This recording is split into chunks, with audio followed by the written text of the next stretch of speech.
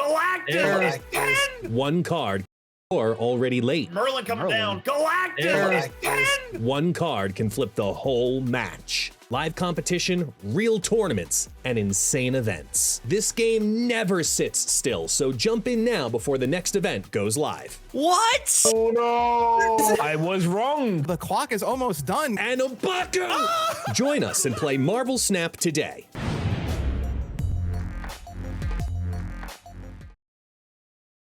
Your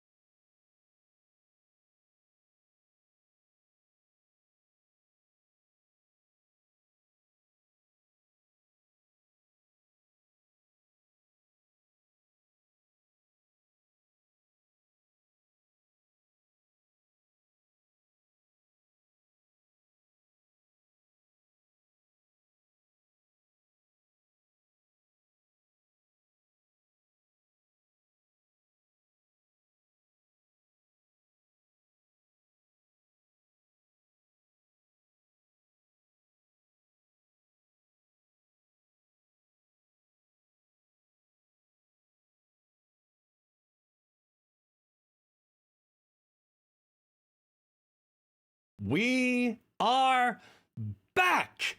Welcome back, everyone, to the MarvelSnap Golden Gauntlet. For those who do not know, my name is Guest, also known as It's Guest Gaming.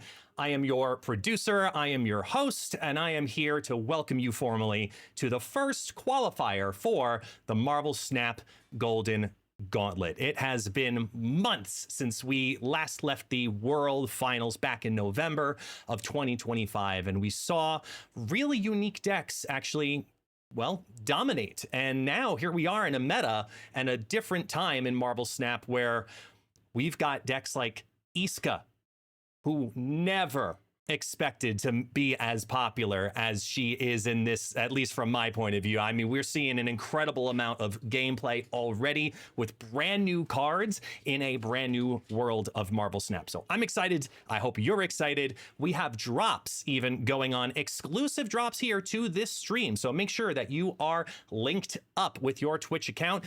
After 2 hours, you get 155 cable boosters, and after 4 hours, you get the Marvel Legends cable variant. So make sure you're connected. Let's jump right into it. Our opening casters today is a duo that is completely new here to the Golden Gauntlet, but they are definitely not new to the MarvelSnap scene. First off, I'd like to introduce, as much as it pains me to say for so many reasons, it's gotta be the man with the best mustache in all of MarvelSnap. No offense, not my dance, who you'll see a little bit later on, but no offense. I'm sorry. Hands down, it's got to go to Ika. Ika, welcome on in, good sir. How you doing? I'm doing so good. I'm so excited to be here. We're going to see some amazing gameplay from some amazing players. Oh, so happy to be here. It is an honor to have you be a part of this broadcast with us, good sir, because I know you, right alongside your casting partner, are going to do fantastic and have a great time as well. Many of you have seen our second caster to open up the show today, not only as a competitor, as a caster, as a regular in the MarvelSnap community. You know him, you love him. Ladies and gentlemen, Lambie is joining us today. Lambie Series, how you doing? Hey guys, what's up everyone? You guys got a relic from the past to cast this time. I'm very, very excited to be here and to cast with Ika as well. Like as you mentioned, I've been a part of competitive MarvelSnap since its inception, and I know I've been away for a bit, but I'm very excited to be here to cast some very exciting matches. And this is just the first qualifier, so it's just the beginning of something amazing, right, in 2026. 100%. We have a full year-long series, and this is just the very beginning of it. So I know that the games are already underway. So I'm going to pass the torch off to the two of you. I'm going to go behind the scenes. Maybe I'll reappear at random times. We'll talk. We'll figure it out. But I do want to let you both know, and the audience, everybody watching, know as well, that today's format is very simple. To qualify, there are 6 rounds that you must battle your way through. If you are battling and you finish with a 5-1 or a 6-0 record, they will automatically qualify for the World Finals.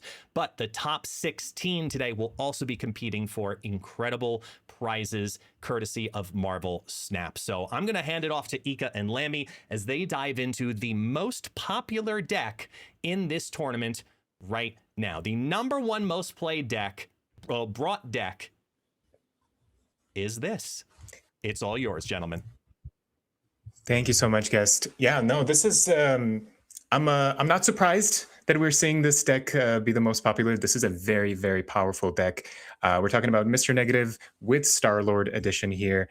What makes this really good is that Mr. Negative usually is one of those decks that if you draw Mr. Negative, you're good to go. If you don't draw it, sometimes you're kind of a little bit on the back foot. But now with Star-Lord, you have this alternative, or maybe it's your primary line to just get tons and tons of power on the board.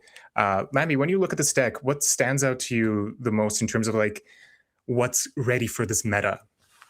Right, let's talk about what's amazing about this deck first. So Mr. Negative has been around since the dawn of MarvelSnap, right? But I feel like it's never actually really gone away. It's actually like continually getting better with every like new powerful card that gets released in the game that can benefit off of Mr. Negative's effect. So I think this deck is actually a lot more consistent than I initially thought it would be, right? Because, you know, the whole idea of Mr. Negative is that you kind of got a high roll, like the discounts on Mr. Negative on the cards that are still in your deck. But with this deck, I feel like that's actually a lot more like different like variations of draws that you can have that still can win like on turn 6. You don't even need to win with magic a lot of the time, you know, because like in a meta which has a lot of Merlin as well, sometimes winning with magic is a bit dangerous. But this deck can actually win consistently without it. So I'm actually very excited to see some very explosive turns with this deck, which we all know it can do. Basically, decks that cards that cost 6 will cost 0 and basically just win the game in 1 turn. Great. Well, we're just going to jump right into some gameplay now that we mentioned that. We're going to see, hopefully we're going to see some different decks as well, of course. Mr. Negative Star-Lord is the most popular. I'm sure that's going to come up at some point as well. Let's see what we have for the first match here while that's being pulled up. All righty. We're jumping right in. Looks like we have Bun versus Devil of Hell's Kitchen. Very appropriate avatar as well there. Looks like we're seeing some Thanos gameplay with the brand new card, Ansabanur, right on the board on the left side, right there. Looks like we're in the middle of the match. Right now, Bun is a little behind on cubes. Looks like the opponent's deck here is a Star-Lord deck. No, it is a Star-Lord deck. Wave Star-Lord negative deck that we. Oh, no, it's a wave. It's just a straightforward Star-Lord deck, it looks like, and with Wave and Iska as a recent addition as well. 2 brand new cards that just came out this month. This is going to be an interesting matchup. I really think Thanos has a powerful playlines in this meta, especially. It's something that many people are not thinking about, perhaps, but with addition of Ansabanur, you have this additional line of swapping out some of your weaker powered stones to something a little bit more powerful in the deck. Lamby, you are all too familiar with Thanos in these tournaments. What do you think about this choice to bring this deck to the tournament? Yeah, I mean, I've had I've had a lot of opportunity to play Thanos in many tournaments as well. It's one of my favorite decks ever. So I think what you said makes a lot of sense, right? Like, Ansabanur just makes this deck have a bit more oomph to it, right? Like swapping out your low-cost stones for something that might be bigger in your deck. And we know that Thanos runs quite a heavy top end, as you can see the blob in hand already, for example. Yeah, the thing about this deck is that I think it's really good to showcase the power of Ansabanur just because that you fill up the front lane super quickly, right? With stones and all your small drops, and then you can just swap it out later for all the bigger guys. It's like kind of doing the lockjaw thing, as we also see the lockjaw in the hand. It's like double lockjaw potential kind of thing. Yeah, absolutely. Looks like we're going into this turn 6 here. We're going to see the Ansabanur's objective be satisfied here with the end of turn. Once we see this Zola into Agamotto, Ansabanur is going to turn into Apocalypse. and swap out that stone into a different stone, which triggers Thanos Let's to be the 22 power. go. Wow. Not that much power was needed there, but it's always satisfying to see that happen. And looks like Bun takes 4 cubes off of Devil of Hell's Kitchen. Yeah, this is good.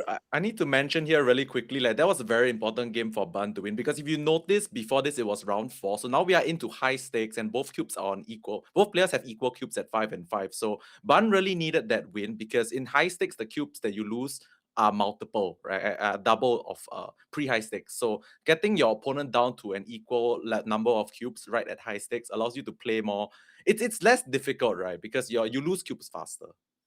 That's right. Yeah. Looks like the first location was Hell's Kitchen. That's usually good for both of our players here. And no turns, no plays from Devil of Hell's Kitchen here.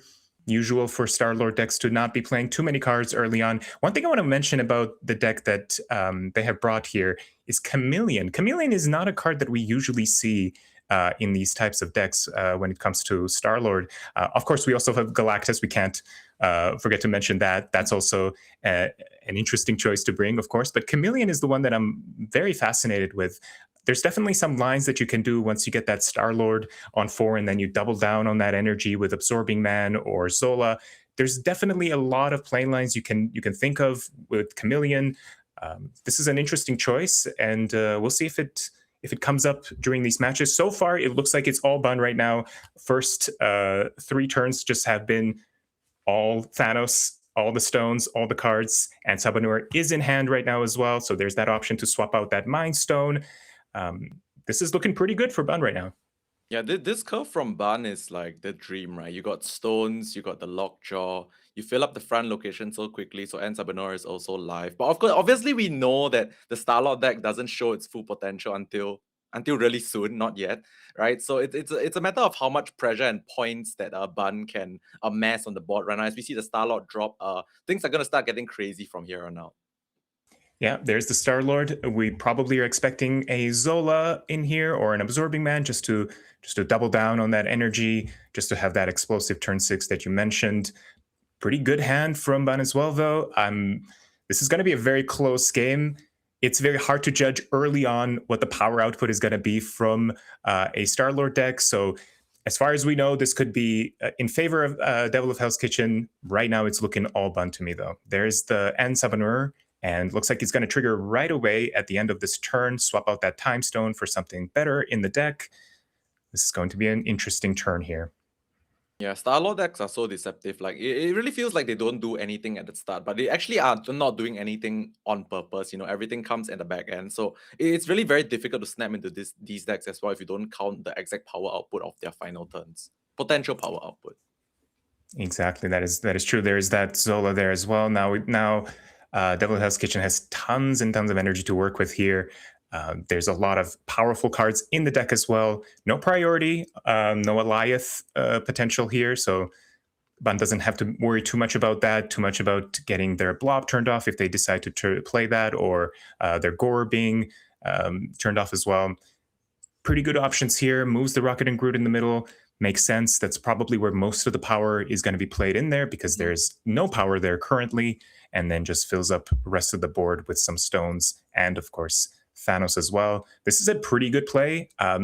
It's very hard to judge from Bun's side of things what the power output is going to be and where it's going to be. So you just kind of have to put as much power as possible in as many lanes as possible when you're playing Thanos and hope for the best here. We'll see what happens here. This is for 4 cubes if we see this turn play out. Yeah, honestly, the Thanos actually did have a really, really, really good starting hand. And like all the way up to now, they've basically been able to spend all their energy and play all their cards, get the most amount of stats they could get on the board. But I'm still a bit concerned that this might be not enough. Yeah, like we've said, it's just so hard to know what the power output is going to be. I would be pretty happy to stay here as a Thanos player. We did not get a Wiccan curve to happen, which is very powerful for Thanos these days, but still, look at the board. There's just so much power out here. And looks like, there's a lot of cards down in the middle lane. We'll see if that's the correct choice from Devil of Hell's Kitchen. All right, there goes Thanos the gets stones, buffed up turns to the Thanos into 22. 22 power. Iska goes See the down in the middle, Iska? but gets debuffed from Rocket and Groot. Chameleon takes Iska's text here as well. So 2 Iskas on the board, but they are debuffed from Rocket and Groot. So great read on that from Bun. And looks like that's not going to be enough to win. Wow. Great decision to move Rocket and Groot in the middle lane there. Take a lot of power away from Iska and Chameleon, who copied Iska. And as you saw, priority or lack of priority for Devil of Hell's Kitchen really mattered there because they're running Negasonic, they're running Eliath, and they were just not able to utilize those cards on turn 6 there. Yeah, I mean it's 5-1 cubes right now, but it's effectively the same thing as 5-2, right? Like because 1 cube is 2 cube in high stakes anyway. So Bun's opponent has to win 3 times in a row. Well, Bun has a lot of wiggle room, basically, is what I'm trying to say. That's right, yeah. And, talk about wiggle room. It's still looking pretty good, though. I think having a curve for Thanos to go from a stone into a 2-cost, into a 3-cost is just so strong. I mean, it's not the Mind Stone, but like it's a curve. You're using all your energy. Right. I mean, general rule of thumb: if you spend all your energy, you're doing something fine. Yeah, exactly. Yeah, you're not drawing more stones, which is ideal situation. But you look at this location on the right here as well. Also very good for Thanos. Middle location also very good for Thanos. Camelot, you're just going to take those stones that are low powered or surge and then just buff them up into 5 power. Whereas Devil's Hell's Kitchen is pretty much not playing too many cards, so they're not going to be able to get too much out of those locations. But there is the Star-Lord. There's the Star-Lord on 4. That's all you sort of want when you're playing the Star-Lord deck, is to just have that on 4 and make sure that you have some way of duplicating that power. We'll see if we see a Zola here or an Absorbing Man. But like I said, this is looking really, really nice for Bun as well. I would be very happy in this situation. Now, Super Adaptoid is a choice to counter certain end-of-turn cards and decks that require that depend on activate cards, not end of turn cards, but not too many of those in the opponent's deck right now. So it's just being played as a 3/5 at this point. Decides to not play it in this situation though. I think they're just going to play Thanos. Oh no, looks like they're going to keep the Thanos in their hand. A 4/15 is a powerful turn 6 card. You probably want to save that as your last turn just to see what the vibe is, where the cards are going. Yeah, I'm kind of interested in this play as well, because if you went for the 4/15 Thanos now, then you could go blob next turn. But maybe they think that it's actually not enough. They need some need to spread their stats a little bit more. Maybe that's why they went with the 2 smaller cards first. Yeah, absolutely. There's always a concern with that. There was Arnim Zola that came down, and just like we saw in the last turn. Again, no priority for Devil of Hell's Kitchen. A couple of cards in their deck are just going to be stat cards and not being utilized as powerful plays. And looks like the final turn from Bun is Thanos and Star-Lord that they got from Milano. This is actually really bad for the opponent, right? Because like you mentioned, Negasonic is one of the big ways this deck comes out on top on turn 6, right? So the fact that they've lost initiative, I honestly I think it's actually very normal for them to lose initiative in this matchup, because as we see the Thanos, as long as it curves, it's gonna have more stats initially, and then with more stats initially, you kind of never get like initiative to play on Negasonic for its intended purpose in this matchup. So I think Bun has this in checkmate. I'm not gonna call it too soon, but it feels like he has it in checkmate. I agree with you. A lot of the ways that Star-Lord decks make up for the fact that they're behind early on is playing Fing Fang Foom as a card, as a turn 6 card, and like doubling down or Zolaing that card, try to reap all the rewards that the opponent has been putting in early on in the game. But Devil of Hell's Kitchen does not run Fing Fang Foom, so that is not something that Bun has to be concerned about here. But we'll see what the power output is here. Looks like, Iron Man. Iron Man.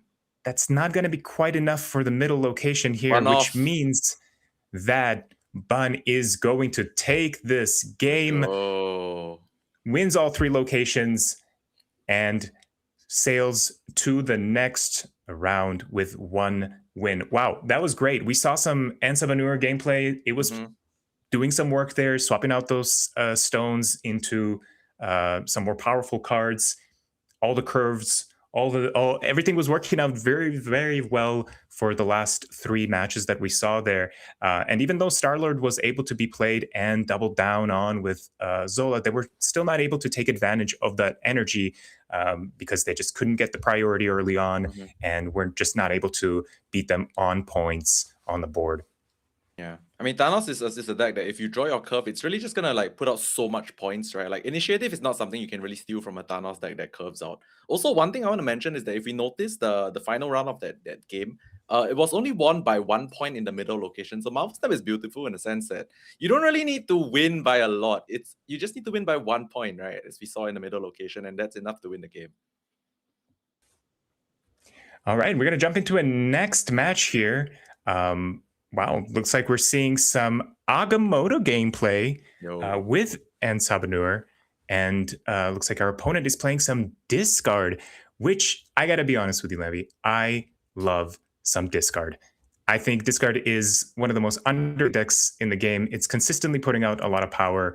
It's consistently good and satisfying to play. It's just nice to be discarding your cards and then doing some cool things. But let's take a look at this Agamotto deck, though. This is not something that you usually see.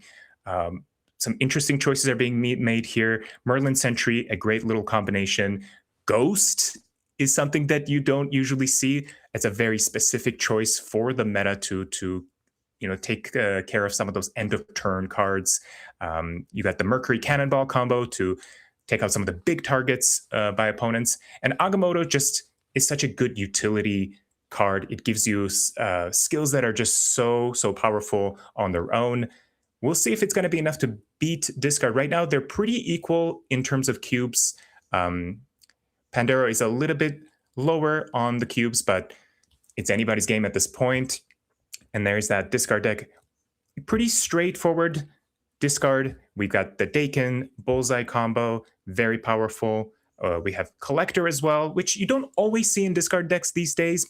But, Collector is pretty underrated, I think, as a card. It still does pretty good numbers, and especially if you're discarding Swarm multiple times, like you would in this deck, it can go up to similar numbers to Morbius. Yeah, I mean, this card is a deck that's very good at stat checking your opponent because everything goes up all at once, right? Like we see the double collectors in the middle. The final turn discards will probably push the stats of these cards way higher. Honestly, I feel like I want to talk a bit about the Agamotto deck as well, is because this deck, when I saw it just now on the screen, it's a really, really tacked out Agamotto deck, right? Like it feels like it's trying to like counter a little bit of everything, right? There's like the thing for steps, there's the cannonball thing as like as finisher on the final turn as well and stuff like that. So I feel like this deck has a lot of thought put into it. When I looked at it, I was like, oh, this person put a lot of thought into building this deck. Yeah, absolutely. And we're going to see a great little line. Speaking of thought put into it, we got Sentry, but Sentry doesn't have to be paired with Merlin because Ansabanur can take care of that void and give you a Mercury, which was the winning line just right there. That was the play that won them the raft location. We're seeing Ansabanur do some work. I gotta say, this card is doing a great job right now. Wait, correct me if I'm wrong, but that was a little bit of a good fortune kind of thing, right? Because there was no guarantee that the Mercury actually... Yeah, absolutely, but hey, that's better than a -9 power on the board, I'll tell you that. Sure. Okay, it looks like we got Cloning Vats to start here. Cloning Vats can be very good for discard if they can get to double down on that Collector or that Morbius and then just start stacking even Bullseye and Dakin. There's so many good targets for Cloning Vats for a discard deck. Not as many good targets for Agamotto's skills or things like that, but if the draws go correctly, it could swing the other way just as easily. Right now, we're not too much of a good hand here. Opponent is... looks like the Agamotto deck is playing some squirrels to fill up the front row, maybe draw that Ansabanur, swap out some better cards here. And then Collector. Interestingly, Collector comes down on Hospice, which of course is a good location because whatever buffs that we're going to see on Collector is going to be basically doubled. But interesting not to choose to go into the Cloning Vets to get a second one and then play that in the Hospice. But we'll see if maybe they have something in mind that we're not seeing just yet. Yeah, maybe they've already planned out their turn all the way to turn 6, because I think the trap of cloning vets is always like you invest too much in the cloning vets and then you don't have time to play everything that you've duplicated somewhere else, right? So maybe Pandero has already planned out that, like, okay, I don't have time to play multiple collectors, so I think I have to skip that for now.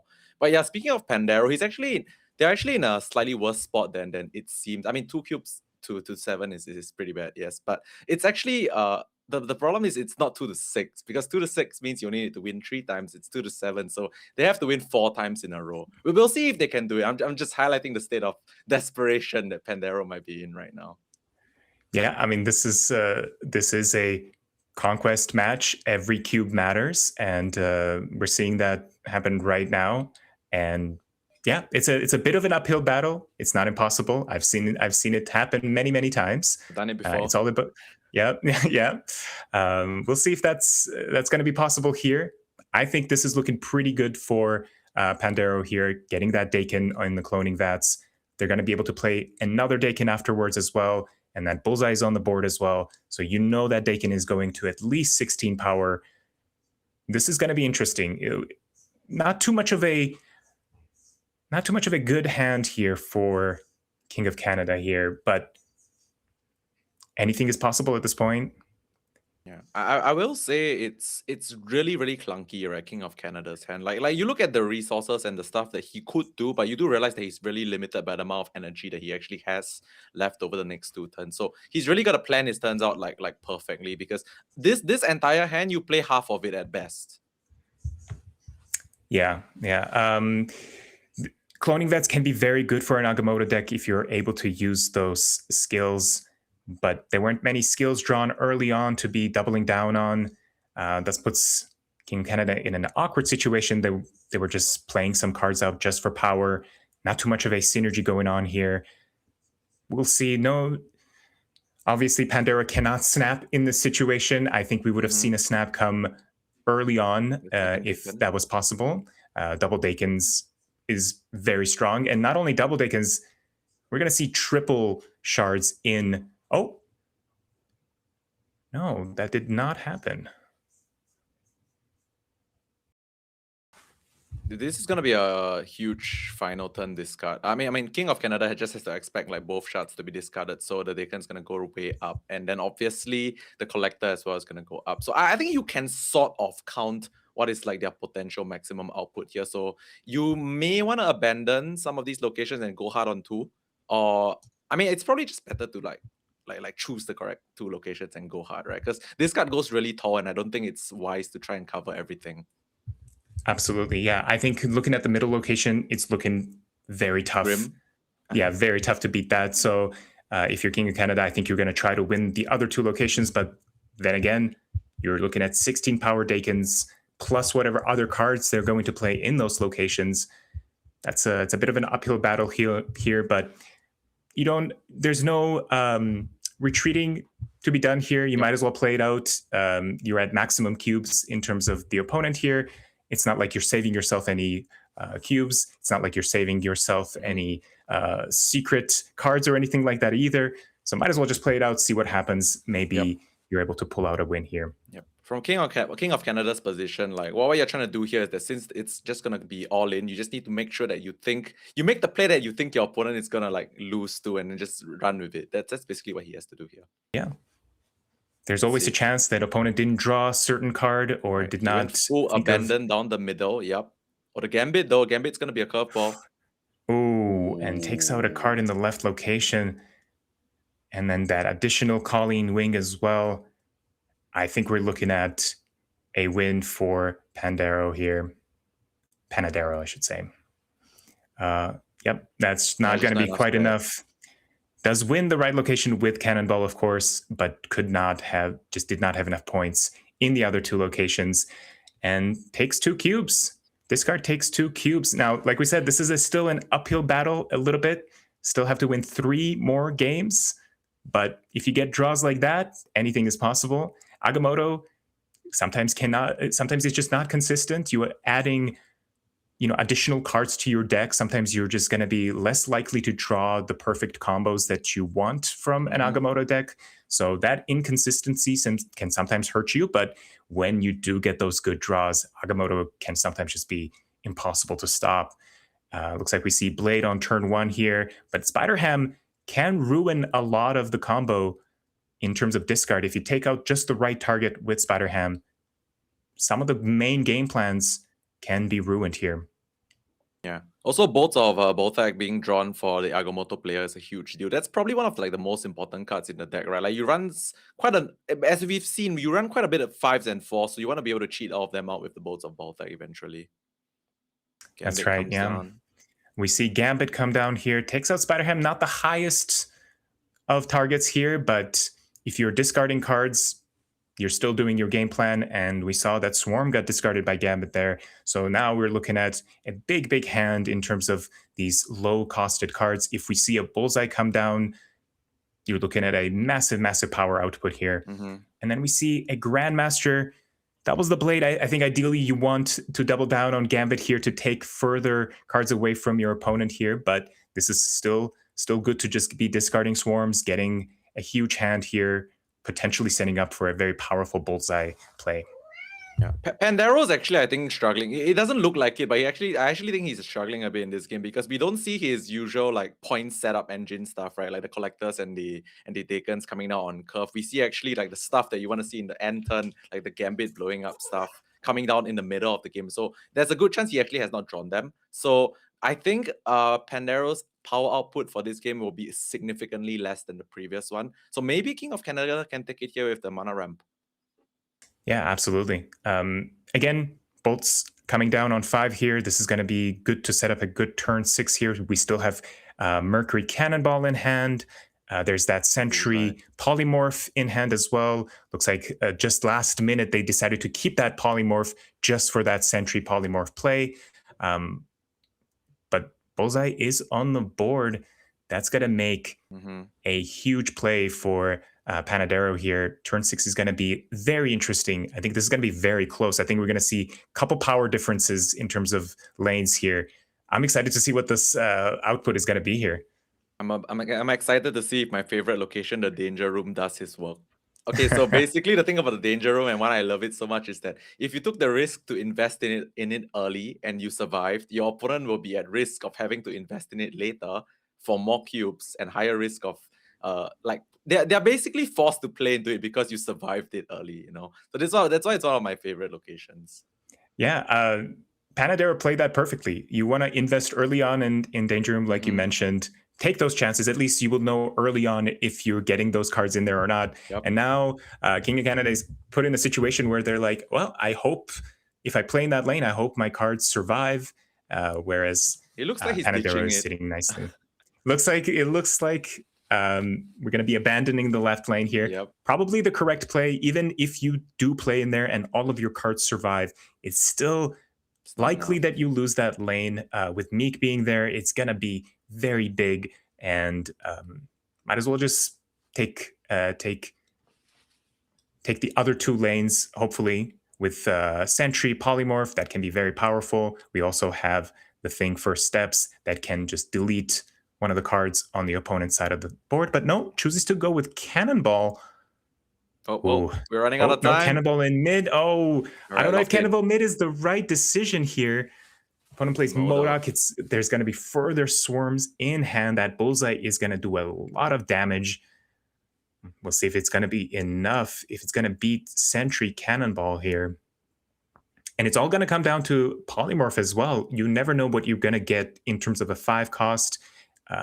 It could be Professor X, which is just 2 power. It could be Agamotto, which is 10 power. So we'll see what we get here. All right, the Polymorph.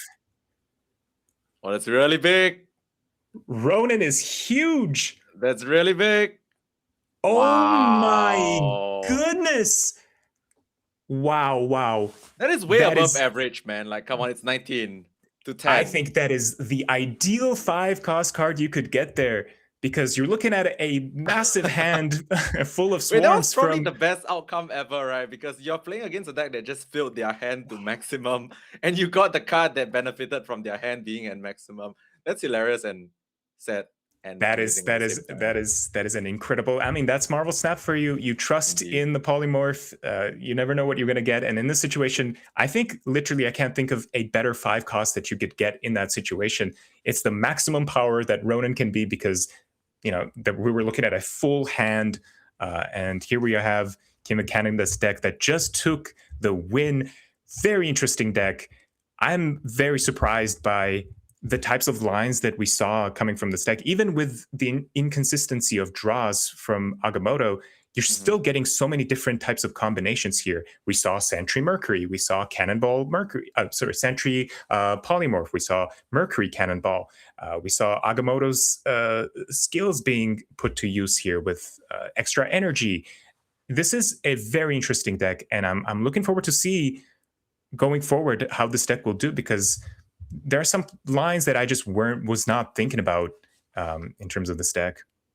Yeah, I mean, we can see the deck brought up on screen right here. I mean, it's the Agamotto package with a ton of tech cards that could be relevant to the meta game. Like I said earlier, I think this player put a lot of thought into this deck. Like this is something that you don't just come out with out of nowhere. It's built with a purpose, and it's actually really exciting to see as well. Maybe the initial purpose was to play En Sabanur, but it kind of ended up being functional. I mean, they just won. So Yeah, it looks pretty good. They won a game because they were able to cycle out that Sentry into something powerful that won them the right location. So it proved it's worth it. Great. We're going to take a short break here. We're going to be back with some more gameplay. Don't go anywhere. See you guys soon.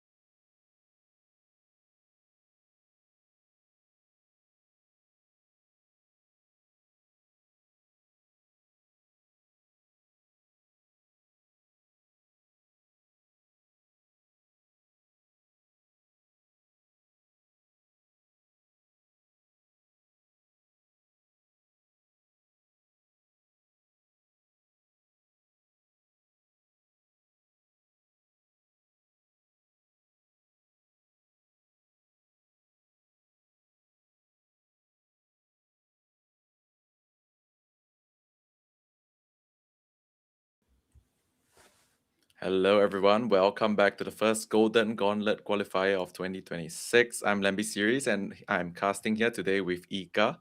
We're going to be taking a look at some of the other popular decks that were brought to this tournament. These are some of the decks that are that you guys might have seen around before. Starting with this one, this is the ongoing Shoulao deck, right? I mean, Shoulao is this is no stranger to everyone. It's a really powerful deck. Everyone knows what it does. Ika, give us a quick breakdown of like why you think this deck is a top contender or like very popular deck in the field today.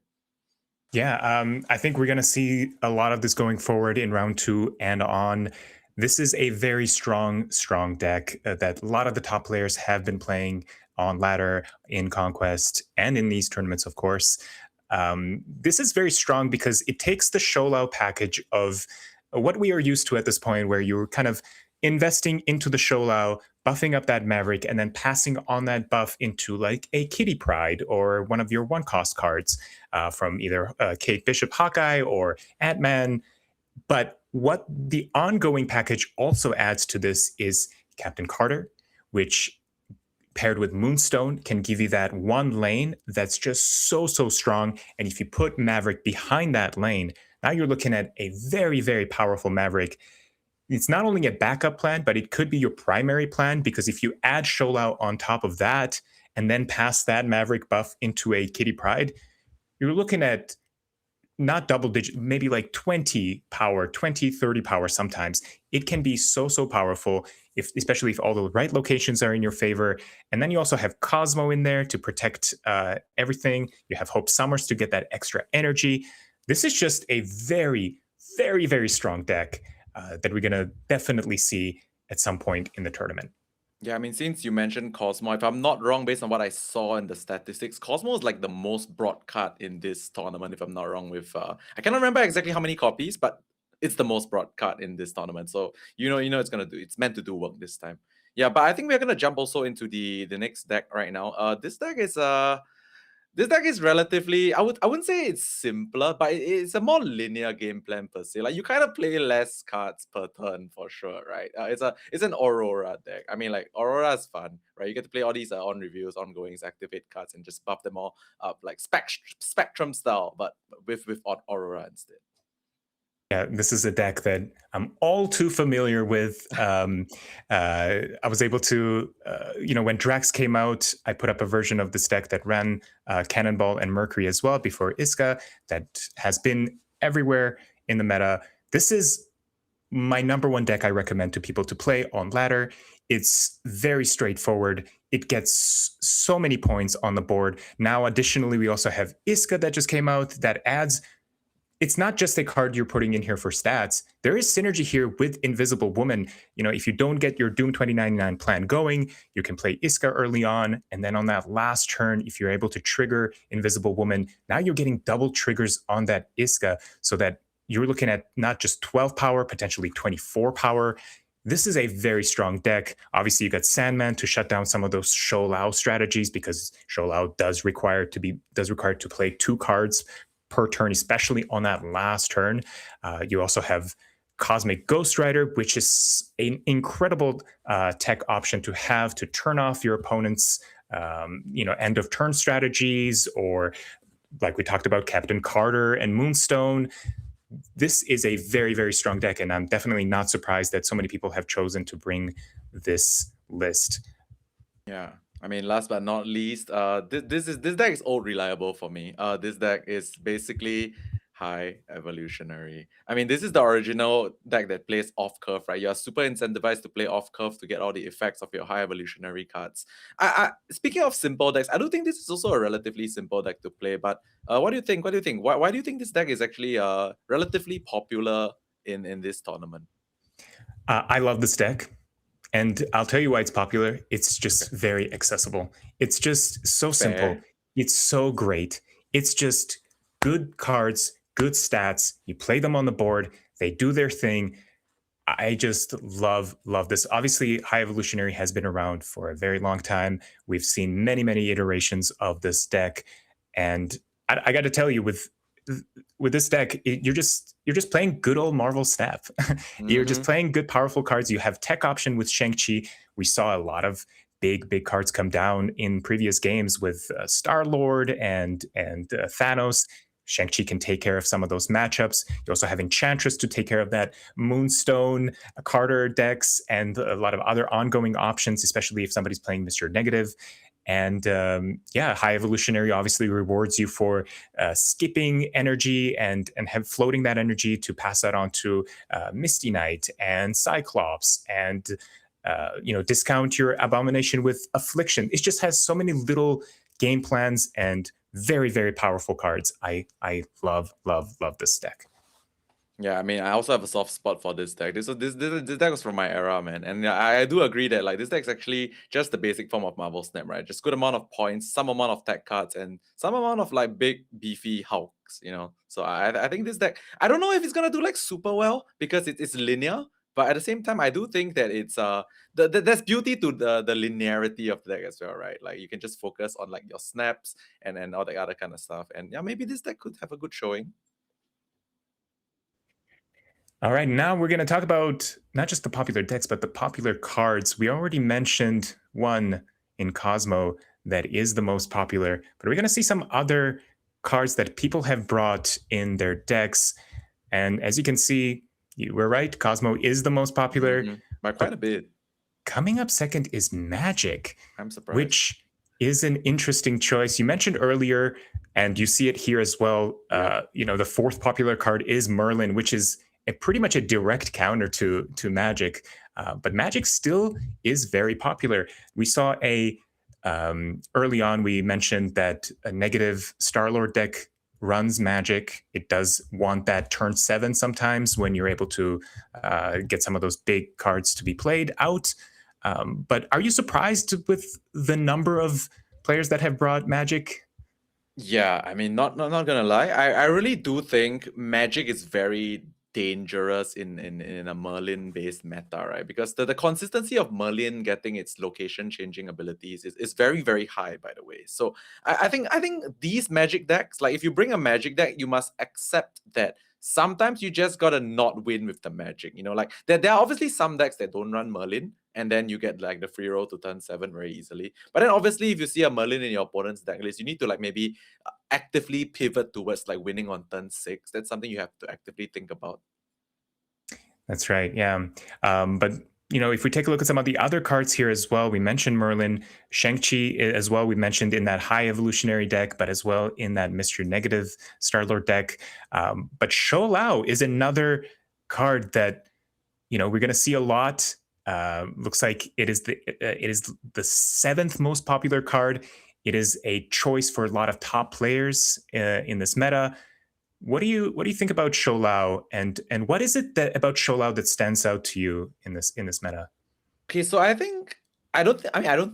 pretty sure Shou Lao is the beast that he is, because it's a card that's just a boss in almost any deck that plays like 2 cards a turn, right? Because the thing about Shou Lao is it's so easy to make him powerful, right? All you gotta do is just play like multiple cards a turn, and he doesn't even need to be in your hand for him to get bigger. And obviously the Shou Lao Maverick combo is insanely powerful, right? So I feel like this deck, I mean this Shou Lao in itself is allows yourself to like play many variations but have this card at the top end, and it will pay off. So I think Shou Lao is just really it's a very powerful card that also can be played in many decks. So there's a lot of variations to it, and I think that's why it's also very popular.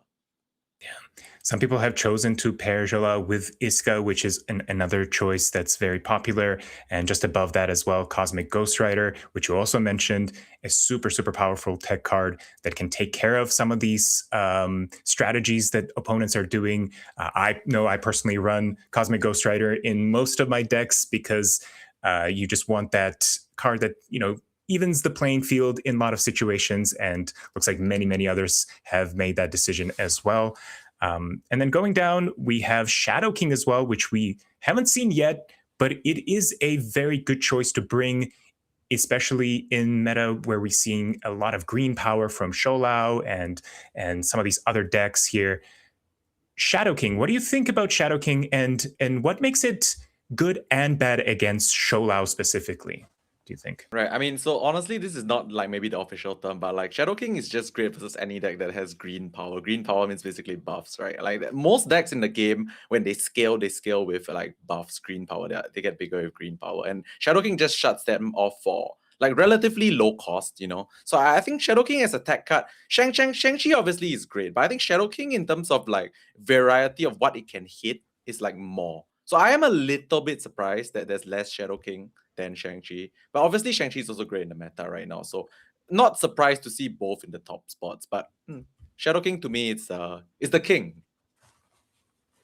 Hang on a second, guys. Hang on a second here. Wait a minute. So what you mean to tell me is that 47% of the field brought either Cosmo, Shang-Chi, or Shadow King, which means these are the top 3 catch-all counters that are happening in this tournament right now.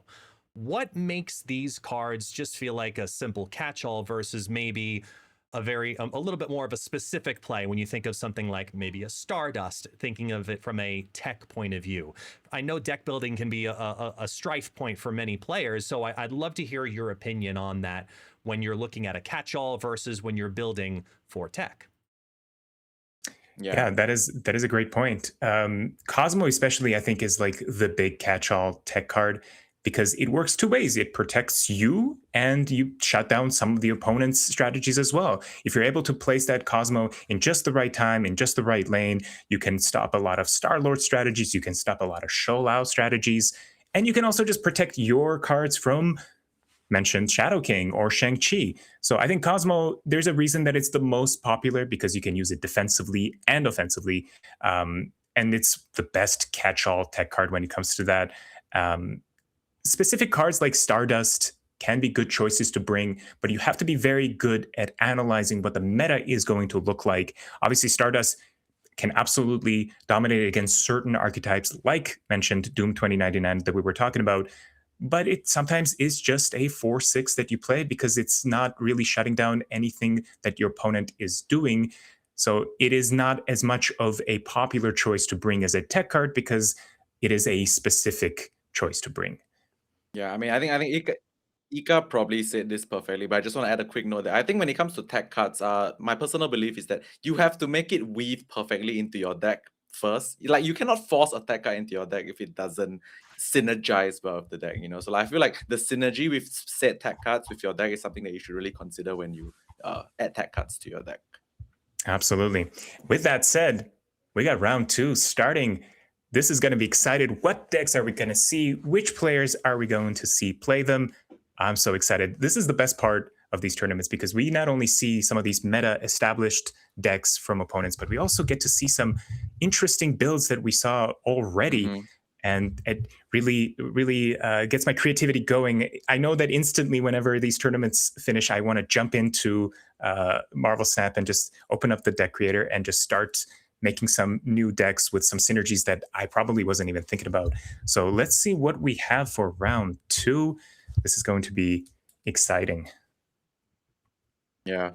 I mean, I 100% agree, right? Because the thing about tournaments and ladder as well is like there's a lot of decks that do really well on ladder that I mean, there's a lot of decks that do better in tournaments than on ladder. Like in these tournaments, you see some stuff that you never see on ladder. So I'm just gonna throw it to you real quick. What do you think is a deck that like you probably rarely see on ladder, but in this tournament is something that we could expect to see a little bit more? I think the number one that comes to my mind is Arshem. It's something that is not as popular on ladder. It is still very powerful, of course, but in these tournament settings, it has a secret advantage where you have an open deck list, so your opponent is aware of all the cards that you're playing, but with Arshem, you're able to sneak in some cards that your opponent doesn't know that you have.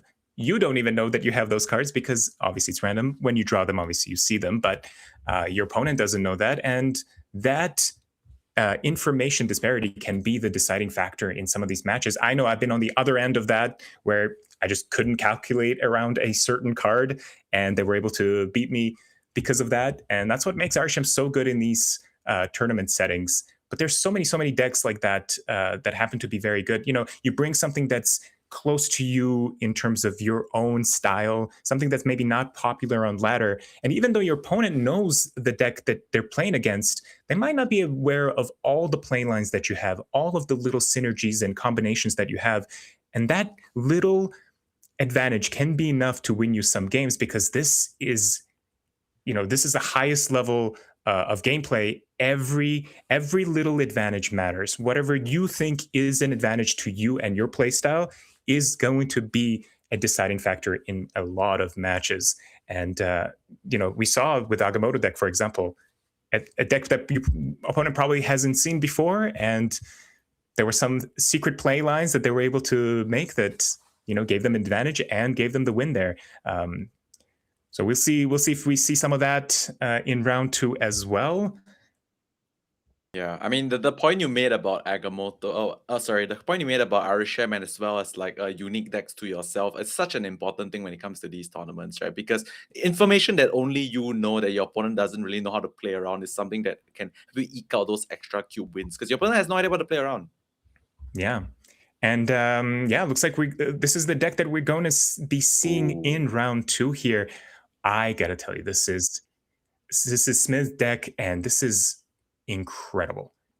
Goose is such an inspired choice to put in here. We talked about one of the meta tech cards to be that people have brought in this tournament, Cosmic Ghost Rider, which is a very strong card to use against decks like these end of turn decks that are able to turn off Invisible Woman on Jocasta. But with Goose, you're basically saying it's basically a Cosmo, but I can also still play Prodigy in the same lane because now I don't have to worry about turning off my on reveals as well, while also protecting you against Cosmic Ghost Rider. And of course, Goose comes with the benefit of some of the other powerful cards that are being played. We see cards from Star-Lord decks that are just so tall in terms of cost that they just will not be able to play in the Goose lane, and you can just relax and let the Invisible Woman, Jocasta, Prodigy, Omega Sentinel, Iska do its thing, end of turn. And this is a very, very powerful deck. I'm excited to see how this goes. So we can check out the next deck list right now of the opponents. Okay, this is basically what we talked about. This is the deck, the most popular deck in the tournament. To a certain extent, it's the exact same list, right? I believe the one big difference here is Iska is being put in here. This is another interesting choice, a recent choice, of course. Iska can be very powerful. You're looking at a Mr. Negative where it can flip it to a 3/4, and instantly, every single power matters on Iska because it is a card that doubles. So this is a good choice to put in here. If you're able to put this down as a 3/4, you're looking at potentially a 3/8 even on the last turn. And if you're able to put this down earlier, even bigger power. I love this. You can play Arnim Zola on this card. You can double down on this. No Star-Lord though. This is just a Mr. Negative with Iska. So there is no backup plan here. It's only Mr. Negative. So this is going to be interesting to see. We talked about what Goose is able to do in terms of stopping some of these big costed cards, but we'll see. We'll see if that's going to be enough. Yeah, I mean, for what it's worth, Mr. Negative is really good at bypassing Goose, right? Absolutely. All right, here we go. We're jumping in. This is round 1. Let's go. Let's get ready. Here we go. Round 1 of round 2. First we get match. The full game this time. That's right. Here we go. Goose comes down on the center lane. We instantly know that Smith is probably thinking about setting up Jocasta there in order to protect itself. Not that there is a Cosmic Ghost Rider or anything to worry about, but it's always good to have a Goose. Also good to stop some of that Arnim Zola strategies as well. Now, Overdrive here has to think about putting those powerful cards in the other lanes and go from there. All right, we got a Snap coming in as well here. This is interesting. Getting the Nico duplicate here is huge, right? Yeah, absolutely. Nico getting that additional Jocasta. Yeah. You're able to play 2 Jocastas in a lane. All you have to do is just basically wait for your Invisible Woman to show up. And now you're getting just multiple triggers on Invisible Woman, which makes Thena trigger multiple times, which makes Sunspot trigger multiple times, and Havoc, which is currently in hand. There goes that Jocasta. With Kitty Pryde, of course, you want to pair to play 2 cards to trigger that Thena, get that Thena going. But Mr. Negative is on the board from the opponent as well. So Oh no. Oh. This is what I was fearing. This is the perfect Mr. Negative curve, right? The Mr. Negative into the Jane Foster, into draw as many cards that are left in your deck that cost 0. This is really, really, really scary. I don't know how you stay here, by the way. I just don't know how you stay here. Yeah, this is one of those situations where you just kind of have to judge what you think your opponent's power output is going to be. Now remember, this Mr. Negative came down on turn 4, so there was that additional time where they were drawing cards that were not getting flipped by Mr. Negative. Mm-hmm. So even though they did get that Jane Foster to draw those flipped cards, there aren't as many as there would be if Mr. Negative came down on turn 3. So you can definitely talk yourself into staying in this game. I think if you are I do not know how to talk myself into staying in this game. But I will share a bit of a tidbit here. So like when you see Jane Foster come down in this kind of situations, you can just click on your opponent's profile to look at like how many cards have been drawn. So you kind of know. If they drew like 3, you know that you probably should leave. But I mean, double Jocasta into Omega Sentinel, that is a very powerful play. You're going to see multiple triggers on that Omega Sentinel. It's going to just shoot so many cards with -7 power here. That could be enough. Obviously, Thena is going to trigger. Oh, and then we see a retreat.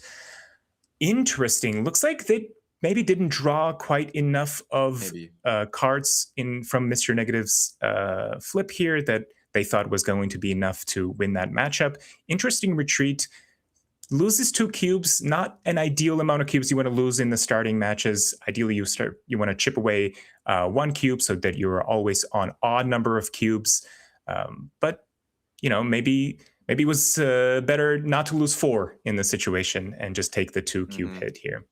Yeah, so here's my pitch for how I would play Mr. Negative in this kind of tournaments. Because Mr. Negative in general, it's a bit more of a high rolly deck. It's a bit more inconsistent per se. So I feel like when you go in with Mr. Negative, you want to get a lot of cubes. So I think Overdrive might be looking for like an opportunity where he gets that Mr. Negative on curve again to try and snap and get like some big cube wins. Especially since they are down a little bit already. You don't want to go into high stakes with not enough cubes to combat your opponent.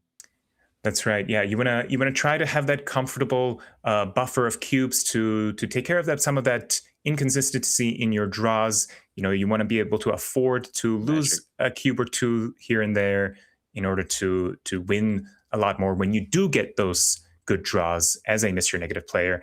No Mr. Negative on 3 here. Looks like we just went straight into Magic.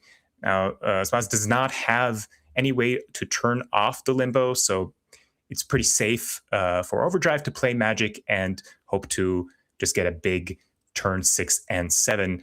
But, there is the retreat because we saw a snap coming in with Nico copying Invisible Woman, which is, again, we talked about how powerful it is to like double down, triple down, even sometimes have 4 end of turn triggers happen with some of these activate cards like Jocasta, like Invisible Woman in that one lane with Omega Sentinel.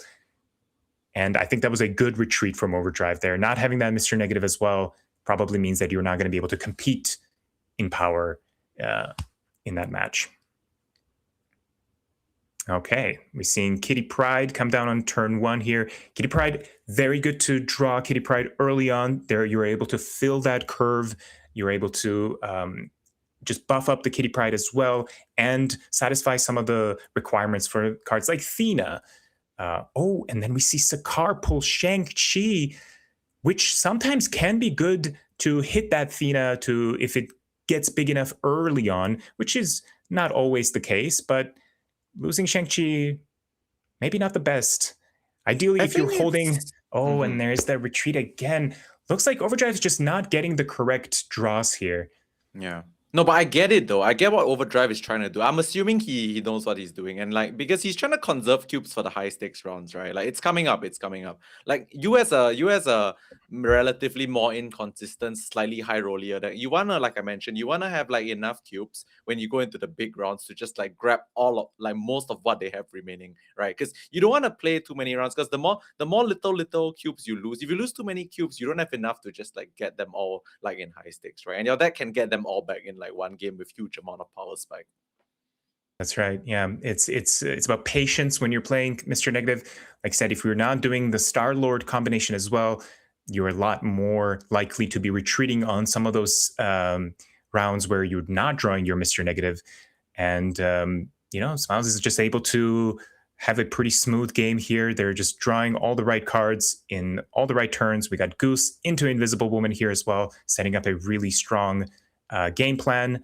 And a snap is coming in here. We're in the last round of low stakes here. This confirms my suspicions, right? This confirms my suspicions. Overdrive is trying to do a big one in high stakes. He's conserving as much as he can. They wanna make sure that they have enough, right? And I think it's not a lot of cubes left, let's be real, but it's enough for a big push. Absolutely.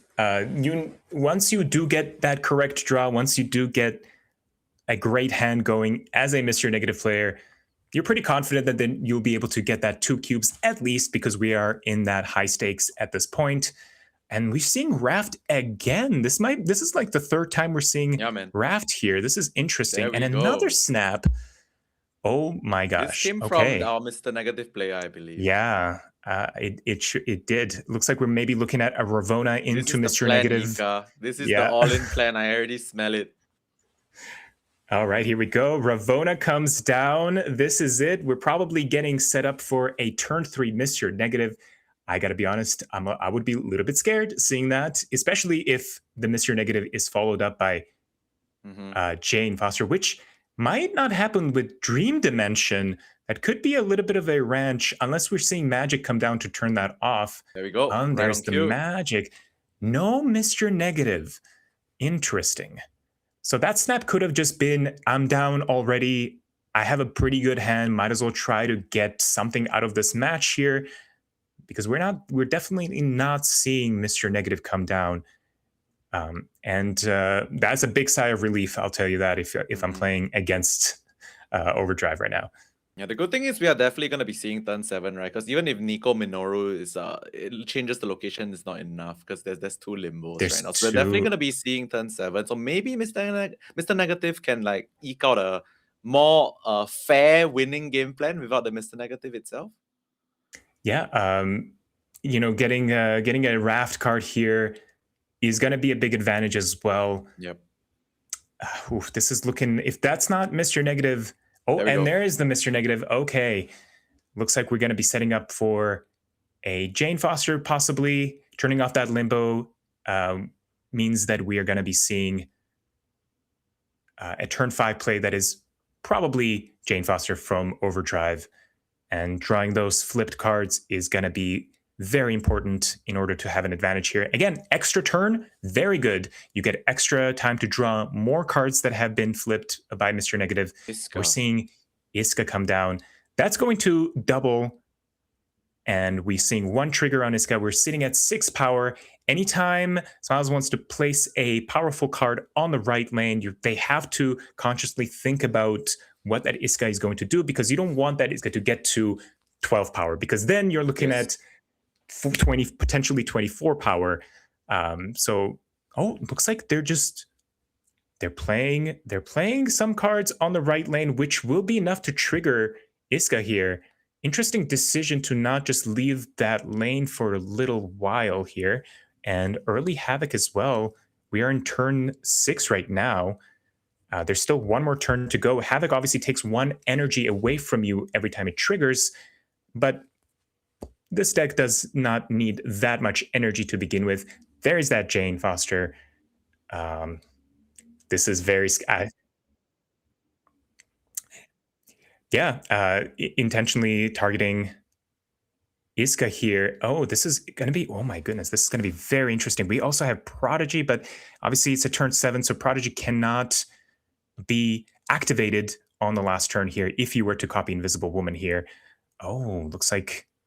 Okay, well, Iska in the middle lane here. If you're getting the multiple triggers from Invisible Woman, that's pretty much guaranteed to win the middle lane here. My question is it going to be enough to win the left lane? Probably don't need to win the left lane. You just give up the left lane maybe and just hope that the right lane is enough. Obviously, Havoc triggering a couple times is going to be very powerful as well. Overdrive would need something very, very strong and large in terms of power to beat the right lane. You also see a 0-costed 16 power Red Hulk on the right lane. Oof, Lemmy, do you stay and sacrifice your last cube here? All right, let the fox fly. It's a lot of 0-cost cards, I believe. Oh my gosh. Okay, we're seeing Gore come down on the left lane. I think it's going to be followed up with Mystique and potentially Zola to put more power into the other lanes here. There's the Arnim Zola. Copies the Mystique, which is a little bit less powerful than Gore because Gore does have that extra 6 power from being flipped. And Iron Man in the middle here, but is it going to be enough? I don't think so. Iska's going to trigger, remember, at least a couple of times here, and that's probably not going to be enough to win the middle lane. But we're going to see all of the fireworks happen here. I think Smiles just gets to sit back and enjoy the show here, watching all of their cards get these powerful buffs from the 2 Invisible Womans. And there it is. Wow, what a game. What an amazing win from Smile. What a run. Just takes all of the cubes away from the Mr. Negative player, plays it perfectly. Incredible deck as well with Goose, stopping some of the strategies. Wow. I'm very, very surprised by that power output that they were just able to do. Obviously, opponent not having a Cosmic Ghost Rider also made it very easy for Smiles to just put down these Invisible Womans and get that win. Incredible game. But we're not finishing there, folks. We got another game that we're jumping into right away as well. Another Iska deck, it looks like. This time, wow, this time we're also seeing brand new Juggernaut as well. This is somewhat of a clog deck, a little bit of a hybrid in that sense as well. We have Sentry and Nihilus combo that is very popular. We have Red Guardian and Ghost to turn off some of the opponent's strategies, and Juggernaut, which, let's be honest, 2/8 is pretty powerful. It's once you can get that objective to hit the card, a 2/8 can be a lane deciding card, and we'll see if that's going to be a deciding factor in this match here. This is going to be interesting. Clog strategies are less common to see these days. Obviously, Merlin is such a powerful card to have in terms of stopping some of those strategies. If your opponent plays a Nihilus, sends over that Void, and you have access to Merlin, you're just able to flip that and change it to something that's a little bit more in your favor. However, this time, April the Dagger is not running Merlin. They're going for a more of a Star-Lord strategy. They're running a Juggernaut as well, a different Juggernaut, of course. This is more of a straightforward Star-Lord deck, no Mr. Negative here or anything like that. This is just more saying, I'm going to put down Star-Lord on turn 4 and then use Absorbing Man Grandmaster or Arnim Zola to double down and then have that explosive turn 6 with, Shang-Chi and turning off opponent's strategy with the Cosmic Ghost Rider and, using that Juggernaut to bump up some of the powerful cards away from some of the weaker lanes. This is a very strong deck. Not too much of a high end that you see in Star-Lord decks with like Think Fang Foom and Alioth and things like that, but a very, very strong deck here. Oof. Looks like that Nihilus clogs the right lane, pretty much guarantees the right lane for Muse here. Wow. This is we're in almost an even game in terms of cubes as well, but you would think that I think April the Dagger retreats here because they're just not able to get anything out of the right location. Yeah, I think you should seriously consider conserving some of these cubes for the high stakes rounds, right? Because as you can see, they straight up lost the right location, so it's not worth going into the tank to worry too much about this game. Let's go next. The cubes are, like you said, relatively even, just slightly less for the Dagger. 6 to 5, decent. Yeah, but speaking of, I want to talk a bit about Iska as well. Iska has been a bit more impressive than I initially thought. Like the card is actually pretty scary to play against, right, in the right deck. Absolutely, it's one of those where you may not expect it to jump up to like 24 power in certain matchups, but what it does is forces your opponents to play in a different way. It makes them maybe reconsider some of the strategies they already planned out in some lanes, which can be, like we said, it can be a deciding factor in a lot of these matches. You want to have every bit of advantage. You want to put this mental stack on your opponent to make more decisions than they would be making in a regular match here. So that's what Iska can do in a lot of these decks as well. And yeah, okay, we're seeing Zabu, turn 1 Zabu, always something you'd love to see. Discount some of your 4-cost cards, which has happened already with Sentry here. But a Blue Dagger also having a decent curve here. Interesting to choose not to be floating any energy here. We're seeing Spider-Man on 1, Bruce Banner on 2. Usually with Star-Lord decks, you basically want to be playing off curve a little bit in your early turns to get that maximum output from Star-Lord. But they're just choosing to just play the cards on curve here. Maybe they're seeing something that we're not in terms of the hand that they have. But we're going to see one card from their hand, and that's Dr. Octopus, who pulls the Arnim Zola and doubles the Bruce Banner. If you are Muse, are you happy that you got rid of your opponent's Arnim Zola there? Yeah, I mean, Arnim Zola is usually reserved for like the big power play at the end, right? So like getting it out ahead of Shadow is definitely something you are like a bit more happy to see. I mean, at the end of the day, because of this Zabu curve, we do see that like Muse has like this such a huge pile of stats, like right? It's like you just play Dr. Octopus, then you play Sentry or whatever, and then you go for Annihilus. Like the curve is so beautiful and it's so much stats, right? And then you also got rid of your opponent's like big final turn push or power play with the Arnim Zola. Yeah, this is looking good. This is looking good. And also having Ghost, which is again is a decision that some players have made in terms to counter some of these end of turn cards, which Bruce Banner is one of those, and they're just able to take care of that Bruce Banner on that right lane. They don't have to worry about it turning into a massive Hulk there, which, you know, you definitely don't want that to happen, because that is a hard, that is a lot of power to come back from sometimes in these certain lanes. And I don't know, this is looking pretty good, even though we did get Star-Lord from April the Dagger on the right lane. I'm assuming we're going to see Absorbing Man into Grandmaster here. Oh, no, chooses to go with Juggernaut. Okay, interesting. And then Cable does not trigger with Cosmo protecting the middle lane here. Looks like we're not setting up for a very powerful turn 6 from April the Dagger. They were not able to duplicate down on that Star-Lord's energy. This is looking pretty good for Muse once again. Yeah, I mean, he pretty much has this. I wouldn't say it's locked up, but I think his amount of stats on the board is like it's good enough, right, to contest this final turn. Absolutely. Now, there's always a worry that Bruce Banner on the left lane can turn into Hulk there, and that could be enough to win the left lane. Looks like Muse is basically choosing to just stack the middle lane and hope for the best here. This is the final turn. This is for 4 cubes, and that can be quite significant, because one of these players are going to go down to either 2 or 1 cubes, and then the retreat coming from April the Dagger. Probably a smart choice here. You're probably not looking at a very powerful turn 6, and you probably want to keep those 3 cubes, still put in within like couple games range. Yeah, we'll see. We'll see if they're able to get that Star-Lord combination going on this match. Yeah, 6 to 3 is fine for April the Dagger, right? It's just like sort of like 2 games away if you snap, and it's just 3 and 3.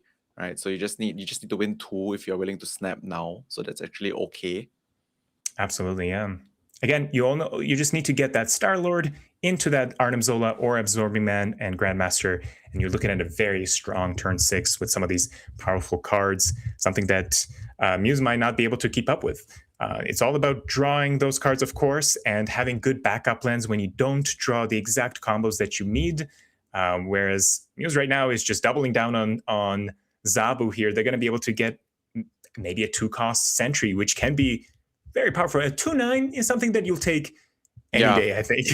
I like this. I like this Grandmaster Zabu play a lot. It's a very good recognition, right? Because people always think like Grandmaster is needed for like this big wombo combo play. Sometimes it's just to get you like cheapened stats, right? Just cheapened simple stats. All your 4 costs are a lot cheaper. You can play multiples across multiple turns. So I like that recognition there. However, this play here with Kate Bishop and the Hood is going to clog up the hand for Muse, which means that they're less likely to be drawing that 2-cost sentry that we mentioned here. I agree. But you do have access to some very powerful 1-cost cards, including Acid Arrow, which is probably the best thing that you can get from Hawkeye's Kate Bishop when you're playing a clock deck, especially. And then a Red Guardian as well, turning off that Quinjet. Not that there are too many targets to hit with Quinjet for April, but always good to take care of some of those cards.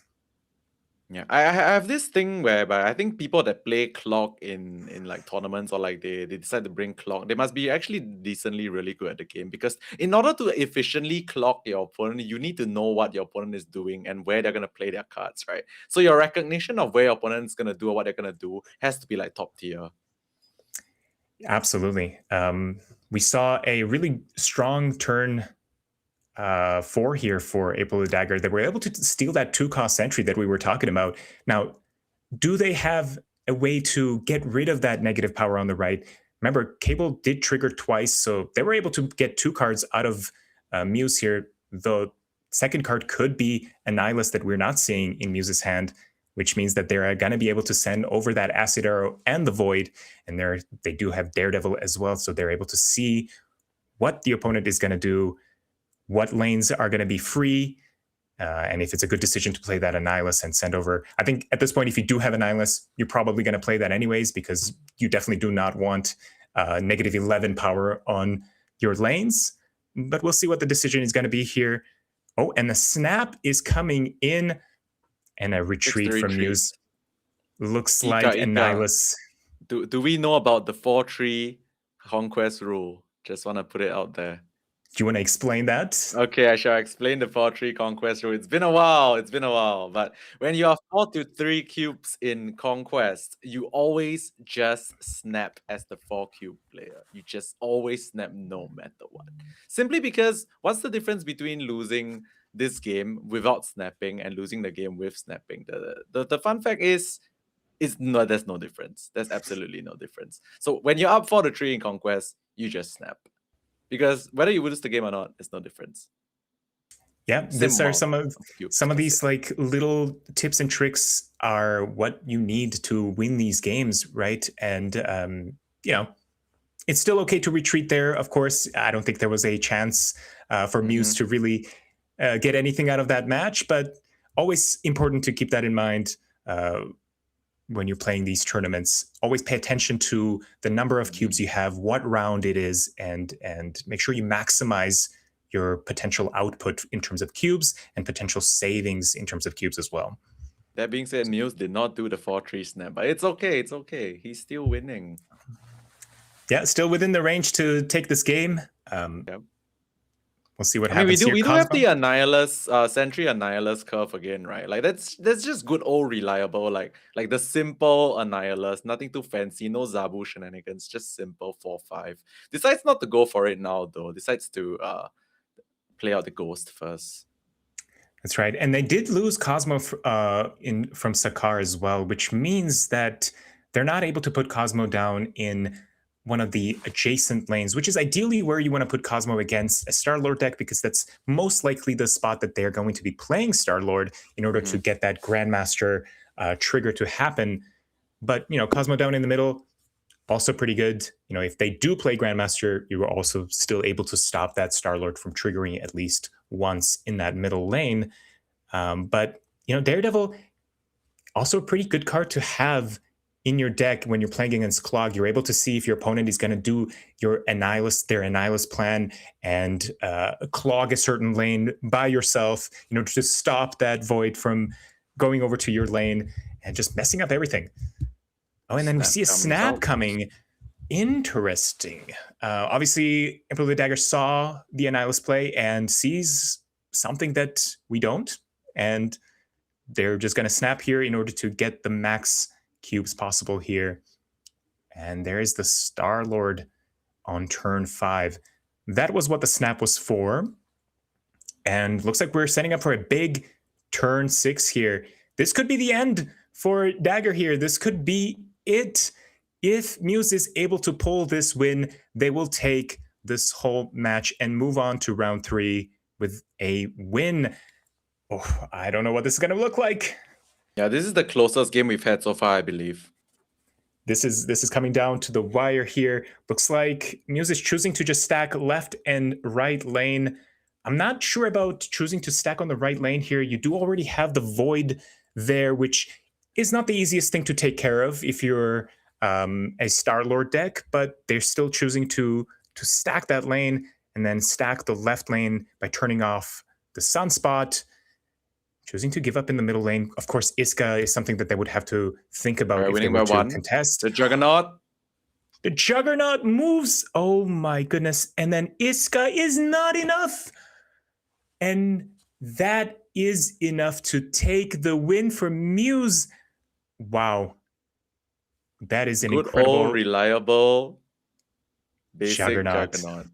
Juggernaut did win the lane that it was played in, but was not enough to win the middle location there. And thus we see a win here from a Sentry and Nihilus Iska Juggernaut deck, a different Juggernaut, which we unfortunately didn't get to see do its thing in this match here, but I'm sure a 2/8 was going to win some lanes there. It's a very powerful card. And it's a very powerful deck.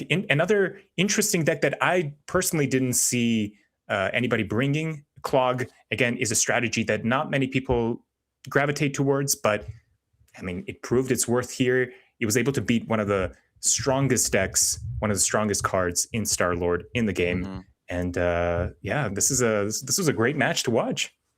Yeah, I really want to see him. I mean, maybe more Clock decks. Maybe this player makes it far and we see them again. But I'm a big fan of people that bring Clock into these tournaments because, like I mentioned a bit earlier, to play Clock into another person's deck, you really need to have the right reads, right? Because in order to Clock, your opponents need to have cards there. So in order for you to Clock efficiently, you kind of need to have the soul read on your opponent on like where they're gonna play their cards a lot of the time. So I respect this deck a lot. I respect this player a lot. Like, I think this is cool.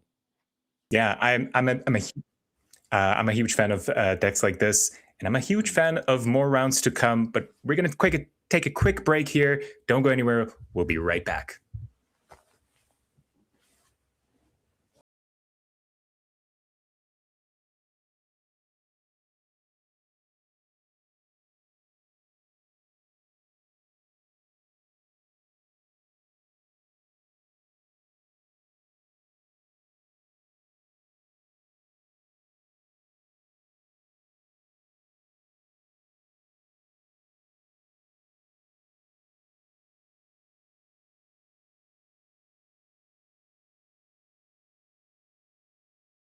You're already late. Merlin coming down. Go active! One card can flip the whole match. Live competition, real tournaments, and insane events. This game never sits still, so jump in now before the next event goes live. What? Oh no! I was wrong. The clock is almost done. And a bucket! Join us and play MarvelSnap today.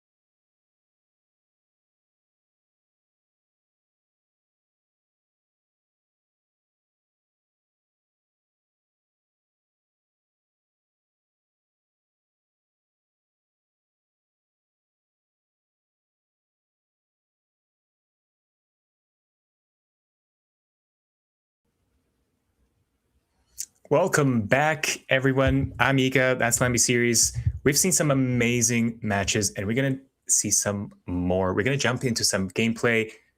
We are not going to leave you hanging.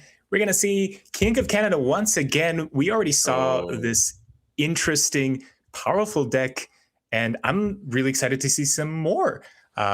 This time against what looks like to be just a good old werewolf deck with Iska. Yeah, I mean, I was very excited to see King of Canada the first time. Yeah, their deck's really cool. Yeah, I want to see more of this. Yeah, and Sabanur, a really fun card to have in this deck. However, we're seeing one tech card that we did talk about a little bit earlier, a very specific tech card in Stardust that is countering a lot of what Sabanur wants to do. You're not able to swap out that card anymore. You sure can get rid of the negative power card from Sentry, but you're just not able to cycle through to something a little bit more powerful. So that is an interesting strategy. This is an interesting deck that looks all familiar to me. This might be the exact build that I posted from Birchie just a few days ago here. This is the deck that I got to Infinite with, the Sholau, Werewolf, Maverick, Kitty Pryde, Iska deck. And what I found to be very powerful with this deck is that you're able to use Iska a little bit of a different way in this deck. You're not doing the Invisible Woman to trigger Iska a bunch of times. What you're doing primarily here is passing on that Sholau buff to Iska on turn 6, and then letting that big powerful Iska just basically take care of a lane. If it's not enough from the Sholau buff, it will double, and that's definitely going to be enough. And sometimes with Hope Summers, you're able to do Maverick and buff Maverick with Sholau that then passes the buff to Iska, and that just can be absolutely backbreaking here. But we'll see if it's going to be enough. Yeah, this Sholau deck is like the epitome of consistency, right? Like, it's basically doing what the Sholau deck does best, right? You play good cards on curve, and then you finish off with the Sholau. A Werewolf also, obviously, is one of the hard carries that have been in the game for a very long time. Like, as long as you have like enough on reviews to bounce the Wolf around, and then obviously now you get to finish off with the Sholau. Like, overall, this is like, if I were to put it in like perspective, I feel like this is like the safe bring. Like, this style of deck is like the safe bring because it's very consistent, right? You can probably do like what your deck's intended to do for like almost every game. So I do expect this kind of deck to do well. Yeah, I agree. It rewards a good player for playing well, and it's a great one to pilot. It's fun, and we'll see if that's going to be enough. Like I said, but Ghost is a secret tech card that can be very devastating against Birchie here. If King of Canada is able to play Ghost on that Iska at the right time, that's not going to do anything else. And thus, any buffs that are passed on to Iska aren't really going to matter too much. We'll see if that comes up often. Obviously, with Agamotto, like we mentioned previously, you're putting a lot more cards in your deck, basically, and some of those draws can become a little inconsistent. But it's all about thinking on the spot and coming up with plans on the spot with whatever draws that you get that makes Agamotto so powerful. And we're seeing Stardust come down from Birchie as well. Again, we should mention Stardust does somewhat counter Sabanur here. We'll see if that's going to be relevant in this matchup.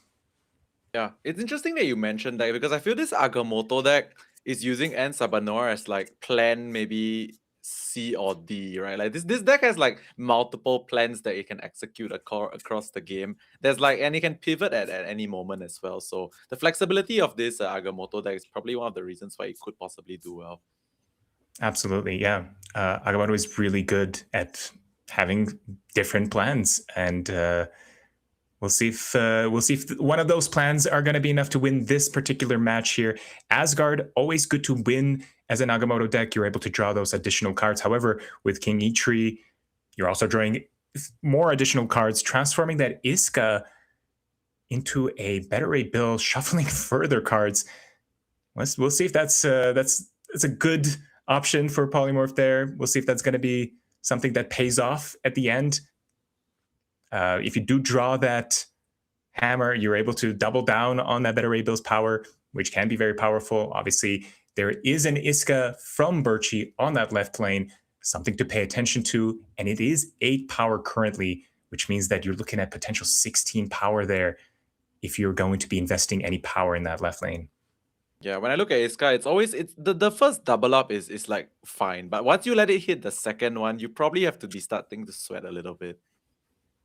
Yeah, that's what makes Iska so good. Sometimes you're just kind of forced into some plays that you didn't really want to make, and you kind of have to think on the spot in terms of changing your game plans, changing the way you look at these locations and where you want to put the power in these locations. Both of these players are avoiding the throne room, but looks like Birchie will play a card in the throne room. Obviously, you want the most powerful card in the throne room in terms of just raw power, so you can win it by doubling down. And I don't know if Nico is going to be enough there. Obviously, we could expect a double down to happen on Nico with Sholau because it was the last card played, and it's setting up for a Sholau, which will further double the Nico's power. This could be enough to win the middle location. Does Birchie have plans to win the other two is the question here. Yeah, it's got to be some cannonball play, right? Like the way I see it right now with 10 energy, yeah, and you have a cannonball. Like there's bound to be a line that if your opponent plays into it perfectly, you can get the win with the cannonball. But obviously, this is a lot about like soul reads of the opponent. So very curious to see if King of Canada can pull the soul read here and then take this game. This is for 4 cubes.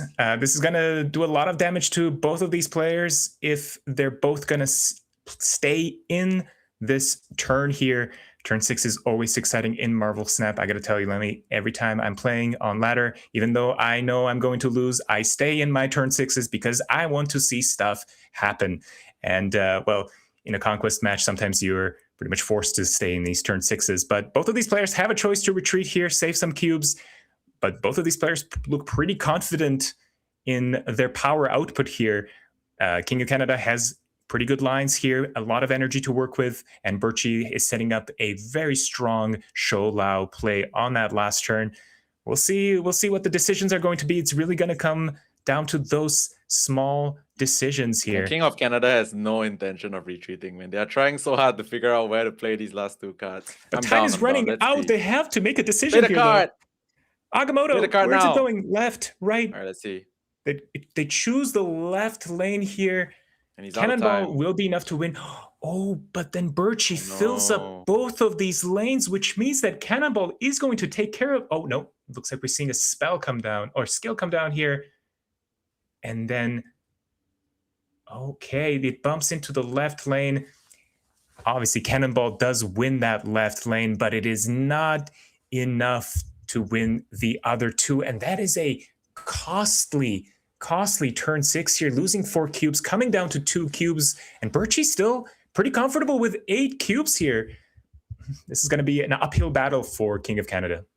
Yeah, we're going to see the 2 to 8 comeback. It's going to be very difficult, right? Because I did mention that the Sholau deck is like the epitome of consistency, right? Like they can probably execute a very similar game plan to what they are doing right now almost every game because of the consistency of the Sholau deck. So for King of Canada to come out on top 4 times, it's going to be really, really, really difficult. Yeah, and we mentioned the cube numbers earlier and how odd and even numbers are really relevant, especially here because if you're down to 2 cubes and it's high stakes time, you're pretty much forced to win every single game from now on. You don't have any comfort of retreating. You don't have any comfort of saving some of those cubes or snapping to take more cubes away from your opponent. You just have to buckle down and win 4 games in a row here. First 2 turns looking pretty good for King of Canada here. They're able to play some cards out, but Birchie's coming in with 2 cards on turn 2, which means that they already got that +3 on Sholau going. And Kitty Pryde in your hand means that you're pretty much going to be triggering that Sholau on every single turn. All right, and we got an activate on Spider-Ham as well. That's going to take care of something in Birchie's hand. It could be Sholau, which, again, is probably the best target in Birchie's hand. You want to get rid of that most powerful card in your opponent's hand in order for them to not have that big output on turn 6. But X-Mansion, I mean, sometimes it can be a deciding factor in terms of what you can get from X Mansion. Honestly, I do think that King of Canada really needs the X-Mansion bailout. Let's see. Oh, that's Oh, not and fantastic. Takes It's far out from fantastic. Agamotto. Oh no, that is not something you want to see. It is And a the 5. emote is thrown out. That is a 5 power card, but it does get rid of your 10 power card. And oof, I don't know if that's looking good if I'm King of Canada. Yeah, I mean, the Shawlaw deck is just going to keep rolling with their multiple cards per turn into Shawlaw at this point in time. And King of Canada's hand, why I say he really needed the X-Mansion bailout is because his hand is relatively clunky. In fact, he doesn't even have many cards in hand left. I agree here, and Hope Summers for Birchie as well. They're just getting that extra energy. They're pretty much guaranteed to be playing 2 cards a turn. As long as they have Showlao and it's not been hit by Spider-Ham, they're going to be pretty happy with what their potential power output is going to be.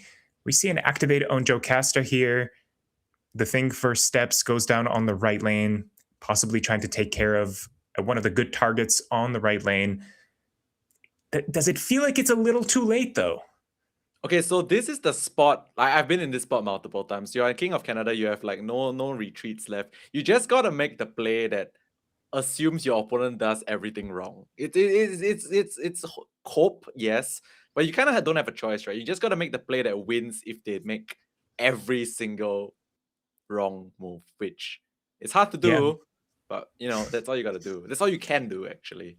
Yeah, at this point, if you're King Canada, you're hoping that Showlao did not get drawn. You're hoping that some of the key cards that win games are not drawn or hit with Spider-Ham. That's the best you can do. But here we go. Maverick comes down. But then the thing for steps take care of the Maverick. Clutch.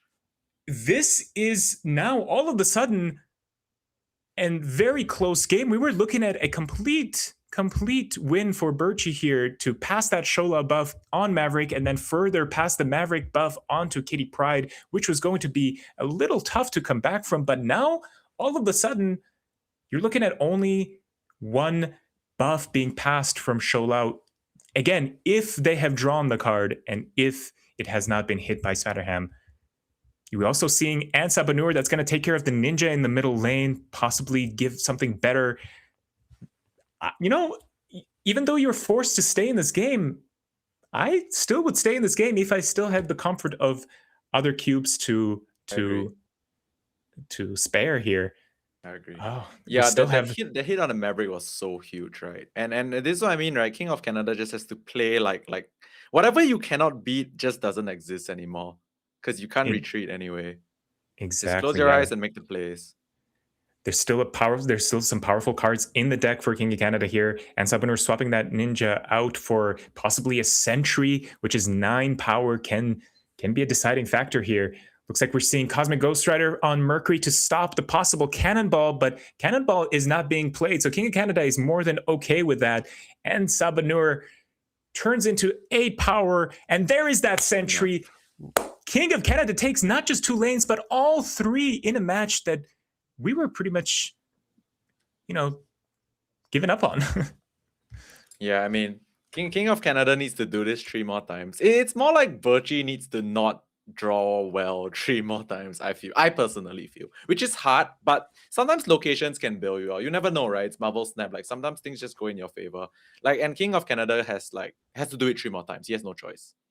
Yeah, absolutely. I mean, look at that last match. We were thinking that it was all over until that last end of turn on turn 5, where Thing for Steps, takes care of one powerful option from Birchie to kill that Maverick. And you never know what can happen in MarvelSnap. You never know what kind of draws are you going to get and how the game is going to go. And that's why you should always, have confidence in your plays. Not that King of Canada had much choice to retreat there, but it still worked out very well for them. Looks like we're seeing King Itri here as well. Very good card to have as an Agamotto player. You want to draw those extra cards. Extra draws are great when you're shuffling multiple cards in your deck. And Winds of White Tomb here as well. Really good to bump that Surge off of Madripoor here. get it away from Nice. that potential buff. The bolts of Baltac being picked up. I think this is what King of Canada needed, right? Like this deck is just a different beast if you can go to like way more energy on the final turn. And this might be another win for King of Canada. He needs it, but this might be it. This might be the one that he can win as well. I agree here. We still have access to Sentry as well. If images of Icon are drawn, Sentry's Void being turned into another powerful card with that skill can be also a lane-winning play. We'll see what happens here. We do have Merlin from Birchie as well, which gives them a good curve to play on. They're able to play those skills, get that Sholao buff going, and we'll see if that's going to be enough. Very hard to judge right now. Both of these players have good plans going early on. We're going to see Sentry come down to Madripoor here, perhaps to go get that extra buff. Looks like they're making a decision which lane they want to go into. Interesting, choosing to go to the left lane, which means that, oh, Stardust comes down, which, you know, if you do not have a way to get rid of your Void, is beneficial because now you're just playing a 4/9 without the downside of that negative Void on the right lane. So Stardust somewhat helpful here. Yeah, I think it just straight up benefited the King of Canada. So yeah. It was probably not a plan, but like it did. Yeah, absolutely. And we do also get a Merlin, so even if that Sentry did create that Void, we would still have some plans to get rid of that negative power on the right lane. But interesting for King of Canada to not choose to contest Madripoor, and it's okay with Birchie just getting that extra buff every turn, every end of turn to that Stardust, which is going to make coming back in that lane a little bit difficult, but maybe they're already given up on that lane. Maybe they're not even going to contest it on turn 6. Okay, well, it looks like we're waiting for a decision from Birchie, but oh, looks like King of Canada is... Oh no, they're going to go back. Okay, they maybe thought they were going to play something different here, but I think this is the correct play. Get the bolts going, get that extra energy. See a Maverick. And then Omniversal Presence coming down on that middle location. I personally don't agree with changing that middle location there. It was benefiting Birchie a lot more than it was benefiting King of Canada. I think choosing to change one of the other locations might have been the better play here. However, we do have Ghost, which will take care of that Iska. Birchie here might just choose to give up the left lane, saying, hey, you're going to have to invest enough power to beat the doubling of Iska. So they might not be putting enough power on the left lane to beat Ghost here. And then looks like King of Canada just stacking that right lane with as many cards as possible. We got the 13 power Agamotto. We got the Squirrels with 2 power and that Spider Ham. You want to use your resources to your maximum. Say, hey, they're going to give up the left lane. I know I'm going to win that, and I'm just going to invest all of my power into this right lane. I can't wait to see this potential comeback king moment, the comeback King of Canada. Maybe we will get to see it. This is within the range here. If King of Canada takes this match, we're only looking at 2 more rounds to win here. This could be an incredible comeback. Let's not Commentators jinx it. first. Emotes all right, looks like we're waiting for a play from Birchie. Again, Birchie should always stay in this match here. There's no reason for them to retreat. Looks like they did give up that left lane, and they played a couple of cards on that right lane. Oh no, but then the Sholao buff on that left lane is going to be enough to win. And Birchie takes the win against King of Canada. Wow. That is, I mean, look, if you're King of Canada, I think you're hoping that they just didn't draw Sholao and they're passing on that buff into a different lane. But still an amazing, amazing performance from King of Canada. Those couple games there were very close, and they were able to, take some cubes away from Birchie in situations that I personally didn't think was possible. I agree. That was actually a very interesting game, right? Like it was actually relatively close. Like if King of Canada had won that game, that is the point where the opponent starts to sweat, because normally when you're ahead, you're chilling, but when you start losing cubes and then you realize you're on the verge of like defeat, you start to be a bit under more pressure, and then it's going to be really, really scary. But that game also just shows the power of Sholao, right? Which what it did was basically it let you split your power. It split your power equally across multiple locations, and you get to contest multiple locations at one time. Yeah. Absolutely. And there's a deck from Birchie here, a very powerful deck, very strong deck. We're going to see some more Sholao in the coming rounds as well. Round 3 is just around the corner. But yeah, this is a great deck. We didn't see too much of a werewolf being a presence for Birchie here. Werewolf can be a very powerful tool for this deck to not only get a powerful card on the board, but also confuse your opponent. Where is the werewolf going to end up? You're investing early on into a powerful card, but you are still able to move that power in a way that questions your opponent's plays. So great choice for a deck. My personal approval on that one. And yeah, Iska, Sholau, also a great combination. As you saw, even though Iska was turned off by Ghost from King of Canada, getting that Sholau buff was still enough to win. Yeah, man, Sholau is truly the boss monster of the format. But yes, we will be taking a short break right now. Do not go away. We'll see you guys real soon.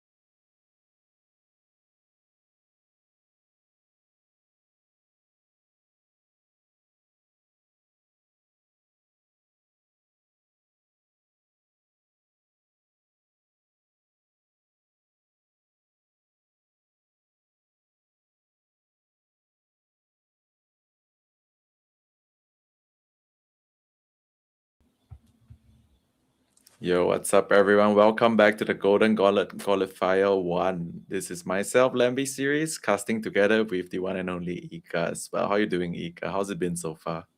I'm doing so good. These games have been incredible. We've been seeing some decks that I haven't been thinking about, and they've been played at the highest possible level. It's just been amazing to see. Oh, wait a minute. No. You think you have seen some decks? No. Hold on. I need to interrupt this broadcast because the next deck that we will showcase here going into round number 3, I know neither of you are going to see this one coming. You ready? Let's go. Okay. I did not see this one coming. Definitely is. Wow. Okay. Wow. I love this. I love this deck. Okay, it took me a second to see it, to see the vision. It took me a second to see it, then I saw Agent Venom, and I'm like, This is an incredible choice here. Okay, so we're looking at basically a bounce deck. We have Toxin Beast with some of these one-cost cards with Hood, Silver Sable, Hawkeye, Iceman, Nico, which are great targets for bounce.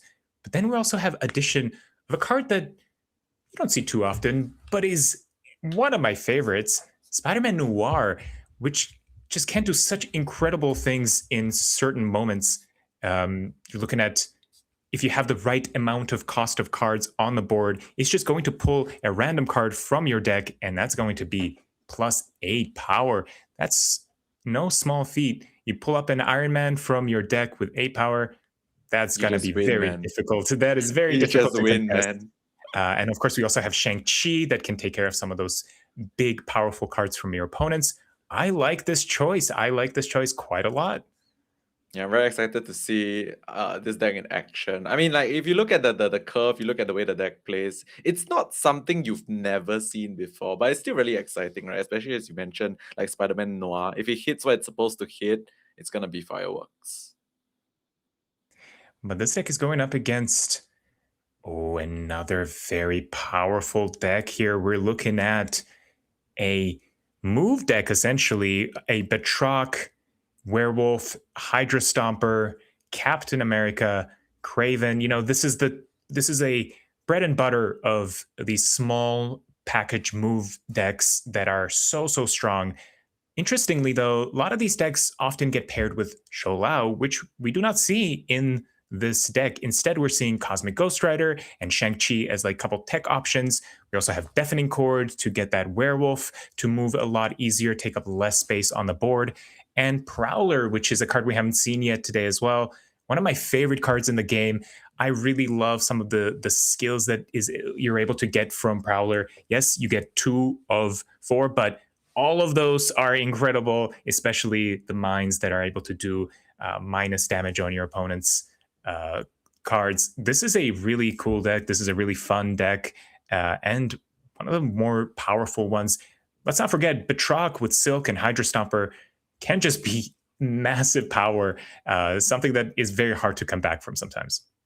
I mean, I'm biased, man. I love this deck. I mean, Twitch chat, remember Silky's move? Yeah, this is the 2026 version, man. Oh man, this deck's got a soft spot in my heart for sure. Yeah, I really want to see this do well. And yeah, it just got more tools, right? It's just even more powerful. It's an even more powerful mid-range shell now, right? There's so many big scalers, and there's so much control that you can have as well. Like the mobility is a lot within your control, so like good players can usually capitalize on that.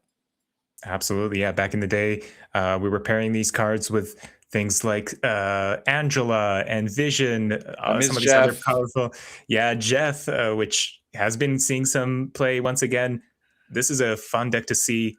2 of really, what I would say, like player agency decks. You're making a lot of decisions with these decks. Both players have to be on point in terms of what decisions they make, where they're putting all that power, and really question your opponent's plays as well. This is going to be a fun match to watch.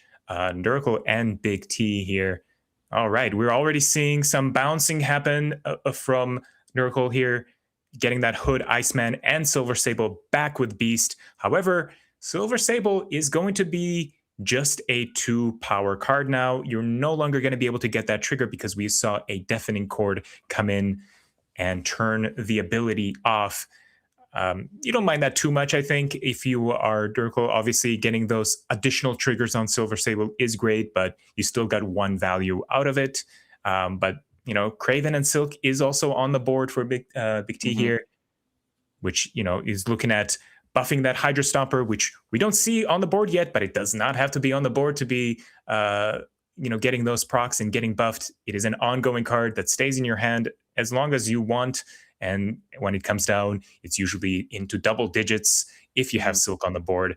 And then we see a Werewolf as well. Yeah, I will say though that like for when we compare both decks, like at a glance, the move package, the mid-range move package has a lot more powerful scaling from the early game. But in terms of like high roll potential, I would say that this Agent Venom deck is the one that actually has a better late game, right? Let's look at what this Spider-Man Noir can do. Oh, here we go. Noir comes down. I love seeing Noir. The Iron Man is still in the deck. The Iron Man is still Yeah, in the Iron Man deck. is in the deck. I love the animation that we also get from Noir as well. This is going to be fun to see what happens here. There is the animation. Tony? There is the pull. Pulls a Nico. Not Tony. Not the ideal choice I think you want here. You definitely wanted to get that Iron Man on the board, but you're not too unhappy with a 1/8 on the board. And there's that Iron Man just to tease you for not being pulled from Spider-Man Noir. However, this is still pretty powerful turn 6 here. You got Shang-Chi to take care of that Kraven, which I'm sure that Big T really depends on staying on the board. So we'll see what happens there. Yeah, I mean, it's the final turn, and the Iron Man just gets drawn. It's not the Iron Man that you wanted, but with the right placement, it still could get the work done. Doesn't even go for the Iron Man. Yeah, I think Big T has to make a big decision here. Do they want to stay against a potential Shang-Chi? They know Durkle does have Shang-Chi. Do they want to risk getting that Kraven taken care of? Are they going to give up on that Kraven lane? Are they just going to try to invest into the other adjacent lanes? Or will they put further cards in that middle lane saying, yeah, I know you're going to play Shang-Chi, but whatever I'm going to play in the middle here is still going to be enough to win even without Kraven. Oh, looks like we're giving up on that middle lane. Probably the smart choice here and focusing on the other 2 lanes here. All right, that takes care of them. And now, remember, if Silk does go in the middle, it's still probably going to be enough to win the middle location for Big T. And that is what's happening here. We got the spell from Prowler moving into the middle location. And then Werewolf jumps to the right. There is my favorite skill as well, giving that minus power. And that was so well played. Will be enough for Big T to take the win here. That was so well played. Well played. This is I'm already loving this match. I mean, this is some good old decision making, a good old gameplay, some good mid-range cards happening here. Oh, this is already setting up for one of the best matches we're going to see today, I think. Yeah, that was so cool, right? Like, you knew you were definitely going to get Shang-Chi, right? With a very high probability. So you make the play that beat that straight up. And that was basically what Big T did. That was so cool. Yeah, absolutely. Yeah, we talked about just calculating like open deck lists. Sometimes you don't know that your opponent has Shang-Chi if you're playing on ladder or in Conquest, but we do know that every opponent knows each other's decks. So which makes some of those decision makings happen a lot easier. All right, we see a snap coming down here.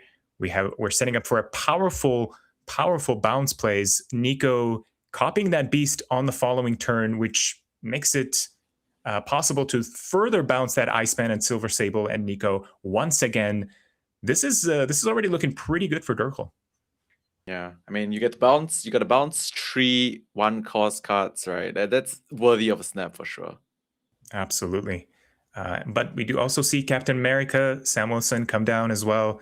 That is a very important card to have as a move player, especially to always get that Batroc trigger if it's on the board, or get that Hydra Stomper to be consistently getting buffed. And then Onslaught Citadel, pretty good for both players as well. Obviously, Hydra Stomper is very good there, but Durkle does have access to not only Gore, but also Iron Man in that location, which can absolutely win that location. And there's that Silk into Batroc. We're going to see a lot of moving happen from Big T. That Hydra Stomper is going to be massive. But, double bouncing is no small feat either. This is another close game. I don't know which way this is going to go. And a snap comes in as well. We're looking at 4 cubes, and we're not even in we're not even in the turn 6 here. Yeah, I mean, the Nico double up is cool and all, but like if you get snapped back by a mid-range deck, right? Like most of the time, they pretty much have the perfect curve, right? Let's just check it out here. Let's see what happens here. What's coming down in the middle location? It's a Werewolf. Okay, we're setting up for a lot of moving happening. I'm assuming Big T is holding Hydra Stomper here. They do not want to play that early on. They do not want to risk getting that card Shang-Chi'd, I'm sure. Both players pretty confident in the hand that they got. This is going to be interesting to see what happens here. Turn 5, I think, is going to be very important to see which player is going to come on top here. We do have Noir here. Oh, we got to play the Noir, man. We have to see Noir come down. Iron Man, once again, in the deck. Still possible to pull that 8-power Iron Man, which we mentioned can probably just win a lane for you.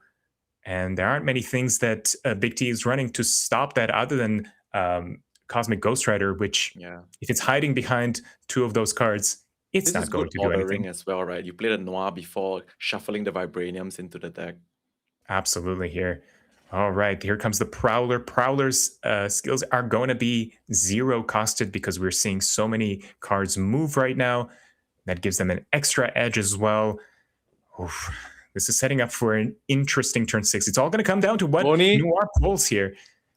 And he pulls the Hood. Not Iron Man once again, but it's not so bad either.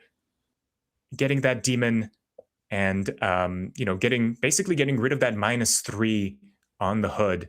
Pretty good. 8 power on the board. Again, not Iron Man, not the ideal choice, but still well within the range to win this match here. All right, looks like priority is in Durkal's favor.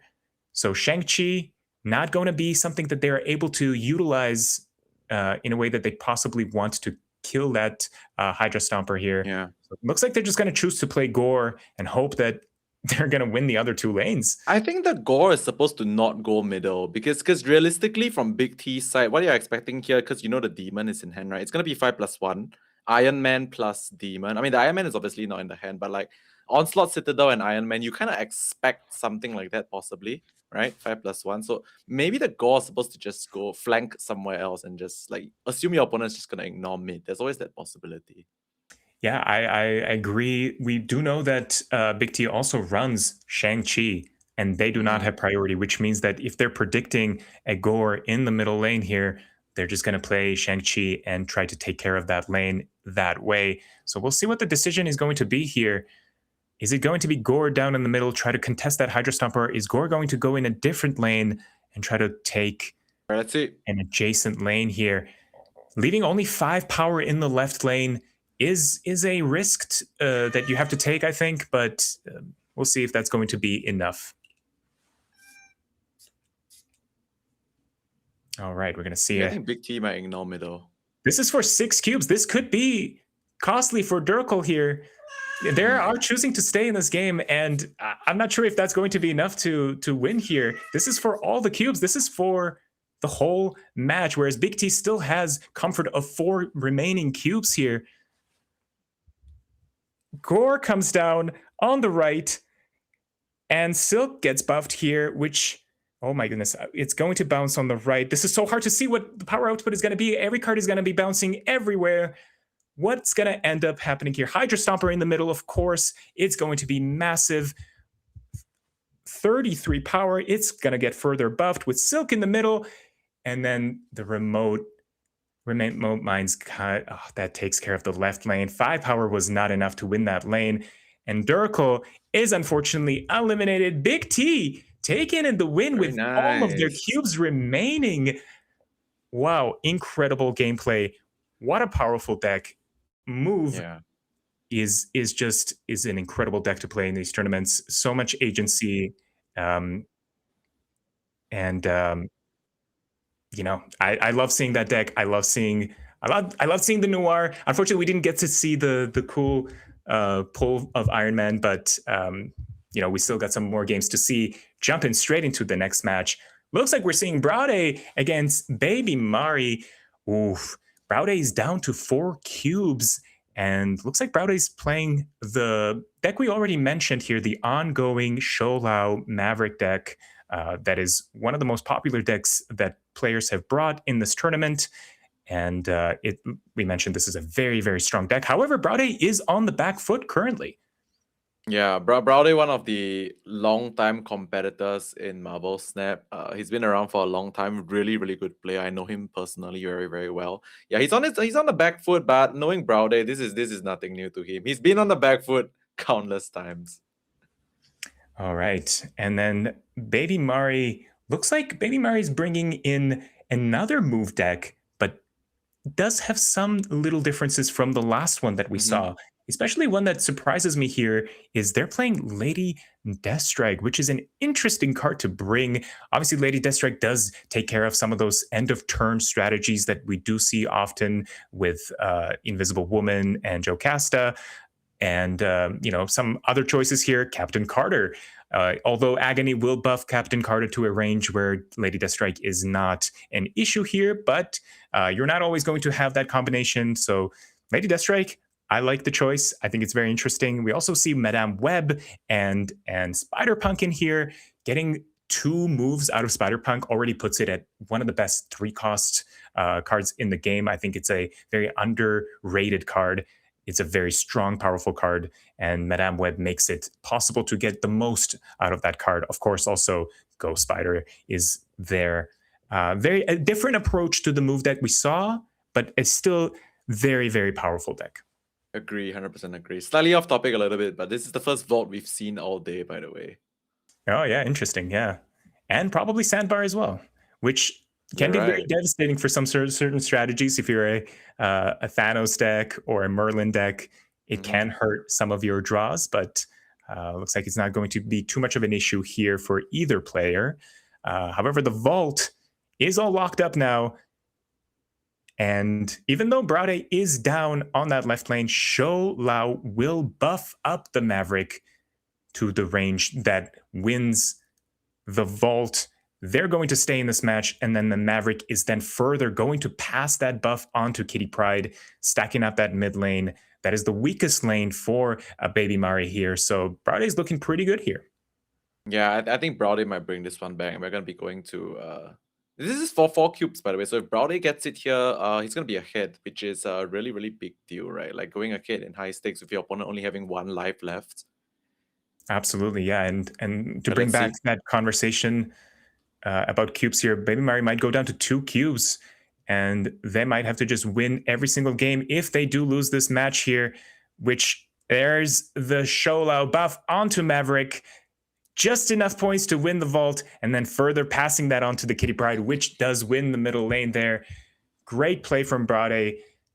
And wow, okay, Braude brings it back. 4 cubes to 2 cubes. This is it for Baby Mari. Now they have to win 2 in a row, and Braude can't afford to lose one.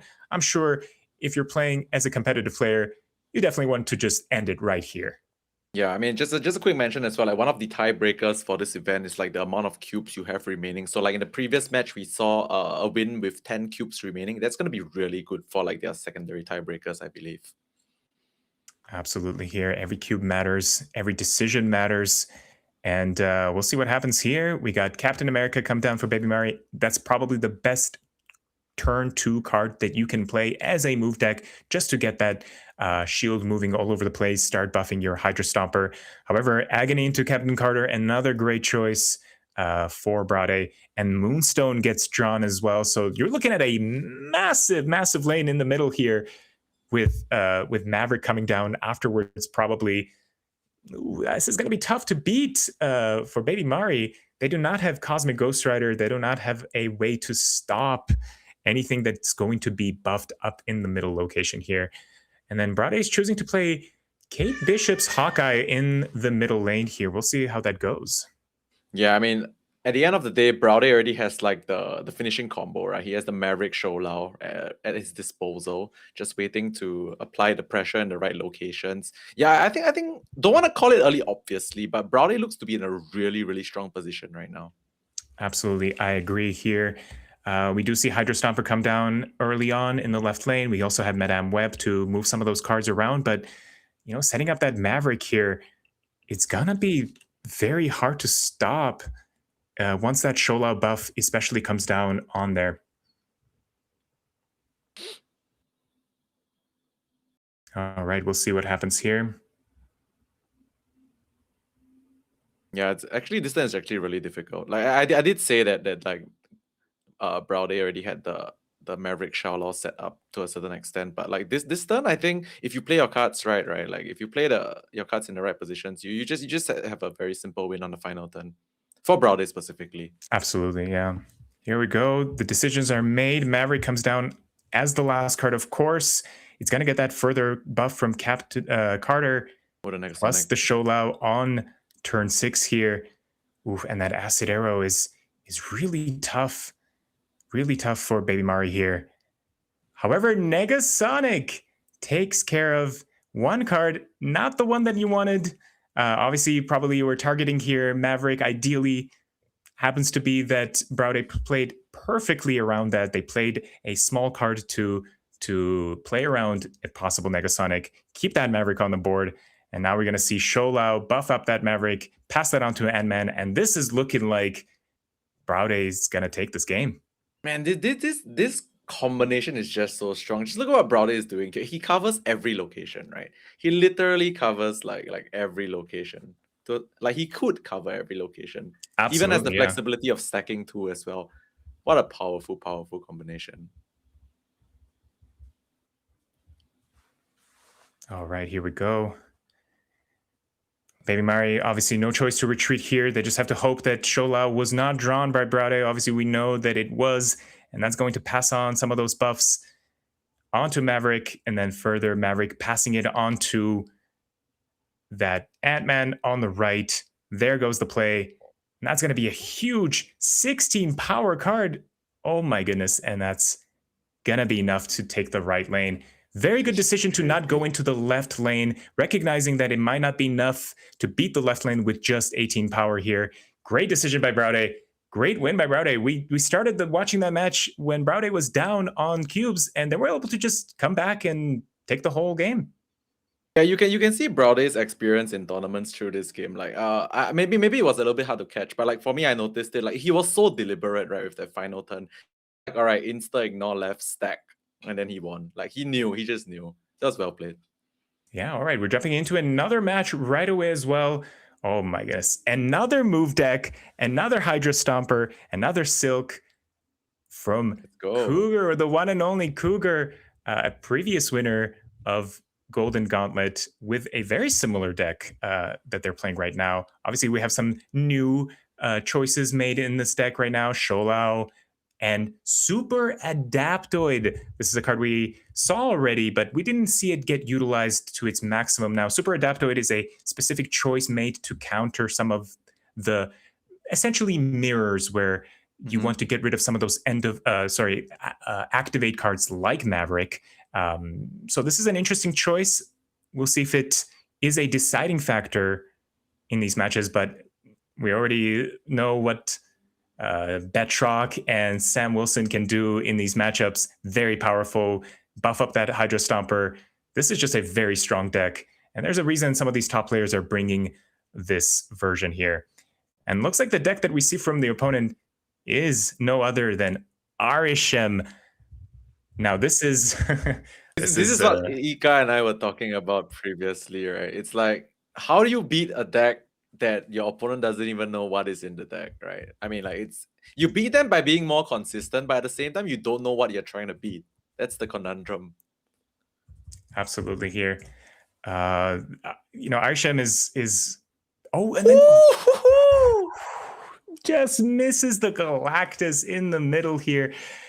When you are playing against Arishem, you have to be calculating for every possible card that could be played from the opponent. Even though they have multiple cards in their deck, there is a chance that they don't draw it, but you have to always think, hey, they probably have Galactus, and you just play around Galactus. I'm gonna play devil's advocate here, man. I think they had no idea that they were playing. Oh yeah, absolutely. They were literally playing a card there because they wanted to, and it turned out to beat Galactus. That was hilarious. Absolutely, ended up being yeah, it was a random Iron Patriot Galactus. That's why they were able to play in the big house. Something that's not expected there, obviously, but it ended up being the right choice. Cougar's looking pretty good here. A lot of power on the board already. And we are looking at 4 Qs going potentially into 7 cube match. This could end the match here. If Cougar is able to take this win, this is going to be very, very intense. Yeah, Cougar at this point is just like, I have more stats. I should be winning. And honestly, if Arishem somehow finds a bailout here, I don't even think Cougar can be too upset. It's like Arishem is one of those decks that, like, you really cannot play around too much, right? You look like you're in a winning position, you go for it. Yeah, absolutely. I've been on the receiving end of Arishem's cards where you just are not able to calculate for something, and they're able to squeeze out a win out of what you thought would be an unwinnable situation. We'll see if that happens here. I'm pretty confident Cougar is looking good here. I think all of the power output that we're seeing here is very strong. And then there's that retreat as well. Was that a 4-cube retreat? Going down to 3 cubes. I think there was a 4-cube retreat, right? If I'm not wrong. That was a 4-cube retreat, yeah.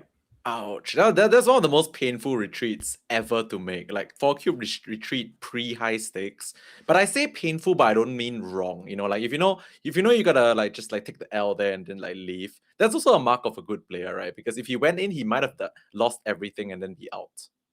Absolutely, yeah. Still leaves a range to come back here. We're looking at 3 cubes, and that's still 2-game buffer. Could be 1 game if we bring it all the way to 3 cubes here, but you still have that comfort of retreating in case you see something going wrong for you. Again, Arishem, it's very hard to plan out your turns. You just kind of have to play turn by turn, see what happens, see what cards you're getting, see what your opponent is playing, and if you have any ways of stopping their game plan or delivering something a little bit more powerful. Okay, Batroc and Nightcrawler on Mirror Island is cheating on curve, man. That's crazy. So yeah, I agree here. Nightcrawler is just going to get that buff, and then you're going to be able to just move that big, powerful card to whichever lane you want. This is really looking great for Cougar. Oh, and then we're seeing some Starhawk. New card. Buffs up that right lane, left lane. Okay, I mean, left lane is looking good for Arishem here, but, Hydra Stomper is going to be very difficult to stop on that right lane. Not many cards that can get into the big house are going to be enough to beat Hydra Stomper's power output. Even if we don't have that many cards moving currently, there's also always potential to start moving those cards towards the end of this game here. All right, we got Super Adaptoid coming down. Obviously, this is just to play a powerful card here, just to get that 3/5 on the board. It's not really serving its role. And we're seeing a snap, and Cougar retreats here. I understand this retreat. I think you didn't get that many moving cards going here. Your Hydra Stomper wasn't going to be that large, so smart retreat from Cougar here. Yeah, that was actually a very disciplined player, right? Because we did mention that he opened really well into Mirror Island, but good players know when to realize that they suddenly got beat, and they just leave. So that was a really good recognition of not being good enough to leave. Plus, they leave themselves with 7 to 3 cubes. It's fine. Yeah, Shrug played great here. Great choice to snap there as well, recognizing also that your opponent wasn't doing some of the move synergies that they're good at, and try to take advantage. Even if they didn't have good cards to play on the following turns, snapping here to try to scare off Cougar was the smart play here. However, we do see a snap coming. This is it. This is 3 cubes now. Shrug is in it here. They have to win this game. And, we got Captain America coming in as well. Already, we're going to see some moving happening. Hydra Stomper is going to start to get that buff going. We'll see what happens. Yeah, man.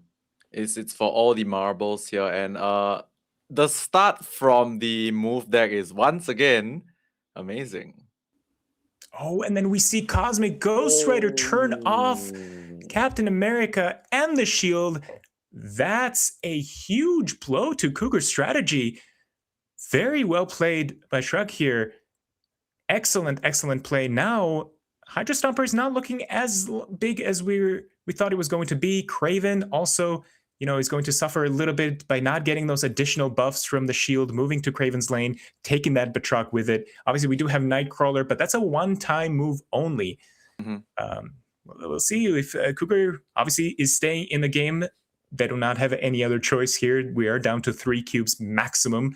But it's still very possible for Cougar to pull out a win here. Shout-out is in hand, and we'll see what happens. Cable. Yeah, I will say though that this might be one of the best locations for our Arishem player, right? The Castle Blackstone. Your curve is generally a little bit higher. Winning Castle Blackstone all the way is like playing double Arishem buff in your deck, because you got the extra energy, and then you get Castle Blackstone's energy, so you can really offload your entire hand. But is that enough to beat the power of Maverick Sholau?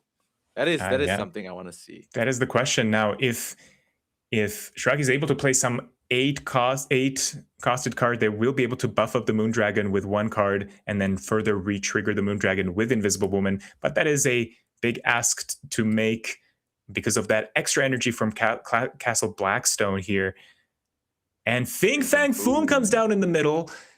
That is going to be very large, but there goes the Shou Lao buffing. However, the Moondragon did trigger twice here. It was 7 energy that we were looking at here from Castle Blackstone plus the Arishem.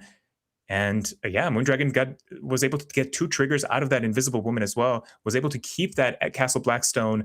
And now we're looking at a very intense turn 6 here. If Shrug is able to just win the right lane, I think they're just going to be able to win the whole match here. Yeah, Cougar is just making the play like I mentioned. If you make every wrong play, I win play, because he's locked in, right? He doesn't have an option right now. But this is where it's fine. This is what happens when you have so many cubes going into high stakes, right? So he just plays 1 card, and then that's it. That is going to be it. Shrug pulling out a win here. Cosmic Ghost Rider came down at the right time. I know this one. Wait, stop. I know this one. It's 4-3. It's 4-3. I learned something. Don't make me explain this again. Cougar snap. Don't make me explain this. Cougar. He's gonna do it. He's gotta do it. Cougar Right? snap. He's gotta do it, right? The 4-3 snap. All right, once again, the 4-3 snap is basically because when you're 4-3 cubes, losing here, whether you snap or not, makes no difference. The final game will still be the same amount of cubes wagered. So that's why when you're up 4-3, you kind of just want to snap, because your opponent could retreat if their hand is just not good enough, and it's sort of like a free snap per se. Absolutely, yeah. Cougar does have an advantage in that sense. They can afford to snap and have that comfort of maybe scaring their opponent. And there's the snap. TVA! TVA is probably something that Cougar loves to see, especially with the Acid Arrow, blocking some of those plays in the middle here, doubling down on that clog, and then just, they're able to just get a lot of cards on the board. However, if Shrug is able to also play something powerful, especially since they have an access to a 4-cost card on turn 3, they might be still able to pull out a win here. Iska comes down. There's the 4-cost card on turn 3. That's a tough one. That's a tough one to beat. Now, not only do you have to think about beating whatever your opponent plays in Sinister London, you also have to think potentially about the additional 6 power that Iska is going to get here. Yeah, I mean, Cougar's just straight up saying max stats. Cosmo with max stats and go, right? Let's see if this works out. I don't know if this is going to be enough. Cougar does not have any other choice to play this out, of course. We're looking at all in on Shrug's side, so might as well just play out as many cards as possible, see what happens. Okay, here we go. Patrak comes down, choosing to choose all on the left lane, but Agamotto, a very powerful card, comes down from Shrug. Cougar is down to 1 cube. Yeah, that was a really tough situation for Cougar to be in, right? Because his deck's power spike is literally on turn 6, and with the TVA, there was no turn 6, and obviously the Arishem deck just plays the big card. Yeah, Arishem was able to take advantage of that extra energy. Another TVA. Oh no, Cougar cannot get a break, man.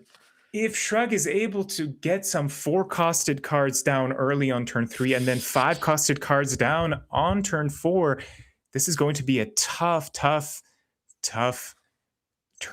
for Cougar here. Arishem has their 2-drop.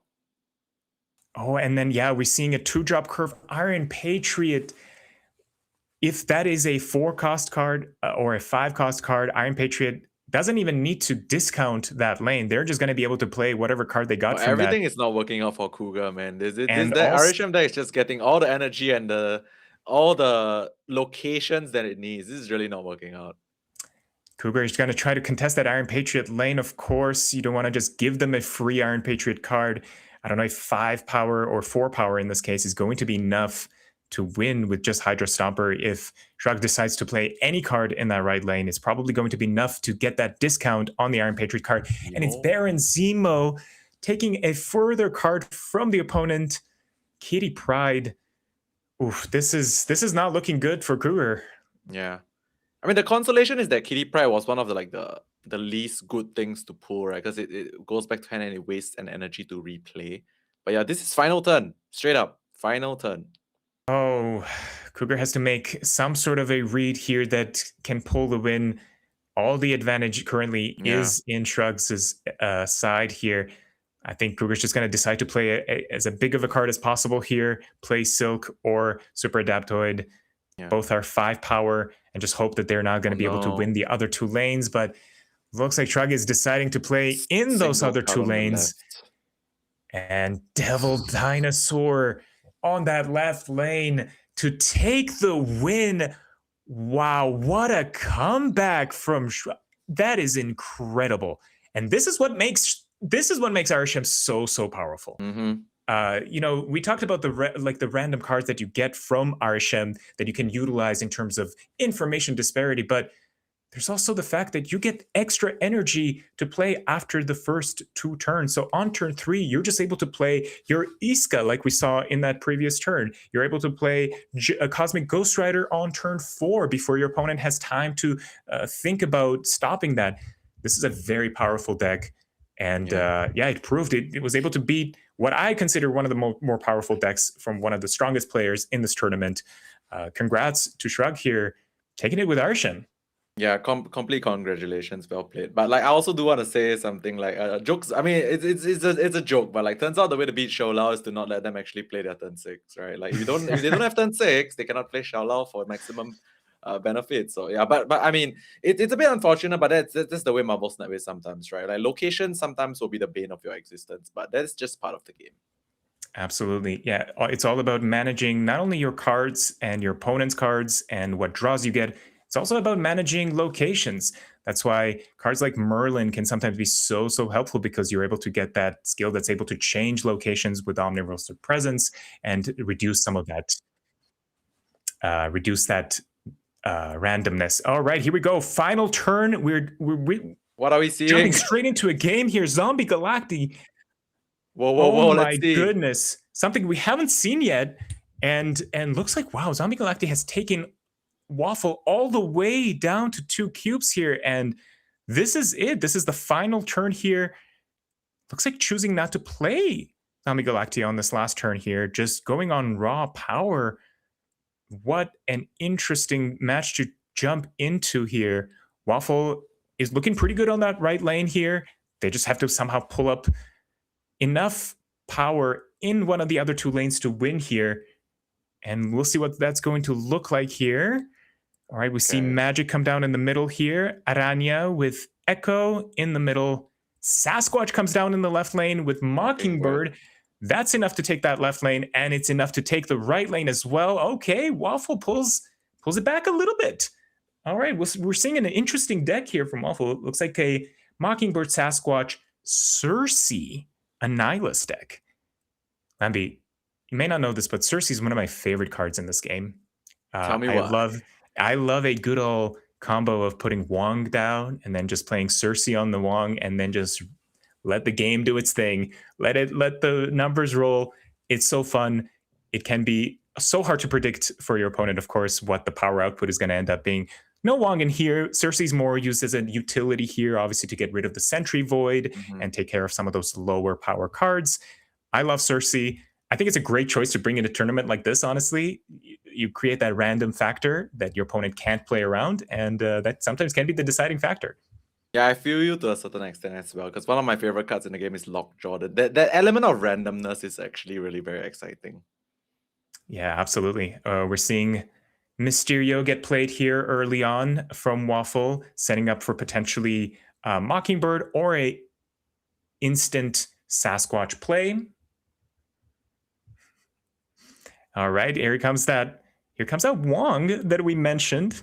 Obviously, this is not from the player that is playing Cersei, but from the Zombie Galacti. You want Wong to get double down on that Gwenpool to buff up that Zombie Galacti, have that powerful card to play down. This is one of the strongest decks to play in the game, but it is something that requires a lot of setup. It's more of like you're playing these pieces, you're setting up the board, and then you just have that final punch come down in order to just buff up across the board, and hopefully your opponent is not able to outpower you in those lanes. I mean, we've had these kind of like massive setup decks since the dawn of MarvelSnap, right? Like it used to be like what Wong, Black Panther, Zola, that kind of stuff. Absolutely. Like when it happens, it's unstoppable. Like when it goes off, it's unstoppable. But can it go off? That is the question. Yeah, absolutely. You're not only depending on your own draws and your own setups, you also have to hope that your opponent does not have ways to stop you. That's why we do have Echo, for example, in this deck to stop Cosmo, potentially stopping your Wong lanes. We know that Cosmo is one of the most common cards that people have brought, so great choice to bring Echo here. Stop some of those counters in terms of your own strategy. You basically want to minimize as many counters and maximize your own power output. But we're looking pretty good for Waffle as well. We got Sentry down, we have Werewolf down. Those are the cards that you do want, some of the more powerful cards in that deck. And looks like we're going to be setting up for an interesting turn 6 here. Yeah. Honestly, I'm very curious to see if there's actually enough points to eke out a win here. But like honestly, if oh my gosh, I was just about to say Instant retreat! Instant retreat now because the Wong location gets clogged up. No further explanation needed. I would just stop myself there right now. Great play from Waffle here, using that Yellow Jacket to debuff the Mysterio clone and then just send over 2 cards, completely clog the middle lane there, leaving very little choice for Paolo here. Papa, wow, Clog is proving to be very strong in this tournament. We already saw one Clog deck perform very well and win a match. Now we're seeing a different style of a Clog deck also perform very well. Yeah. And Zombie Galacti is a deck that does need a lot of board space. You want to put as many of those cards on the board so that you're getting as many buffed up Zombie Galactus across the board. So yeah, this is a close match. What a comeback we're seeing. We came into this match with Waffle down to 2 cubes, and they're pulling it back. Yeah, I might be going down memory lane a little bit, but like I've vaguely recalled like in past tournaments, Clock somehow does well here and there, just because, you know, if you know how to clock your opponents there, you know what they're going to play, when they're going to play it. It's a really difficult deck and annoying deck to play against, right? Yeah, absolutely. If you're someone that's good at reading opponents and you're able to kind of predict where your opponent is going to play their powers and you're able to just perfectly time your clogged cards to send them over into the right locations and stop their main strategies, you're looking at a pretty good win. Obviously, sometimes in ladder, clog strategies aren't perhaps the most powerful because your opponent, once they're clogged, they will just retreat. So you often don't see those turn 6s. Agreed. However, in a conquest match, you're locked in. Yep. Yeah, look at this. Like Wong is probably one of the easier decks to clog without too much consideration, right? Because the Wong location is like prime clogging real estate. Absolutely, yeah. And yeah, we saw the Void get sent over to that Wong lane. However, we do have Adam Warlock in that middle lane. That is a card for Zombie Galactic to get buffed. Now, we just have to have a decision being made. Is it going to be enough to win the middle lane? Is 7 power going to be enough to swing that big house here? This is looking pretty tough. All right, so what are the considerations for this turn? Is it just Zombie Galactic go? I think, yeah, I mean, you're locked in here for 2 cubes anyways. Might as well just send it. Yeah. And I mean, obviously the right lane is looking pretty good. You have Wong and Gwenpool that both are going to turn into Zombie Galacti that will buff up that lane. And then Adam Warlock in the middle. The opponent just has to basically win the middle lane, which I think they recognize here. They're playing their Mysterio, their Nico, and their Merlin in the middle lane here. I'm assuming the real Mysterio is hiding in the middle location as well. And we're going to see the reveal here. And there it is. There's the Mysterio there. Well played from Waffle there. Brings it down to 2. This is it. Heads up. This is actually the closest game we've seen, I think, right? 2-2. We've seen like multiple 4-3s and then wins and losses thereafter. This is the both players respect. A fist bump, let's go moment. This is it. We're all in. Let's go. Let the locations do their thing. Let the draws do their thing, and may the best player win. Here we go. Zombie Galacti is in hand. Echo is in hand. Okay, we're looking for magic Wong as is well. gone. We might be seeing a turn 7 as well with Limbo. We'll see what happens. Okay, Hood comes down on Necrotia here. A great location for the Hood. If you're planning to send that over, might as well put it in a location that has the -2 on there. Camelot is an interesting location as well. Here we go. Echo and Adam Warlock go down in the middle. Now, obviously, whatever buff that we get on those 2 cards is going to be essentially irrelevant once Galacti does get played, because those cards will transform into Galacti. But it's always just good to be playing cards just in case that main plan does not come to fruition here. Okay, that Mindscape gotta go. And Mindscape gets turned off right away. That is the number one thing you don't want to see as a Zombie Galacti player here. Maybe next turn. Yeah, there's no rush. Still got 2 more turns to take care of that. You probably want to get Surge down to get that buff going and the discount going on the Surge. Not on the Surge. Whatever the Surge will draw the next turn. Here we go. Chooses to go into the left lane here. Probably wants to clog that lane as fast as possible before Annihilus comes down in order to avoid getting that Hood. Again, it doesn't really matter that you're playing very low-powered cards, because those are cards that are being hit by Zombie Galacti, so they will eventually turn into powerful cards. Might as well just play them over there, clog up that Hood, and avoid the Annihilus. Yeah, so I think at this point, the game plan is like super clear, right? Like it's just play all the stuff and then like go. I mean, I do think it's enough power though, right? I do think it's actually enough power. The one thing that I think may be potentially not enough is the fact that they do have to play that magic on Mindscape, which puts them a little bit behind on curve. Ideally, you want like Wong into Gwenpool, but with magic coming down to turn the Mindscape into a Limbo, there will still be plenty of time to play that Gwenpool. It's all about just managing your draws, managing that curve, so you're putting as many cards on the board as possible here.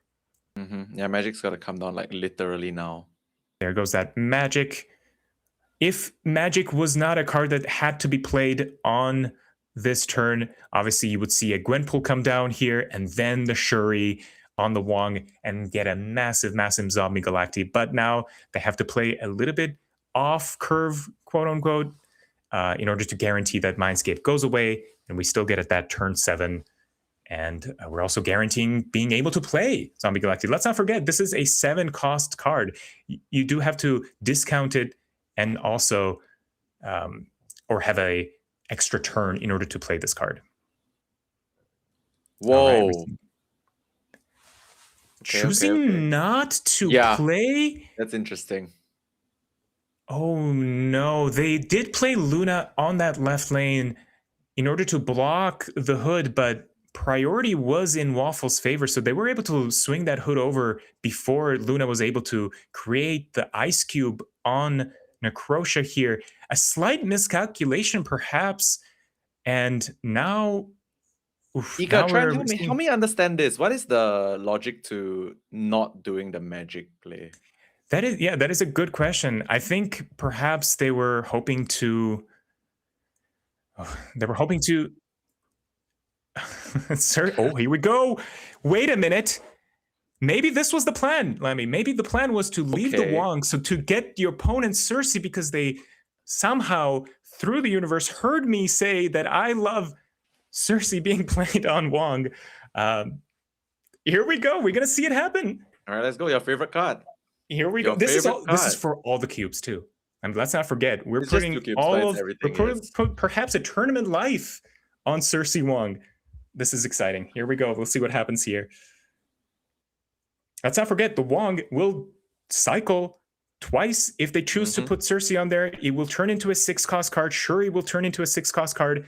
This could be a very powerful lane. However, not much to happen in the middle lane here. You're just leaving basically 10 power plus the Nico.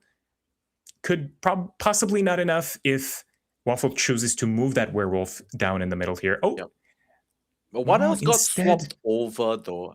Chooses to go with Cersei in the middle? They have to make a decision here. I think you just let the Cersei do its thing on the Wong and hope that it gives you something that wins you. All right, Here let's we go. see. We're going to see it. Gwenpool comes down for Waffle on the right lane. And I'm assuming we're going to see an on reveal on the left lane to move the werewolf. Okay. Oh, no, just Martyr. Oh, but Martyr could be costly if it moves into left location. That Cersei is massive as well. We're going to see a War Machine. What is Shuri going to turn into? And then okay. And then Doom comes down to further give. Wow.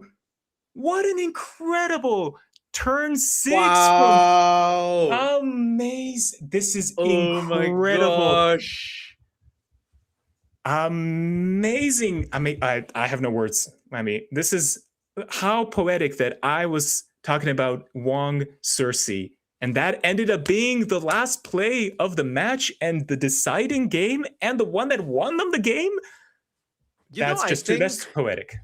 It might actually be because they wanted to grab like Cersei, or because it was intentional, right? There was no way it was an accidental, oh, I forgot to play magic thing. That was 100% intentional. So they were looking for something. Maybe they knew, right? Maybe they knew. Yeah. Perhaps there was a small miscalculation early on to clog the left lane with the Ice Cube there, but they were still able to just pull out a win there. That was exciting. All right, folks. That was an amazing match, but we have some more to come. We're going to be jumping into round 4 soon, but we'll be right back.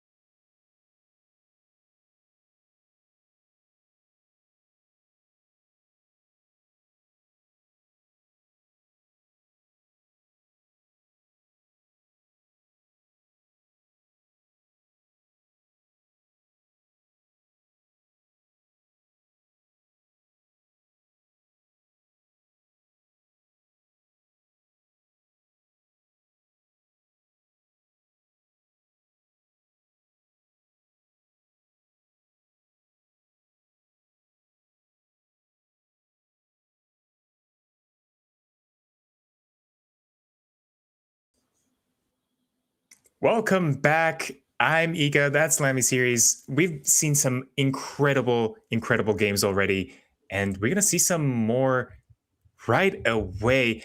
I'm so excited to jump into these matches. We're getting to a point in the tournament where we're going to start to see some of the stronger players make into the top of the brackets here. They're getting some wins under their belt. They're going on some win streaks here, 3-0 perhaps. We're going to see some high-level gameplay coming shortly as well. What do you think about the matches that we've seen already? What stands out to you so far, Lemmy?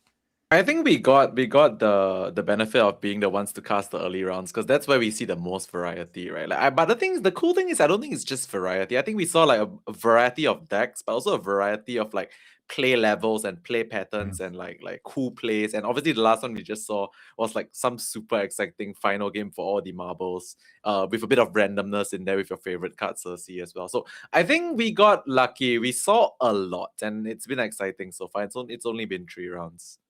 Yeah, we saw so many diverse decks, so many different strategies, new cooks, new synergies, but also some established meta decks as well that you've already seen on Ladder or in Conquest. It's a good mix of different ways of approaching these tournaments that I love personally. I'm somebody that if I'm playing the tournaments, I'm bringing some home brew that nobody has thought about yet, but bringing a strong established meta deck also proves to be very strong in these tournaments, right? If you think you're the best player and you know that you're going to play this established deck to its maximum potential, why would you bring something else, right? So yeah, we'll see what that top 16 is going to look like soon. But before we do that, we're gonna still have round 4 coming up, and the match that we're gonna jump into is a deck that has been something that we haven't seen yet, but is a very powerful deck, a strategy we haven't even touched on yet, which is this kind of fastball special adamantium infusion where you're destroying your powerful cards, bringing them back to double up their power. Or you have Man Spider strategy where you absorb some of those strong cards and then you Arnim Zola that or Taskmaster it. This is a very strong deck. If you do not have ways to stop some of the strategies with either Cosmo or Stardust, or Shadow King even, this can be impossible to stop in some situations.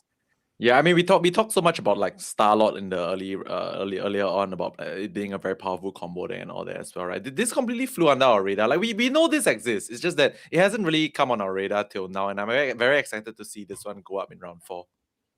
Yeah, and this is a deck that has gone 3-0. Let's not forget both of these players that we're going to see here, Tucker and Stones, are players have gone 3-0. So one of these players is going to take a first loss here, which, you know, that could be the deciding factor whether you make that top 16 or not. So this is going to be an intense match here, and we have both POVs.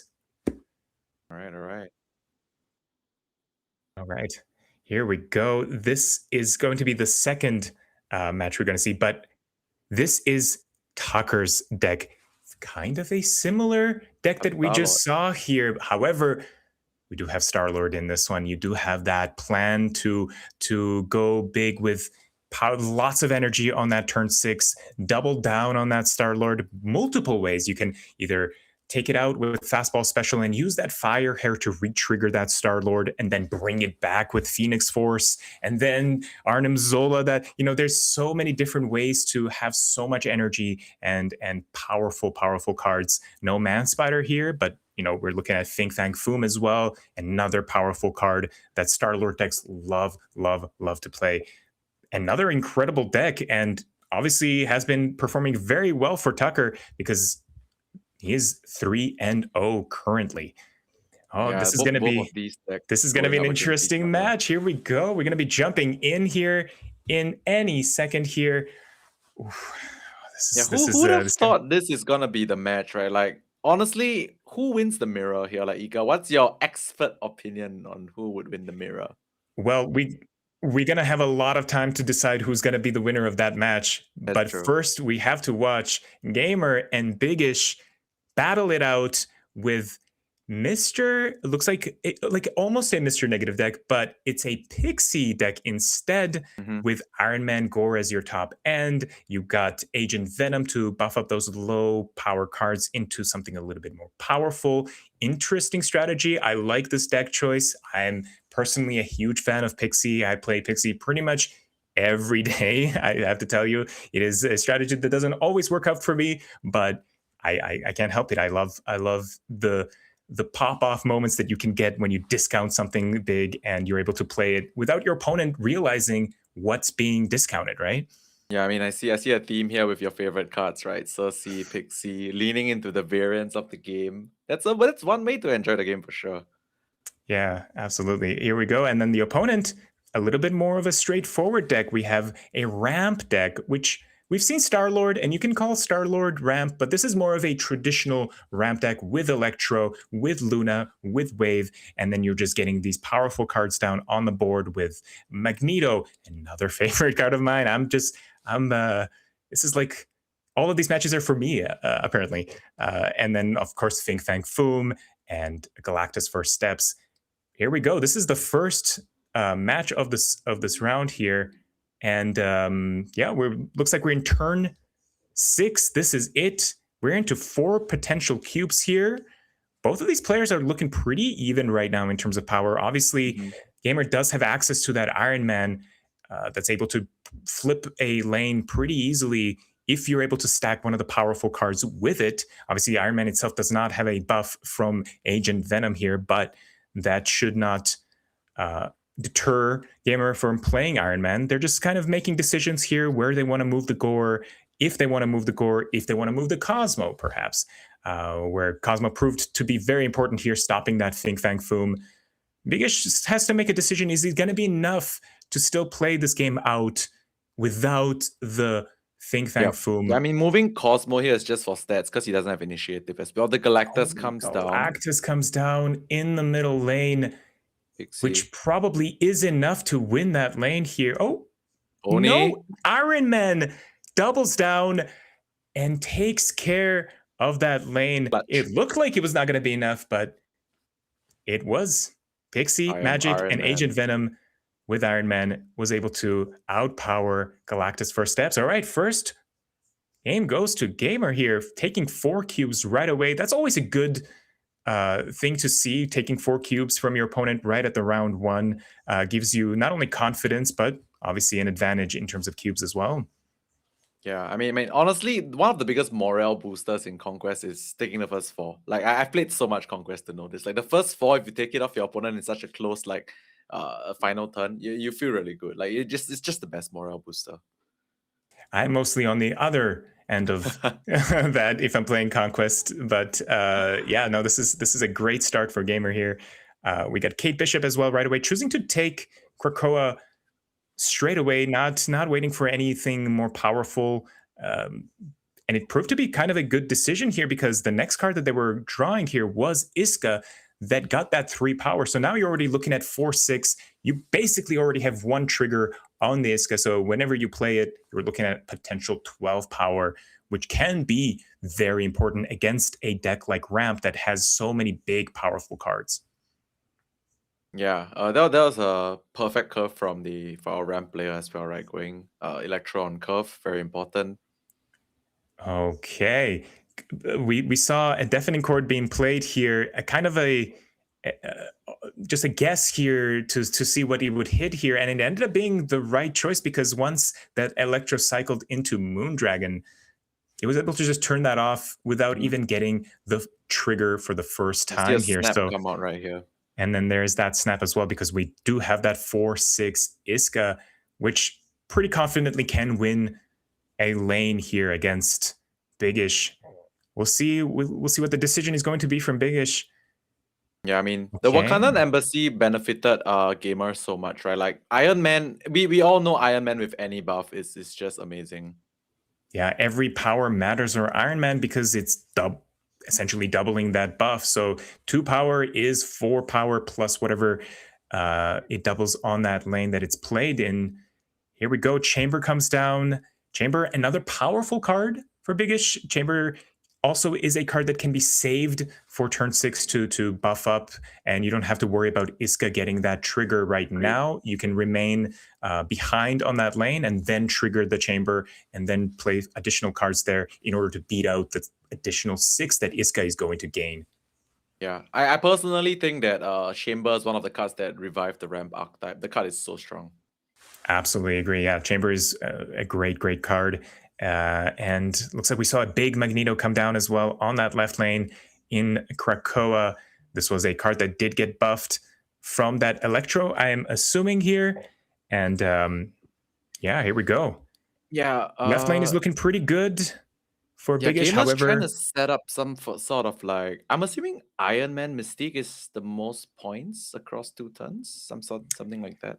yeah, Gore Mystique also is looking pretty good as well. Gore is already at 13 power. True. Yeah. There's a lot of on reveals on the board. There's more to come still with even Pixie if they can afford the curve here. So they might just choose to play Gore here and then further play Mystique either on the left lane or the right lane, whichever lane Gore does not go into. Here we go. Gore going on the left lane, choosing to basically give information very early on, saying like, this is the maximum power output I'm going to have on that left lane. But last minute, chooses not to do that, goes into the limbo, which is, I think, is a correct decision here. Mm-hmm. Yeah, having the flexibility of the Iron Man for the final turn is super important, right? You just, because one card alone is probably gonna like bolster the location enough for you to win it. Absolutely, yeah. You don't want to clog up that Krakoa and let your opponent know that, hey, that's the max power I'm going to be putting there. Makes it easier for Biggish to calculate if they can win that lane or not.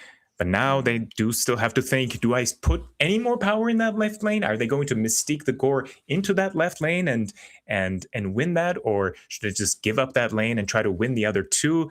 Some decisions have to be made here for Biggish. Yeah, the fact that the Fing Fang Foom literally ties up the right side makes it a bit more iffy, right? Like you're not sure how much more you need to allocate, because you clearly cannot allocate too much to that right location, but you also kind of can't allocate nothing. This is difficult. Absolutely. This is like a soul read moment as well. Yeah, that Fing Fang Foom, even though it was only copying the arrow and magic and not the Gore that was played there, it's still very powerful on that lane. So Gamer still has to make a very big decision here. Chooses to copy the Gore on the right lane, the same lane that the Gore is already in, and then says, hey, Hood and Pixie, which are 3 power each, is going to be enough combined with Iska to win the middle lane. We'll see if that pays off. All that Biggish has to do is play enough power in the middle lane to beat out essentially 12 power. 12 additional power to the 6. This is all about making a correct read. There is also a retreat here. I think there is. Yep. There is also a retreat here, I think. Are you sensing a retreat coming from Biggish or Gamer here? From Gamer, actually. I think there is a retreat here. This is a very close game. Last minute chooses to actually go with the Gore copy on the left lane. Oh, I got to tell you, if I'm in Gamer's position, I'm also having a hard time decide where I'm putting all my power into. And I think they might have made the correct decision here.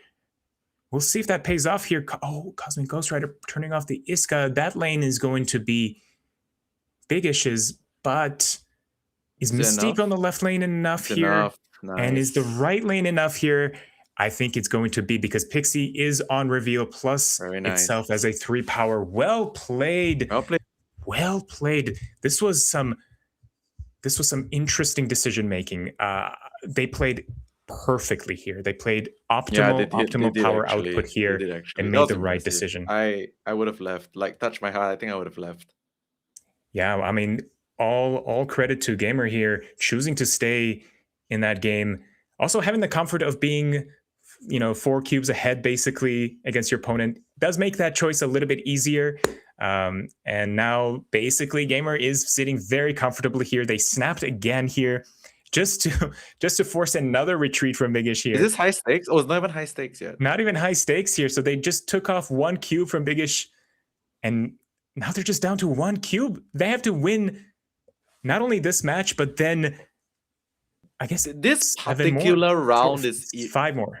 Yeah. This particular round is irrelevant for Gamer, because even if he loses, this one is 9-1, which is the same as 10-1 in high stakes. So yeah, absolutely. Effectively, it's 6 games in a row. Yes, there has to be 1. 6 games in a row. That's a tough mountain to climb, I'll tell you that. And something that I don't think I've ever accomplished in these tournament settings. I've gotten close, but it's just very difficult to do. And losing that Fing Fang Foom early from Sakar as well, that's got to be a blow to his Biggish's strategy here, because that Fing Fang Foom, you ideally want it to be at least positive power, but now it's 7 power.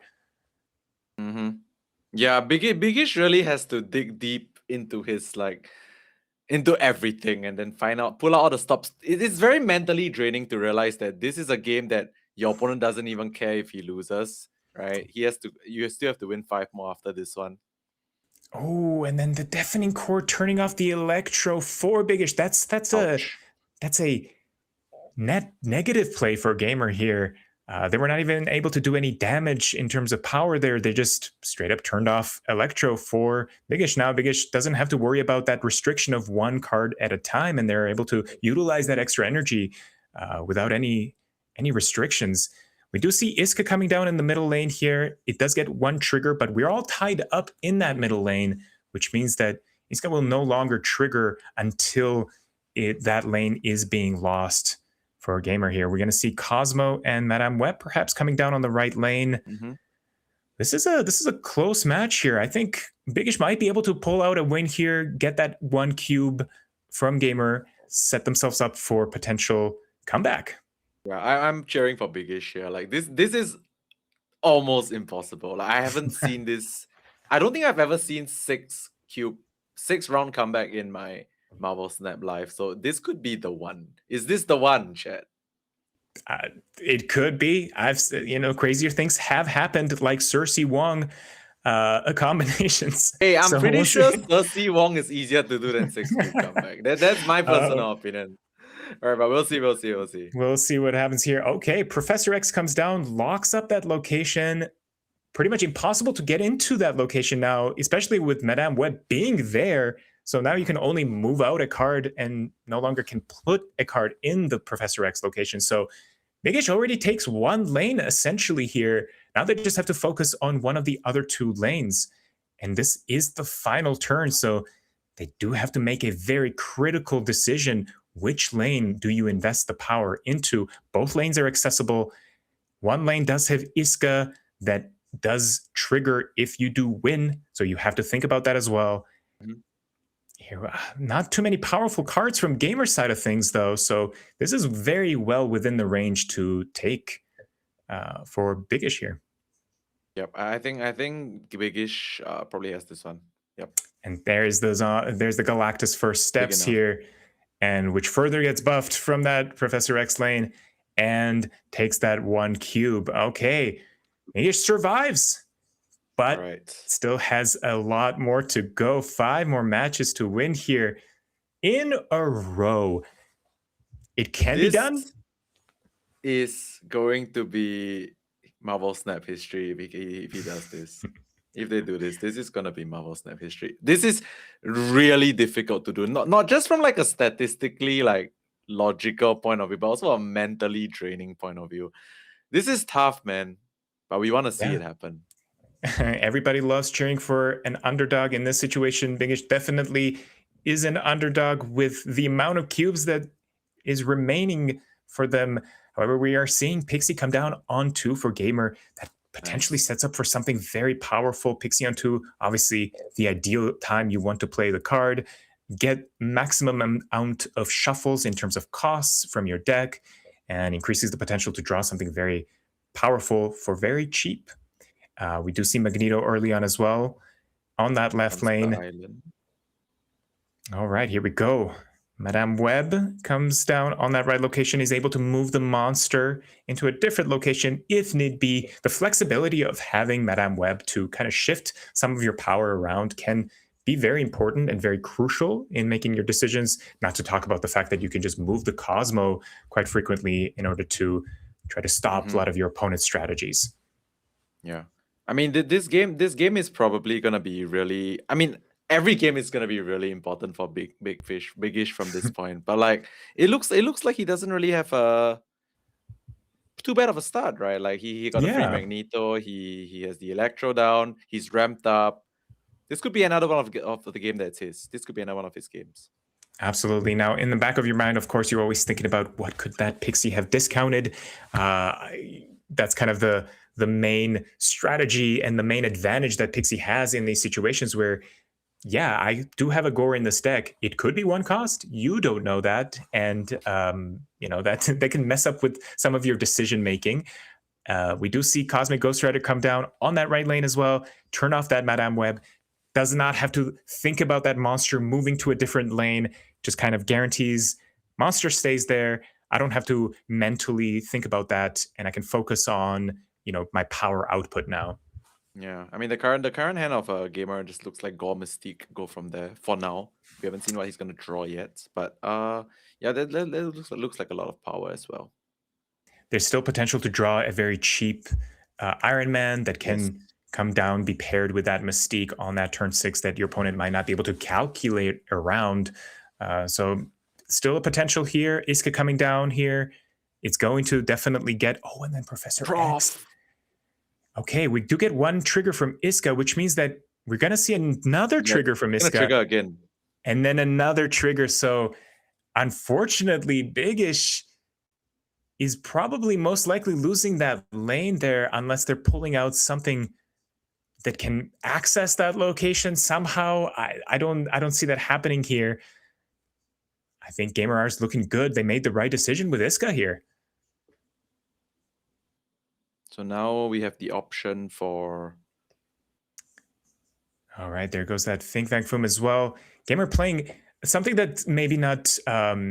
something that's going unnoticed perhaps is the Gamer's playing very cleverly by putting some of these low-costed cards early on in the front rows, knowing that opponent has access to that Think Tank Foom, and he's able to hide those powerful cards behind them, especially not only do they protect themselves from Cosmic Ghost Rider, but also Think Tank Foom is not able to utilize that buff. However, there's one little wrinkle in the situation. Iska is no longer going to double itself on that right lane, so we're looking at tiebreakers for the situation. However, we do get a Gore, and we do get an Iron Man. And that's tiebreakers will definitely be won by the Iron Man. Yeah. Absolutely. That's going to be enough. Gamer takes the win. Amazing, amazing performance. Now, we did see some amazing gameplay, but I have to tell you, this was some of the best decision-making we've seen so far. Very, very clinical in terms of where you're putting your power and winning exactly by the right amount in each lane and choosing to lose in certain lanes as well. That's part of your decision making when it comes to these matches. So incredible job from Gamer here. Yeah, I mean, we didn't get to see the big comeback, but maybe next time we'll get to see the big comeback. It's not easy to do. Like I try my best to be positive there, but like it's a very difficult thing to do. So like good attempt, but maybe next time. Absolutely, yeah. It's a task that's very difficult to accomplish for any player at any skill level using any deck. There's always a random factor with locations.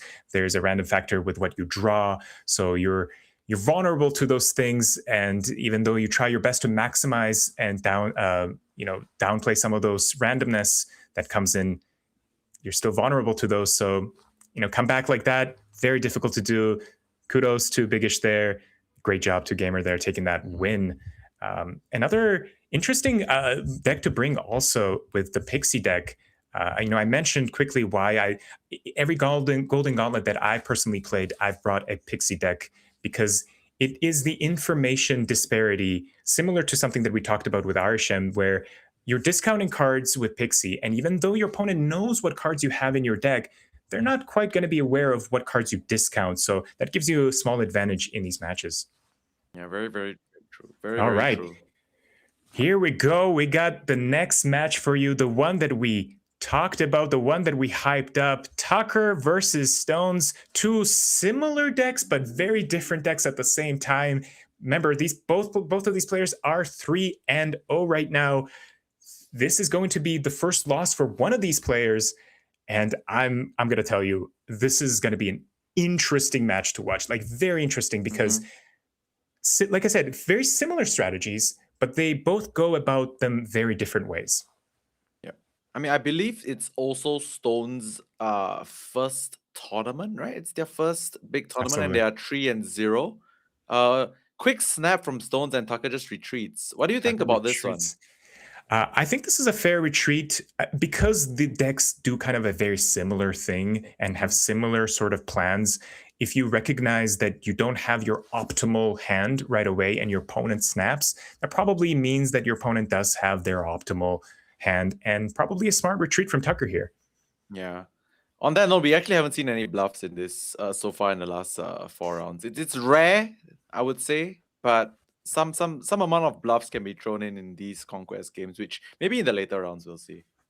Absolutely, yeah. When you start to get into a point where you have amazing players facing each other, perhaps players that already have faced against each other, now you get into a mode where you also challenging them in terms of psychology. You know, am I snapping because I have a really good hand, or am I snapping because I know you're going to retreat thinking that I have a good hand? And some of those strategies can be very, very powerful. All right, we'll see what happens here. We got... Yeah, Ika, honestly, walk us through this matchup, right? We know how both decks function, but like it's rare we get this matchup head to head. It's what are we looking for here? I think basically you want to recognize when your opponent is not going to do their strategy and not able to kind of output the power that you know that they're able to do. It's kind of just recognizing that, snapping when you have them. However, we do have to go... okay, well, 1 second here. Oh, okay. Sorry. All right. We got... yeah, like I said, you do have to recognize what your opponent wants to do, what your opponent is able to do early on, and recognize that if they're not getting their plan early on, snap. And this is exactly what happened here. We saw the wave into Think Thank Foom from Tucker, but Stones was just not really able to pull up anything powerful here, and they snapped in order to, you know, smooth out that curve.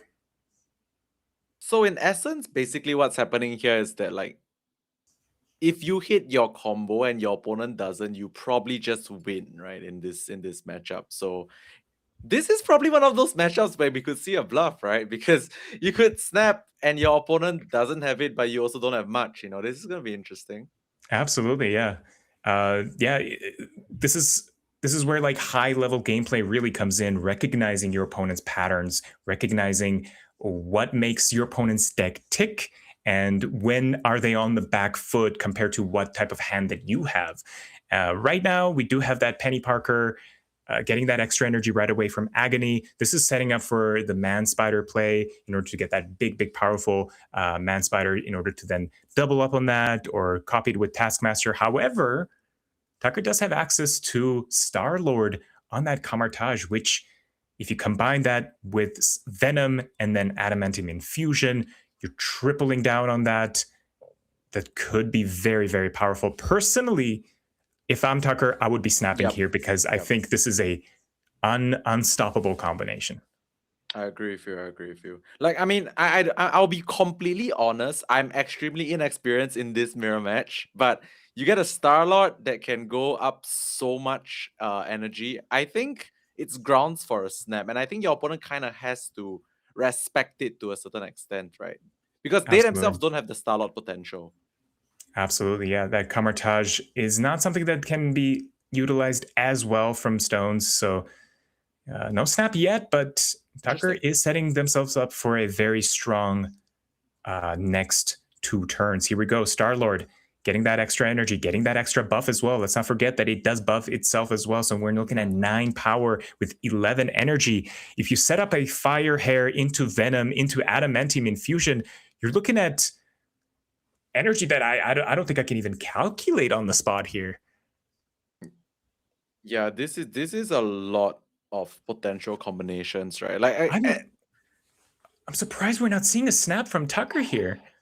Yeah, and we have Bar Sinister. Bar Sinister is like one of the most favored locations for all these like destroy based decks as well. So this is interesting. Okay, we're gonna see. I think we're gonna see exactly what we mentioned here.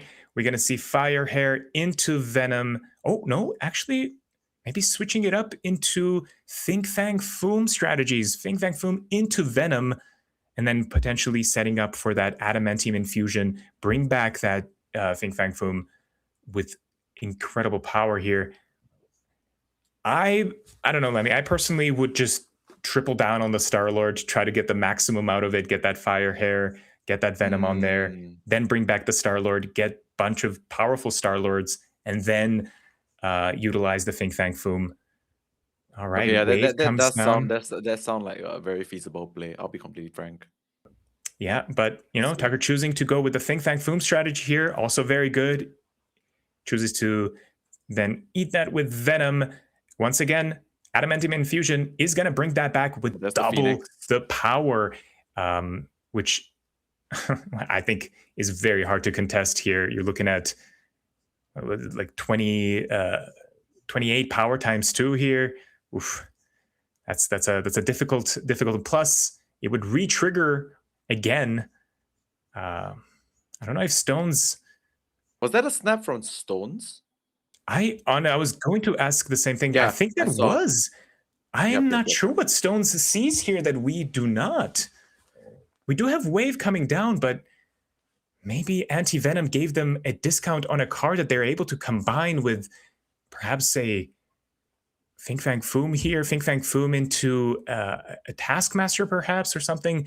Could be enough to win here. We'll see what the play is. Maybe Man-Spider comes down on the right lane and then the Taskmaster on that Man-Spider.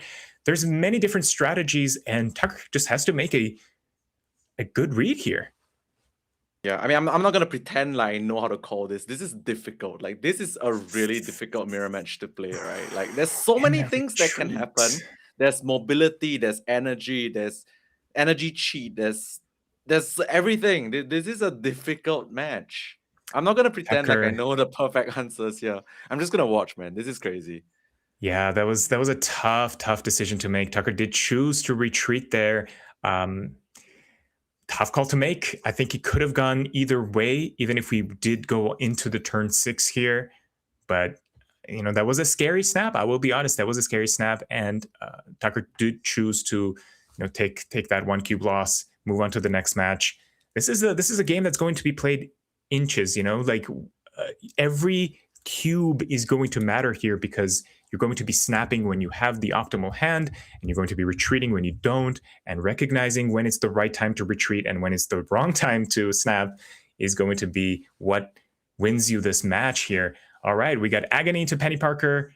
Once again, that gives extra energy, setting up for some potential powerful plays, but once again, Tucker does have access to Star-Lord. Okay, so Mindscape is interesting in this game because normally for a combo deck to get hit by Mindscape, it's very detrimental, right? Because the final turn is it's not your cards, it's not your combo. But the thing is, these two decks are similar to a certain extent. So interesting Mindscape scenario where you don't feel that bad per se. Yeah, it's all going to come down to who's able to get rid of the most powerful cards from their hand before they swap, so that you're not giving your opponent access to some of your powerful plays. We'll see how that goes. We do see Star-Lord coming down from Tucker, which does set up for potentially essentially getting rid of as many cards from your hand as possible. But then we do also see Man-Spider come from Stones. That's 24 power that they're going to be able to either duplicate or copy with Taskmaster. Let's not forget, they do get that extra energy by merging with okay, what? When we see Fire Hair come down here, and so a at this Snap point, the come down here idea as is that well. you do not want to give your opponent cards that could further develop their combo, right? Absolutely. Plus, you cannot fall too far behind on points.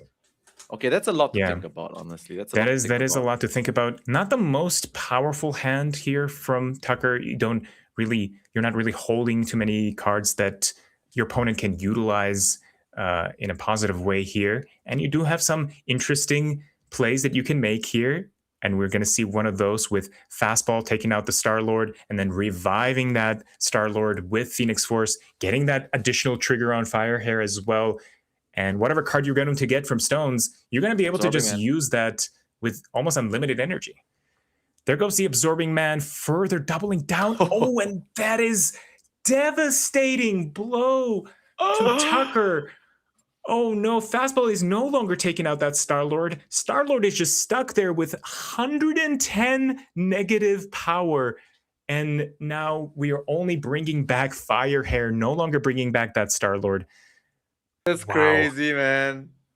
And not only Negative that, 110. Would you like to have two negative 110s across two locations? I assure you, you do not.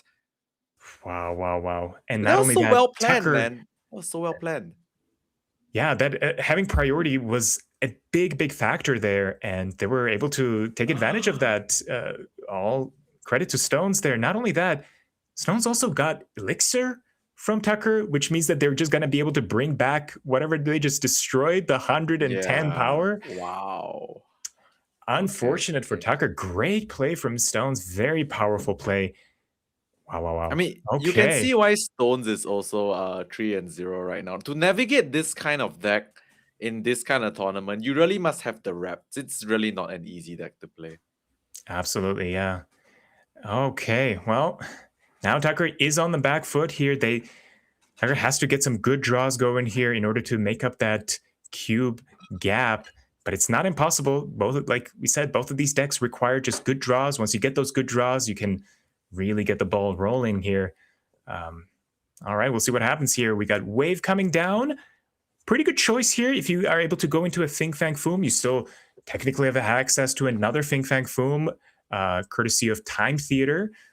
Double Wave coming down, obviously a strategy that Stones is happy with as well. So net neutral play from both sides here. Obviously, Stones is still a little bit ahead here, and we'll see what happens here.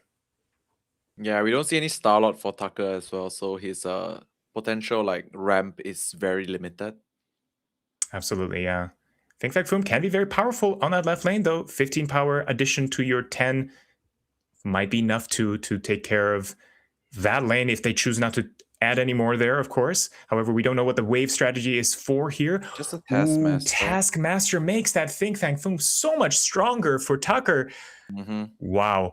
Basically, any power that they invested in, Tucker was just able to reap those rewards. And now Tucker's sitting very nicely. He's able to snap. We're in high stakes, remember. So this was already in 2 cube range. And with that snap, potentially into 4 cubes, but Stones does choose to retreat here. Smart choice. Interesting decision. Yeah, interesting to stack both of those powerful cards there. It really opened up the room for Tucker to just get that powerful Think Fang Foom.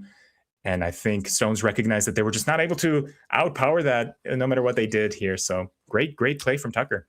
The more I look at this matchup, the more I feel like the normal realms of like what is a lot of points, quote unquote, has to be thrown out the window, because the amount of points these deck does, like I just literally say like that's just a 15 power Taskmaster. That's it. That's all. Like that's normal. That's little for these decks.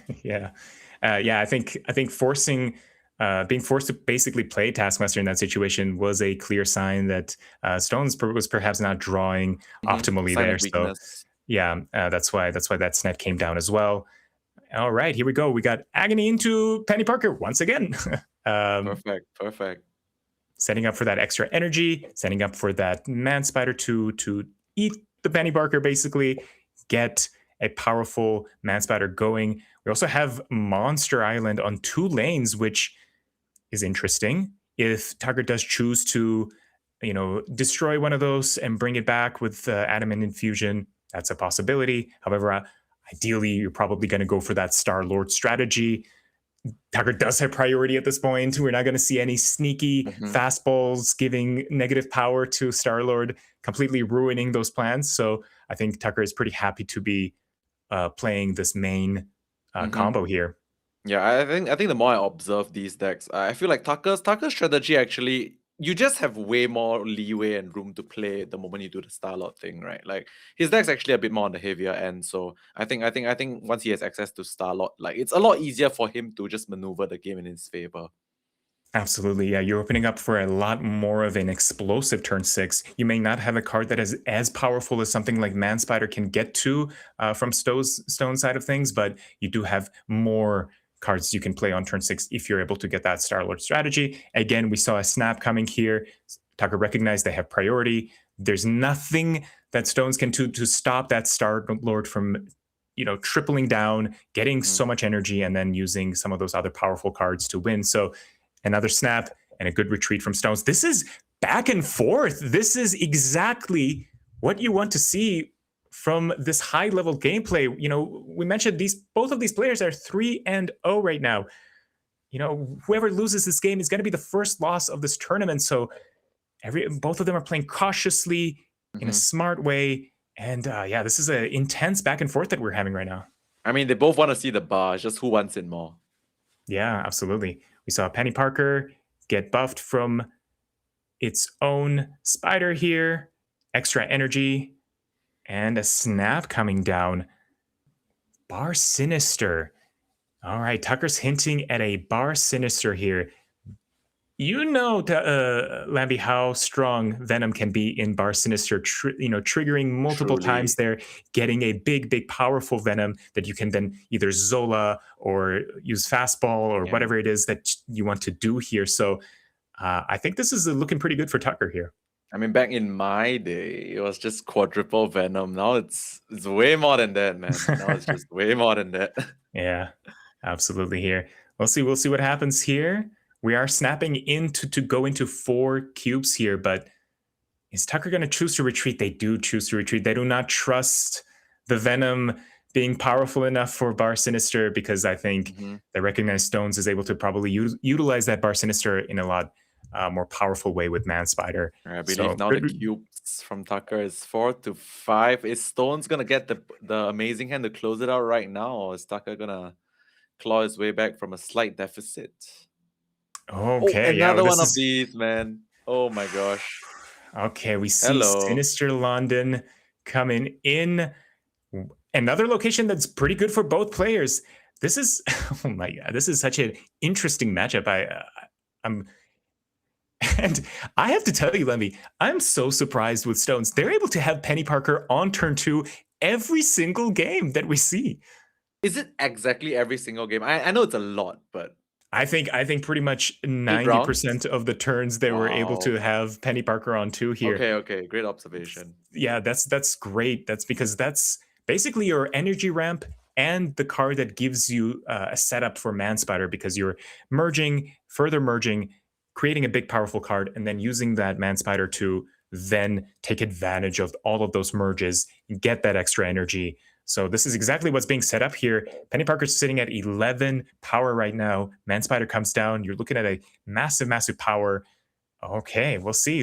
However, as we mentioned, it's multiple Star-Lord. Star-Lord is also a very powerful strategy.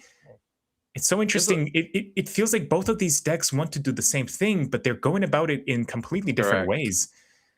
I mean, so what's the... Okay, I was just about to say is multiple Star-Lord enough, but that's a 192. 192 power. All right, take it back, man. Man Spider wins. That's a 192. Yep. If they're able to play fastball on that, I think that's going to be very difficult for Tucker to recover from that. And unfortunate as well from Tucker, because they were not able to move that Star-Lord on the right lane, which means that they lost that priority. If Star-Lord went to the right lane, they were going to maintain that priority and maybe kill off some of those Star-Lords to get those additional triggers. However, now there is potential that Stones can disrupt that plan. Okay, we're seeing fastball here into Phoenix Force. I think Tucker at this point is hoping that this is a strategy that works. There's no snap coming in from Stones, so perhaps maybe they do not have a way to take advantage of that 192 power Man Spider. Perhaps they did not draw the right cards, and they're kind of maybe on a back foot. We'll see what happens here.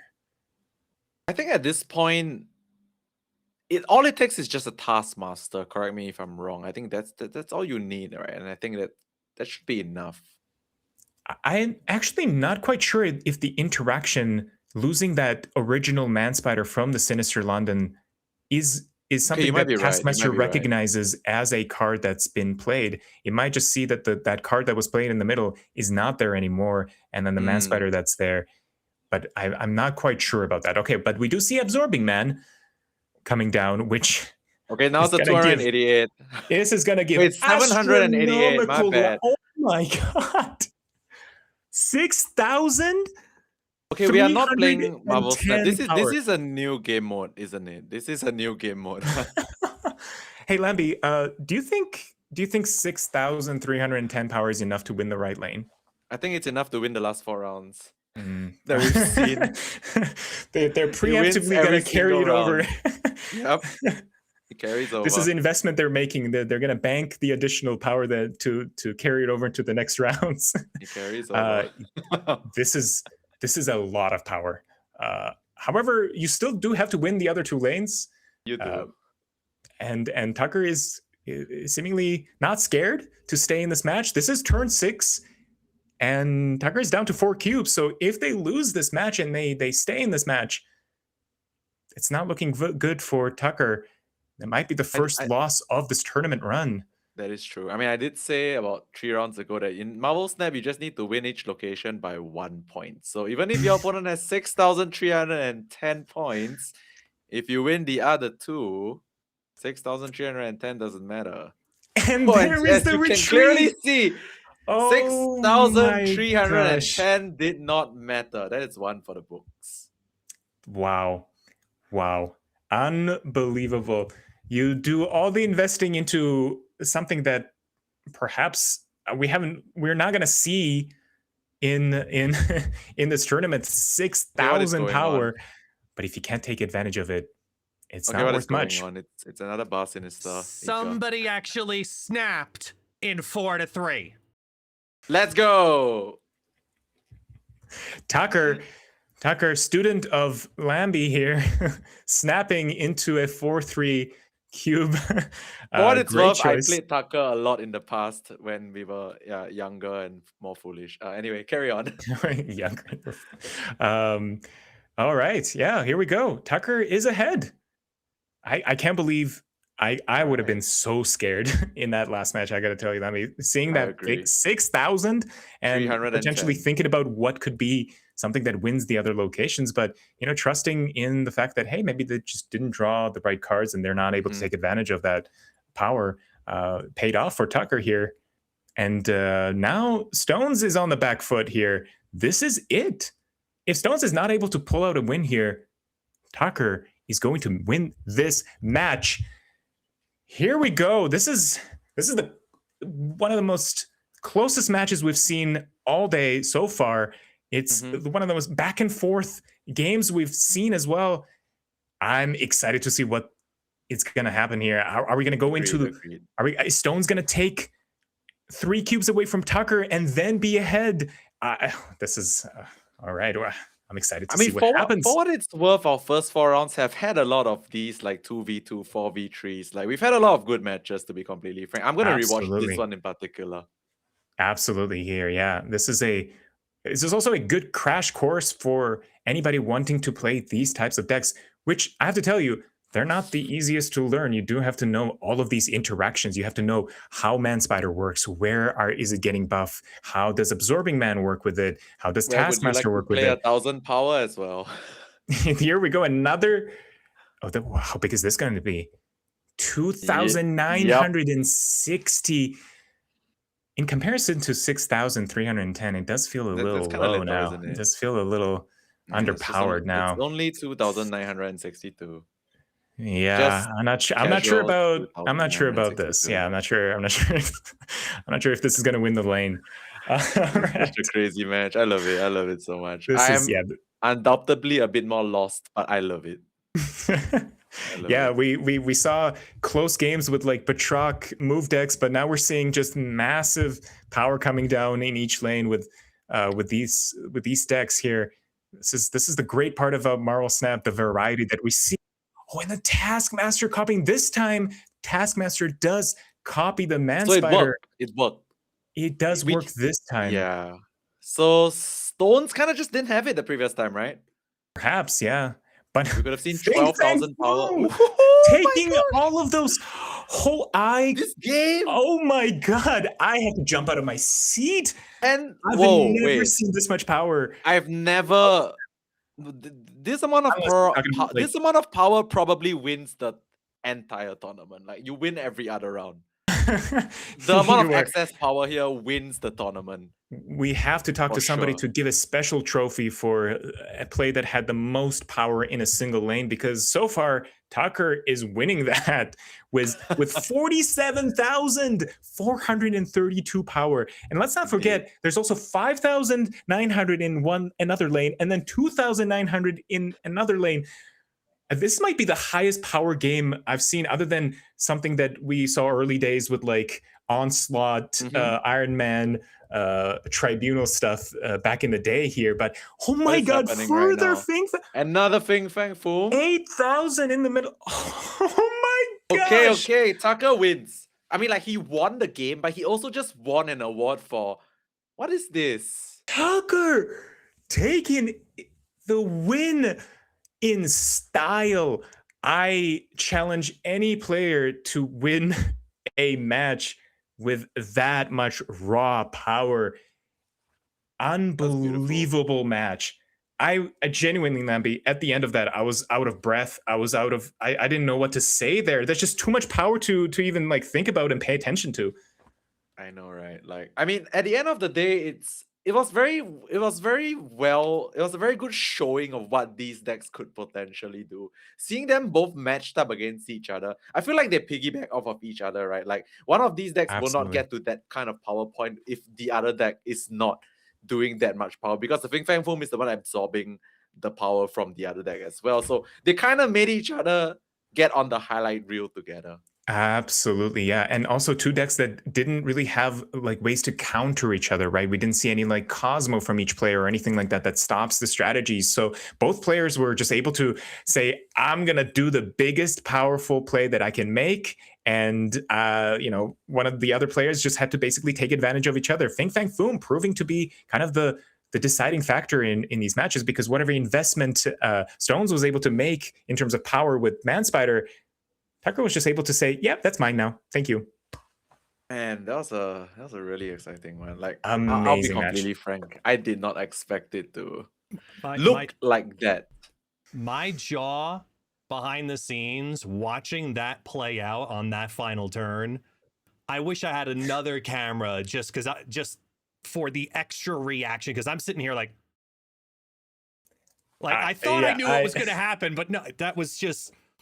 This is the Golden Gauntlet. Like, this is what happens. This kind of chaos. And I'm so glad we got to share it here on this kind of a showcase. So, I mean, Ika, Lamby, I need to step in and say thank you for shoutcasting these last 4 rounds, because you guys got some amazing matches with so many different types of cards all over the place, different styles and archetypes. We saw some commonalities, but then you see stuff like that and you go, what is ladder gonna be like next week, man? Like, it's just gonna be all over the place, right? Why do these cards have more points than my bank account? Okay, I'm just it's true. Like, it absolutely wild. But on a serious note, though, on behalf of MarvelSnap, I must say, Ika, Lamby Series, thank you so much. It is that time, ladies and gentlemen, where we're going to take a short break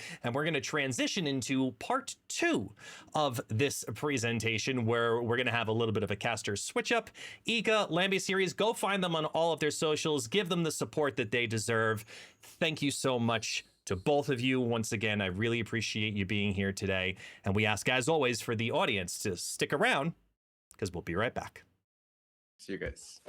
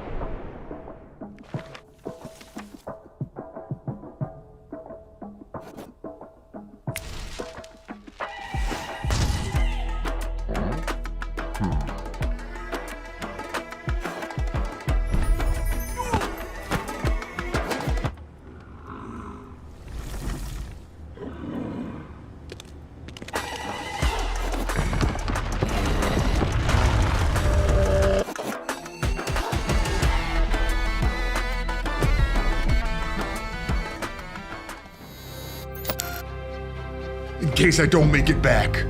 I just discovered a new objective mechanic in MarvelSnap. I just fear it will be apocalyptic. Ah!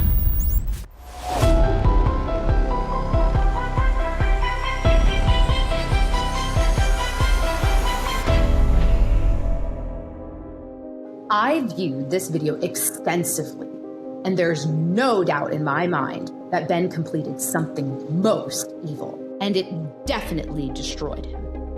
It's called objective, people. When the requirement is met, the effect fires at the end of turn. The first documented case of this new mechanic is the new season pass card and the world's first mutant, N. Sabanur. If N. Sabanur is in play, and you have a full front row at every location, he transforms at the end of the turn into Apocalypse, Celestial's Chosen. And then he swaps the lowest power card in your front row with a card from your deck. That sure spells doomsday for somebody. Hopefully not you. Ben is 100% dead. But what if it wasn't Apocalypse, but his wife? Iska the Unbeaten is an undefeated mutant warrior who married Apocalypse. In MarvelSnap, if her location is losing, she doubles in power each turn. I'm afraid all Ben could do was double over. Ben's disappearance was chaotic, total stampede energy. And when I think stampede, I think war. And horses, especially Juggernaut, Horseman of War. Recruited by Apocalypse, War's objective grants him a boost if your cards in play have 6 different power values. When War gets spurred on like that, somebody's getting thrown. Sorry, Ben.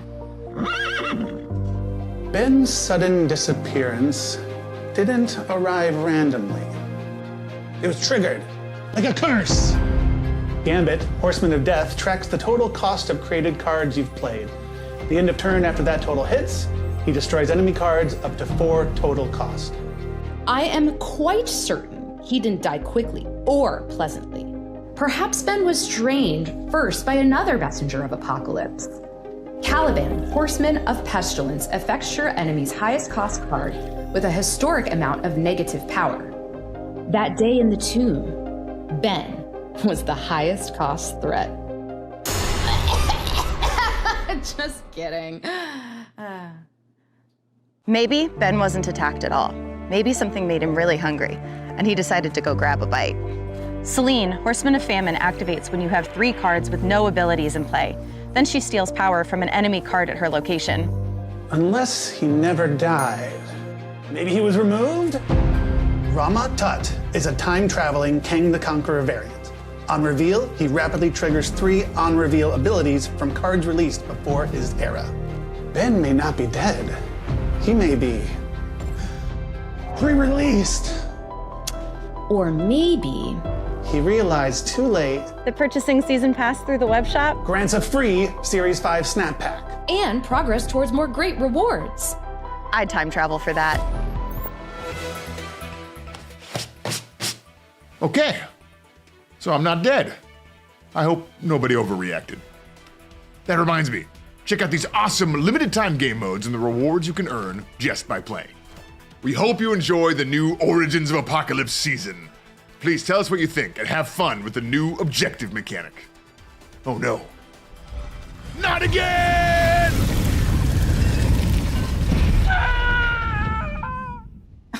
Well, now he's dead.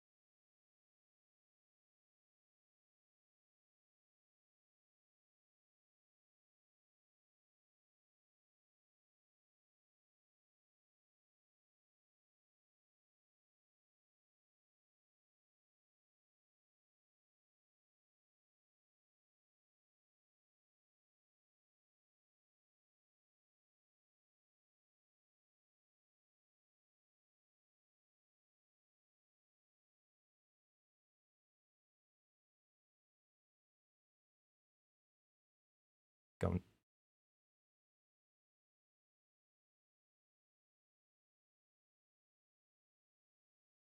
Welcome back, everyone. We are now heading into round number 5.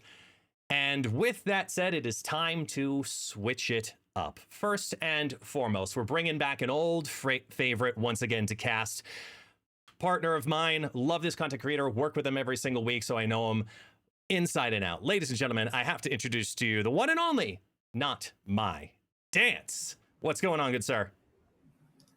I've never been called old and been told that I know that someone knows me inside and out, but I'm very excited for today. Should be a pretty good time. This is completely fair. I'm not gonna lie, completely fair. And next up is everybody's favorite baby land shark. I'm super excited to be able to have. I'm sorry. Hang on. What? What do you mean? Didn't you give him all the food? Oh, I apologize, folks. Small programming change in this round. That change is not the baby land shark. That's my mistake. It is the one, the only, Jeff Hoagland. My apologies. Jeff, welcome on in, good sir. How you doing? What's going on, guys? It's excellent to be here today as part of the Golden Gauntlet. Thank you so much for being here once again. I really appreciate it. I'm excited for the next couple of, there you are. For the next couple of rounds, we're going to be taking a look at round 5 and 6, as well as the top 16 and top 8 together. So I'm going to kick it off to the two of you before we head into our first match with a auto build deck. Yes, they actually just hit autofill, competed it, and said, let me see what happens. And they're already on the bubble. Yeah, this bubble is, I believe, just so y'all know what it means with the bubble, is in order to qualify for the World Championships for the Golden Gauntlet, that is, you need to at least have a 5 and 1 in order to, I believe, qualify for the bubble, or it's the top 16. I'm remembering that really well. Both. But this player, it's qualifying for both, but this player is currently 3 and 1 with an auto build Dragon Lord deck. Yeah. This looks sweet. You know, it kind of fits that mold of what I think you need to be a successful deck in the meta game right now. We've got good proactive numbers. Luna Snow, Electro let us crank out these 5 and 6 drop, and even 7 with Fin Fang Foom bombs at the top. But you also have that dash of disruption. In the previous round, we saw those decks going absolutely massive with numbers in the thousands, and things like Cosmic Ghost Rider and Fin Fang Foom let you keep up with deck lists that can go over the top of the more honest numbers a ramp deck like this can produce. Yeah, and starting off here, we do see that Yarn, the person who we were just talking about right there, is already taking 1 cube away from Hero. We'll have both the deck lists for each of the players showing up below. Just a moment. Got Krakoa and Utopia. Krakoa could be potentially very spicy if you can get a Giganto or some other big number there, but 6 power for Luna Snow on top of your deck ain't bad. Krakoa's great, but Utopia is insane for this deck that's looking to start its curve with 3 and 4 energy plays. Being able to have your big plays happen a full turn sooner. This is basically making all of your cards cost 1 less because it gets you to effects like Luna Snow and Electro that are moving you up that energy curve ahead of time. True, yeah. And Bishop from the opponent running a Scarlet Spider, some Shu Lao stuff, which is going to be very good. A little bit of bounce, a little bit of Mysterio, a little bit of Hit Monkey, good stuff going on from them. The Cosmic Ghost Rider in the left lane, potentially for Yarn next turn, could do a lot of damage against a Bishop, not to mention the extra energy from the Ice Cube. Yeah, I mentioned Cosmic Ghost Rider as a potential interactive piece for decks that are looking to go over the top of you, but it also has direct synergy with your Luna Snow. That Ice Cube that gets created symmetrically on both sides of the board is a big upside for the opponent, and Cosmic Ghost Rider gets to take that benefit away from them while leaving the extra energy just for you. Getting to pair that denial with also eliminating Bishop, one of the best scaling threats in this bounce deck, is big game. Yep. I'm glad that pulled a Galactus with the Jubilee, because if I am Yarn here, I'm a little bit scared of potentially a Legion hitting the Isle of Silence, making it some of those top numbers don't really work as well with the War Machine. But this worked out very effectively here. Excellent hit on the Galactus first steps pull off that Jubilee. We see the Cosmic Ghost Rider with its 12 points being buffed up by that Krakoa, slamming down on the left like we expected here. Going to be interested to see if our ramp player finds time to weave this War Machine into their curve so they can make their way to Infinite, or if perhaps Giganto and Fin Fang Foom are going to be enough to clean up here. Notable that Nico was the last card played from Hero, and she's currently on the location changing mode, so the next location that Hero plays a card to is going to be different henceforth, which could be another big shakeup as locations are the, I feel like they have the most amount of RNG in all of Snap. Yeah, and none of these locations are strictly detrimental to either of these players' decks. So like you said, this is kind of more of just a random roll to see if we can have what happened that's going to hurt one player or the other, as Isle of Silence rolls into Warrior Falls, which is definitely much worse for our bounce player than it is for the ramp side, as we see this massive 12-pointer that's going to live there while smaller cards like Beast and others get devoured up for Hero. Yeah, and notable that Cosmic Ghost Rider is the current Herald of Galactus First Steps, which means that could be a lot of points. What are you blinking? I don't remember what there's left to blink if you wanted to do that with Cosmic Ghost Rider. I don't think there's much left in the deck, if anything. Yeah, we saw them drag that up and then perhaps pause thinking, oh, wait, what do I have to get? Because we have 3 big cards in hand here for our player. Yeah, there's actually nothing left to blink here with the Galactus First Steps already on the board. And because the War Machine didn't go down, your path is kind of scripted for you here on your side of the board. Giganto's effectively your only meaningful play. And then you're hoping that Fin Fang Foom can go ahead and clean up afterwards. Yep, and we're seeing Hero drop 3 cards over. Is that left one's a Toxin? Interesting. So pulling all those cards back into your hand. Real Mysterio might be middle, which is interesting. Nico Minoru over on the 2x mode, getting to 8 points of power, which is nice. However, I don't know if that's going to be enough, especially considering that Galactus First Steps is 16. Okay, that Scarlet Spider was our last card play here. So Hero is looking for that Shu Lao to go ahead and slam that down. It'll be interesting to see. I don't think Hero's going to be able to fill either of their left or right side locations, which means that if the Shu Lao hits the spider, it's going to be a bit of a flip on deciding which way it goes. And if it goes left, it's probably not going to be enough to overcome the 34 points that Yarn has there. True.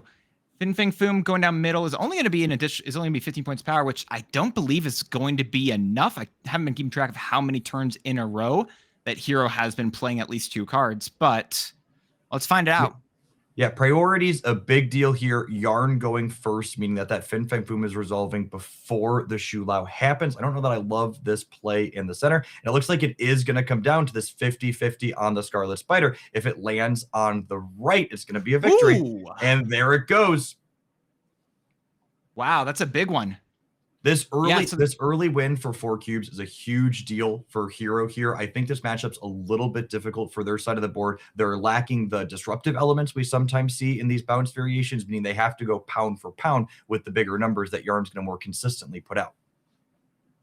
That's good. I like this stuff. Very good snapping, very good retreating with this. Again, Dragon Lord auto deck. Just Marvel Snap, trusting the game itself to tell you which cards you should be playing and which ones you shouldn't. Done pretty well for Yarn so far. Let's see if they can pull it through for the rest. Nothing to play on turns 1 or 2, though.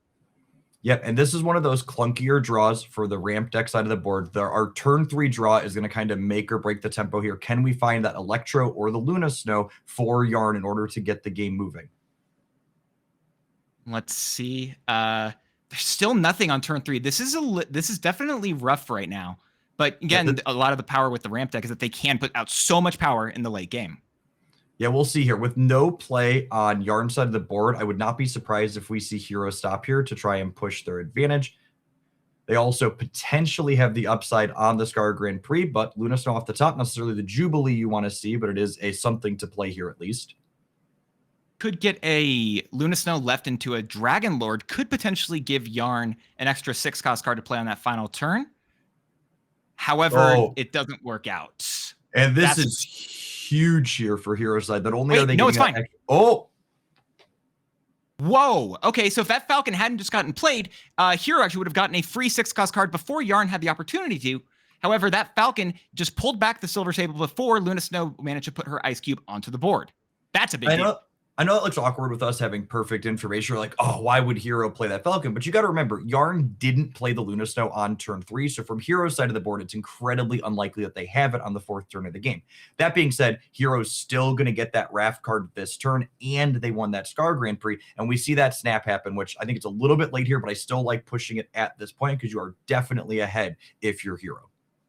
Yeah, and that's, I think, a smart retreat from Yarn, as well as, like you said, Hero, I definitely agree with you, is ahead in this current moment. Not to say that won't continue that way in the future, but I do think that was a very smart retreat right there, which again, a lot of Marvel Snap does go down to the name of the game, the snaps and the retreats as well, because that's where you do get all of your extra points from. And that's what's going to matter a lot here for these opponents. Yeah, and the dynamic of Conquest is very different than snapping and retreating. If you're a ladder player, you know, you can't just leave when you're in a matchup that's tough for you. And like I said, I think Yarn's probably favored from a consistency perspective long-term in this matchup, which means they want to take fewer risks in these early stages, because as we play more games, the variance is going to swing more heavily in their favor. True. And Hospice being a very good location potentially for Hero here, as a lot of their cards do like to gain additional points of power with additional buffs to the changes to those powers that Hospice is going to do a great job with. Yeah, and we see a hand that's much better for Yarn than in the previous game. We've got that 3 energy accelerant, which is actually the very first turn that they can play anything out. And the Raft flips up here and immediately Hero snaps. We could see them fill it as early as this turn. Yeah. And again, with the card like Falcon, in order to be able to pull cards away from that right location, even with being able to fill there, you're going to be able to see Hero put out some big numbers. And this is, I don't know if I want to, if I would want to be staying here or not with Yarn, because yeah, I don't know. What would you do? We see the pause here. We're headed on into we see the retreat here. I think I like being conservative here. Again, I think as we play more games here, we're gonna favor the Yarn side of the board. Your bigger numbers happen a little bit more consistently. And not only does Hospice favor Hero with their more scaling threats, but they're almost assuredly filling the Raft before Yarn can, giving them 2 favorable locations in this game. Very, very true. Yarn again pulling, struggling a little bit right now. Going currently only 4 cubes right now, whereas Hero has 9. Looking better currently for the Bounce Shulao Scarlet Spider. One of the things that I do really enjoy about Marvel Snap's balance and the way that they do choose to release cards is that a card like Scarlet Spider was not being played as much a few months ago, but nowadays is a very relevant and a card that is powerful, especially with the addition of Shulao. And I love to see that type of stuff in Marvel Snap. It's one of the things that I do very much enjoy about the game. Yeah, I think that's one of the things the Snap design team has been absolutely nailing over the last 6 months or so. We've seen a ton of new cards added to the game that brought older ones like that copy of Scarlet Spider from completely unplayable to this is a regular metagame card that you can not only play and find success with, but it's a top card in the metagame. Very true. And again, Yarn is having some difficult deck order in some of this stuff, as once again, it's gone past turn 3, and only card that they have to play right now is Jubilee. And unfortunately, they have both, I believe, Electro and Luna Snow still in the deck, which means that your rampers are kind of just locked away from you for a bit of time. Yeah, and with no rampers, this Dream Dimension goes from not a big deal for Yarn to absolutely devastating, because they're going to be locked out of making any plays next turn unless they top deck a ramp card or Jubilee hits one this turn. Wow, we see Yarn drop it away again here. And I mentioned I felt Yarn was favored in general in this matchup, but once you get down to 2 to 9 cubes, suddenly you have to run off 5 in a row. And it's not impossible, but it is increasingly unlikely.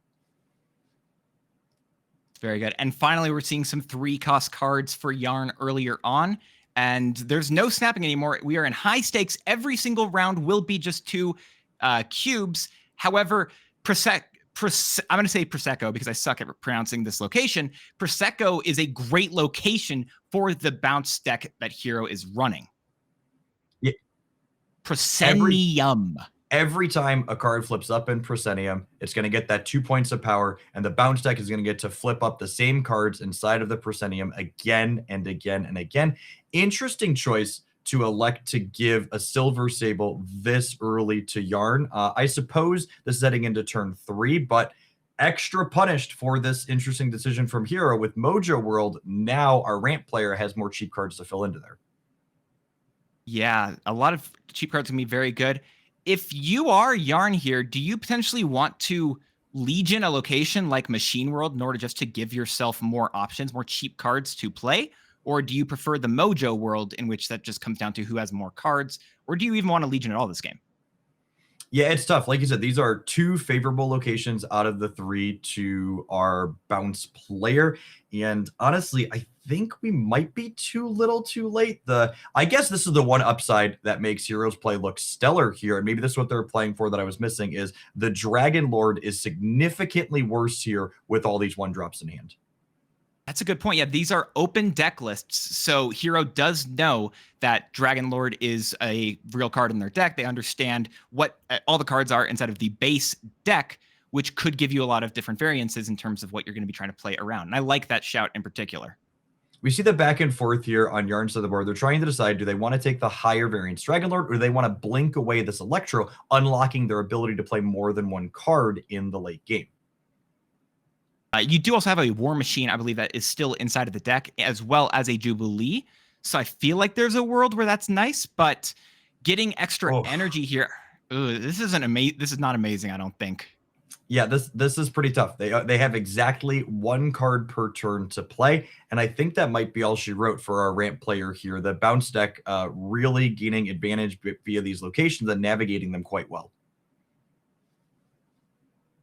Yeah, I'm trying to figure out what I would want to do as an out here, because unfortunately, if you were to try to play a blink, it could hit a Fin Fang Foom or an Infinite, but that's at Mojo World, unless you want to Legion it later on.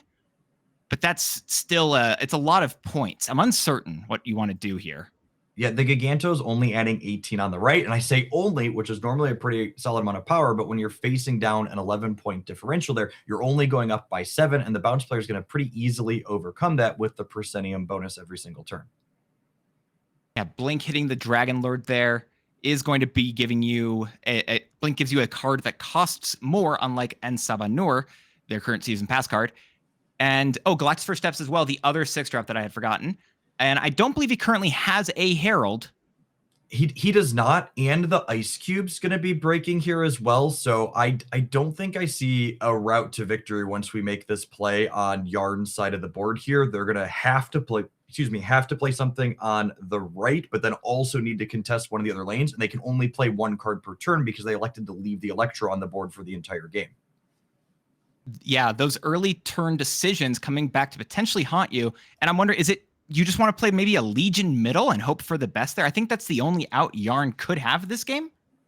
Yeah, I think I agree with you. I think it's unlikely to win, but it's absolutely the only shot that you have here. You hope that Hero abandons the center and they play for just a 4th card with not a lot of power on the right. Yeah, I don't see a way you can go around it. Again, with Mojo World caring more so about whoever has more cards there. Yeah, and this is, where the open deck list is a big deal. On Hero's side of the board, I'm like meticulously looking over, okay, what does Yarn have? What's their way out here? I'm so far ahead. And Legion is the one answer to, oh my goodness. Oh my gosh. Wait, is that going to be a pull with the additional points of Shu Lao? I think we're in the clear. Okay, cool. No, yeah, that is a win for Hero.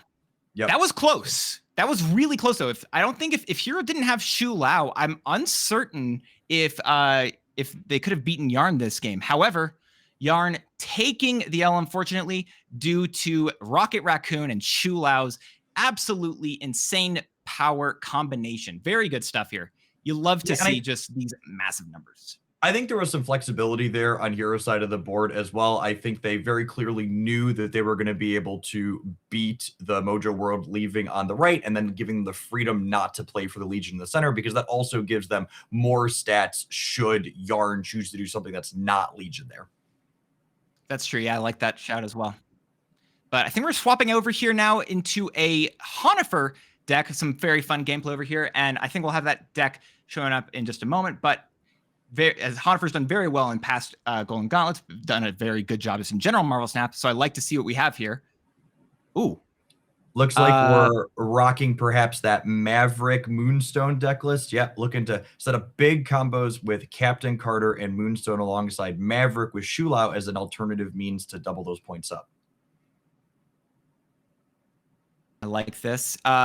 You've got both of them have a lot of points currently here. You've got the end of turn deck that's kind of been going around a little bit with Doom 2099 and Visible in First Steps. However, the big note, as we're currently seeing Honifer point out right now, is that Doom 2099, one of the Doom bots, has gone to the middle location. And that means the power there is most likely capped and something that Honifer can play around.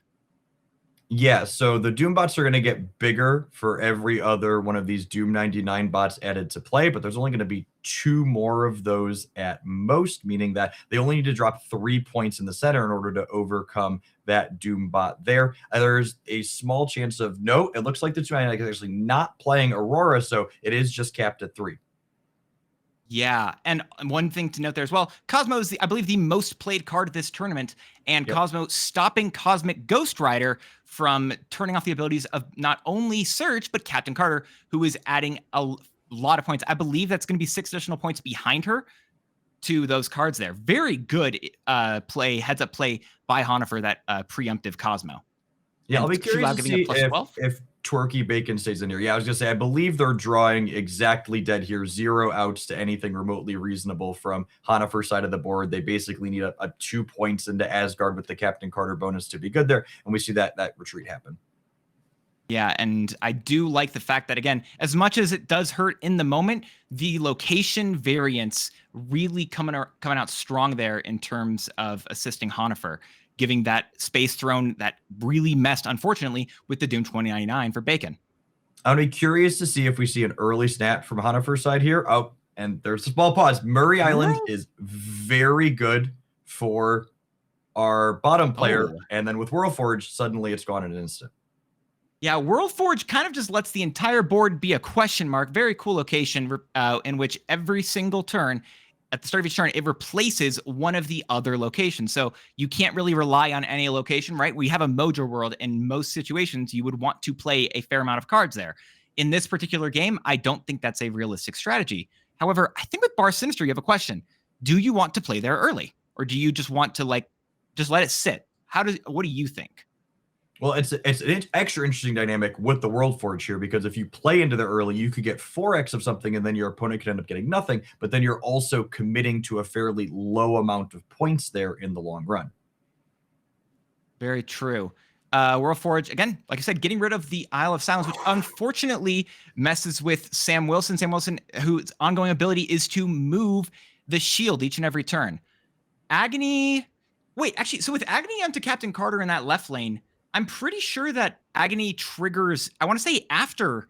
Agony is different from buffs like Forge. So if you go Agony into Captain Carter, the copied Carters will just have the base 2 points of power, but you would end up with an 11-point Carter in front. And we see this kind of back and forth again, trying to figure out where they want to be. And I do love setting up the Carter behind this Cosmo, because we have the Maverick in hand and we have the Shulao in hand already, meaning that we're going to get to go absolutely massive even without the help of Bar Sinister. Oh, so I was going to say, I don't think it's quite that. I believe it actually is going to just give you a +11 Captain Carter, and that's it over in the left lane, because of the Bar Sinister triggering after Agony.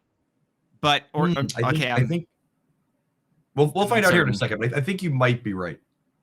Yeah, there's a bunch of different, very cool, very niche interactions in MarvelSnap, which is part of the really fun stuff here. Yeah, so we get to see a 11 powered Captain Carter, and that's it over in the left lane. And Danger Room, again, that's kind of what we were talking about before. When do you really want to play into that lane? When do you not want to? Also, annoying that Isle of Silence is staying. There's a very real risk here now, though, for our left side. For Honifer. There is a Cosmic Ghost Rider in Twerky Bacon's deck list, so that Captain Carter buff is not guaranteed to be there, even if all your cards survive. And we see them choosing to set up on the right here with Maverick, where it's going to be safe from that because it's in the back row. I like the try for Doom 2099 in the right lane. Again, giving you less locations, potentially that the Isle of Silence could be, that could be messing with the Doom bots. However, Isle of Silence is no longer gone, and the Doom bot went over to the right lane. So in the end, didn't make much of a difference. Shulao going to be is that going to be a +9 onto Maverick, adding 13 points of power onto Kitty Pryde? Is Ant-Man one more point than Kitty Pryde right there, though? Ant-Man is one more point. I'm sitting up here because they have a decision to make. They can move the shield to the left to give the Carter bonus to the Shulao. However, Honifer does not have priority here, and moving Maverick to the front of the class means that it is susceptible to a Cosmic Ghost Rider before it can activate. That's true. But we are seeing, I think there is 1 point of power potentially being missed by not doing the Ant-Man there. However, Cannonball over in that lane. Ooh, the Iska is a scary thing to notice. Honifer is mousing over that. as Doom 29 is going to be adding 2 more Doombots to the board. Iska is going to be doubling twice. I don't know if that's quite enough. Even if both Doombots land center, they are only going to be 2 points in total, which is still going to come up quite a bit short here, even under ideal circumstances for Turkey Bacon. Yeah. I think there were multiple points during this game where I'd be like, these locations are perfect for one player or another. I'd be like, this is where you snap. But again, I think that World Forge really shaped that entire game. It forged the entire game. You couldn't feel like safe about any of those locations there, except maybe the middle, but other locations will mess with other locations. So yeah, good back and forth dynamic. And Asgard Besiege, I feel like this has to favor Hanafer's side of the board. There's some early plays from Turkey Bacon, but more consistently, you're going to get them from Hanafer. And we're declining to play the Ant-Man here on one is interesting to me. Potentially saving it for a later turn, so they can play multiple cards in a turn. However, Utopia, once again, showing up for us, being a very good location for Hope Summers. But Sam Wilson, ooh, you've got a lot of options on this turn too. I'm uncertain what I want to do here. Yeah, honestly, Utopia, like we mentioned in the previous game when the ramp deck saw it, is just one of the best locations in the game for these deck lists playing 3 energy accelerators. You want to get those types of cards down as soon as possible, and Hope Summers being exactly that for Hanafer here. One of the things to note as well is that Turkey Bacon is also running a Moon Dragon, who is an enter card that cares about you spending all your energy. Makes it a little bit worse, unfortunately, in regards to Utopia. However, what you like more with Asgard Besieged is the Shadowland, because then whoever wins that location is going to have that ninja destroyed. Oh my goodness. The Doom 99 slamming into play and effectively locking up the left side here for Turkey Bacon could be the little bit of wiggle room they need to get back into this game and this match in general, as they're currently down 4 cubes to 10. Yeah, you love to see that stuff. It's uncertain. Playing 4 cards this turn because you're going to get 2 more arrows back with Cape Bishop, as well as Kitty Pryde's going to return to your hand. Wow, this is. Oh, I feel like I expect a snap from Bacon here in just a moment.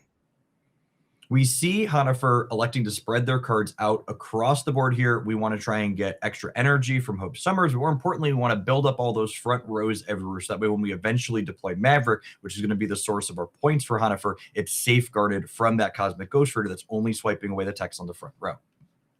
And the grapple arrow is a big get currently for Kate Bishop, because that does mean that you can play a card into that into the Hope Summers lane and then have it also get pulled out without it just having to be Kitty Pryde. However, Kitty Pryde is still very solid.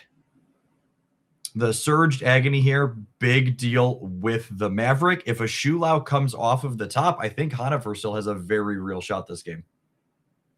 Yeah, and we're going to be seeing a thing First Steps coming down, going to be potentially adding a lot of points over to the right lane. Invisible Man First Steps, do not forget, has not been activated as of yet, and so that will most likely happen pretty soon here. I think, unfortunately for Hanafer, that left side location is still going to be lost. That Doom 99 is likely getting at least 1 more point, cranking them up to 31. If Shulau happens here, it does not. And then the snap at the end from Turkey Bacon is really interesting to me, because if Shulau had come off the top, I think all of their lunch money would have gotten taken there. Yeah, it would have been I think that would have been a loss for Bacon, but you like to see it though. Starbrand Creator as leftmost location. You have an Agony in hand, but again, saving it so you can try to play 2 cards during a turn. Yet getting that Shulau bonus going on ASAP is a big deal. We see a mouse over the danger room there 75% of the time. It works every time, debating where this Surge wants to go. I think I like tossing into the center. You really don't want it in Starbrand Creator, because that's a good clean path for you to play your Hope Summers into. And the right side location could also be bad for her as well. Yeah, we did see Hanafer, it looks like, try to click the undo and turn real button very quickly. Did not click it in time, as Moondragon was already over at the leftmost location. However, Starbrand Crater giving you a Moondragon. Cosmo over in the left as well is very interesting in order to make sure that they cannot put any on-reveal cards. But the only on-reveal cards that you're seeing in this deck, you do have an Iron Lad potentially. You do have a Dr. Doom. But I think I like the Hope Summers here out of all the options right now. Yeah, I think I like starting with Hope, and then the question is, do you want to play your Ant-Man out into the Hope Summers lane, or do you want to play it somewhere else? Can you leverage having 5 energy on the 4th turn? You have Agony plus a 3-drop set up already, so the extra energy is kind of whatever. However, it's nice to get 2 cards into a lane, so that way your Maverick Agony can go into the back. Mm-hmm. We are seeing Invisible Woman First Steps go down to the left, as well as Ant-Man in the right, who has been hit by Surge. Cosmo left. I almost feel like I understand why Honifer's going for this play. I feel like I almost would have wanted to go with the Cosmo in the right lane, just because a lot of 5 cost and 6 cost cards, as Cave of the Dragon will be giving you one of them for each player at the end of this turn, really shake the game up in a big way. And I don't know how many of those I really would want to see right now. And I think Honifer's sequencing decision here really shows that they understand like what the output range of their deck is and what energy they need on key turns. I think a lot of people prioritize getting Hope Summers down as early as possible because you just want to start making energy. But Honifer understands like, okay, I'm only going to need to play 4 energy worth of cards on 4. I really only need to play the Agony plus the Maverick on 5. So I don't really need the extra energy that Hope Summers can provide until a flourish at the end. And oh my goodness, the Zola on the Doom 99. That's insane. Oh my gosh. Sorry. Yeah, you were I'm gonna be honest. I apologize. I didn't hear that. I was just shocked at the Zola from the Cave of the Dragon right there, as that just changed the entire thing. Now Doom 29's output is increased doubly so. Not even mentioning Invisible Woman First Steps. It actually makes Invisible Woman First Steps a lot worse this game. That Arnim Zola gonna be potentially coming in very clutch for Turkey Bacon over here, whereas the Ajax that Honifer got is definitely going to be giving you much less returns in terms of total power.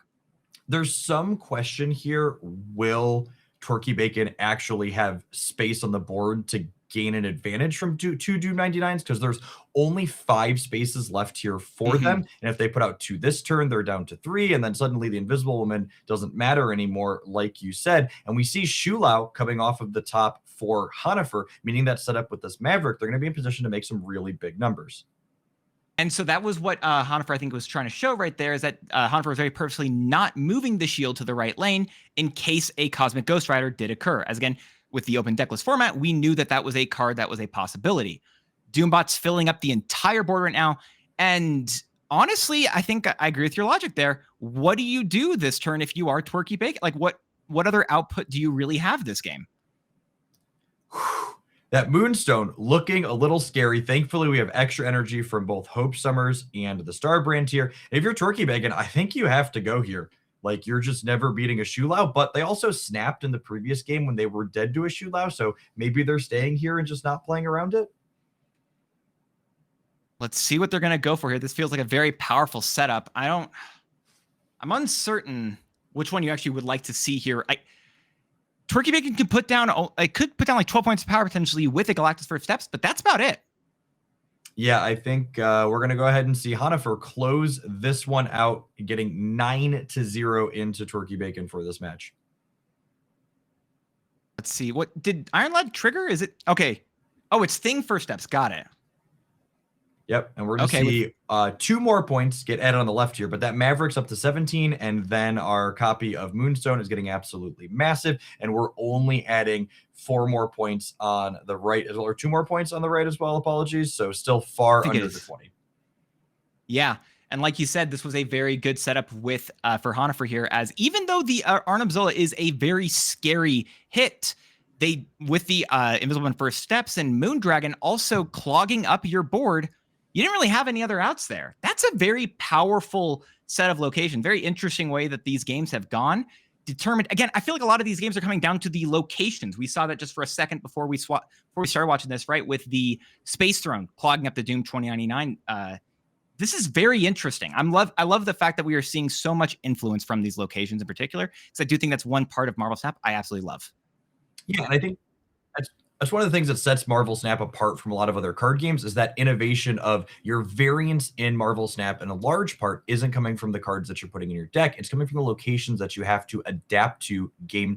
And there's skill in adapting to variance. Better players are going to mitigate ones that are bad for them and leverage ones that are good for them more frequently, as we got on into another game here that looks like it's going up to 4 cubes in our final turn. If I'm not mistaken as well, I do believe that these opponents are currently both 4 and 0, both of them currently flawless in their gameplay so far, seeing what they can do. Also, with the brand new Horseman as well, Juggernaut, who I think it's his first time seeing play this stream. Absolutely love that card. It's a very cool... Juggernaut Horseman of War is, again, one of those cards that feels very simple. It's not crazy, but I really love just the design of it. It's cool. It has a very good deck-building strategy with it. It's not a free inclusion, but it's not the most difficult. I think Juggernaut Horseman of War's core design is everything that's good and pure about MarvelSnap designs. It has at least a nominal deck building requirement, and then also presents you with some interesting in-game sequencing decisions where you could potentially take lines that aren't strictly optimal under normal circumstances, but maximize a card that you've chosen to put in your deck to get more value out of it. And speaking of, by the way, we are seeing Toxic Soul King, the player that we are currently spectating, running a Dragon of the Moon, Ronin, super giant, I believe, pile of cards against a Cerebro 3 gamer. And especially with Onslaught Citadel, I'm a little bit concerned right now. And I think that we're seeing that same bit of concern from Toxic Soul King, because the turn that you don't play a lot of, don't spend a lot of energy for Jefferson, you are going to be able to get a free, or not free, but a lot cheaper of a Cerebro into your deck.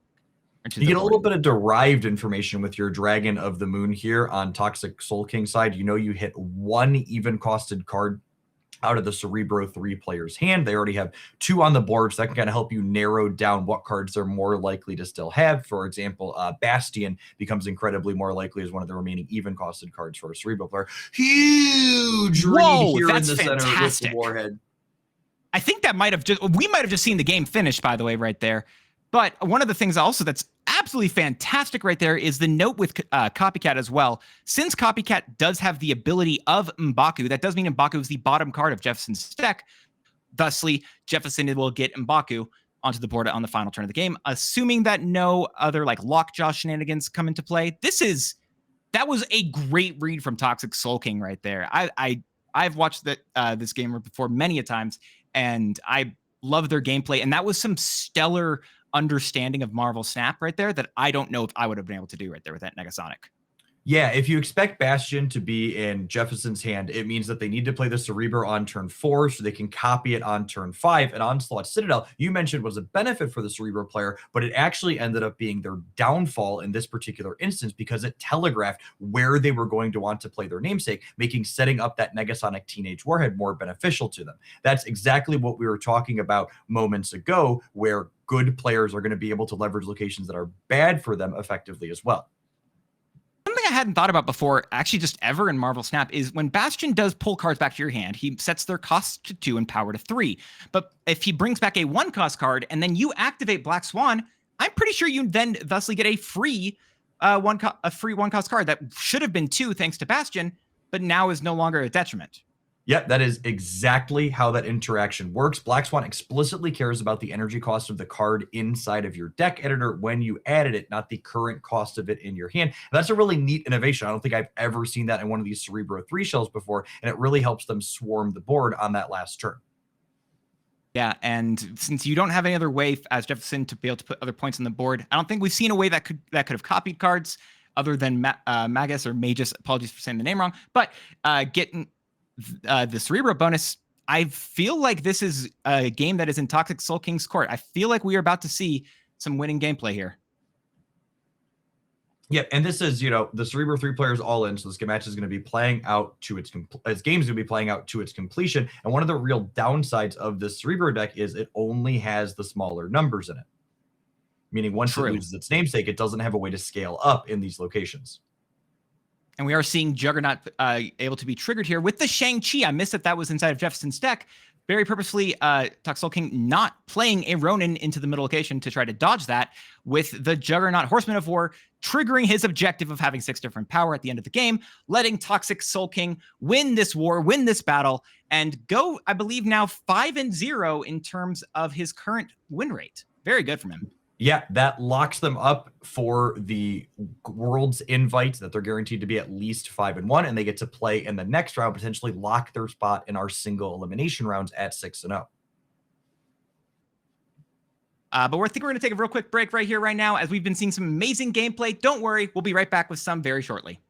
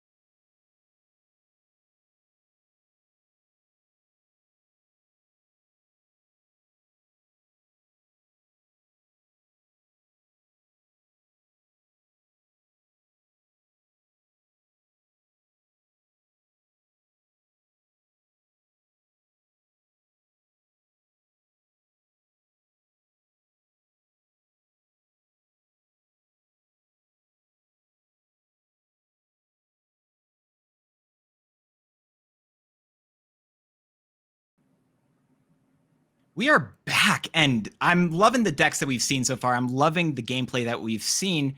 I just think that MarvelSnap is a very skill-based game that has a lot of nuance, a lot of very interesting things you can do with decks and cards and all of that stuff. I know that doesn't sound as smart as I think a lot of the players have been so far, but I do really enjoy MarvelSnap. I think the numbers that we're going to take a look at here in a minute are going to back up exactly what you said here. MarvelSnap is consistently one of the most balanced and varied card games you're going to find in the market. You know, we are going to look at the numbers here for this current tournament they're watching. There's hundreds of players playing in it. And look at this in our archetype breakdown here for who ended up playing today. The most popular deck is 4% of the field. You know, you look at other card games and it's not uncommon to see things with 20, 30, 40% play rates. And MarvelSnap is truly a game with their careful, regular balance passes where you can show up and find success with things that you know how to play, even if they're not what everyone else is doing. Yeah, you do love to see that a vast amount of decks, a vast style of gameplay is all very viable. We are seeing, just shown on stream right now, the top 25 decks right now, and I don't think any of them look like poor decks. All of them look very interesting, very powerful, and it's fun to see. And as being noted currently, High Evolutionary, which is I think one of the most beginner-friendly decks, as it allows you to use a lot of cards that you get right at the beginning of the game, giving them new abilities with High Evolutionary, the card itself, with I think one of the highest percentages that we are seeing with the most amount of examples. I think the next one following that is Classic Patriot, which again, a lot of early series cards that are all very useful. And that's just cool to see. Yeah, you know, MarvelSnap's balance passes aren't just taking things that are over the top and bringing them down. We see regular buffs to things like, you know, Hulk and Nightcrawler, cards that have been in the game since its inception, allowing them to remain competitive. And that High Evo especially is a deck that's benefited a ton from this in recent OTAs. We've seen cards like Shocker, Misty Knight, and Hulk and Cyclops got his 5th point of power that we've wanted for so long, and they're all able to shine inside of this deck list that's really not playing any new flashy fancy tools. They're very cool to see. And not only are all of those, again, older styles of decks being very cool, personally, one of my favorite decks, if I'm ever asked what is my favorite deck to play in MarvelSnap, it's actually the one that, again, currently has the, I believe, the most amount of people playing it with the Sentry Werewolf. I love Werewolf by Night. I'm not always doing the Sentry version, but I do absolutely love Werewolf by Night, especially with the recent addition as of, I believe it was last year, with skills getting introduced into the game, Werewolf by Night gaining additional functionality, additional benefits, and it's just a very fun deck to play, which also makes my brain hurt. Yeah, Werewolf by Night, you know, I called out Juggernaut, Horseman of War as one of those cards. It's everything good and pure about MarvelSnap. You got to build your deck around it. You got to make in-game sequencing decisions. And Werewolf by Night is just like the craziest iteration of that type of card. You're making sure there's plenty of honor reveals in your deck. You're making sure you got a mixture of cheap ones. Then you're carefully and meticulously planning out where you're playing them on the board to go ahead and dance that dog all around. Yeah, you do love to see the vast amount of archetypes over here. Also with End of Turn, again, notably as the second most played one in tie with Shu Lao, just general miscellaneous Shu Lao stuff. End of Turn also gained the brand new tool of Iska, the Unbeaten. What do you think about Iska? I feel like Iska is a very cool card, very powerful card, and it's also really interesting. I think Iska does a phenomenal job of highlighting something else we mentioned earlier, which is that the Snap design team has been knocking out of the park with new additions that are bringing older archetypes that had fallen out of favor back up to snuff. End of Turn was a deck that was a huge force to be reckoned with when it really burst onto the scene in the summer of last year, but it had fallen out of favor in recent months. And Iska is just this new breath of life inside of it, allowing it to be competitive. But as we see here from the metrics so far in this tournament, it doesn't appear to be overbearing even with its new toy.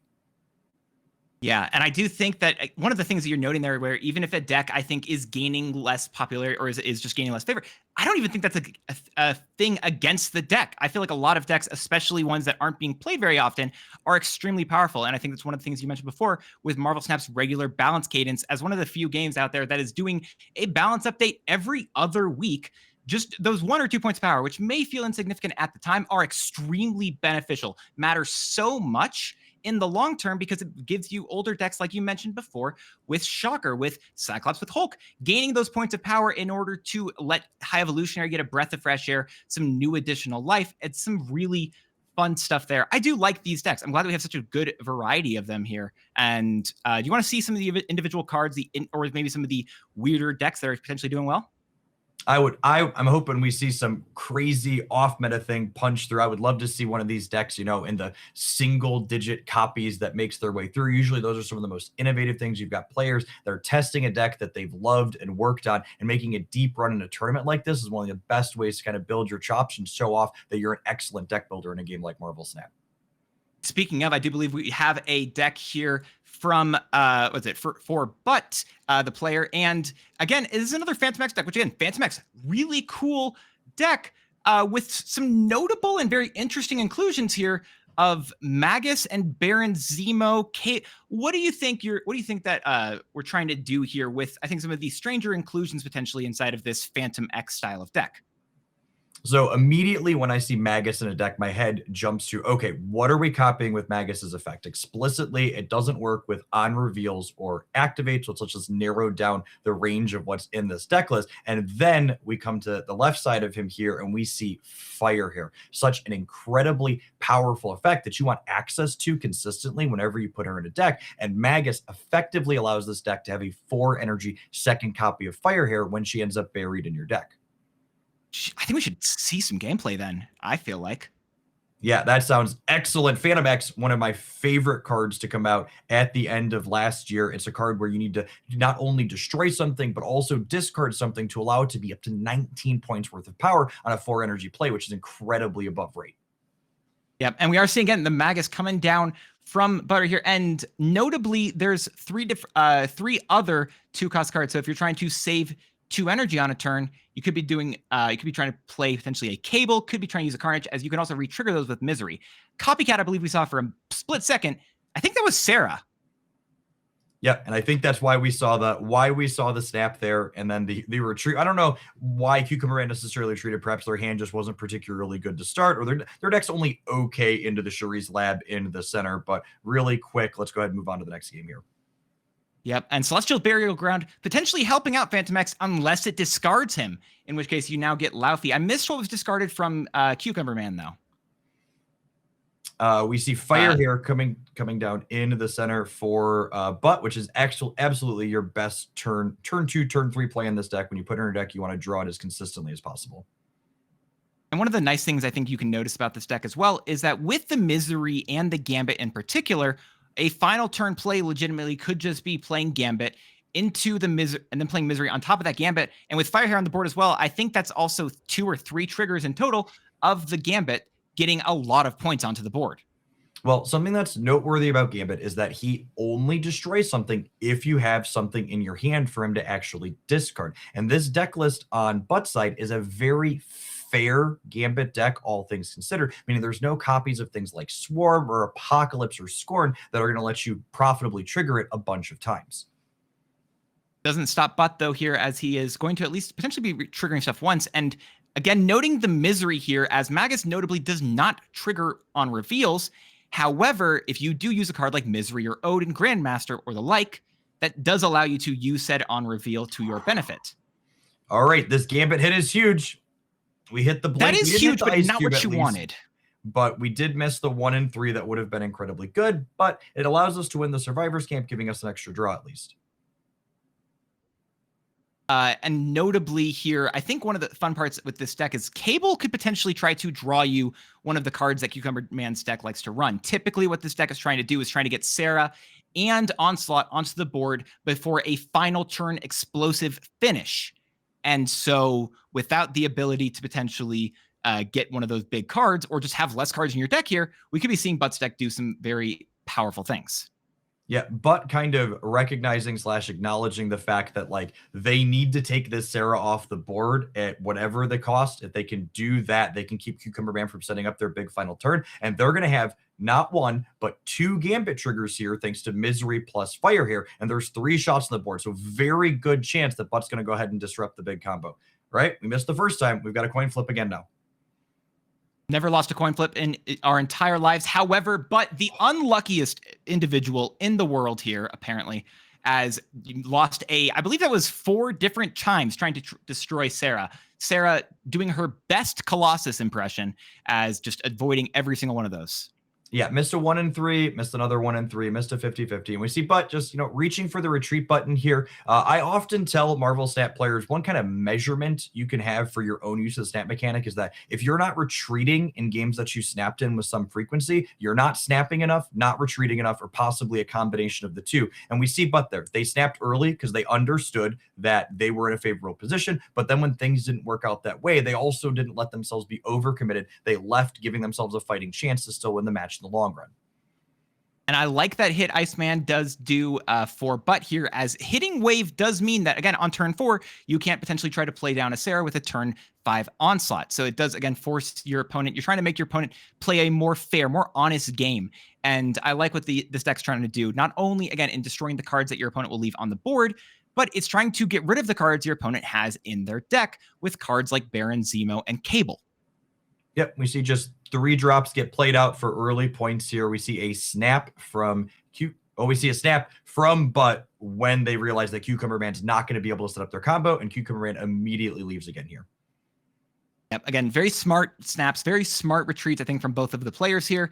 Love to see that, as we're seeing on turn 1 who has priority right now. Again, Butt has priority, and if you aren't ever certain who has priority in the game, you can always check the nameplates. Whichever nameplate is glowing is the one that currently has priority. And we're talking about potentially ruining a combo. Yep. We see that priority pass over to Cucumber Man here. And Cable's a very interesting card in these open deck list formats, especially because the information here is asymmetrical. So Cucumber Man does not know which cards they have lost, but does. I'll be interested to see if we see a snap here now that we've taken Silver Surfer away. And Nico with the location changer is very interesting, as sometimes the Cucumber Man's deck likes to run magic. I don't remember if it's in this deck right now. I think that'll be shown on screen in a second. But you can potentially also just get rid of Sinister London in order to just. There is not magic inside of the side of the combo deck here. Thank you.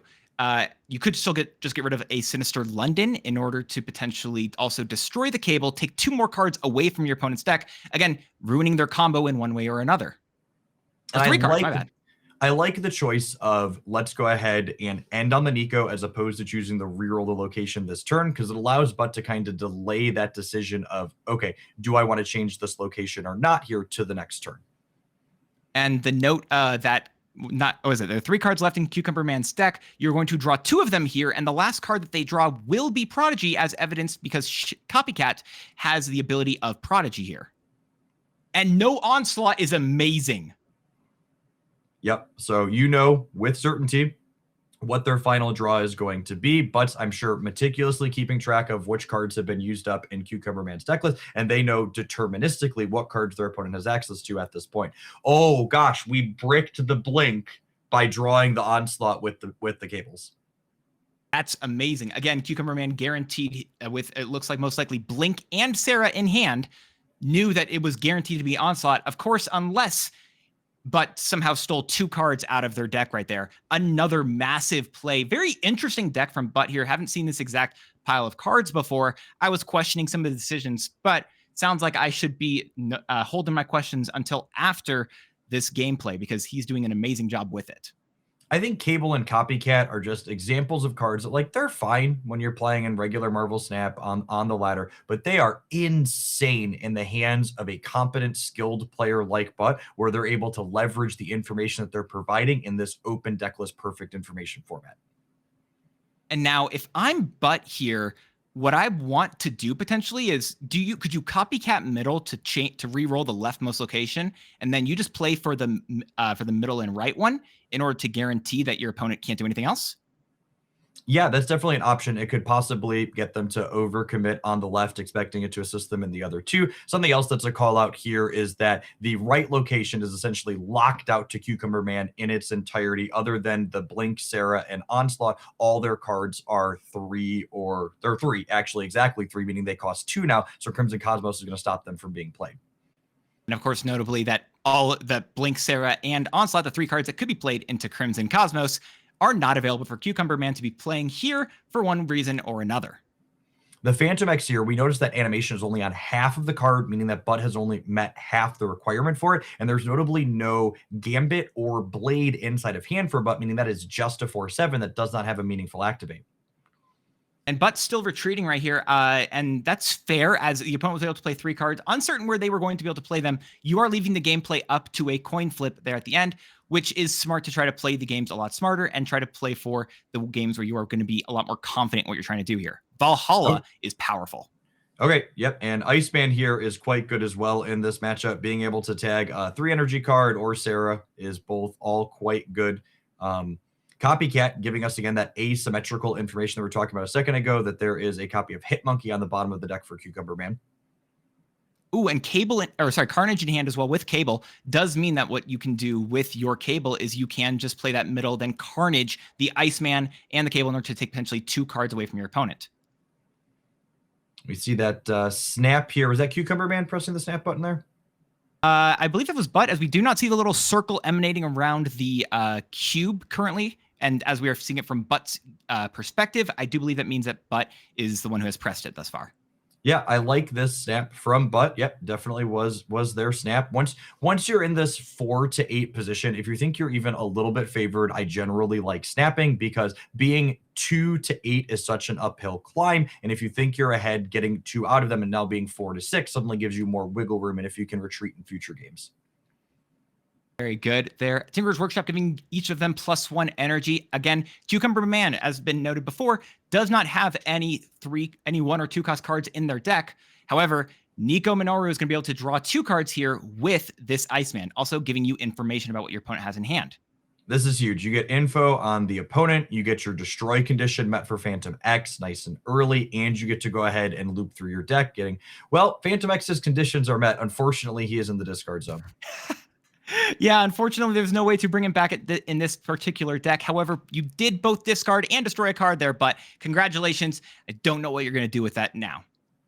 Yeah, notable no Wild Child in this deck list to gain an additional payoff from that type of effect here. We see Cable coming down here, going to provide some information, and Misery, honestly, a great pickup here again as well. We could see that happen next turn, allowing Butt to once again pull 3 different cards out of Cucumber. That's insane. Deck. Oh, and notably here, because Nico was destroyed, the next card that Butt plays will also get destroyed and allow him to draw 2 more. So...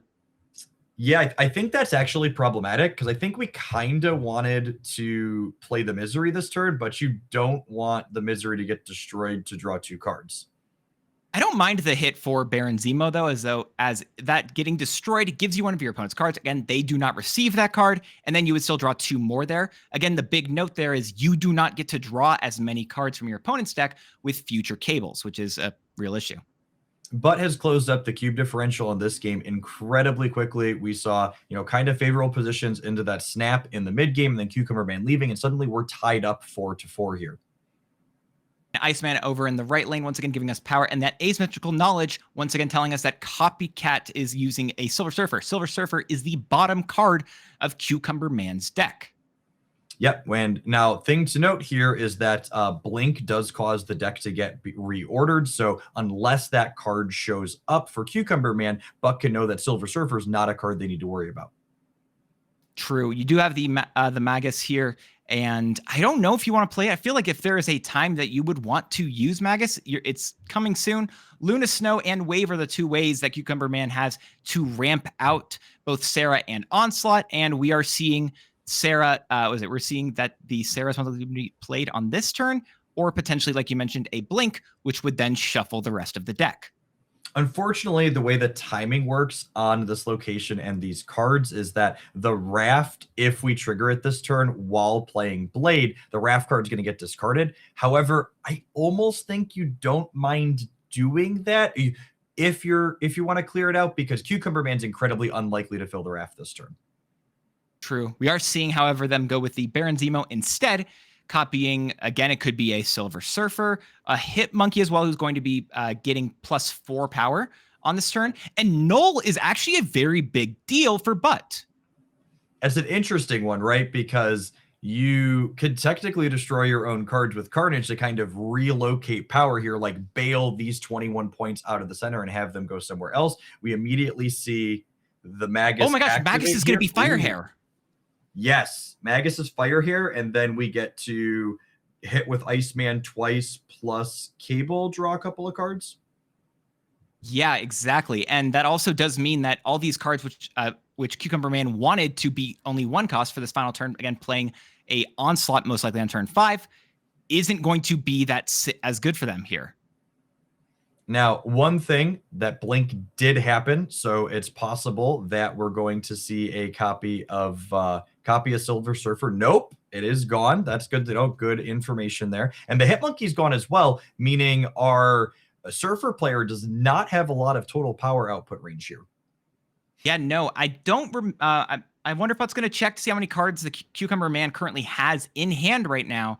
Typically, you'd like to play 6 cards on this final turn with the way that the deck the Cucumber Man is running goes down, but that's not going to be the same way here, which is very interesting.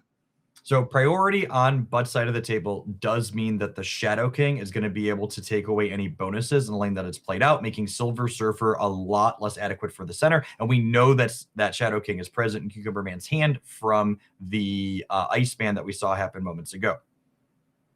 And Phantom X cannot be activated, as you do need the cards to be on the board in order for you to activate them here. And I feel like, yeah, this is a fair retreat here right now, but playing it safe, and you don't need to risk these final 2 cubes, as that would have been the final round, would have been for all the marbles. I think that's a good retreat later right there. Yeah, and these players are playing for a slot in our top 16 with this match. So this is, got some stuff riding on it here. We need to go 2 in a row for Butt. And if you're on Cucumber Man's side, you've got 2 shots to execute your combo and go over the top. White Palace notably giving Cucumber Man either Misery or Phantom X. And with the information that we've just seen with White Palace, we do know that up until this turn, they did not have an Onslaught in hand. However, that's not to say they didn't destroy it on this turn, or we might get it here, and there we are. Okay. Actually, no, sorry. Onslaught could have still been in hand. My bad with Titan. The Titan technically means the Onslaught could have been in hand there. But once we draw it, we have a ton of certainty here. And this setup here is incredibly clean for Butt. We have the Fire Hair into the Iceman, and then we're going to get to Misery and have all these triggers happen again next turn in a big way. Yeah, this is going to be very powerful. You're going to be drawing 2 cards from your opponent's deck if you play the Misery in the left lane here. However, the Sarah is kind of sneaky, a little bit cheeky here from Butt, and I do like this play, as this lets you do a very big thing on final turn, or even potentially steal their combo with their Onslaught, as you could play that in the middle. Dance, an epiphany has just hit me. Is Butt playing a secret mill deck? I do. I think this might be a secret version of mill. It's not. It's a very atypical type of mill deck, as it also is discarding and destroying your own cards, but it's very weird. This is one of those decks that I feel like I've seen Butt run weird stuff in the past. That stuff like I wouldn't personally recommend or recognize, but uses it in an incredibly effective and good and well articulated manner. This is weird. And for those that aren't familiar with card game jargon, mill typically refers to a deck in a game like this where you are destroying or depleting your opponent's deck in some way. We have both Cable and Baron Zemo causing that effect, and then Fire Hair kind of amplifying it along with Misery further, letting them potentially empty out their opponent's deck before the game is over. This is going to be a very great final turn here. Turn 5. You have multiple lines to go for right now, and I understand every single one of them. I think I like the Carnage play in particular, as it does let you mess with your opponent's hand just a little bit more, and that feels pretty powerful. You're also getting extra cards out of the opponent's deck, either way. You're taking 2 away, you're getting 1 with the Cable, and then you're getting another one with the Baron Zemo here, and the Phantom X is going to be set up because you've blown up something already. Whoo! Silver Surfer is lovely. This is a big turn. Oh my gosh. And the wave as well, allowing every single card to only be 4 cost. It's not going to make a big difference here for either player. Copycat. There are still cards left in their deck. Again, wow, you mentioned we know the secret Hit mill Monkey isn't in hand now as well, because the Copycat tells you that from the bottom of the deck. Blink's going to upgrade the Blade. And a key piece of information here, we see that Copycat. Okay, I like playing out the Blink to the right. So the reason Cucumber Man would play Misery into Quantum Realm is they're planning to Shadow King that location. So you don't want to play your copycatted Hit Monkey there because its bonus is going to get wiped away, whereas you can put your Blink there because it's going to go up to 8 when they Shadow King. That's a very key bit of information I hadn't thought about, so I like that particular shot right there. Blade also giving you a bigger card. I'm uncertain what they would, what else you really have left in your deck that you would particularly want for trading out Blade, but this is great for Bud right now. I think the only thing you really may want is getting rid of the Blade to make sure it can't be killmongered. Man, I think we're going to be going to a round 9 playoff for these players to lock their top 16 slot here. 2 cubes to 2 cubes. You love to see this. Blink taking away that. Oh my gosh, and they have the Gambit still hitting the Sarah. That's a big deal still. They don't have Silver Surfer either, as we took that away with their Baron Zemo. Yep. Oh, they did get the Hitmonkey. It was the last card in their deck, and they're out of cards again in their deck, as you have mentioned before. Kind of a secret mill deck here. Yep. And there isn't a payoff for getting all the cards out of your opponent's deck in MarvelSnap, but in this open deck list format, the payoff is the information. And as Spectrum tells us, knowledge is power. I have heard her tell me that quite a few times.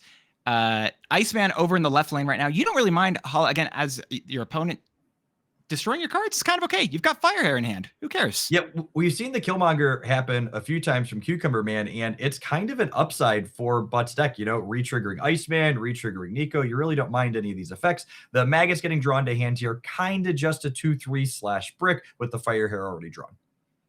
Yeah, so I think that's the point, right? I feel like I was trying to figure that out earlier in terms of what Magus is trying to do in this deck in particular. And I think it is being Fire Hair in case you do not draw her. And I like that. Not the greatest set of cards here on Butt's side of the board. You're lacking all of your meaningful disruptive elements, and this turn is going to be big for Cucumber Man. Do they have the Wave or the Luna Snow to let them accelerate up into their bigger plays in their combo? Yeah, we've been able to see Butt do very well when he can very well mess with whatever Cucumber Man is trying to plan. And this round in particular, the final round of this game for all the marbles, Butt doesn't have a lot of those interactive, those very disruptive cards other than Iceman, who's hit Killmonger, who is going to matter, in my opinion, the least for Cucumber Man right now. Yep, and Wave typically has the drawback of being symmetrical. Both players' cards are reduced to 4, but we see here on Butt's side of the board, all of their cards already cost less than 4. Magus copying the other two costs. This is Cable. cheeky. We're copying Cable, and then we're carnaging it to trigger Cable through the Fire Hair. That's some really good, because it would, and you might think that will get the on wouldn't reveal, work. and he won't trigger the on reveal when he copies it, but then destroying him will trigger the on reveal with Fire Hair. So directly, Magus doesn't work with Cable, but indirectly through this deck building choice, it's going to work out here.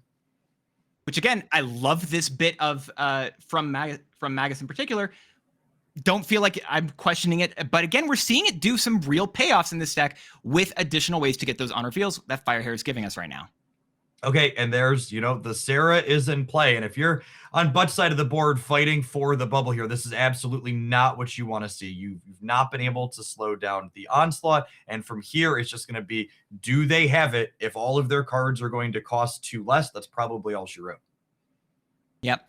And Cable not going to, not choosing to go with the Baron Zemo here in particular, as you don't need to worry about that right now if you are. But, however, this is scary. This is a game I think that Butt would be retreating right now if he had the option. This is not where you want to be, but you don't have a choice. You are in this game.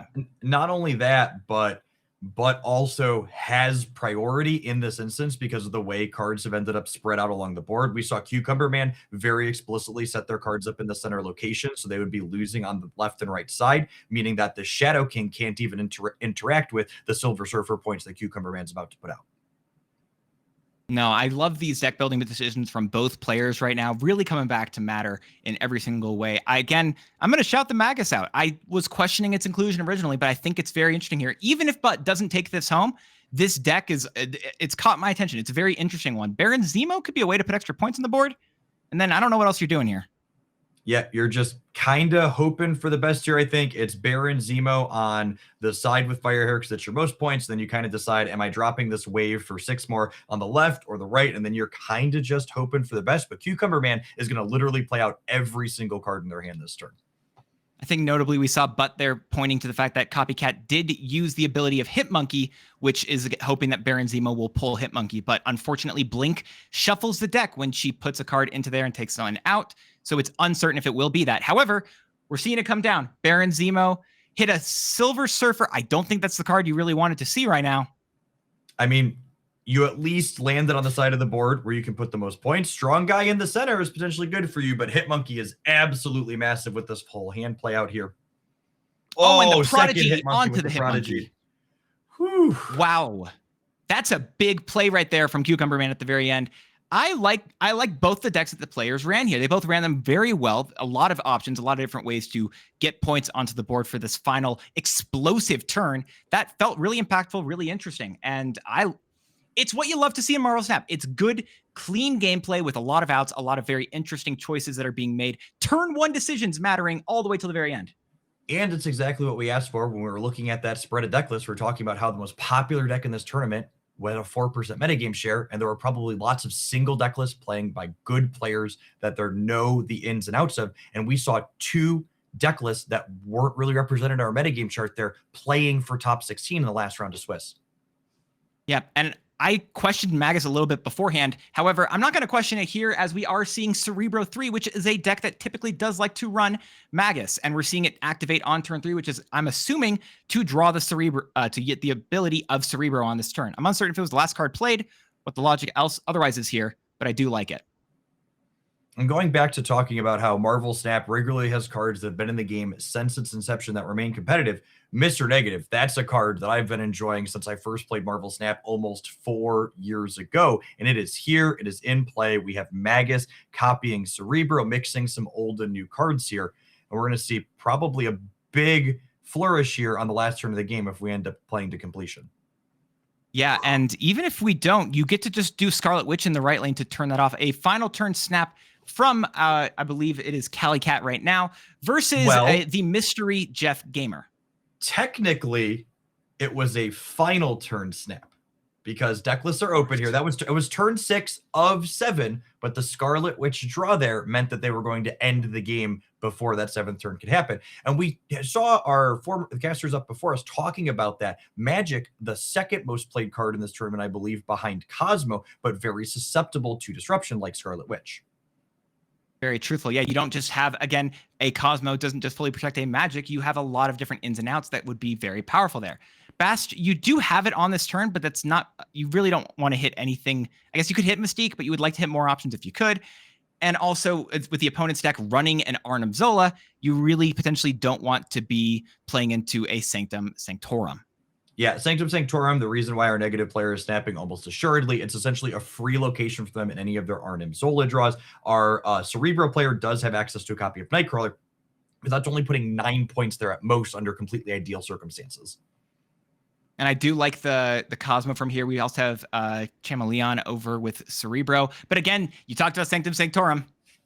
There you go. Not only the Sanctum, but the Black Vortex also isn't stellar for our Cerebro player, but Scarlet Witch coming off the top to potentially remedy that. I don't know if that's much of a remedy right there, unfortunately. I'm looking at Tarnax. I don't really want Tarnax to find that opponent. Very carefully selected the word potentially when Scarlet Witch was rolling her dice, and not a favorable one. Again, I'm honestly, the negative player's draw must be incredibly mediocre for them to have not snapped into these fairly favorable locations at this point. Yeah, Sentinel over at the left location is I believe most likely potentially to give you a card that has 3 or less power, but there are options that are higher. You don't have, it's not great though if I'm Calicat. I'm not loving what these locations currently are. I mean, I think you have to play into the turn X. Your opponent hasn't snapped you yet, so like take your roll and see if you can get another 3 power thing there ideally, or I was about to say less, but actually it's more. Well, Toxin by base, to go with what you said before, base is 2 power. However, no longer that way.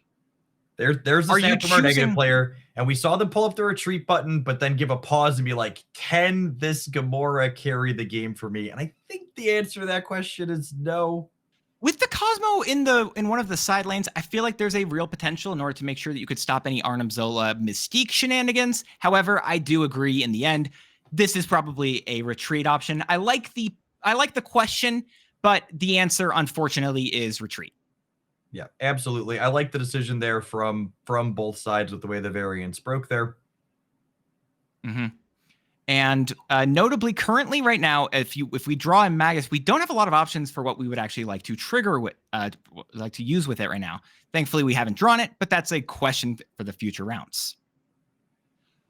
Deadlands, another one of those locations that's just like not great for the Cerebro deck, but also like you have time to like remedy it. So we don't have Scarlet Witch yet, but technically the Deadlands can trigger 3 times before we have to have it. And there's the snap for our negative player, and it's a snap on turn 2. So this could be a Deadland snap, but it could also be a I have a Ravona into Mr. Negative or a good Star-Lord hand snap.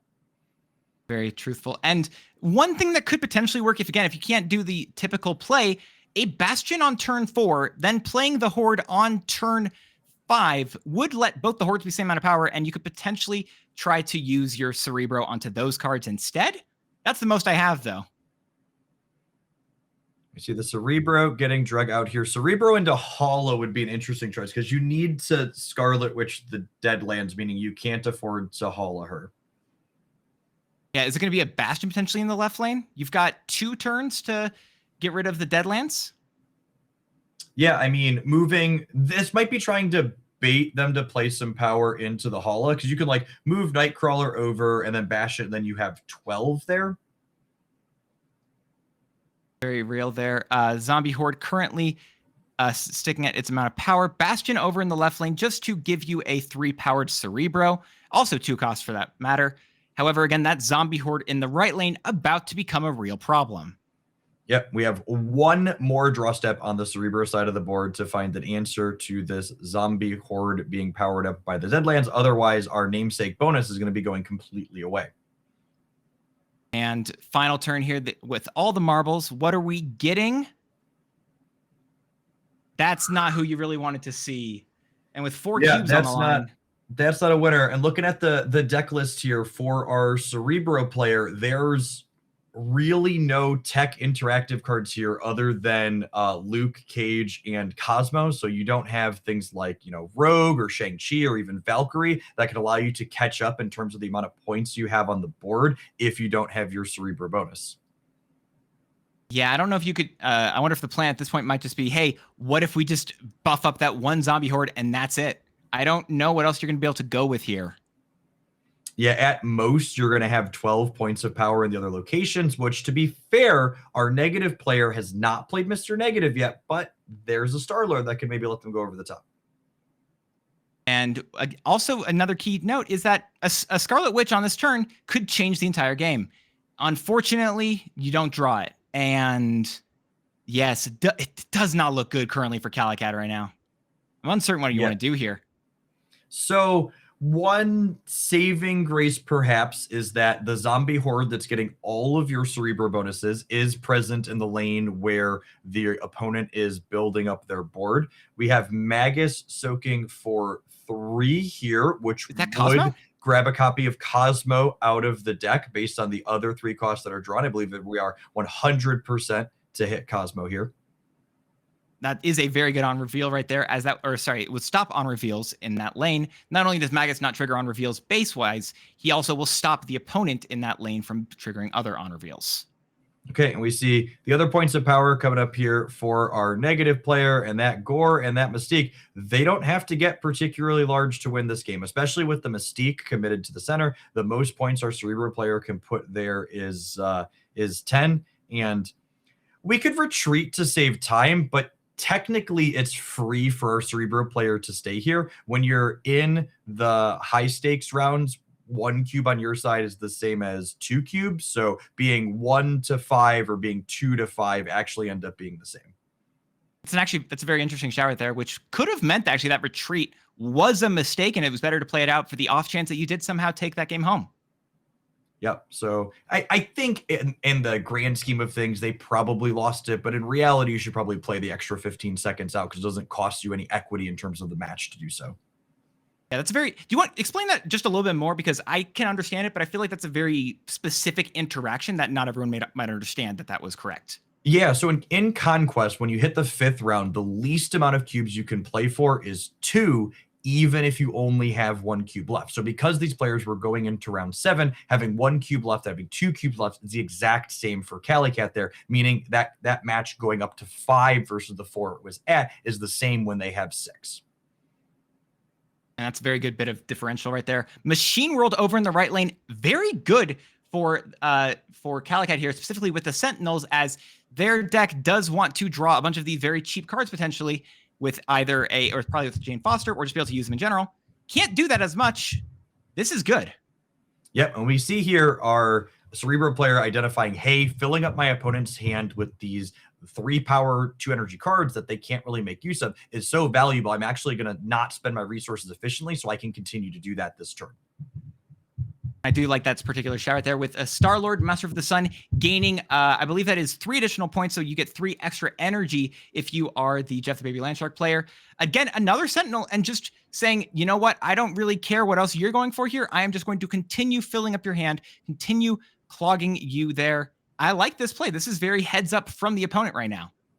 Yep, and we see the extra Sentinel into the Cerebro here. We have Mystique in hand, and we have Chameleon in hand, meaning that we could see effectively 2 more copies of Cerebro added to the board next turn. Very true. And I wonder if that final card we're seeing in the left lane right there, it's just an Iron Man. I was wondering if it was potentially going to be a Magic, but this means that we are only going to have 6 turns this game. So is Mystique into Chameleon in the left lane just enough to take it home? I don't know that this is going to be enough. It ends up, so you have 3, yeah, and we see the pause back and forth here. So each of our 3 power things, if we play Mystique into Chameleon, and they live, asterisk with the Danger Room there, are going to be 12 points, meaning that if they play them on the left side, they only have, oh, that is the wrong order for those cards. Oh no, order. There's order in the court. Excellent. Okay, so we got it right. I think I like hedging the center here because being 25 to 16 with the Iron Man lane there would mean that they would only need 5 more points to win the left. Oh, and they threw the left. Oh no. That's a Sentinel. This means if everything lives, we're good. Okay. All right. So you just need to live, and you've got this. Again, those early heads up plays of playing into Machine World mattering so much here for Calicat. All right, come on. There's the first never one. Have I met a safer room.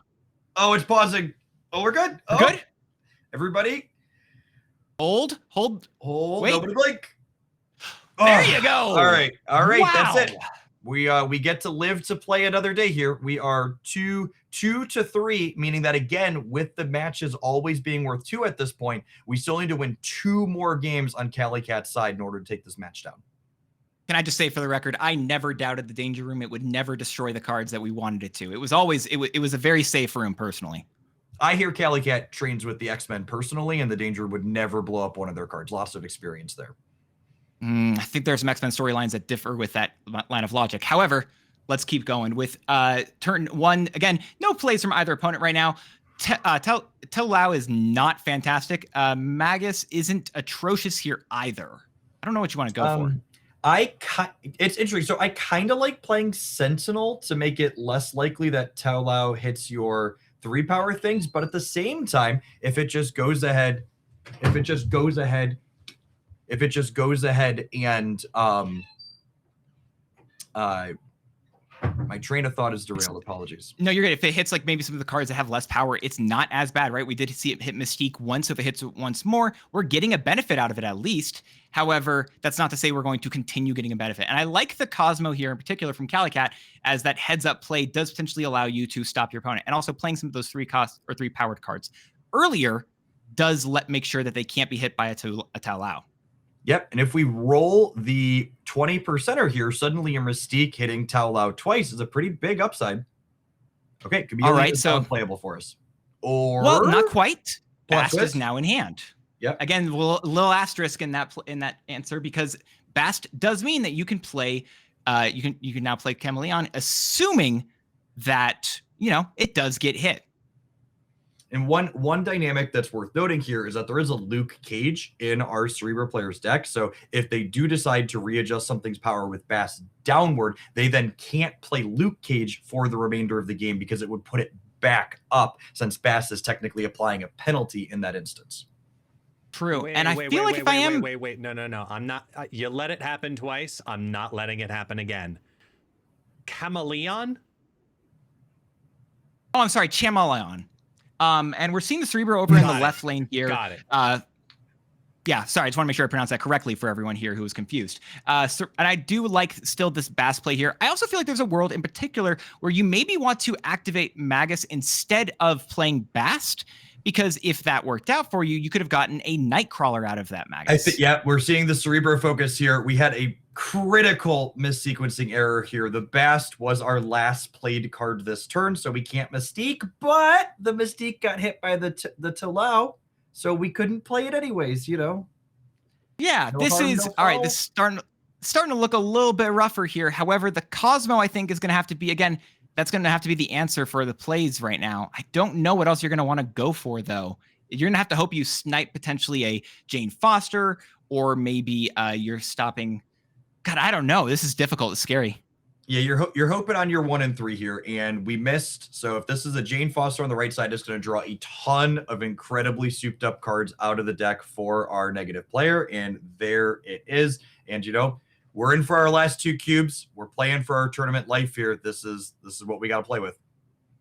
And no Bastion. However, you could still try to play the play Bastion onto Cerebro in the left lane or to get an additional bonus. Feel like that isn't a bad shout. Double Luke Cage just to try to stop stuff. I feel like I personally would go for the Bastion. I don't think there's nothing in the negative deck list that doles out penalties here. So I think I would be inclined to try and play for the most points possible. I will say I think this game is probably in garbage time at this point, meaning that the result is mostly determined by that negative into Jane. But I think from a pure points perspective, this is going to give our Calicat the most. Yeah, this is the best opportunity. Assuming, of course, Talau would never hit the 1 and 6 and then hit a Cerebro here, right? He says nervously. Yep.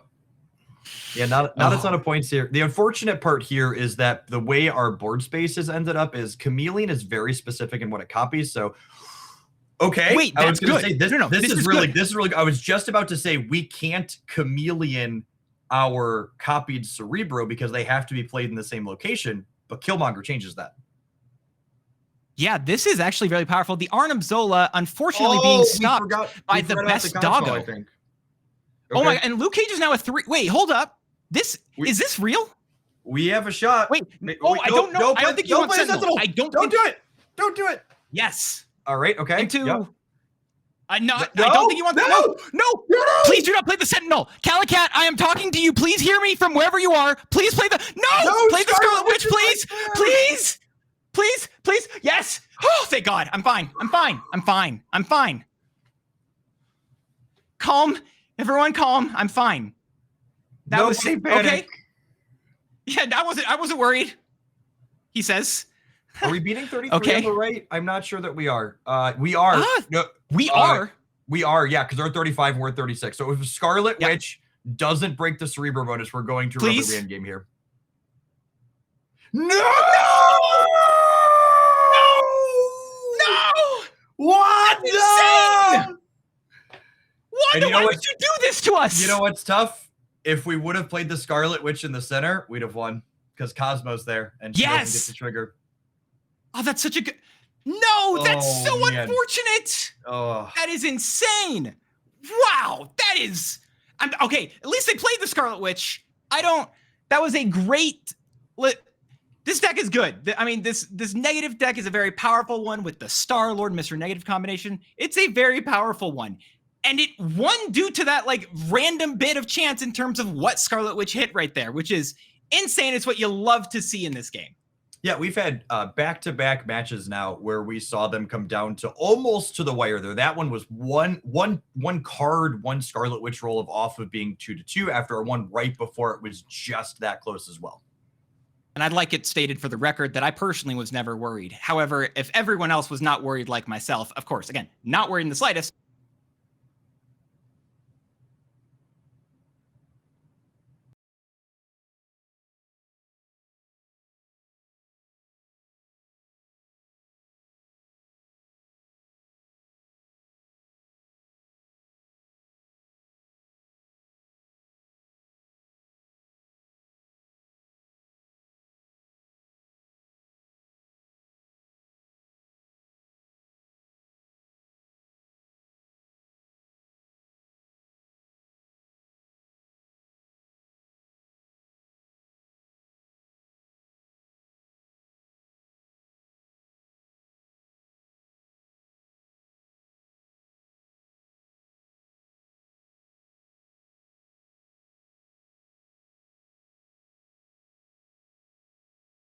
You're already late. Merlin coming down. Galactus!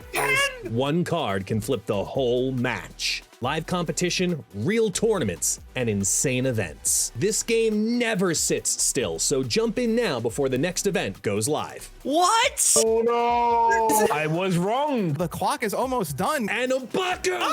Join us and play MarvelSnap today.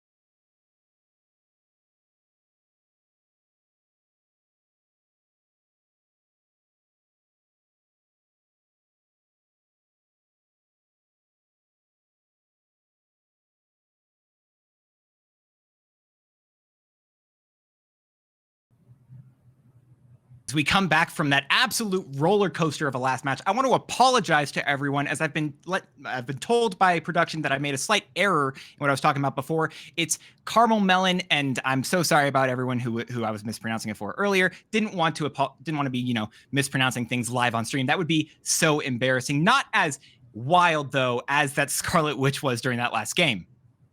I laughed, I cried, the highs and lows of MarvelSnap. Sometimes it's a 50-50 with where you play your card, and sometimes it's the 1 in 200 with how Scarlet Witch is going to decide the game's going to end.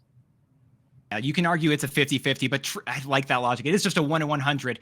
There's a countless number of locations in which Scarlet Witch could have rolled, would have been amazing. And then there's, Bar with No Name. That absolutely changes the way that entire game feels. But again, I think that's one of the things that we've gone back to every single game.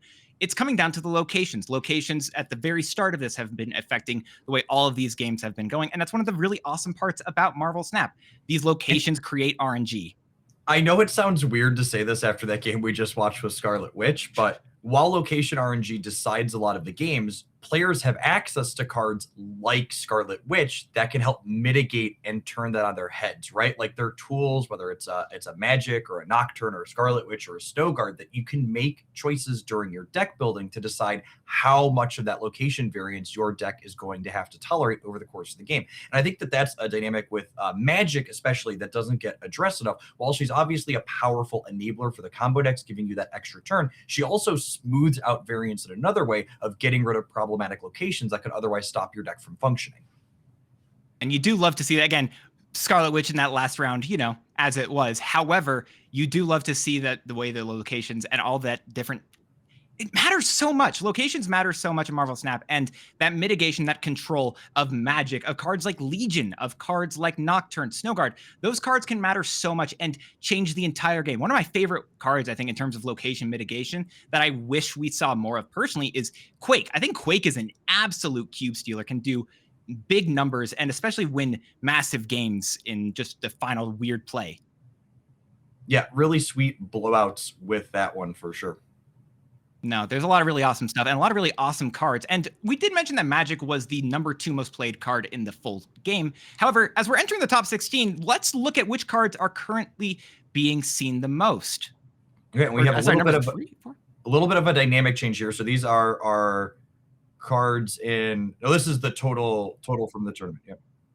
This is got it. So Cosmo has performed very well so far with the most frequent and a 52% win rate. However, if we're going to look at the highest win rate so far, Sam Wilson, Captain America, with a 62.75% win rate right now. Is there any other numbers particularly here, Jeff, that jump out to you as interesting? I think the big thing that stands out in my mind is that Cosmo win rate. I know it's lower than something like Sam Wilson, but the frequency there is key, right? Like we look at other tech cards in that list, like Shang-Chi, that are close in play rate. They're winning significantly less than something like Cosmo. Like there's a 7-point differential there between those two cards.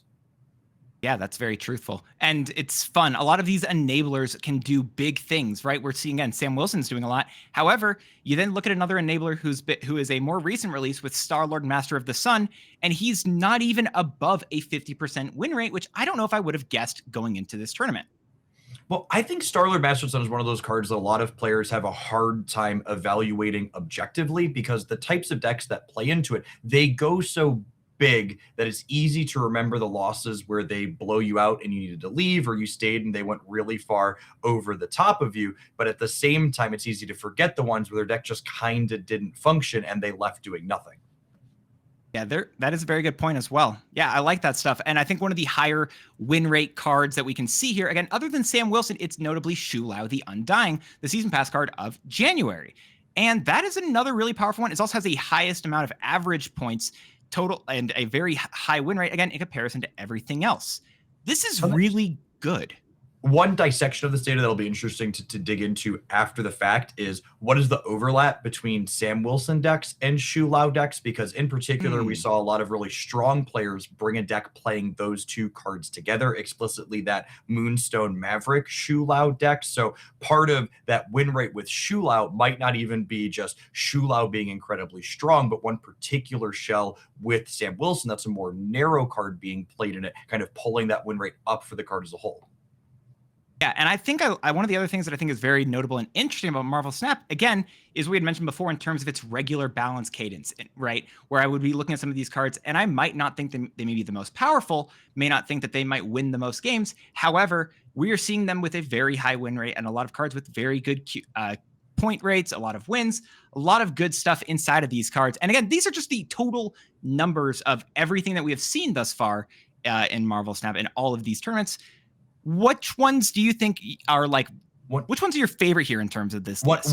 One other key data bit I think here from these numbers is the Cosmic Ghost Rider win rate, because most notably it is the highest win rate of the interactive cards that we see here in this deck list, which I don't think that really surprises me a whole lot. One of the more popular decks we saw in the archetype breakdown was the end of turn deck list, and Cosmic Ghost Rider not only is really powerful into that deck, but also lets you interface with things like Maverick or things like Starlord Master of the Sun before they get copied and duplicated around the board. It really is just one of the most flexible interactive cards into the range of the field right now, in my opinion. Yeah, there's a lot of really cool and very interesting cards, I think, just in those options. And again, I want to note that Magic is the 4th most played card, and one of the other cards we talked about, which is a form of location mitigation, is Merlin, and who is the 2nd most played card, his Omniversal Presence giving him +1. But again, the more notable effect of it is changing the location so that Magic decks don't have as reliable in terms of points, that you can't rely on that turn 7 as often as you would like.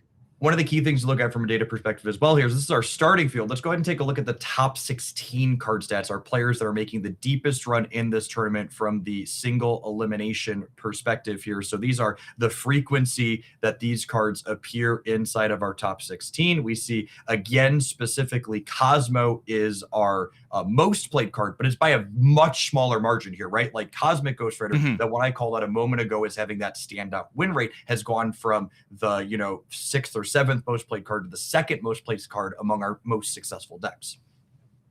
And I like the shout as we continue looking through this list. There's a lot of cards here that are going to be powerful, and even though we see that most frequent cards are Cosmo with 7 decks out of the top 16, Cosmic Ghost Rider with 6, again in the top 16, Sam Wilson, Captain America in 5 decks. We've got a few different options in 4, and one of the ones I want to look at here is Iron Man. Iron Man's a card that's been in the game since the very beginning. Hasn't gotten any changes, forever been a 5-cost, 0-powered card that doubles the stats that you currently have at that location, and is still a super relevant, super powerful card and very interesting card in MarvelSnap. And I love that we're seeing such a vast amount of it here. Yeah, and it looks like we likely have more than one different Iron Man as far as archetypes go in our top 16 cut here, because there aren't, 4 copies of Mr. Negative or 4 copies of Living Tribunal, which would be some of the typical homes that he sees playing. That's very truthful. Yeah, I like that bit. And we do see another card as well. We see a couple other end of turn cards here in group number with 4 decks in total. But one that I do want to point out is Drax Avatar of Life. I think Drax Avatar of Life is a very cool card, and it's one that I haven't seen many people talk about, but it is a very good amount of points. What how do you feel about Drax as an end of turn card, or maybe just some of the other end of turn cards that we are seeing in the more frequent cards here? I honestly wouldn't be surprised if we look back on the February season that we've just come out of long term and view Drax Avatar of Life as being the best card to have released inside of that season. He's one that's really easy to overlook because he's not doing anything particularly flashy or fancy, but he's very consistently 10 points of power on a 3 energy card that you have to work a very minimal amount to get those stats out of. And I think in comparison, also, if we had looked at the previous stats before, right? I think we had seen that, what was the most popular card, or sorry, what was the card with the highest win rate before? It was Sam Wilson, Captain America, right, with that 62.75%. The second one, again, going down to a Cosmic Ghost Rider in terms, again, the most highest win rate, I believe, there, or Shu Lao. Actually, Shu Lao was number 2. And if you note, again, Shu Lao isn't a very common card in the top 16, not in number 3, not in number 4. it's not having as many plays. There's maybe 2 of them. Yeah, 2. Where's he? He's all the way down there at number 2. And I would bet, we'll take a look here in a second, but I won't be surprised if those 2 copies of Shulau are being paired inside of those Sam Wilson Captain America decks, because he's not all Sam Wilson decks are playing. Obviously, we have 6 copies of him in our top 16 cut, but I think one of Shulau's best variations are leveraging that effect. Yeah, and another deck I think we've seen a lot of people running and going into is, again, that end of turn with Doom 2099. And notable, again, there's even though we saw, again, a lot of people running that deck initially, there is only 1 person running Doom 2099 in the top 16, which goes to show that even if a deck you might think is very strong, very powerful, it goes down to how good you are at playing the deck, because decks in MarvelSnap aren't everything. It really comes down to the player's skill and the knowledge of the game itself. So even if you might think Doom 2099, really powerful, really the best thing to bring, no, bring stuff you're good at. Well, and 2, I think, as we get into the later rounds of these tournaments, better players will have more skill expression. And I think while Doom 2099 and its decks are doing something that's relatively powerful in the objective sense, they're also a deck that's more predictable, which is detrimental inside of a game where snapping and cube equity is something that matters, meaning that better players are going to understand the output range that they have quickly and more frequently, meaning that you're going to get less cubes from your wins. You're typically going to lose more cubes on your losses from players only staying when they know they can beat you. It's very fair. There's a lot of really cool decks here in the top 16 as well. And I think we have those as well, or we're going to have them here in a second. But I think we can actually look at all the top players here, and then we can talk about their decks. Let's see what we got here. Okay, so we've got Xavier over here with Czar into Gamer and Como, Smiles and Zulibur, and I cannot apologies, I cannot pronounce that name, as Anjuj and Zakael. I'm assuming over on the left side of this bracket for the top 16. Excellent. I think you're crushing it with the name, so I'll let you read the right side as well. We got Movi and Mini at the right with Light Naboru and Quido, Live Legend and Parzival over on, as well as W and Nightmare, ending off our top 16. Now, I don't know what every single player is bringing, but I do love that we have so many different players, and I think there are some people here who have been in the game for a while. A lot of people who have been in MarvelSnap since its inception, since its launch, maybe even the beta. And some people have come in just now, just into this tournament, and they can still participate, still compete. So if you're ever wanting to jump into one of these tournaments as well, whether you're new to the game, whether you've not touched the game in a while, what we talked about, I think, repeatedly during this is that a lot of old decks that we've seen are very viable, are very powerful, and you can run those to good effect. You can jump in with very little knowledge and still be able to do well if you have a good understanding of the game, or you could come in from a bit of time and still be able to have a good time. And for those all right, we're going to go ahead and take a look at one of our deck lists from these top 16 players up next. Speaking of deck lists that have been around for a while and are still finding success today, this is a classic archetype that has been, small new additions here and there, with the most recent one here, I believe, being Goliath or Moonstone that came out at some point in the last year. But the core of this deck has basically been around since MarvelSnap was created, almost 4 years ago at this point to the public, where you have these incredibly disruptive elements in Armor and Cosmo, and then you have really efficient stats that can go tall with a card like Iron Man, or have your deck's namesake and Spectrum spread points out all around the board in the last turn. And I think, yeah, Goliath is the last one who got introduced, I believe, in the What If season last year. I want to say April or May. And one of the other things that I think is of note here, whether or not it's the actual particular deck, it has a very storied history, it's been in the MarvelSnap for a while, is I just want to point out we do have a very varied amount of variants to look at.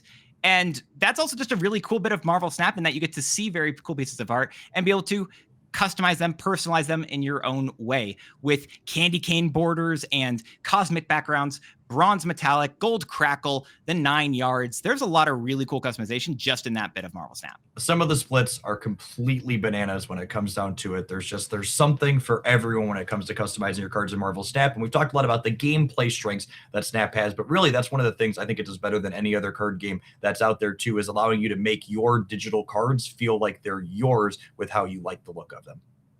Yeah, and I do believe, by the way, as much as we're talking about this ongoing Spectrum pile, I believe in the first round that we're going to be looking at here, it is ongoing versus ongoing. Excellent. As we've So got a little bit different dynamic with our second ongoing deck, and this kind of shows all of the deck building depth that Snap has available to it. Is we have similar strategies, but with key card differences here. The other one we just saw, a Spectrum deck that's looking to spread out points the last turn of the game, potentially with its namesake, while this one is leaning more into the going small plan, with Sarah enabling them to play out multiple cards in the last turn of the game in a way that's less predictable. Right. I think notably here, Magus, Captain Carter, and Sarah are the 3 different cards in the deck in comparison to, I believe previously we had Armor, Spectrum, and I want to say Mr. Fantastic. But even with once you change 3 cards, the deck changes entirely. We're not looking at the same deck. We wouldn't even call this a Spectrum deck like we called the previous one. This is a brand new pile of cards just by changing 3. And I think that also goes into the interesting and in-depth deck building you can do in Marvel Snap. There's a lot of really cool cards here. And by changing 1, changing 2, changing 3, yes, there's a similar core, but the deck, the gameplay, the way you want to understand each and every turn changes drastically. Yeah, and Magus being a key shout out here. Sarah, obviously one of the things that they're looking to do to make all their cards cheaper on the final turn of the game, and Magus effectively giving you a second virtual copy of her in your deck. If she's the only 5-drop, you can pass with unspent energy on that second to last turn, getting a second effect of her that you can play out earlier. I feel like there's going to be interesting. I'm understanding. So the ways that you're going to be wanting to put down points with the prior deck will be cards like Spectrum. You're going to be wanting to do potentially spreading out your points into the side lanes as well, potentially with a Mr. Fantastic. Whereas with this game, it feels like you're more so trying to lean on the Iron Man into Mystique package, which has a notable interaction with Moonstone, where if you Mystique a Iron Man in a Moonstone lane, Moonstone will also use the Iron Man ability that Mystique has, allowing you to double the double, which is, I think, quadrupling at that point. Another big interaction that this build has that the previous one does not is that Moonstone alongside Captain Carter can allow you to get absolutely massive in a single lane. One key thing we're going to want to watch for there is you want Moonstone and Captain Carter in different spots between the front and the back, with ideally the higher power one, i.e. Moonstone, being in the front, allowing you to scale up the back 3x whatever Moonstone power happens to be. Right, so Moonstone's power would go onto, let's imagine you had the Captain Carter behind her, but she's still copying the text of Captain Carter, who then has the additional power from Moonstone, who then is my brain's starting to wrinkle just from thinking about this stuff. And then Magus adds a dynamic here as well, where you can have Magus copy a Captain Carter that's still in your deck, and Magus only costs 2, similar to the Mystique you were talking about. So if Magus copies an Iron Man or a Sarah, Moonstone can double that up as well, where if you lead Magus into Moonstone, pass on 5, suddenly a Magus Sarah is going to give all of your cards a 2 energy discount, and suddenly you're this miracle style deck playing out its entire hand on the last turn of the game, which again is so different than the Spectrum deck looking to play one big predictable finisher. Yeah, and I think the other thing to note there as well, which is interesting, is playing a Magus on turn 2, skipping then let's go with a all 5 energy on turn 5, giving you an Iron Man potentially, lets you Mystique Magus, which would give you that Iron Man you could still copy there. So there's a lot of very nuanced and niche interactions in this game, in this deck in particular, that are very cool and very fun to look at in between all of them. But I think we should probably be able to see them in the game in order to see the most power. But again, I want to point out that Captain America Sam Wilson, nice little bit of positioning with Captain Carter that you can do with the shield there. Yeah, and key interaction for folks newer to the game, Sam Wilson's shield powers up Captain America, who Sam Wilson is a subset of that. He's also Captain America in many instances, but that shield can power up the OG Captain America as well, kind of bouncing back and forth between their locations, giving you synergy with both of them. Yeah, any card with Captain America in its name is what the Captain America's shield can buff. So thusly, even though you do see Captain Carter with a shield, that is not Captain America's shield. She does not feel as patriotic there. Well, she's patriotic, just with a different flag. True, just a little bit of twist there. Maybe she's taking tea instead of coffee in the morning. But there's a lot of really fun stuff here, and I think we should be going over to these games pretty soon. But I want to point out that I think Cosmo is a very disruptive card that has felt like it's done a lot of stuff in the games that we've seen so far, especially when we go back all the way to that Scarlet Witch game a bit ago. Cosmo would have changed the way that entire game played out, would have meant that you win there if you play your Scarlet Witch onto the Cosmo, just getting the points of power there. How do you feel about Cosmo and his strength in the metagame in Marvel Snap as a whole? So we saw Cosmo maintain its first most played card position going into our deck list in the top 16, but it's going to have a really important dynamic in certain matchups where that Cosmic Ghost Rider, the second most played card among the top 16, is present. Being able to, wipe the text off of a Moonstone or a Carter that really loves to be in the front row is quite detrimental, and that's Cosmo's primary role here. It's not just a disruptive card for opposing combos, it's also a protective card for the ongoing deck for its own cards. Then it probably seems like we should jump into our very first game here, as both players have dropped Ant-Man over in the left lane. We're then seeing Ravonna, Renslayer dropping over in the right as well, with Jotunheim not the best location that you'd really want to be seeing right now. Yep, we see a small pause here trying to decide which card we want to play out on the third turn of the game. That Gauntlet giving our light player some pause here. It notably destroys everything that is not your highest cost card. So long as they stack up multiple 3 energy cards there, they'll be safe from anything blowing up on that 5th turn. Yeah, and Ravonna, while that would give you a potential discount on your Mystique, it's uncertain if that's really what you want to do here in terms of, your turn 3. It feels like you could spend all of your energy on Mr. Fantastic, who is going to be giving +3 to his side lanes. Yeah, and with no copies of Moonstone in sight for light, you have less incentive to get the Ravonna out early because you don't have any way to double up her effect quite yet, but there she is. And speak her, so she will appear. However, you play Moonstone middle, you're going to be in trouble, assuming you don't. Now, we do know that Light does have an armor in the deck. You could be trying to bank on that right now. Little bit concerning with this. But we'll see how well this goes. One of the also looking at all these variants again, just showing that MarvelSnap has a lot of really cool, really beautiful pieces of art in their game.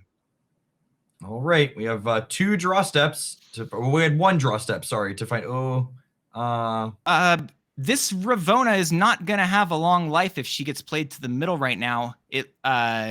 There's about to be an absolute.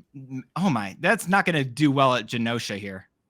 Yeah, I think we're going to be quickly heading into our second game with Light down 1 cube here, the way this is played out. They were kind of all in on drawing the armor on turn 5 here once they committed to that location. You see that? Yeah. The Iron Man emote here kind of acknowledging, hey, this one's going to end the game and we're going to be heading to the next one here real soon. Yeah, that one's not looking super fantastic if I'm Light. And you do potentially try to have Reed's Lab, which I feel like if you had played into Reed's Lab earlier, with Reed's Lab giving you additional energy each turn it's full there. Also with Ant-Man, who likes that location being full. Feels like that could have been a way to potentially lean this game into. With that snap, though. Yep, we see the opponent snap into the relatively quick. Let's go ahead and get on out of here. Genosha has not worked out our way. We're going to go ahead and quickly get into the second game in this match.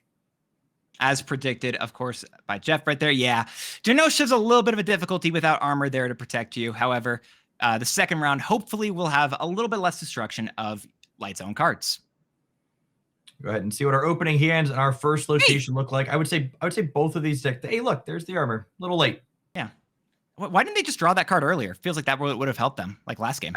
I think both of these decks tend to be relatively resilient to location variance, so there's still sometimes going to be that Genosha that pops up and gives you a hard time. Our bottom player playing Weird World's a strange one because these decks are close enough that it's kind of just like a draw 2. Yeah, you do get to know. I think it's also that location asymmetry, or sorry, the knowledge asymmetry that we were talking about before. Because by not playing the Goliath or the Mystique that we have drawn from the opponent's deck, they don't know which cards are missing from their own, and so now it kind of gives you that little bit of information. Don't know if it's going to be helpful here, but it is something to keep in mind. Yeah, we see that very explicit choice there. Okay, we're going to play our own Goliath instead of the Goliath we drew off of your deck, so it keeps you kind of in the dark for longer, knowing where your cards we've picked up. And this is their Mystique, kind of debating where they want to play this out. Now, it may seem strange to play into the Academy here, knowing that the cards are going to move randomly, but Yggdrasil is going to distribute extra power across the board every turn, so ideally you want to play your cards outside of it to be most likely to catch those buffs. Yeah, and I do note the strangeness of that Academy.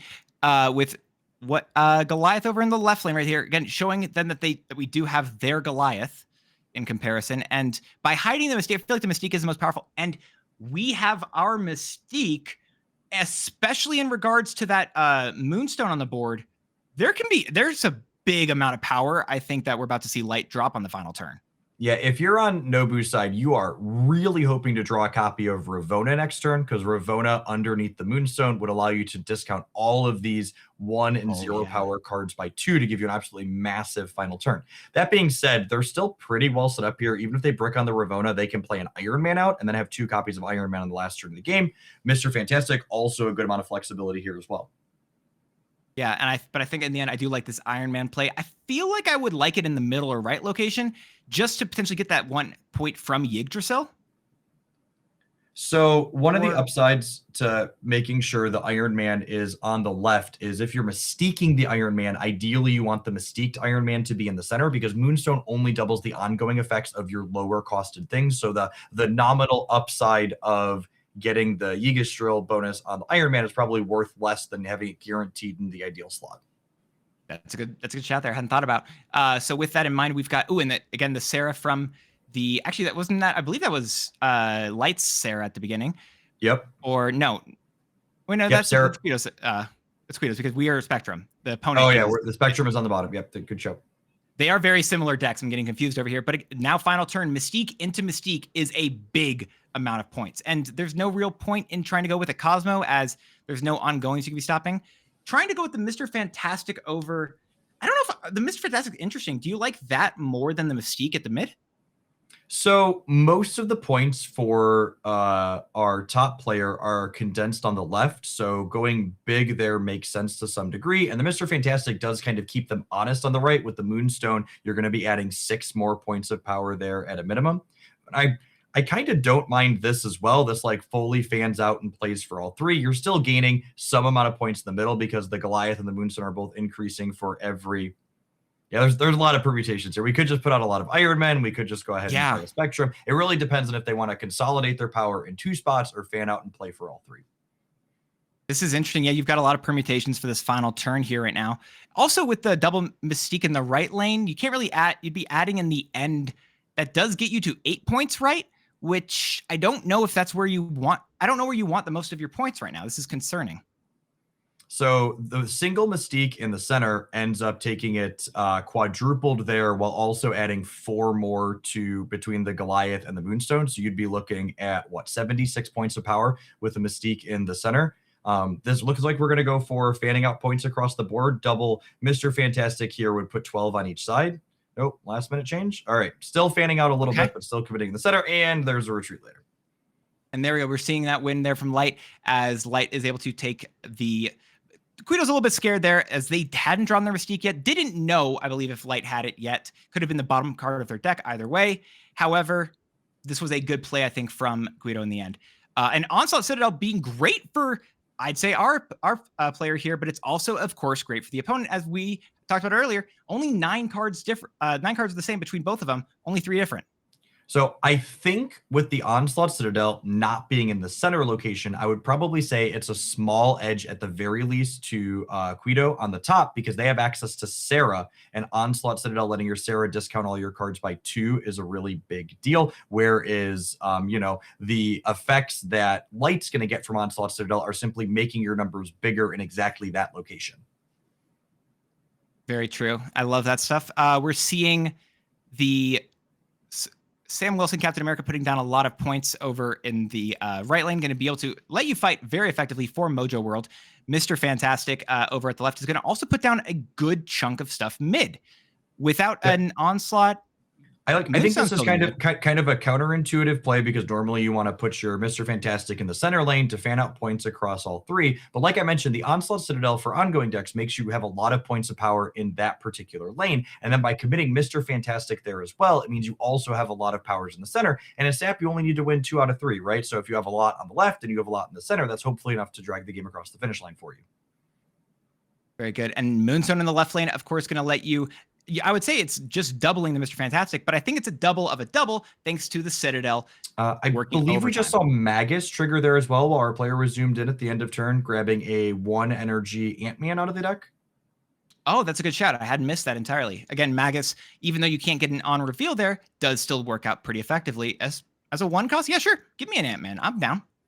Yeah, and I think that's probably Quito looking at the cards in their hand and being like, okay, my energy is going to be spent on the next few turns. I already have a 5 energy play to make, which is Magus's other big point. I have an unspent energy. Might as well make it an Ant-Man here, because then it's going to get up to 9 points of power in the Citadel.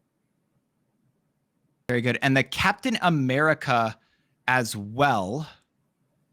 I'm uncertain what you want to do for the final bit. You could put down a lot of points in the left lane, but without an Iron Man, the Iron Man left is going to be, I feel, more powerful potentially than anything else you could be trying to do here if you are I don't know what you want to do. Yeah, on light side, they kind of need to map out what does their last turn look like, and the texture of their hand, they probably need to commit to the Mojo World this turn or not, especially if they want to play Spectrum in the final moment, because like if they're Spectruming on the last turn, they're only adding 1 card to the board, meaning they need at least 3 things in Mojo World to be able to Spectrum and threaten that location simultaneously. I wonder if there's a world where you're supposed to, rather than moving the shield over to the right lane on this turn, you're supposed to move it elsewhere and then play your Captain America to the right lane just to get that additional bonus and let yourself be able to move both, move the shield to buff up both Captain Americas, like we mentioned before. Is this Sarah? If this is Sarah, it's a big deal. It means the kind of output range of Quito is absolutely massive and difficult to calculate. And probably a retreat on Nobu's side here. It's just so unpredictable what your opponent's going to be able to do here in this last moment. No, it's very big stuff. I like it a lot. And this... Yeah, Spectrum, you do have 26 points power, but the problem is, like you mentioned, you've got the double discount, and that is a big deal. And maybe the middle lane and I feel like your right lane are looking like the better ones you want to win. So I don't particularly love the Captain America on the previous turn, but that still might be okay for Light Naboru here. Going with the shield, moving over to the left. I don't know what you want to do here. And again, Quito, every single one of Quito's cards is discounted by 2, right? So that's a 3-cost Iron Man and a 1-cost Mystique, a 1-cost Cosmo, a 1-cost Captain America. This is going to be an explosive amount of power on the final turn from Quito that I don't know if Light Naboru is going to be able to take it home. Yep, and we see the long pause here. I think this is one of those instances where we might see a stay just because it's only 1 more cube here, but I do think Quito is pretty favored here as we see 5 cards get played out with that massive discount. God, that's terrifying. Let's see what we have. Spectrum telling us and reminding us that knowledge is in fact power. Mystique copying the Moonstone ability, as Light Naboru is letting everyone else know that they are unfortunately potentially losing Captain America over in the Captain Carter in the left lane, Ravonna, and Thor bringing down the Avengers. That is an insane amount of power. Just the hub Thor, because everything costs 1 less, so you might as well throw it in and have a party. That is absolutely insane. And I think seeing that play out exactly like we kind of analyzed at the start, like Onslaught Citadel, kind of similar for both of these decks, but ultimately giving the edge to the deck that has access to Sarah, because that unpredictability of having the big flourish at the end of the game is quite strong. And that really highlights kind of the strength of the deck building aspect that Quito has chosen to leverage, which is they can generate their own double discounted Sarah with Magus and Moonstone on demand.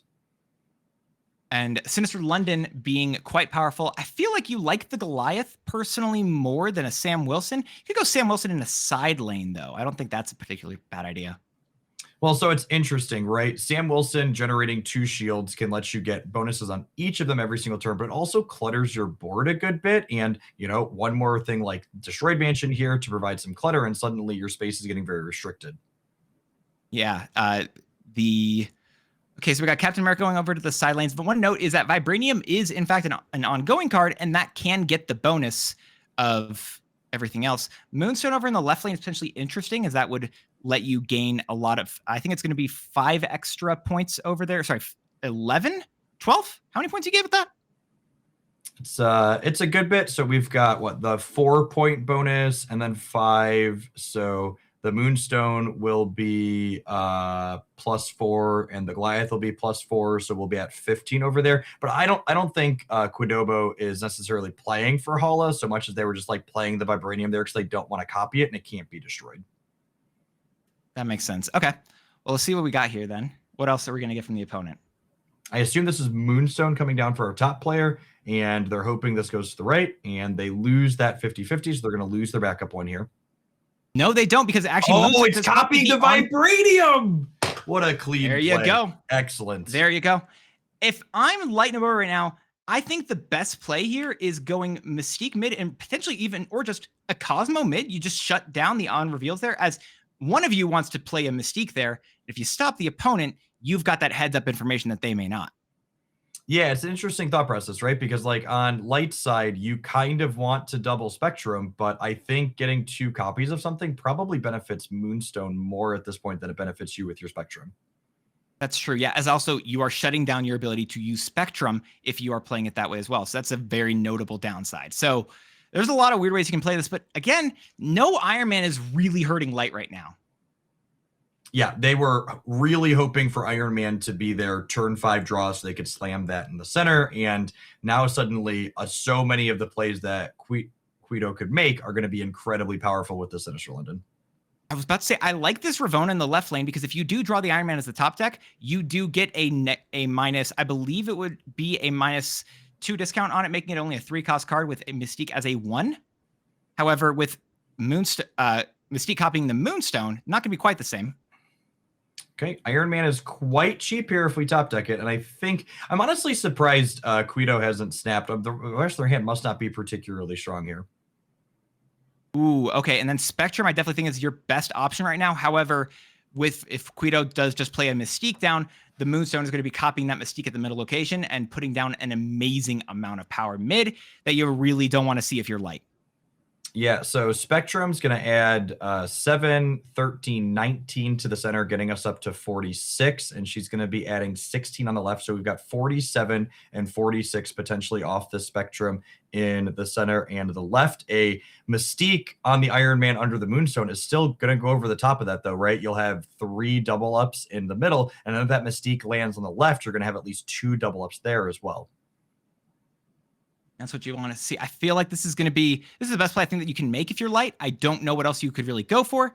This does feel like your best option. Could you Cosmo? That's a really interesting thought. You could definitely Cosmo. Yeah, that honestly might be better. Like they might not go Cosmo into. I don't know. So yeah, because the Cosmo shuts down the Mystique copy as well, right? Because the copied Mystique will then look at the original Mystique that was played out. Yeah. I don't know if I would play the Vibranium, though, because you are stopping your other on... Actually, well, I guess it still wouldn't work, right? Because it counts the previous card, so it would be the previous Mystique that was the last card played, so you can't copy any text there because it's an on-reveal. So this shouldn't work either time, I don't believe. Yeah, there's no target. Yep. And Captain America cannot buff the Mystique, and that Cosmo was a very large deal. Yep. All right, we're tied up 3 cubes to 3 cubes down on each side, 7-7. And I didn't think Cosmo was going to be much of a factor inside of this ongoing mirror match, but seeing it really be a key factor alongside the priority there, having those points out early on light side, allowing them to leverage that interactive card in a powerful way. No, it's every single card in this deck is mattering thus far. Mr. Fantastic putting down a fair amount of points, Spectrum being an absolutely explosive final turn, as well as we're seeing cards like Magus matter a lot for the opponent. Captain Carter, the differences of the decks, again, only 3 cards difference, are making such a big effect here. Yeah, and the Asgard here, normally you wouldn't want to play your armor into the center because you want to kind of save that up for your Moonstone path, but Asgard changes the dynamic here where you want to contest this lane early so that way you can draw extra cards on the 4th turn if you're winning it. Yep, and once again, we're seeing Magus, and now you basically want to float your entire turn, but the problem is you like that if you're using Magus, or do you just not care, and are you going to try to go with like a Mr. Fantastic? Yeah, interesting choice here because Light has Mr. Fantastic and Quito does not, which means Light can afford to just leave the rocks there for the entire game while still adding, a not nominal amount of points there between Fantastic, Moonstone, and maybe even Mystique the Moonstone, making it so Quito has to skip a turn to clear the rocks, but then also still commit power to win the lane. Yeah, I like that shot right there. So Magus is going to be copying Mystique. We didn't lose the rocks. We didn't skip our turn. We activated. Maybe I'm going to ask you to explain. I'm going to ask you to explain that because I don't know if everyone understands what just happened and what went wrong. Okay, we see a reaction on the They're Collapse Mine, so perhaps they did not know that interaction. So Collapse Mine is templated differently than a card like Infinite, which is the most common comparison. Infinite asks you to not play any cards on your previous turn to unlock him, whereas Collapse Mine asks you to skip your turn, meaning you can't activate, you can't move a Sam Wilson shield or a Nightcrawler. You have to do absolutely nothing other than end the turn if you want those rocks to go away. Yeah, and we're seeing that, again, the differences in the decks mattering a lot here, as now, if you're Quito, you can't really put points in the right lane unless you're skipping your turn 5, which is such a big turn. You've got Sarah and so many other cards you want to drop here. This is not what you want to do. I honestly think watching these games, it's kind of an ode to MarvelSnap deck building in a large way, because like you said at the start, these decks are only 25% different, 3 cards off, but the dynamics of how they're playing out, how they're reacting to this location variance is incredibly different because of those 3 slots. MarvelSnap's a game where you see 75% of your deck on average in a single game, meaning that even changing 1 card, much less 3 different like we have here, can make the texture of how the decks play out incredibly different.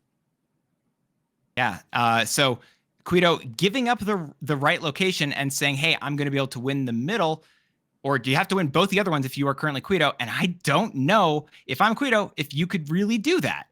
I don't know if I have the Mystique left. It's honestly, I think Light's probably ahead enough that it doesn't really matter. They're committing hard in the center. The right side location is completely free for them. So long as they go really tall in one of these 2 lanes, they're going to be A-okay. The Mystique in the center ends up taking them up to 44 there, which is a pretty big number. Mystique on the left ends up being probably more there, actually, if they play Captain America and something else. But I think the Cosmo is another great thing that, again, I would say if we looked at this from the start, I thought that Cosmo wouldn't make a big difference, but I do believe that Cosmo is most likely going to be making and breaking this game, as you're stopping that Mystique with your earlier plays, with who's getting priority earlier on. And that again goes into who's building this deck differently. How's each player playing this out? How's each player trying to do their stuff? And this is Captain America going to give us 8 base points to the left, plus the 6 from the Mr. Fantastic, and then we 4x that, so that's 14 times 4 takes us up to like 56 on the left, which is probably more than Quito can pull out. And again, we're going to go ahead and just be retreating. Yeah. Now, if I'm Light, this is definitely what you want to see right now. You want to see a little mistake like that, where that like turn 4 or turn 3, you need to actually skip. Which is such a, I would say it's niche, but I don't think it truly is. It's just a good understanding of how the mechanics in MarvelSnap work, which is something I'm pretty sure Collapse Mine's location is the only instance of that happening in the game currently. Like, there's nothing else that demands you fully skip the turn, location, or card. I think you're right there. I do think you're correct. Yeah. It's fun. One of the other fun parts about Collapse Mine is we're going to be seeing later this month a brand new potential style of deck with a card called Ozymandias, who is going to be giving your rocks additional points of power as an ongoing card. That's going to be a card I'm personally very excited about this card, and I also am going to.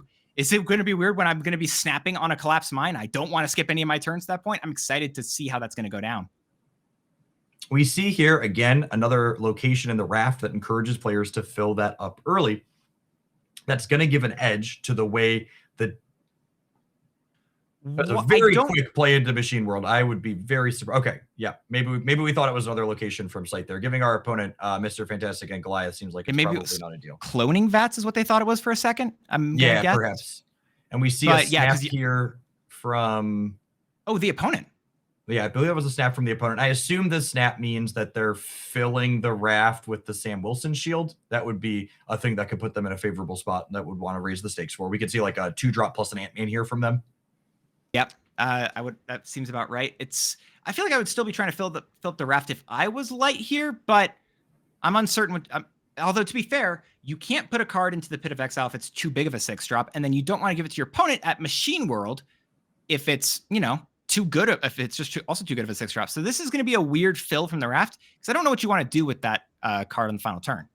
Yeah, and this is, the location variance kind of dictating the tempo of your gameplay. Is Light really wants to put this Mr. Fantastic in the center, but if they put it in the center where it's ideal, they're giving up the potential bonus that the raft's going to provide here. So they've chosen to set their deck up to be in a better spot, but gain less of an advantage from a location than they otherwise could have. And Moonstone going to be very powerful over there at the middle, going to be doubling up the Mr. Fantastic bonus, which is going to be absolutely stellar. I love to see that. I assume this is Moonstone here from Quito as well. Single play on turn 4. Captain America. Cool. Okay. And Now we do have the Iron Man we can play down this turn. We haven't gotten our Mystique yet, so we could potentially use that Mystique later in the middle location.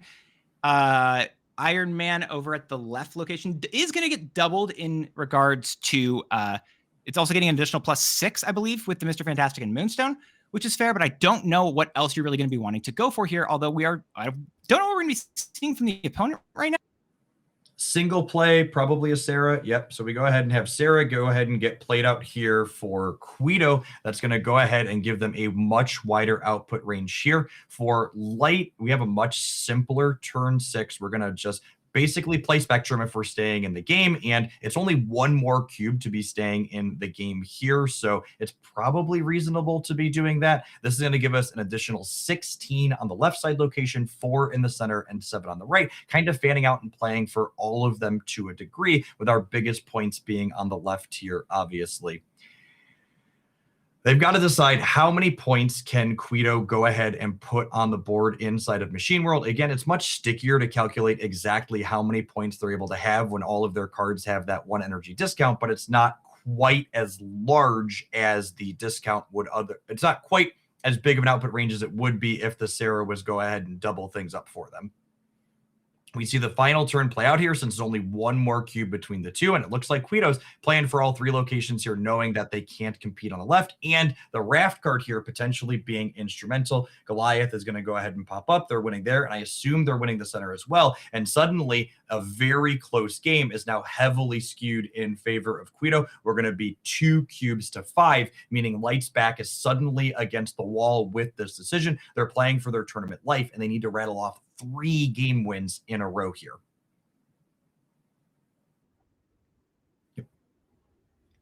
We're going to go ahead and see our players head on in to the next one here, and there's no more retreating from here on out. We are in high stakes matches, 2 cubes per round, and Quito's got 3 shots to go ahead and lock their spot in our top 8. Remember, we are in single elimination rounds at this point. Every player that loses is going home, and every player that wins is going to go ahead and move on to the next.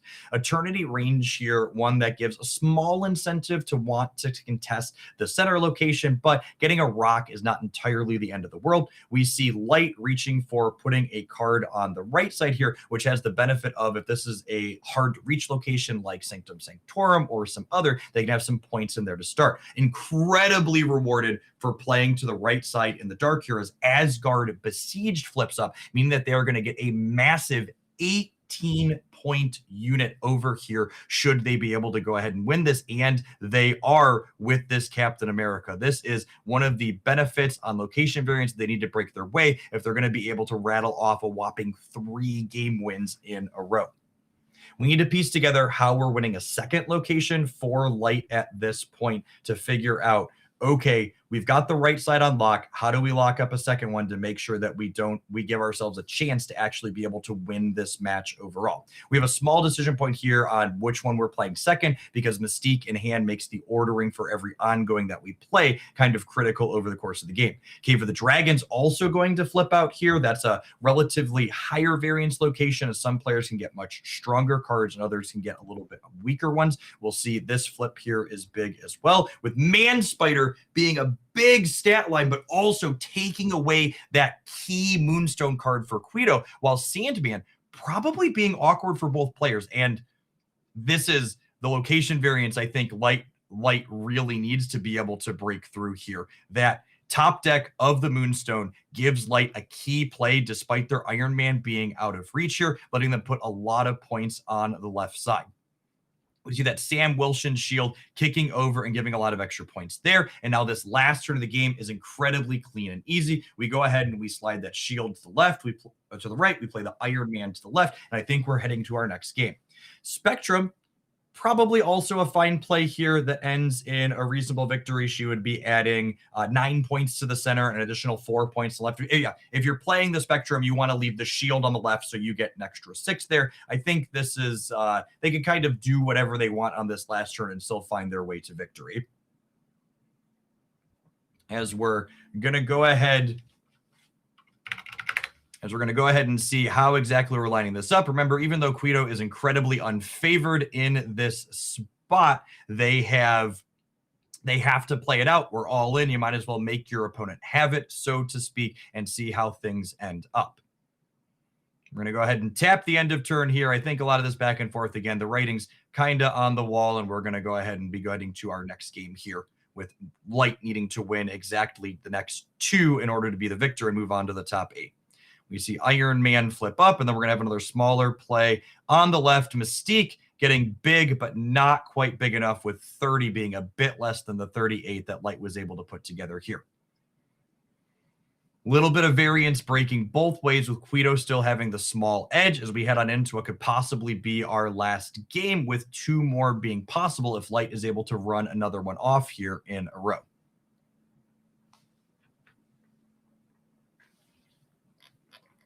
We're going to go ahead and head on into our next game here. We'll see what our opening hands look like for our players. We've got a really solid curve here, meaning we're going to play out on 2 and then 3 for Light.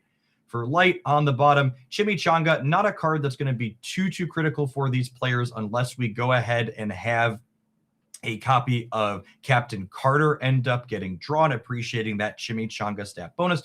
Both of them having an Ant-Man on the first turn of the game here. As we move into the next turn, X-Mansion in the center, providing a little bit of location variance here on the 3rd turn. That's definitely a little bit beneficial for Quito in general, because that center location is more important for our player who has access to Mr. Fantastic, typically wanting to set up their Moonstone lane in the center. Not quite the same patterns, but both players having a 1 and a 2 here.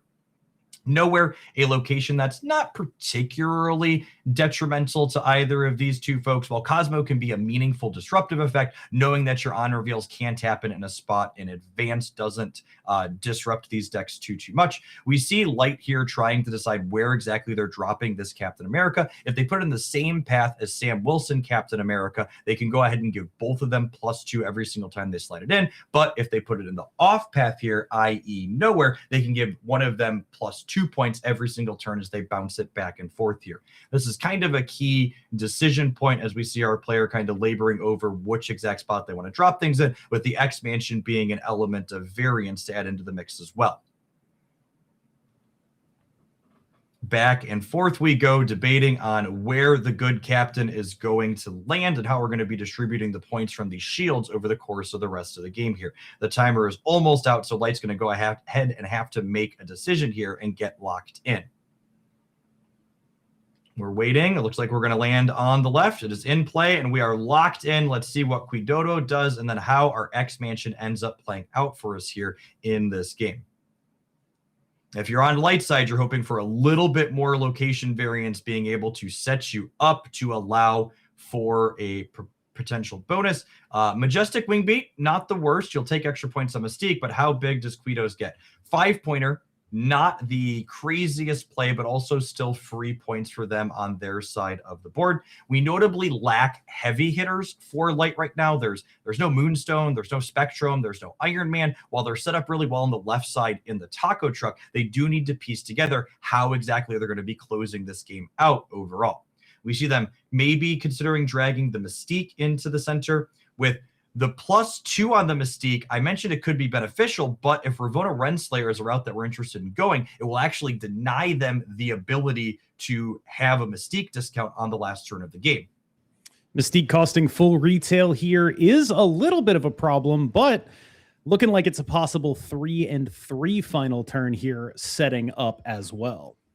Yeah, kind of laboring here over which ongoing card they want to play out second, because again, the sequencing is critical here because it dictates if you can Mystique and who is happening to on the last turn of the game. With the Chimichanga being a random element here as well, they can't quite decide, so they're going to let the food decide for them.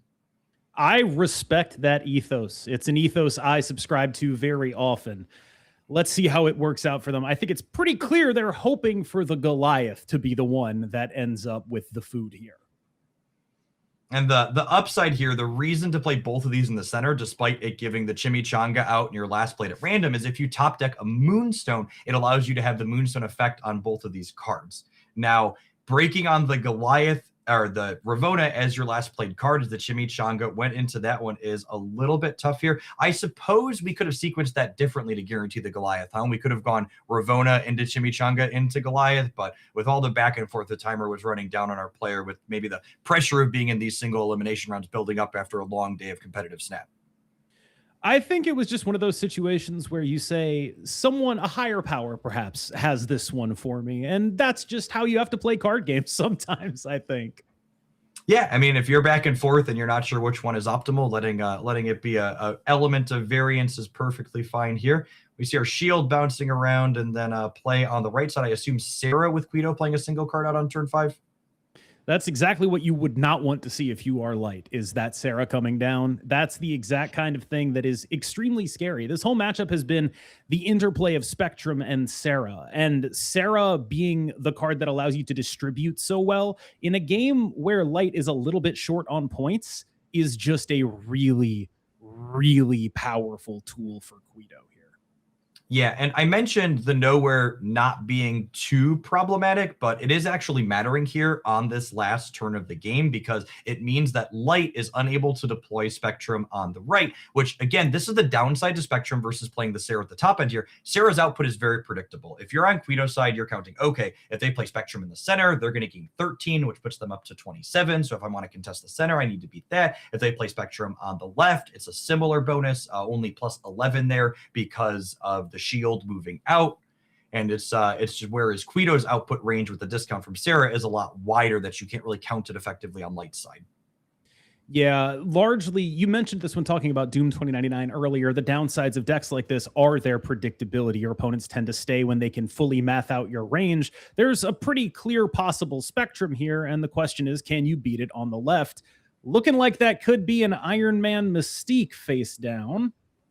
Yep, that discount from Sarah allowing you to have a 4 and a 2 there. Going to go ahead and get that double up here to a whopping 56 points on the left side as Goliath takes over. And we see Light going home, eliminated in the top 16, but still walking away with an invite to the World Championships, while Quito's going to be moving on to our top 8 in the single elimination rounds.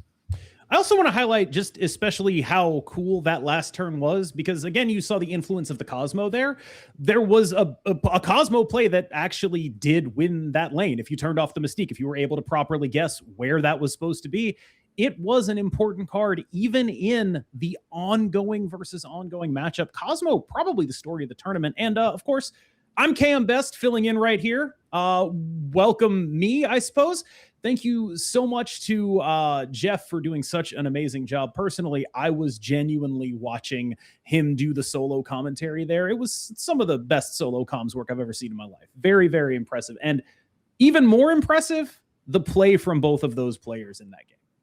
Yeah, and you called out Cosmo specifically, but one dynamic that's important with that Cosmo is that ability to hold priority. I think that's one of the things we see these players playing MarvelSnap at a higher level execute really cleanly and efficiently, game in and game out. Priority is not random. You can control who has it and where it's going by distributing your points across the board in a way that means you're winning 2 out of 3 going into those key turns like the last one.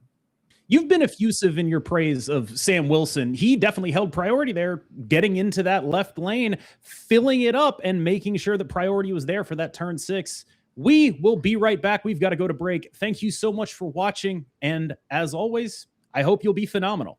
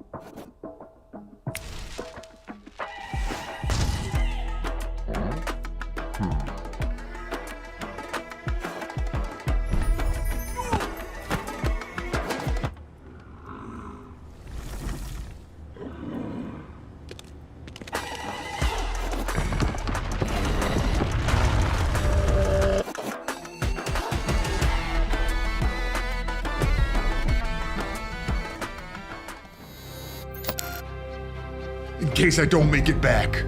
I just discovered a new objective mechanic in MarvelSnap. I just fear it will be apocalyptic. Ah!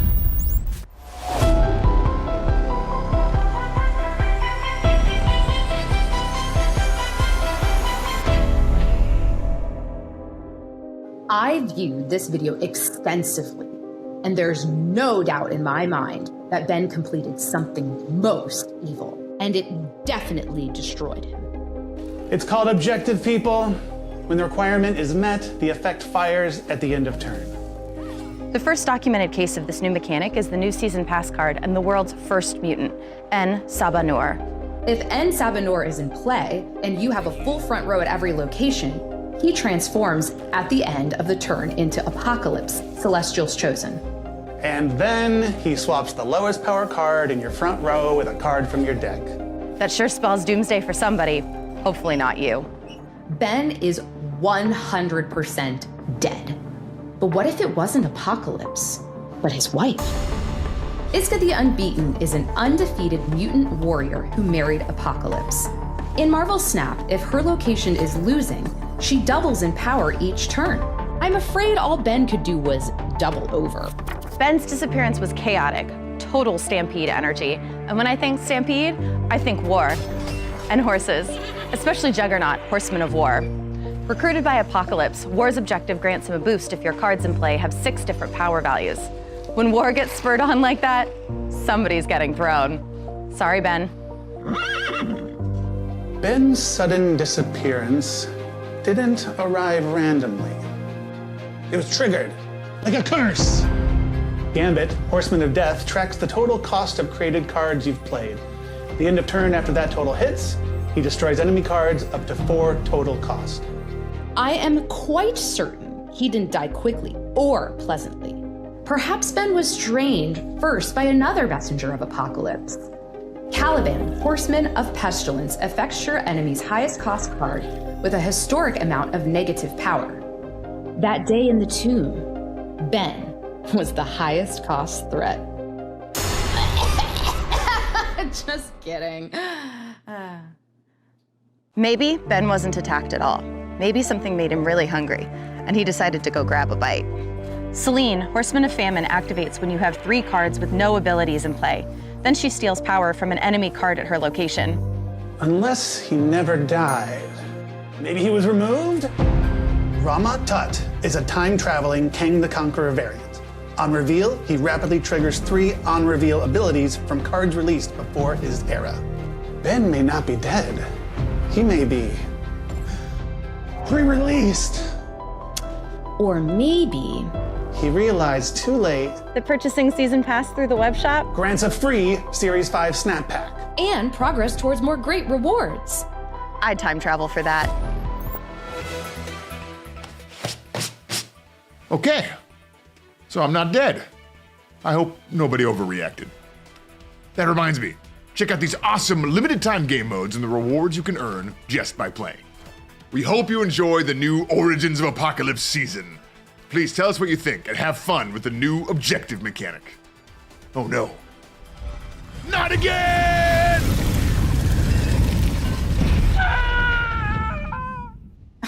Well, now he's dead.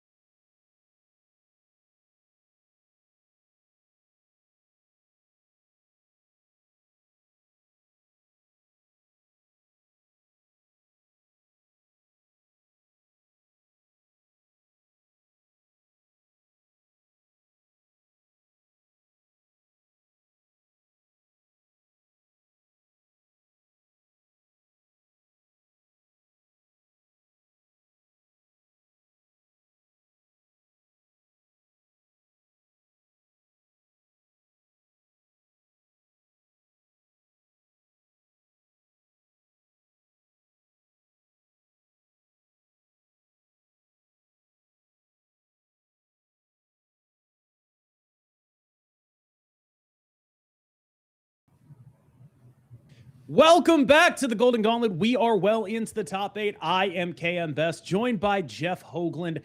What is it that you have seen and been the most impressed by over the course of this tournament, Jeff? I think this tournament has just done such a phenomenal job of highlighting why MarvelSnap is one of the best card games I've ever played. From the depth of the play skill that the players have been able to express, from things like managing priority and having interesting deck building synergy, to seeing decks that are off meta making deep runs in these tournaments, and even the most popular decks having such a small metagame share that there's so much variety in what we're seeing. I am almost blown away by the amount of variety because I'm a pretty, high-level competitive-minded guy, which is to say a Sholau cultist. And I have been very, I would say, overjoyed and surprised in equal measure to see not too much of the Nightmare Dragon running around right now. What do you think has led to that scenario happening here? Just other things catching up, maybe it being a little bit predictable from our big red machine?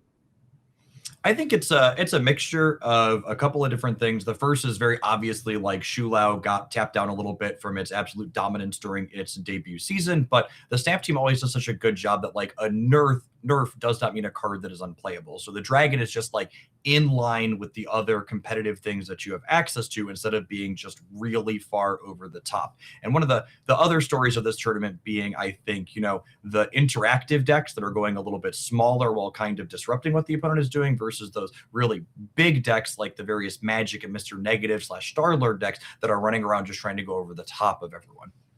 It honestly feels like a very balanced top 16. And I think the player we're going to end up watching is one of the people playing one of those rogue decks. Are you familiar with the work of the man named Gamer and his Pixie Gore list that has made it this far into the top 8? Pixie is again. I've been informed that's not where we're starting, but can we get that on screen anyway, just to talk about that a little bit? I've said this about a few cards, and I think it just speaks to a lot of the designs in Snap, which is Pixie's one of those cards where it's got good deck building considerations when you're putting your 12 cards together, and it's got good sequencing decisions inside of the game where you're picking and choosing which cards you're playing out, where, and when. And MarvelSnap is just such a good deck building game because every card you put into your deck just has so much impact. That these aren't 30, 40, 60 card decks. They're 12 card decks, and you're seeing 75% of them in the average game, meaning a single card change makes the world of difference, especially over a tournament like this where you're playing a lot of games. I thought you would get a particular kick out of this as very much sort of captain off meta. You love seeing people attack things in weird ways. I've talked to Gamer about this list. When he sent it to me, I was just very, very confused. But as he's talked to me about it, it's become clear that this is actually a deck that he views as being one that is A, just straight up good, and B, and I think this is a component that a lot of rogue decks will have, very difficult to play into. He said he didn't think he got an Iska to 24 ever. The respect for that card is too strong when there's an Iron Man backing it up. People just aren't willing to even consider it. And that dynamic, the hidden information, the threat, that's a lot of what makes rogue decks tick. Yeah, and what really novel inclusion here is we kind of talked about the dynamic of like Magic decks versus Cosmo decks inside of this tournament.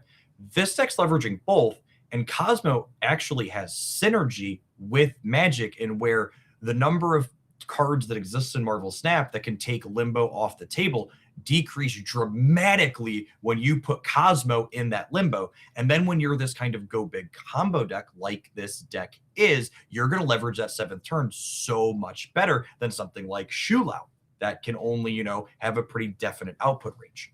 Magic is actually a really interesting card against both Shulao and Starlord, the sort of boogeymen of the format, because Starlord decks tend to be timing based, right? You want that energy going into the final turn of the game. So a Magic on turn 5, suddenly you won't necessarily have that on the turn where it actually matters. That dynamic is really interesting. Shulao, not particularly good at using that turn 7. It's built to be a turn 6 deck, as most decks are. With Magic and Cosmo being the most played cards, I think that's part of what's given this tournament such a different texture from normal. Yeah, and to a degree, it's a testament to like MarvelSnap, as they're always adding new and interesting cards, whether it's, a Star-Lord or in Sabanur from our latest season pass. There's tools in the toolbox that you can reach for to be competitive and interact with those cards, even if you don't have access to them or just aren't a fan of playing them yourself. And I believe we are ready to jump into a game, so take it away, production. This is our top 8 match. These players started with hundreds in the field and just 8 remain playing in single elimination rounds. We're going to be looking at one of those go big combo decks here for Movi on the left side of our screen with that Star-Lord Mr. Negative kind of mashup. 2 different ways to go really far over the top of what your opponent's bringing to the board. I've been really impressed with this list. A player that's been brought to my attention is a player named Bullseye QWERTY, who's played a lot of Mr. Negative, and I believe many people are saying this was sort of a brainchild of his way back in the day when Star-Lord first came out. After Star-Lord's nerf, much like with Sholau, a lot of decks started being less only about Star-Lord and more hybridizing with Star-Lord. And Mr. Negative, we saw do this. We saw Tucker make a run with the Phoenix Force version of this. The hybrid Star-Lord lists are what has sort of survived past the nerf, much like what happened to the previous SL Season Pass card. We see very quick cubes traded back and forth here, early snapped from Movi because they have that Ravona into Mr. Negative that's going to make their deck very powerful. And then our opponent here going to go ahead and back out. Notable tech inclusion for our right side player here is that they are playing a copy of Supergiant inside of their Batroc Movers deck, an effect that can be incredibly disruptive into these decks that are looking to have very specific plays on the 5th or 6th turn. It is a very unique card because it can also be disruptive to your own game plan with the Sholau. Now, he will still count the cards as played, but it is notably not the greatest thing in the world to be playing a 4-on-4 if you're a Sholau gamer, and that is often what is demanded of you when you're using Supergiant as disruption. But one place where that won't necessarily be true is against something along the lines of an Invisible When First Steps deck, where you can play a Supergiant on turn 5 to make sure those end of turns don't actually have end of turns on turn 6. A very potent tech choice, but I'm not sure what it does in this matchup.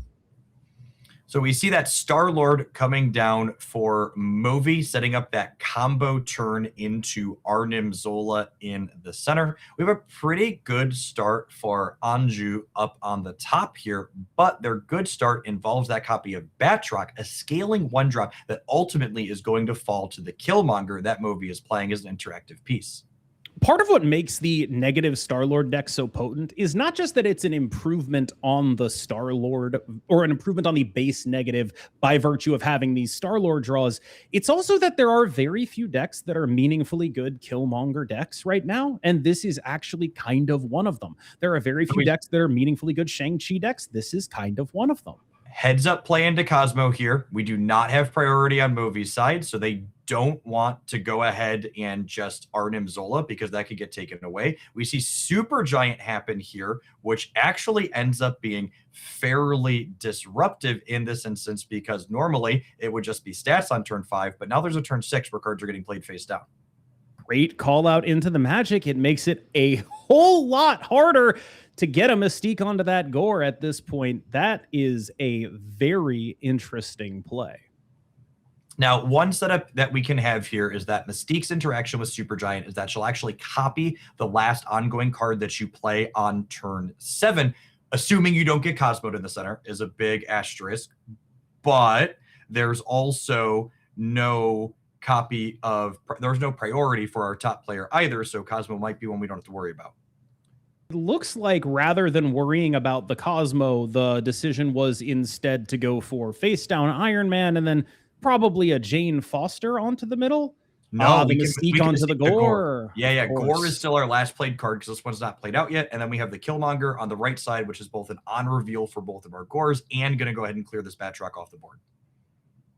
It seems like a very good situation when you get to stack all of your points in one of your relatively worst draws onto a middle lane, thanks to the power of Magic that gives you the entire game. And Anju's deck list here, all of their disruption is proactive. There's no Red Guardians, there's no Shang-Chi's, there's no Rogues, they're just Supergiant and Cosmo. So this is going to be just points for points here in the center, with which the Iron Man, I think Movi is going to win by a huge margin. It seems pretty likely. I don't know how many Show Loud decks are going to be able to get up to 60, but there is potentially the possibility of a world where the side lanes are big enough. Don't think so. Yep. Okay, so those don't give the Gore a permanent buff because it's on reveal that comes and goes with the skill here. We have the Silk bouncing back and forth, which adds a couple more points to the Hydra Stomper. I assume this could be a Shulau in the center, buffing the Stomper further, but it's still going to be quite a bit short of 60. I would guess it's one drop Shulau, yeah. Okay, that ends up being a lot closer than I was expecting it to, but I think this really shows the strength of this hybrid deck from Movie, where, you know, in the past, Mr. Negative decks have been less consistent in tournaments like this because they're pretty all in on their namesake, and Star-Lord Master of the Suns gives you this alternative game plan where you can still go big even if you don't hit that Mr. Negative early. It's the best addition Mr. Negative has gotten in a very long time. Many people expect Mr. Negative to get better when there are more payoffs for it. That's not really how the deck works. The deck gets better when there are more enablers to let you play those payoffs. You're already winning when you play Mr. Negative. You need more Mr. Negatives. Yep. And this is, I think Elysium in general is a location that's going to favor Movi. Their deck is playing a lot more bigger threats and can appreciate the energy discount, whereas Anju, on average, is going to go ahead and already play out all of their cards game in and game out. I mean, you have Mr. Negative, you have Star-Lord, you are snapping. You are playing a turn 3 Mr. Negative in an Elysium game. Not really a lot of questions about this one. Yeah, not only are you playing turn 3 Mr. Negative, but you get turn 3 Mr. Negative with 2 turns soaked towards your Star-Lord as well, so you can kind of go both ways. Because that's the nice thing about this backup plan is it's a backup plan that can work with the primary plan as well, so they can combine together when they both show up. Yeah, you can play your Mr. Negative on turn 4, have that be the only turn when you actually did something, and then play Star-Lord on 5 for 4 extra energy, and it's quite good. One of the other dynamics I'm not sure if you've seen with this deck too is if you have magic, you can Star-Lord on 5 and then Mr. Negative and Jane Foster together on 6 to like immediately do your combo and draw all of it. Incredible. I mean, Mr. Negative has been a card that it's the original cool card in this game. My first real memory of MarvelSnap is playing Mr. Negative back when he was a 4/4 in the beta. So it's very nice, to your point of sometimes old decks come back with new twists. Mr. Negative is the ultimate in old decks coming back with new twists. Yeah, and it's just one that's been consistently powerful over the course of the game. It's gotten many adjustments. The old timers will remember Mr. Negative started off as a 4/4 back in the day, and then as it was slowly overbearing, it's been toned down to where his power line matches his name at this point. This is a really awkward hand for Movi here. It's Star-Lord and then a bunch of expensive cards, and that's just what the game is going to be. So this is where you really get to see the power of this deck actually start to realize itself, which is to say, what can we do when we have drawn the absolute worst possible, but there is still a Star-Lord and there is still a magic? We might see the line I just discussed a second ago. If we have 2 draws at Mr. Negative, we could Star-Lord on turn 5 into Negative Jane on turn 6, and there is still a Null and an Arnim Zola in the deck that can be flipped to 0. Looks like we're not going for that. We're setting up here for the early one. Okay, yep, heads up play into the Super Giant, and perhaps Anju, aware of that potential line and looking to disrupt it here. Very clever.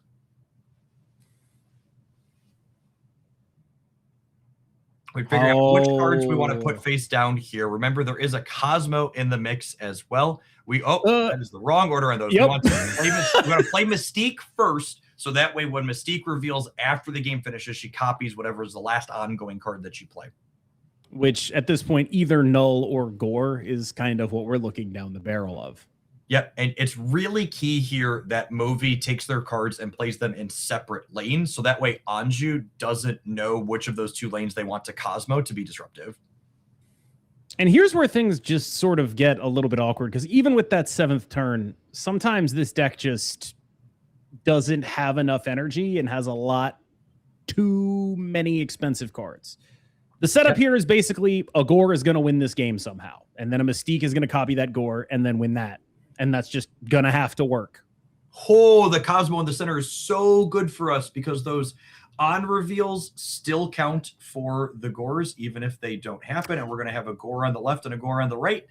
And I thought maybe we'd be retreating, but honestly, I think at this point we might be staying. Drax jumping to Clog is actually such a big deal there, because there is a very real possibility now that if that Drax is moving to another lane to win that other lane, they could lose the Xandar. Our Gore is currently showing 11 in hand, and there's at least one more on reveal, meaning it's going to go up to 13. And then the Mystique has 2 more base power than the Gore, so she's at least 15 on the right here. Looks like we're choosing to play the Gore in the center, just letting the Star-Lord keep that free 5-point Atlantis modus on the left side. And this is a great example of how Star-Lord can help you just sort of limp into these games, because there would not be a face-down Mystique and a Killmonger if it were not for the Star-Lord, even though it was a pretty weak Star-Lord. Just a straight-up call out of the Supergiant allowed that play to happen. Yep, we needed that one extra energy on turn 5. 1 extra energy was enough, and it looks like we're still going to go ahead and pack it in here. I think that's a fine retreat. I think I could make a compelling argument for wanting to stay, but when you're up cubes as the combo deck in a game like this in the high-stakes rounds, waiting to get your bigger commitments in games where you have a good draw is a reasonable strategy to take. It's sort of the bread and butter of playing a deck like this is just, I've got something. Oh, the call out of I have Star-Lord, do you trust me? Phenomenal. You see, was this a snap from... This is a snap for our Mr. Negative player here. And I want to call out this player's hand. This snap is a stone cold bluff. Yep. Like this hand is terrible. But there's a Valhalla on the left side, which favors the Star-Lord player. So if Anju doesn't have a Cosmo, they probably need to leave there, and they do. Phenomenal work. I mean, that's just exactly how you're supposed to play these decks. And then this is perfect, right? Like you bluffed the last hand, and now you have a nuts hand this time, and you get to snap again, and now the other player's like, oh, well, now I'm down to 4 cubes, and I have to call, and your hand is insane. Primo. It is this is, I don't want to call it a masterclass, because it is just exactly what you should do. You are meant to take risks with these decks because you can be paid off so immensely when you do things like this. There are... The 3 people involved in every game of MarvelSnap. You, your opponent, and the location variance. I mean, honestly... Oh no, my Mr. Negative happens on turn 4. I'm okay. I think I'm chilling. All right, there is a Cosmo here on Anju's side of the board. Are we going to see Cosmo on the right here? Juked him. Love it. Love the sequencing the Killmonger first. The Batroc gets to live. I'm going to flip my cards around now. Well, that's the worst possible perhaps draw there, but the Star-Lord still is going to give a couple energy here. There is going to be at least, I believe, 2 energy coming out of it. 3. We unspent on 1, unspent on 4, unspent on 5 here. So 3 extra energy is enough to play Zola plus a Mystique if we draw a free ongoing card next turn. I think this Strange Academy is going to be really important because a Mr. Negative going to the Baxter building is probably really bad, because what you're looking at there is potentially like, you know, Iron Man Mystique, something along those lines, and then try to win another lane with the power to the Baxter building. If Mr. Negative goes over there, this gets much harder, much quicker. Now, one thing that's really important to note here is that priority doesn't matter because the Cosmo is already spent, right? So this is not an ideal series of pulls here. They went most of the points left here, and that Mr. Negative landed in the Baxter building like Cam was worried about. And we didn't draw a flipped card. Man, I mean, that's sort of the downside of what we're talking about, right? It was the perfect play. Just sometimes it doesn't work. Like, it was absolutely the correct thing to do. But the number one thing you'll learn playing card games is sometimes the correct thing to do, it's still losing you the game. Yeah, that's one of those instances where there were no mistakes made by our player on the bottom. We talked about how, you know, they made all the right choices. It was a clinic, but in a game that has some variance by design in it, making all of the right choices does not guarantee that you're going to find your way to victory. It is sort of, I'll say one thing, retreating later there. I mean, you might as well just play it out. It's 4 for 4 anyway. You're not gaining anything by doing it. There's no loss. You can get a little bit of a read maybe on how your opponent's going to play their last cards out. And now we're in that 4-3 situation during the high stakes rounds, meaning that our player who is on 4 cubes gets a free snap on the first turn of the game. And then Movi gets to decide, is this the game I want to stay in, or are we going to the next one? It's the hardest thing in the world to snap that into Mr. Negative, though. Like, I understand that it's game theory optimal, mathematically optimal. There's a mental barrier here that is scary. Yeah, it's one of those things that's like free the way the cube system works, but it's hard to overcome. Like, oh, is my hand actually good here? And like look at it from that dynamic. Especially with the Quantum Realm here. Quantum Realm is a location that incredibly favors the negative deck. Like, they're so happy to play so many of their cards out into that one. Interesting choice going for the Magic on Sakar Grand Prix instead of Danger Room. Potentially just that's a consequence of being a Zola deck, null deck, that the Danger Room is probably sort of a little bit telegraphed, but this is also the place they'd Cosmo, right? We see Movi reaching for the snap button, but not doing it because I think perhaps realizing that the snap actually doesn't matter from their side, and it's detrimental for them to do it the way the cubes end up lining up here. So they think they're favored, but they absolutely should not snap if their opponent hasn't snapped. Oh, they pushed the button. Okay. Caster Curse. All right. So Mr. Negative coming down in the Danger Room. Pretty straightforward here. Just if you want to Cosmo my Mr. Negative, you have a chance at getting your Cosmo blown up. And if you want to, and that's if you are able to correctly ascertain that I am putting it here. Yeah, because realistically, the spot you're most incentivized to play the Mr. Negative is the Quantum Realm. So if you have a Cosmo and you're looking to take a variant slip into it, you probably want to play it there. Supergiant, I would be largely a huge fan of here, but it doesn't actually stop the Jane from drawing on the 6th turn, unfortunately. Yeah, with the Limbo already set up, the Supergiant disrupting the 5th turn isn't particularly relevant, and I assume we're just going to see... Are we playing the Shang? I would expect to see the Mystique end up going face down here again to copy your ongoing, but it probably doesn't matter too much with the Jane coming where you're playing your cards, so long as you don't get Cosmoed on the Jane. I think largely it's just make sure you play a couple cards and get them out there. We see 2 cards being played into the center here for Anju. Not going to get to see those reveal until the end of the game, just like the Shang-Chi on the right. And now we have that again. You know, I assume we don't want to play into the Quantum Realm at that point because we want a clean open path to be able to play a card into and then copy it with Arnim Zola. Can we get the deck on screen? After the draw of the null, I'm not actually sure how many cards are being drawn here. And I think what's actually likely to happen here is much more a setup for null left, Arnim Zola left next turn. Yeah, that is actually the last one. You are correct because there's the Gore, there's the null, and there's an Iron Man in the deck still. Sure. I mean, that's nothing to sneeze at. Sure is underselling a 0-5 Iron Man. That is a really good Iron Man, but it is notable. Another thing that's notable here is the Drax into the left not going to be locking the lane. They're going to be hopping into the center to go. Oh, or does it stay left with? No, it does go center. There's the null and the Jane. I believe it targets the Jane first because it was played first, or is that variance? Honestly, dragging the Batroc is genuinely crazy, and as far as I'm aware, it is variance. But dragging that Batroc is. I mean, that's just a really bad sign because now, even if you wanted to play into the Danger Room, it's going to be a little bit more difficult. Suddenly, things are looking up for Movi here. Yeah, I mean, this could be the game. And if Movi comes out on top of this game, they're going to be 3 cubes to 1, meaning they have 2 shots to win the game ultimately, win the entire match ultimately at the end. We got to decide where exactly we're going here. We see the Mystique, the choice between the Mystique and the Arnim Zola, which kind of makes me wonder why we didn't play the Mystique face down earlier where the Shang-Chi is. That's why I kind of wanted to see that happen. We'll see how it plays out here, though. That Shang-Chi could still catch something like a Batroc on the right side. What's really interesting, I think, is that because the Drax dragged the Batroc over there, the Killmonger now is not getting Cosmoed in any way. That just the Batroc is gone. So the null's going to scale up on the left, and we're copying the null on the right. So we should just be good to go here. It doesn't really matter what's face down. The threat here is you're expecting them to Cosmo the left, which is exactly what happens and was perfectly played around here. Yep. Kind of a choose our own adventure book here. I think even if the Arnim Zola had happened, the Iron Man probably drags us across the finish line, but we're going to go ahead and make these nulls absolutely massive here.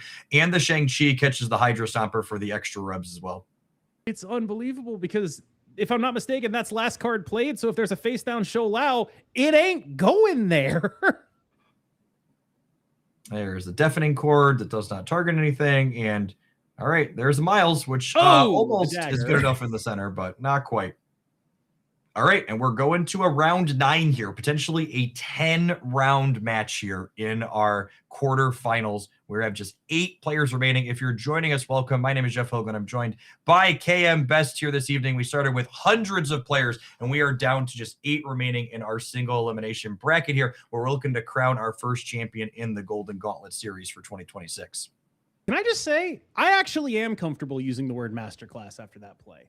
The playing of the zero cost null, you'd normally be like, why would you ever do that? So that they are afraid of the Zola and Cosmo that lane.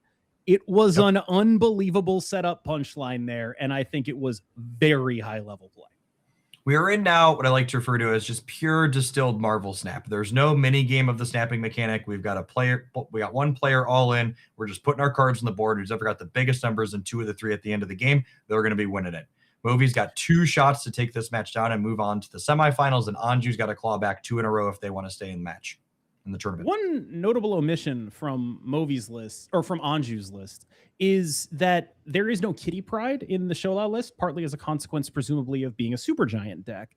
That is not great when there's a Shuri's Lab, and Kitty Pride is the greatest card on the planet at Shuri's Lab. Well, that being said, in this particular matchup, the dynamic of not needing to play your Kitty Pride around Killmonger definitely has some value as well. And we see the move deck with the Silk and the Batroc here still getting pretty decent value out of the lab, all things considered. This is one of those hands where you end up with, like, you have negative Jane, but you don't have any space in your hand to draw anything, and most of what you draw isn't very good anyway. And so it's introduced a little bit of clunk into the deck in exchange for power, but don't get me wrong, this is still the right Mr. Negative deck. All right, we have the Star-Lord giving us 3 extra energy going into the 5th turn here. No priority here is noteworthy because there is a Cosmo in Anju's list that could stop Arnim Zola, but we don't find that one. So now we got to decide, how are we cobbling together a win here while our cards are a little bit awkward? Jeff, I got to tell you, I wish I had an answer for you. I've been very impressed with Movi so far. Maybe I'll be very impressed again. I think our path to victory involves Mr. Negative into drawing the Arnim Zola, and then perhaps we can Zola plus Gore. We could also, with the Ravona coming down, have Mr. Negative or have Iron Man and Mystique on the last turn of the game alongside a Zola Arnim Zola or a negative Arnim Zola. But it looks like we're going for a Gore line here, probably looking to Mystique that.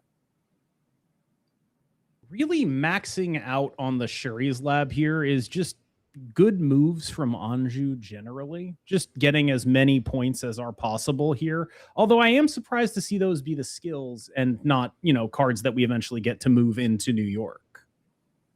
Although we have Craven here in the Strange Academy, perhaps trying to double dip on the free move locations on the board. You can move our Craven to the left and then move it to the center if all things line up, and Craven is completely uncooperative. I mean, the center is now clogged up. It's this Drax keeps doing this over the course of the game, where I think the game is sort of unlosable, and then suddenly there's just a full lane, and it's like, wait, well, now it's like at least a conversation that we've got to have about this. Yep. And again, if you're on Movi's side, this is a game where you're probably retreating if retreating is an option, but we're locked in. There's no leaving here until one player is out of cubes. There's no more snapping. So what's our best shot to win it here? It's probably a Mystique on the Gore and then an Iron Man in the center. Or do you even need the Iron Man in the center? Because the Silk and the Batroc are going to kick out of it potentially. Yeah. The problem is that they'll only get kicked out, the Silk at least, if you play there. So if you don't play there, they're going to stay there. The other problem is I'm not exactly sure how big the Mystique is going to be. Oh, yeah. Drax is bigger. Pull Batroc out. Yep. Yeah. So, and there's a Cosmo in this whole mix as well here, right? Like our Anju has priority. So if you're not playing Mystique explicitly in the center, she's a potential 50-50 to just not have a text box here. debating on whether or not they want to play for the Shuri's Lab, because their deck is historically bad at playing for Shuri's Lab, which makes Anju less likely to commit points there. This is a very, very cool call out here. I personally doubt it a little bit, but the I'm shield's interested to moving see. too. We both missed that the Batroc was following the shield. It didn't have to, but yeah. Yeah, it looks like we're gonna go ahead to a round 10 here in our quarterfinals. This was practically the longest possible a match of MarvelSnap Conquest can go here. We're gonna be playing for all the marbles here and looking at opening hands are a big deal when you're a combo deck like Moby. Yeah, I think if you told me that the game went to round 10, I would guess that the non-combo deck is probably favored, right? Because that's just the kind of thing that seems like the space you want to be in. But here we have the turn 4 Mr. Negative and turn 5 Jane Foster. All right, we've got a Cosmo, we got a Dodge. There is a bar with no name, and there is no location variance control inside of Anju's deck. Is there... Okay, Cave of the Dragon Legion. Okay. I wonder if we're going to see Magic get rid of Cave of the Dragon. Yep, I love this. Anju is so incredibly favored, or Moby is so incredibly favored if a random act doesn't happen that you want to eliminate every random act you can possibly eliminate for the rest of this game. I mean, there's just not much else you could say. Sometimes we get Cosmo Center here. Good. I suspect you'd be losing anyway. Yeah, that would not be. I don't know that's part of it. We've got 10 power on the right, so they get an extra energy here, but whew. Is there a world where you're just Star-Lording now so you can like play Jane and something else so you get more stuff? Jane for 2 is probably good enough. I think honestly, you could just play the Jane, and then if they Cosmo you, your Star-Lord resolves on turn 6, and then you're probably fine for turn 7. You get like 2 organic draws after the negative anyways, so you're 50-50 on the Cosmo to begin with, and even if they hit, you still have a plan. I'm just looking at that bar with no name and shaking my head. I mean, it's just... I love the juke here. So normally the negative deck really wants to keep a lane open for the Arnim Zola. So that means you want a Jane left, but if they know you want a Jane left, you want to go right. Give a little shuffle there. Fairly compelled by the idea of dropping one of these gores, dropping this gore down to get Drax into Shang-Chi-able range here. I'm just like, I realize it's overkill, but I am compelled by it. I just want to make sure that you assert dominance as fully as possible. Yeah. All right. No one is deafened. There are no low-cost cards on the right here, and this one's firmly in garbage time for the last couple of turns. As soon as that Jane resolved, I think we were all wrapped up. We just got to make sure we don't have an internet disconnect issue for Movi, and then they are moving on to our top 4. Hey, I mean, it happens to casters. It could happen to players too, I presume. This does look pretty wrapped up here, though. Yeah, we're just kind of spreading our points out. We're putting a whole heck of a lot on the right here because there's literally nothing in Anju's deck list that can interface with this Mr. Negative on the bar with no name. So we're just stacking as many as possible over on this side to lock up our second location and end this 10-round knockout of a match. Great play around disconnecting to just hand dump as fast as possible, by the way. Really heads up. Yep. That what's their one out? That okay. End turn. Perfect. Normally you'll see these players, they'll be very meticulous. They want to make sure they're not missing anything. They're like, nope, nothing to miss here. Just put the cards in. The only thing that can stop me is being unable to click the button. I'm clicking it as fast as possible. Yep. And we see Anju they're making sure they're not missing anything. Fairly confident that they are not. We're going to see a really big number, and Mr. Negative with the Star-Lord splash moving on to the top 4 here today. I mean, this is a deck that I think is and was one of the better choices for this tournament. Just a really, really potent list that does a whole lot of points in a way I think a lot of people aren't necessarily prepared to play against. Yeah, and go over the top of so many things that people are doing in so many ways. 68 is a really big number where if you are not like a man spider deck, you are not prepared to compete with what this is doing. And even in those instances where there's another combo deck going over the top of you, this Mr. Negative deck is also interactive to boot, right? Like you're not just pure linear point slam. You've got your Shang-Chi and your Killmonger, and sometimes you even Arn and Zola your Shang-Chi to cover the board right across. This is about as good as it gets. Yes. I mean, like that was just a masterful display from Movi there. Just a really, really immensely compelling Mr. Negative gamer right there. Really, really amazing. Really, really impressive. You know who else is impressive? It's Jeff Hoagland. Jeff, thank you so much for what you've done. Everyone, please make sure to follow Jeff on socials. And Jeff, if you have any final messages as we move on into the top 4, now is the time. I'm just looking forward to kick back, relax, and watch you and It's Guest Gaming do your thing as we crown a champion for this tournament. Shout out to all the competitors, especially the 4 that are remaining today out of our fields of hundreds that competed. And congrats to all the 5-1 and better players that punched their ticket to the World Champions later this year. And of course, I am currently filling in for Not My Dance, who had an unfortunate internet issue, but he was an amazing, amazing commentator as well. Make sure you follow him on socials as well. Thank you so much. I've been KM Best. We'll be back with the top 4.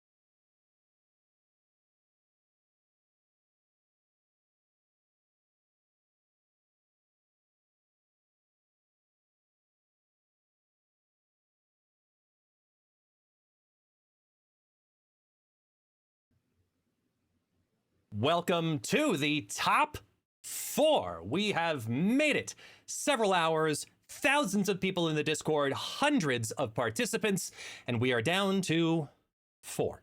We're down to the final 4 here in this amazingly, I'm going to word it as chaotic. We've had some crazy, insane moments happen during this broadcast. KM, I know you've been here for quite a bit of them. How do you feel going into the top 4 today?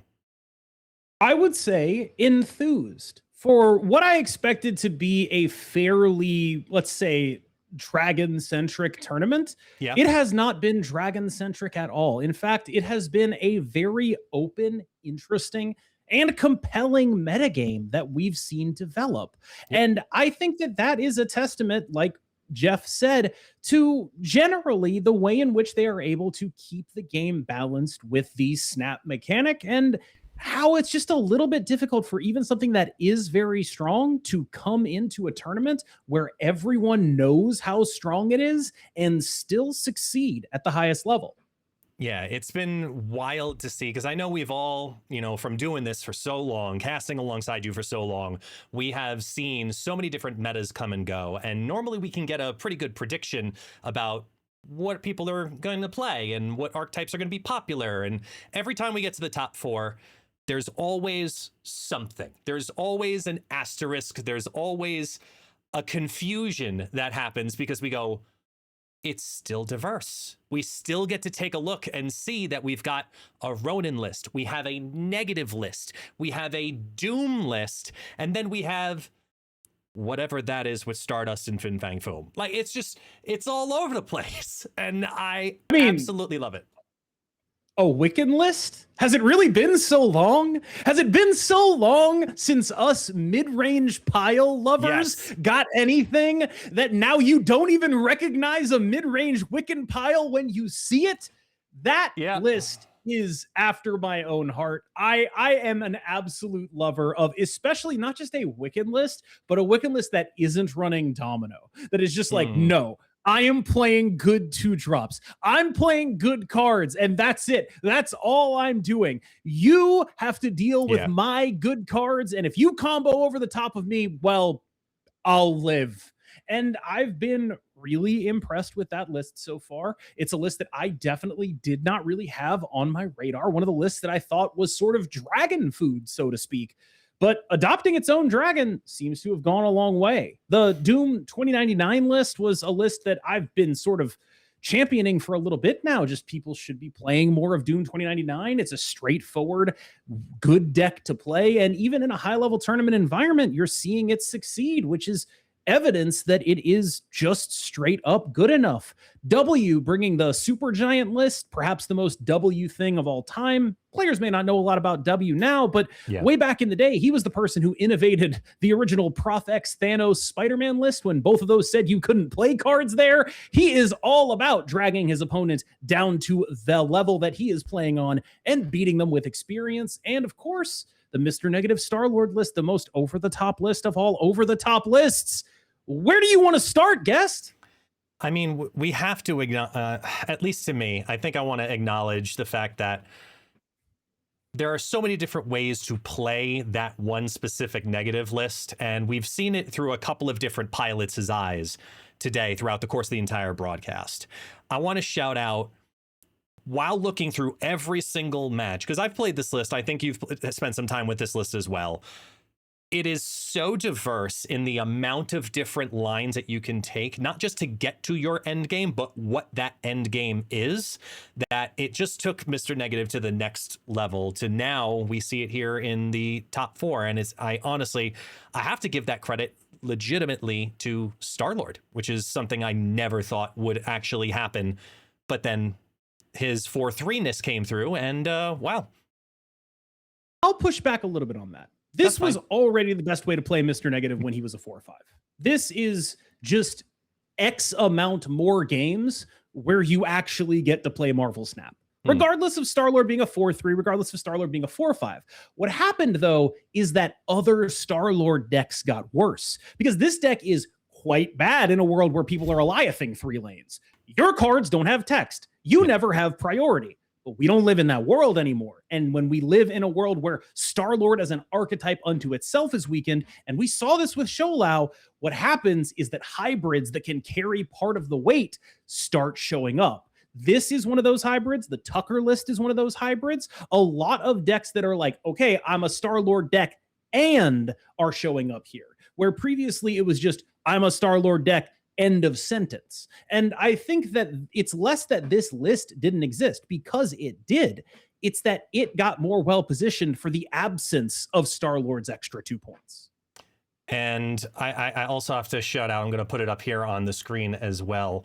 As much as this list has also taken over the ladder, I do need to give some commendation to Doom 2099, because we saw a variety of people take this through, but only one made it into the top 16, which we even showcased at that moment. We found out only one did, and now here it is in the top 4. What is it about this 2099 list that jumps out to you as being the reason it probably pushed through?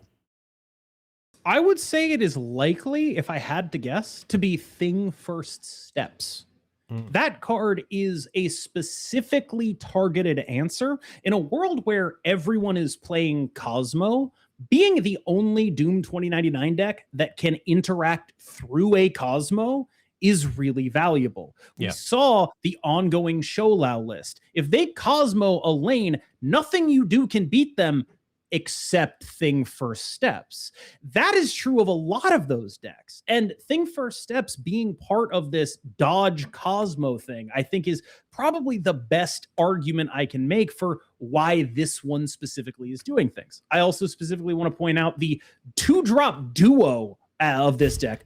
Moondragon and Chamber are both just absolutely great. Like, there is nothing bad you could say about them. The one card that throws me a little, Jack Flag. I think it's an interesting choice to take Jack Flag instead of Mercury, but if you're on Thing First Steps instead of Cannonball to dodge Cosmo, it starts to make a lot more sense.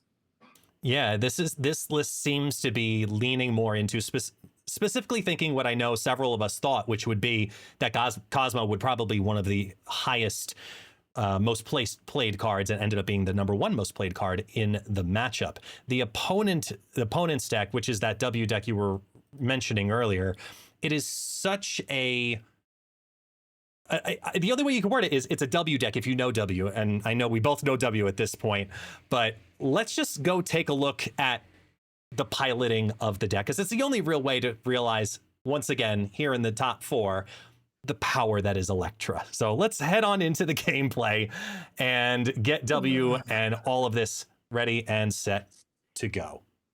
I think you might have picked the wrong matchup for Electra to do much of anything here. In fact, I would argue this is the worst remaining matchup for W in the entire top 16. This is the specific deck you don't want to see if you're a Supergiant deck, because any game where both of you are doing your thing, you're doing Supergiant, they're doing Doom 2099, you are behind. W is also a player who was sort of famously the Doom player, the Dr. Doom player back in the day. This could be an example of one of his darlings coming back to get him. As we see the Moondragon drop onto, where I remember the day of Moondragon dropping, people were uncertain if this would be the style of home of, are you playing it in a ramp build? Are you going for Doom 2099 only? And we were trying it in a variety of different shells, but I think this truly is, since its release, probably the most consistent shell that Moondragon has kind of secured as her home. It's very funny how in the ramp deck, Moondragon is bad Chamber, and in the Doom 2099 deck, Chamber is bad Moondragon, but they're both there every single time. It's true. The big thing that makes this matchup so awkward for W, though, is just like, you look at that Moondragon, right? It's going to be 8 power. That Chamber, it's going to be 8 power. You're going to have to Shadow King those just to even be close in that matchup, and it's a Shadow King that's like, okay, well, the Moondragon's still going to get that at least 2 points back on the back end. Your trades aren't good, and right now, W just actually has to hard read where the Negasonic is, where the Doom 2099 is going to go. Because if he does not do that and does not Negasonic it, he's going to lose this game to the Doom 2099. Still debating on where the Negasonic's going to go, where the value is right now. They're thinking it's going to be Milano. I don't know if I agree with that. I think that the Reed's lab could pose a bigger threat with getting that extra energy, considering that that lane can still scale. But it looks like W guessed correctly, getting rid of Doom 2099. Huge hit for W in the Milano lane. Great, great call. So here's the thing. You don't want to put it in the Reed's lab, because if you put it in the Reed's lab, even though you're like, oh, I want to fill that lane up, it gets filled up quite early, right? It's always nice to see a Negasonic do her thing. I, for one, am shocked that there isn't a snap coming down. And I guess secondarily, if you're a Moondragon deck, you don't want that extra energy. And you would like to keep it at 6. Yeah, there's I that would snap. be shocked if this is not a retreat. Basically, my thought process was, I'm shocked if W doesn't snap here. I'm shocked if Zulibur doesn't retreat here. Can you accurately predict the future? If I had to guess, I would probably lean towards yes, because I don't see a reason to stay. Oh, and they're going to compete for the Reed's lab, put down the Cosmic Ghost Rider, lock that Mercury into Reed's lab. For the Doom play. It's a Doom here, right? So the idea is Doom, then activate Chamber, wins the middle. Doom bot in the Luke's bar wins that. So this is a Cosmo read. A full play around if possible.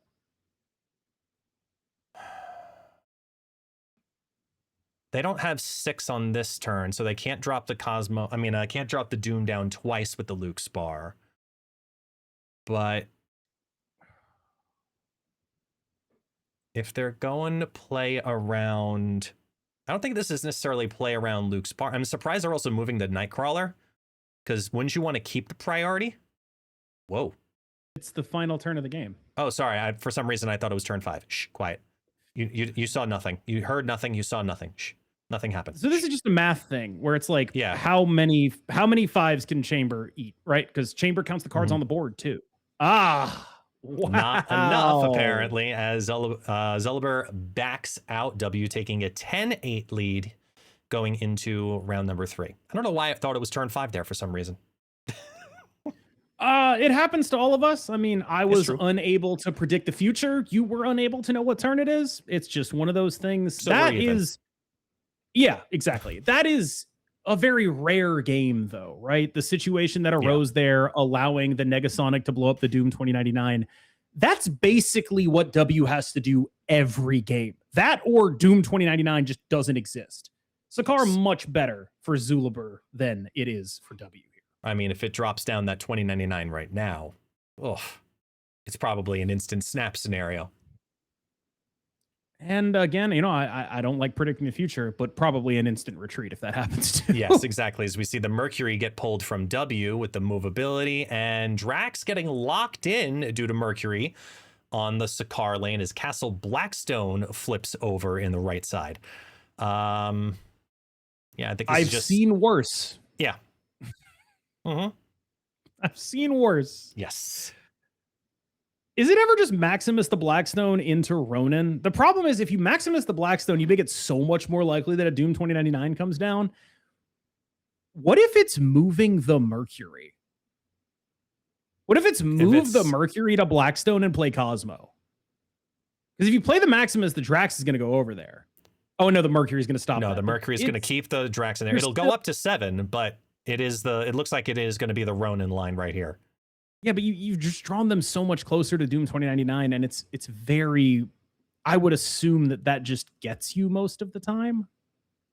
It might be worth cannonballing the Invisible Woman for that exact reason. Drag over the Mercury, because Drax stays still at 6 with the cannonball. If you've already given them 2 more draws, they have an increased chance for the Doom 2099. Instead, it's the Iska, which drops into Castle Blackstone. That's going to go from 3 to 6 as they cannonball the Drax, turning that into a rock. Tie over in the Castle Blackstone. Nobody gets any advantage of energy. But now the Super Giant for just points in Pit of Exile while you sit on I would imagine it's... Because the thing is, if you Ronin the right lane, you're going to be able to get rid of the Iska effectively with a Shadow King. But is it too much to commit to do that, right? Like, my instinct is you roam in the right lane, you go for having as many points as you can possibly have there. The problem is Iska doubles. So you have to be thinking of her as a 12 in a world where Invisible Woman exists. Right. And that means that you have to have the Ronin there if you want to have a chance at winning that lane. My instinct is that what's supposed to happen here is Ronin right into then something along the lines of Supergiant Shadow King. With Iron Lad hitting the Doom 2099 to drop the first Doom bot over into the Pit of Exile. There, oh man. And there's the snap from Zulliber. I don't know that W has fully comprehended what the Invisible Woman does here.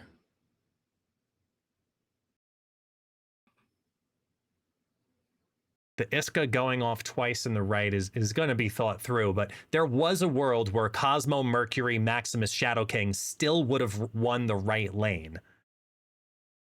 But not there anymore since the Doom 2099 has also dropped. Now it's a little bit too risky to think about all of those Doom bots raining down intentionally as well. Yeah, gut check. I don't know how you beat the card Dr. Doom except with this call out, but this call out doesn't work unless you move the Mercury over to Castle Blackstone as well, because he stays, calls it, keeps the priority to block the Dr. Doom in the mid. What a read.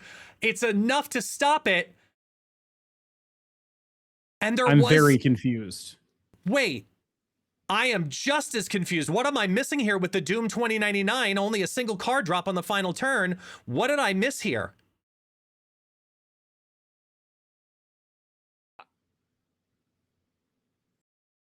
I'm not alone in that, right?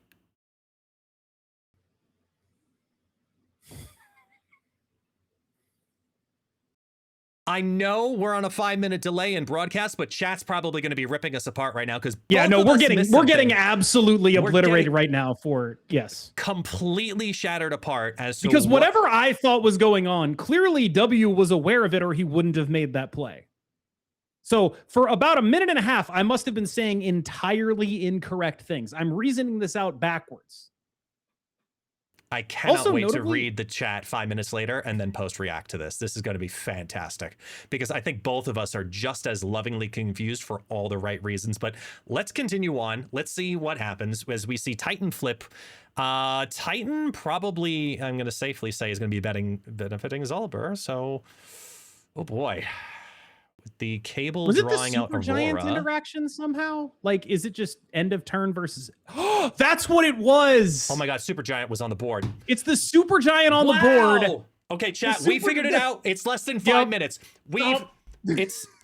I'm going to take a check here that it's 7 hours and 40 minutes into the broadcast, and clearly the caffeine has worn off. So luckily your casters are completely professional, and we know exactly what's going on at all times here. So right, the Shadow King revealed at the end of the game there was no opportunity for Iska to double because W is really good at this game, and I clearly am not. So for those who do not know, if you had any further questions, my name is Jeff Hoogland. That over there is Lamby Series. Thank you so much for being here. And luckily, we can't even tell Lamby Series apart from KM Best. So that's it's very difficult to tell us apart. It's always the glasses. That's always the bit. Yeah. So Aurora drops down over in the left-hand side as we begin to caffeinate and take a look at the Clintar. Now, with the first Doombot dropping, going into... what was probably dropped into Clintar? It could be a Doom. I mean, this is just masterful from W here. Like, there's really no two ways around it. Like, this matchup is horrendous. It's so unpleasant. And here he is, facing it down in a way that is genuinely so flawless that I couldn't even process it. Yeah. And we see a snap come from Zulliber. He's looking to push himself all in right here for his final 4. saying that that's going to be enough. I feel confident staying in it. And we are going into a match point as the Doom 2099 gets destroyed by Cannonball in Titan. Nightcrawler's going to flip over into the sewer system, only going to hit 2 over there. Iska's going to be able to double over in Titan. That's going to go to 15 and just barely squeak out the right-hand lane as Aurora drops on down. That's going to switch back over into favor of W as Iron Lad hits the Dr. Doom and steals the right lane once again. Pushing for all 4. Oh my God. That is, if you are a fan of W, who is undeniably the underdog in this matchup, that is exactly what you cannot see. If you are the underdog and you are about to win the game, and the only thing that can happen is a 1 in 3 Iron Lad to beat you, and it happens, it's crushing. I mean, welcome to the top 4. You just got to roll it sometimes, and that's pretty much what that was. Vormir Spider Island, interesting combination here because neither of these decks really have throwaway cards. So it's very much just like, well, something's happening here. Not sure what, but something. I think it's just nonstop. Keep moving and landing. Keep moving and landing. Keep moving and landing. Everybody's just going to avoid it the entire time. That probably favors Zulibur here because it is just a much... Oh, there's a throwaway card. We got there. Well, it is a... go ahead. It's actually very relevant right now because of the Bifrost. So no matter all the shift on the left, move to the right, shift on the left, move to the right, it's all just going to stack over there. It might be worth throwing it away now just to open up the Vormir. And instead he plays down the Electra over in the right-hand lane, where the Invisible Woman first steps gets landed. Moondragon's going to go up to 6. And we watch the consolidation. Priority's now been thrown. So what does W see? Whatever it is, once again, I fear that I don't. I am do a Stardust check. Pretty concerned. I'm pretty concerned if I see a Doom 2099 basically ever at this point. Our outs to that are the Cannonball stuff, not really viable. We don't have the ability to blow it up, and if that's a Doom 2099, we are... Oh! No! It's the stronger version of Doom 2099. It's Iron Lad 2099. These are some unbelievable Iron Lads, man. Yeah. As now it's all about the shifting. Now this could be a play for Thing for Steps, as we see it, which is a great pull from that cable earlier. It's gonna be it risky. can hit Iron Lad or Invisible Woman. I mean, those are both pretty good hits nevertheless, if that's the case. I think we do you see have a to snap leave. comes in. Yeah, this is a good snap from Zulibur right here. Understanding mainly the locations more than the cards, I think. Can I just say something on a personal level? I'm glad that like after we messed up that earlier interaction, the Doom off the Iron Lad happened, so people would have something else to pog out about. I'm just like really grateful for that. To the I so am too. It's not like they're going to roast us or anything. Not at all. No. I'm just sort of waiting for my Discord notifications to start going off. We'll get them. We'll get them eventually at some point as we start heading in now into the high stakes rounds, opening with a Starbrand Crater in the left. Extra energy is a little bit more beneficial for W than it is for Zulibur here because unless there's a Doom 2099.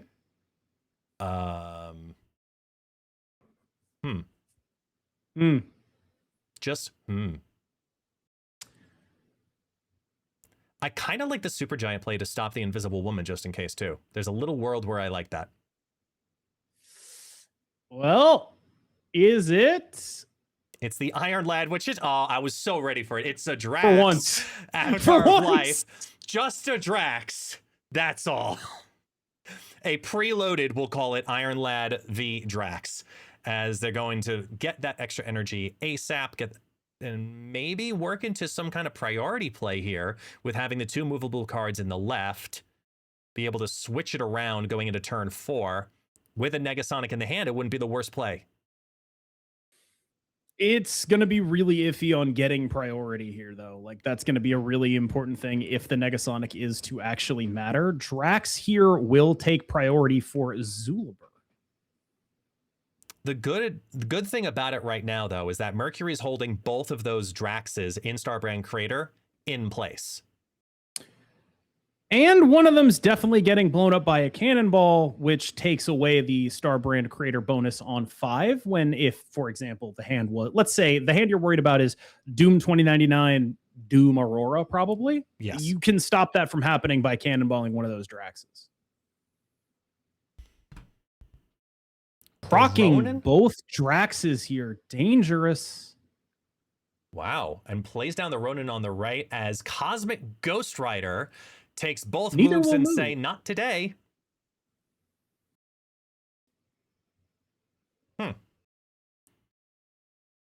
With the priority Is this like back, a live? Is this like a live? We go super giant here and we just say those Draxes never move anywhere, and we're gonna try to win with a cannonball or Negasonic here. Well, Cannonball does hit out. It doesn't destroy them since Mercury's gone.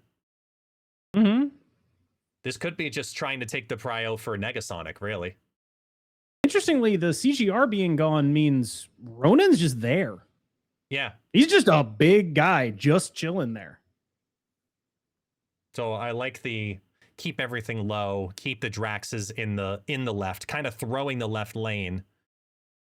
And now it's just Sort a of. matter It opens you up for draw Shadow King, right? You draw Shadow King, you go to 16, you take away 10 power on them. Oh, it's only 9 power on them. You go to 17 though. That would force yeah, you go to 17 in the left, correct. As they draw the Aurora, here comes the Iska plus Chamber. That might keep you over the top in the Ronin lane. And there's the top deck Shadow King. Now with 7 to It's face down again. It's face down again. This is exactly what you're looking for, right? Oh, I see what you... Oh, wow. So Iska's going to pop off. And Super Giants afterwards. Iska does her... She'll do her thing. Shadow King will stop it. And the real question is just, without Aurora, how many cards are coming out of the hand? Because that Ronin, like, it might just be big enough to win the lane. The Chamber is going to activate, get got by Shadow King. The Iska is going to activate, get got by Shadow King. None of the Draxes are going to move, and you aren't winning the middle. So it's only the right. This time, we caught the interaction in time. I'm so proud of us. Yeah, it only took one faceplant before we learned not the faceplant. That's completely fine. We've all gone through it before. So let's see if there's something else that we're missing going into this final turn here. It is only round 5, but it is a knockout potential moment here for W as everything stays. There goes the Iska up to 12. The Chamber is hanging on. Shadow King reduces out. Negasonic's dropping in the left. Here comes the Moondragon, followed by Thing First Steps, which does not take it over. And W holds on and moves on to the final. Wow. It's the same interaction, right? The Thing First Steps doesn't get its proc because it reveals after the game is over, which is after the end of the turn is over. And you don't think of Supergiant as being a card that is used in that way, but that's actually how you use it against a lot of Invisible Woman decks. W taking that and applying it here to incredible effect. W is a player who has been so good at card games for such a long time that it's not a surprise to see him being this good, but of the sort of group of players that I test with and talk about the game with a lot, he's probably the one that talks the absolute least. So to see him make a run like this, I mean, honestly, it's a little bit reminiscent of Zapgaze in the World Final. Very, very cool to watch out. And once again, this deck here, I'm going to bring this back on the screen one more time as well. It is true ownership of understanding how every single niche interaction of this actually plays out. So as exciting as that was only the first of our 2 semifinal matches. I know they're sharing codes over for our second match, so we'll get that going up on the screen in just a moment. If you are W, going into this next match, it is Movi versus Live Legend. Live Legend running the Wiccan list we saw earlier, and Movi running the negative list. Who does W want to face in the final? This is going to sound weird, but I'm not sure he wants to face either. I'd guess he's a little bit more prepared to deal. It sort of goes both ways, right? Because on the one hand, the Wiccan list has a matchup against you that is sort of similar to the Doom 2099 list, which is if you guys are both doing your thing, they probably are going to have more points than you, but they're also a little bit more vulnerable to your Cosmo. They're a little bit more vulnerable to your Negasonic in ways that the negative list mostly isn't. So I think against the negative list, it's going to be a game of figuring out what exactly games are going to be about in terms of snapping aggressively when things are or are not happening. Whereas against the Wiccan list, it'll be much more of a dogfight. Well, let's see how it plays out here in our second of our semifinal matches as the Superflow flips. Who needs Ravona? You just need a Superflow. That's certainly one way to put it. The Mr. Negative coming down on turn 3 is a snap and retreat situation. Yep. Let's see if Live Legend agrees. I know it would be for me.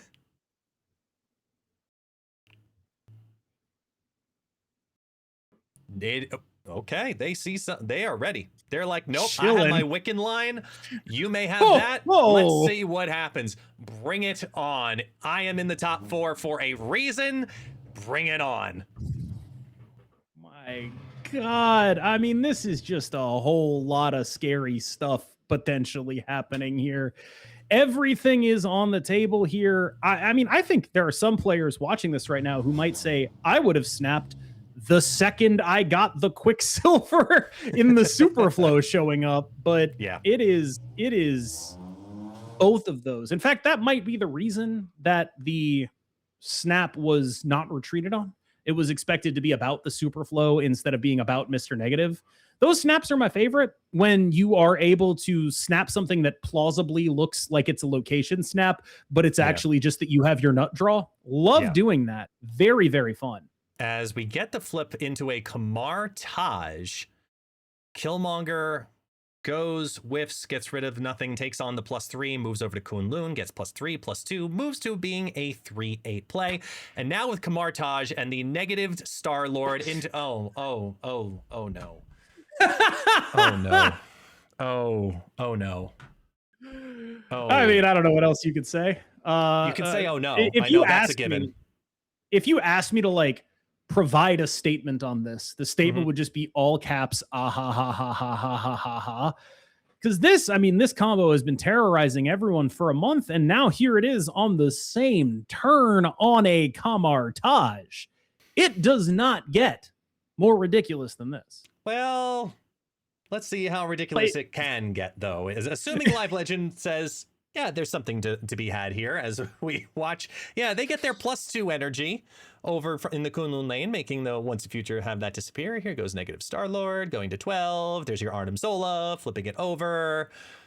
I'm surprised we already don't see on the screen that your opponent has retreated. Wow. So, I mean, I guess, question, right? Answer. You're playing against Mr. Negative. Yes. Your opponent has 18 energy. You staying? No, only if they have under 23 energy do I stay. Okay, so if it was 18 instead of the 22, you're chilling. Yeah, but 18. I'm the 22 chilling, they have. Yeah, now I'm on the cusp here of like, maybe I stay, maybe I run with my tail between my legs. I'm in between there. I'm not 100% on it, but I'm pretty sure we're not going to see this final turn. I would think, but there is a Shadow King that can win that left lane in a very funny way. So like Shadow King left and then win another lane somehow. It's not impossible. Like we're making jokes here, but that's a lot of green power. There's a Shadow King in the deck, and it will actually be important. He's only a couple energy off being able to do something that actually does win this game. Like for example, Fin Fang Foom right, Shadow King left. That's a play, right? It's not winning the game. You know what? This is true. But it's pretty close. But it's one of those things where phenomenal play if Live Legend can make that kind of a read going into this final turn. And he stays with it. Here we go. One card in the left. Let's see if it's the Shadow King. Here comes the Iron Man, followed by the Mystique into Aunt May's. That takes on the Iron Man effect. Liv Legend said, this is fine. I'm fine. We're all fine. No worries here. As Shang-Chi drops in to make it just a mild 46 into the mid and... Oh, no way. Did you call that perfect? Here comes the Fin Fang Foom on the right, which steals the right. That pops off twice, and the null is not enough. It actually kind of was winnable. It was. Mid. It's the cable card, right? Mid, like, yeah, it's not wouldn't have won, but yeah, like, it's one of those games where it's like, again, Wow. he's just a couple energy off. If he was able to get to a Wiccan at some point during that game, Fin Fang Foom, the Null, and the Shadow King on the left does win that. Yeah. Like, it was doable. Wow. Like, it is, it's a bit of a questionable stay, but it is very much less comical than I think maybe our reactions made it seem. I mean, no, not at all. Given 22 it was pretty comical. energy to work with, it was. You also have to look at it from a different point of view. Look at it through Live Legends' eyes. Knowing that there is over 20 energy to be worked with, to see that you've got a Fin Fang Foom in a Kamartage and say, don't worry, I got that lane. All I'm figuring out is what is my second lane, and you're already playing a negative destroy deck that's looking to do some kind of destroys. Maybe this null is actually enough that, honestly, it makes sense to stay for 2 there as we take a look as the Triskelion loads up a little bit of chaos with the zombie Mr. Fantastic, a Killmonger, which kind of already is, not really the worst thing in the world for Movi. It's just more of hand clog than anything else. Yeah, the blown draw is the bad part here because we don't have any of the cards that do the dumb stuff. And we need to do dumb stuff if we want to win. And also, the hand clog takes us off some of our dumb stuff, right? Like, oh, here's all the dumb stuff I'm going to do. It's going to be great. And then we don't have a Jane Foster. And we also don't have a destroyed mansion at the moment until we get that Killmonger to do something. Yeah, like, it'll be fine. It's like Magic into Killmonger into Star-Lord, you're chilling, presumably, or something along those lines. Something along those lines. I think right now with no Merlin on the board, you're still kind of hoping to see if you can get a free, less worrisome Magic down on turn 5 as a potential play. Here comes the speed into the Icebox, re-procking that basic arrow, which is going to disappear with that Killmonger destroy, bringing this null all the way to a whopping 4. When all is said and done. And now you're sitting on Magic and a lot of unflipped cards. So I think you kind of have no choice here if you're going to try to stay in this if you're Movi. I don't see too many play lines outside of Star-Lord and Magic. I think well, I mean, I think that's good, right?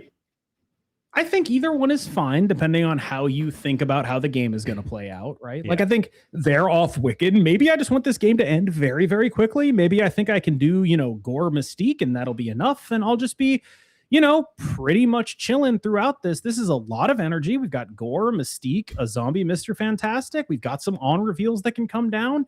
It's not the end of the world if you're just like, well, if they're going to mope around and be a mid-rangey deck that's moping around, I can mope around with the best of them. The zombie Mr. Fantastic going to be dropping in also another 2 in another lane, another 2 power in another lane. No activate, but just to no get activate, but it is an on reveal for both the Gore and the Mystique.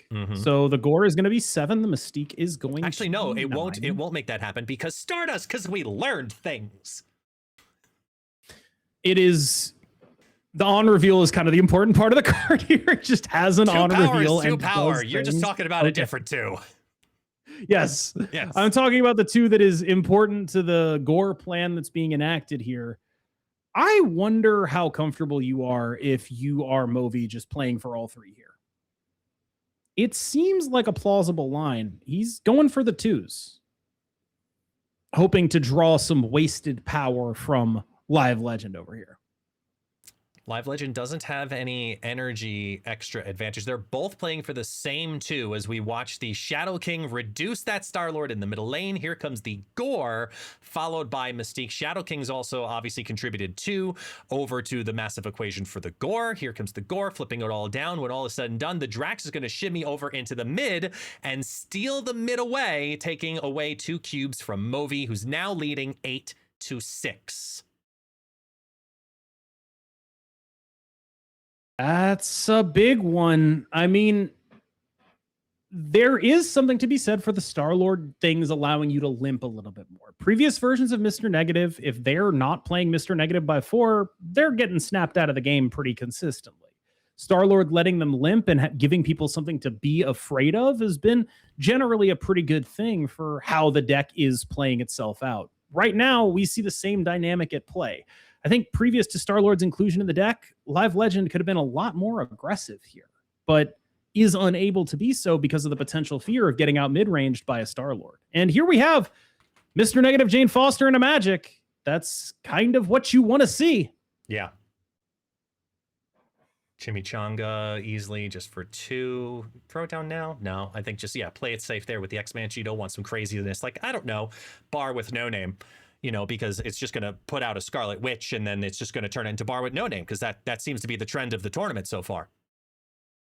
Well, the thing about the snap dynamics with this deck is that it's very difficult for Live Legend to snap ever if he is in range of losing to a Star-Lord. And it's very easy for Movi to snap all the time. Yeah. Which is a dynamic that is just going to increasingly favor Movi as these games become worth more and more.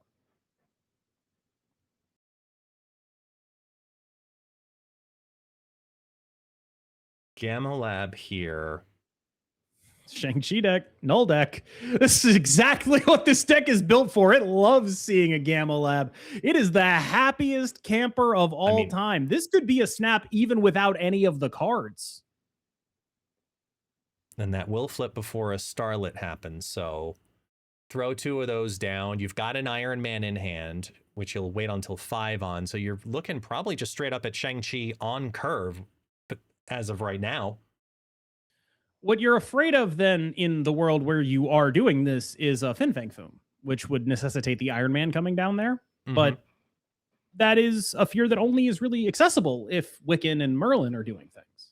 Yeah, if 2 cards were able to come down in the mid, I'd be a little bit more scared. But based on the way that their deck is built, they only have Quicksilver as the only one. So there was no way 2 cards were going to be coming down at that point.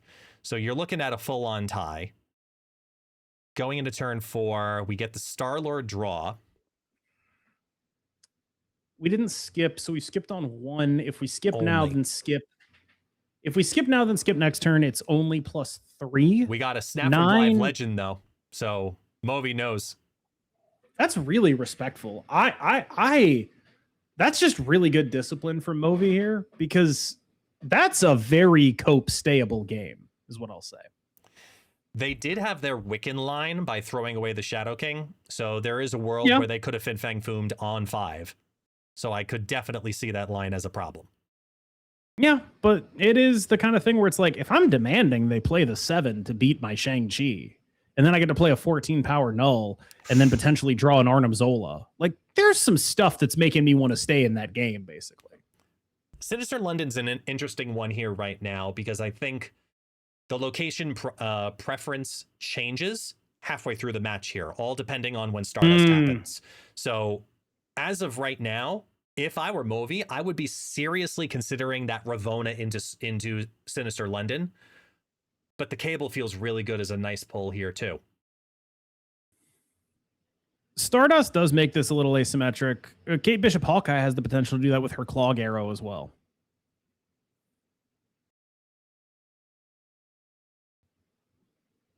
Getting 2 draws pulled away from Live Legend here to maybe hit that Stardust. You'd have basically a 1 in 6 chance to get Stardust in your hand if you go for a Cable line right now. I would imagine that, like, if you have the arrow, what you do is you do Cable the mid, arrow the mid, and just be like, you're not drawing anything. That seems compelling, even if it's costing you a draw, right? Because your Mr. Negative is drawing nothing. But it looks like what's happening is the Cable's being held until the Mr. Negative. Because we know there's a Cable in hand. The Daily Bugle is telling us there's a Cable in hand. Right. So the Mr. Negative comes down, you take priority, they get 1 draw of Mr. Negative, you get 2 Mr. Negative cards.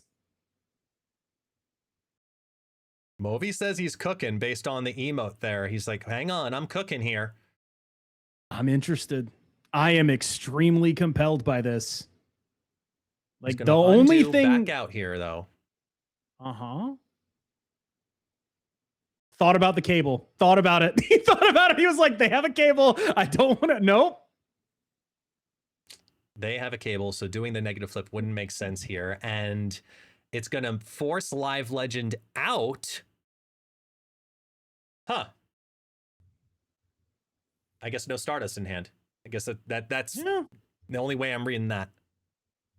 Because I don't think there's any other play you make if you have that Stardust in hand on 4. With that location in line, you just have to drop it down with the priority.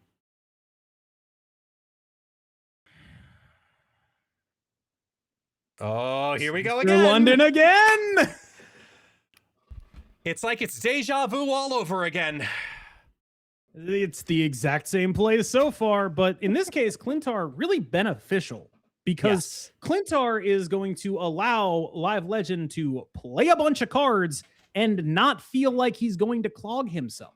It's also one of the worst looking hands if you're the negative player right now, is you're sitting on negative Jane and, well, you've also got Null, Gore, and Arnim Zola currently. Like, it's one of your worst looking negative Jane hands. Yeah. But it's hardly your worst looking hand. Negative Jane. Like, you have negative Jane in your hand. That's what I'm saying. Wow. Again, they've got Drax on 3. There's your 2 Draxes. Go ahead and get rid of the Quicksilver. Now you're working with 5.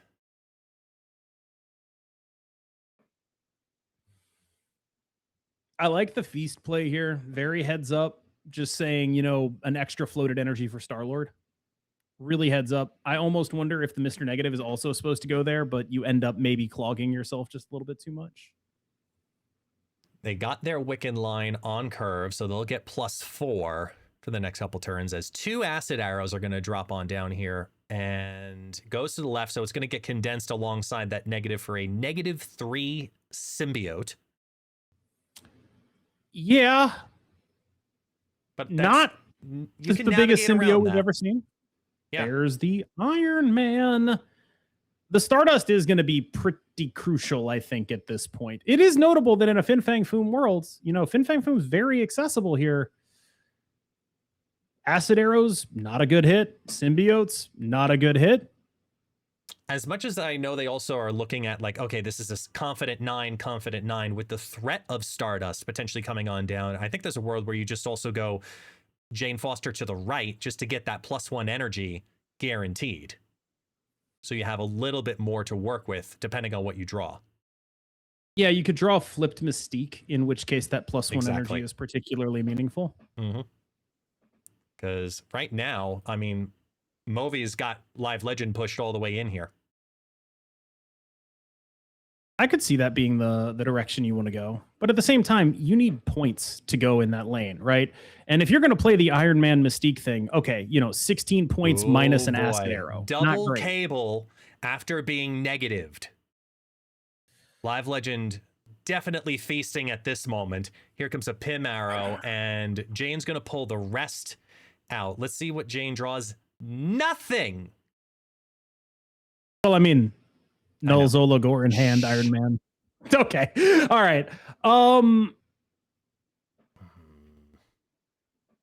Looking pretty dicey here, if I do say so myself. I mean, if you're gonna need to stay through this, taking down the symbiote lane. How scared are you of a turn 4 Stardust? I mean, honestly, gut check, I almost just think it's just Gore Iron Man middle, figure it out. Like, I kind of just think you're like, I mean, it's just got to be something. Like, yeah, it's just like, look, I probably doesn't work, but figure it out. They go for the Iron Man Shang-Chi middle. Here go the flips. It's the Fin Fang Foom. Fin Fang Foom 1, Fin Fang Foom 2. Here comes the speed over in the left-hand side and the Mystique afterwards to take on the speed effect. That Shang-Chi is going to feast in the middle lane. It really matters of where it lands afterwards. If it goes to the right, I think Movi is able to take... No, it doesn't. It's going to tie it. Tie break. In the tiebreaker, win? 1, Tie-break 2, win. hits 2, and it's a tiebreak difference of 1. by 1 point. Movie holds on with the double Shang-Chi. I mean, that is unbelievable. That is unbelievable. He has been such an impressive player this entire tournament. I hesitated to use the word masterclass earlier. I'm not hesitating anymore. This guy understands this deck. Yeah. 100%. Every potential line, and like I was saying, even if it flopped the other way around where the Iron Man went to the right and the Shang-Chi was going to go, Iron Man go to the left and the Shang-Chi goes to the right, that would have won it as a 2-1. But I mean, to squeak it out by 1 point. Either way, you had a 4-3 lead going into the next round. Even if you did lose that, you have great snap equity going into that final turn. So a lot was going for Movi, but I mean, to squeak it out by 1 and not have to worry about the potential of 2 losses. Phenomenally done. Yeah, beautifully done. The Fin Fang Fu middle, I get that. That's the call out you're making by playing the Shang-Chi. Makes some sense. In for it, right? Yeah. The swapping of locations there. Like, if the Iron Man went left, I don't know that you win. I think you might win if the Fin Fang Foom goes, if the Shang-Chi goes to the right there, but yeah, it hits the Foom. They split, it hits the Foom, but you're down 12-1 in that lane, I believe. Like, it was a very interesting scenario that I think one of the things that really impressed me is I was talking about the Gore thing, right? Mm-hmm. But the Gore thing, if you make that play, there's a second copy of Gore somewhere. And Drax can be like, hold on now, dude. I'm going to go win this game. Because if you lose the mid lane, or if you have won the mid lane with a Shang-Chi, Drax can be like, all right, well, I don't need the mid lane. I'm going somewhere else. I'm going where that Gore is, and I'm going to try to beat that.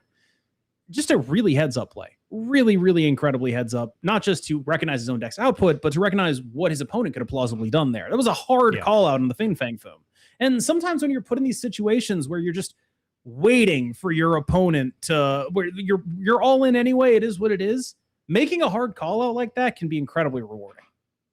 And we see, take a look at the rewards. We're moving forward. We're down into the finals. They are right around the corner.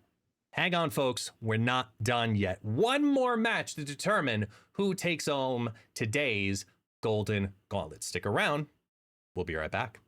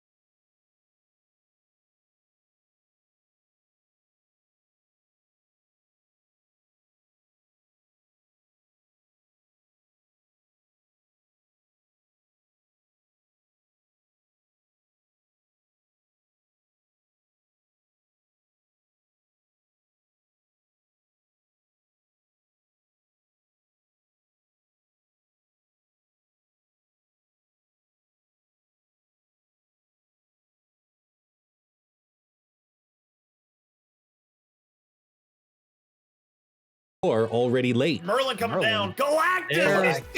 One card can flip the whole match. Live competition, real tournaments, and insane events. This game never sits still, so jump in now before the next event goes live. What? Oh no! I was wrong. The clock is almost done. And Obaku! Join us and play MarvelSnap today.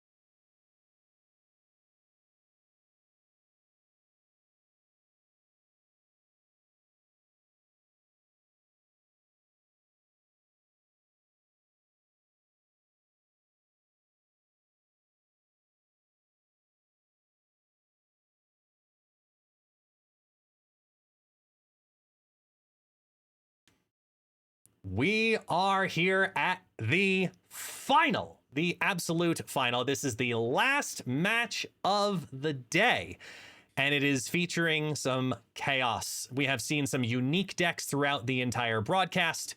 And I mean, as I flip on through, we've seen everything from Captain Carter. We've seen the -1, which is making it here to the final. We have seen Iska and Doom 2099. I'm just flipping through these decks because it all comes down to a Super Giant Ronin deck trying to take down the most popular deck brought to the tournament.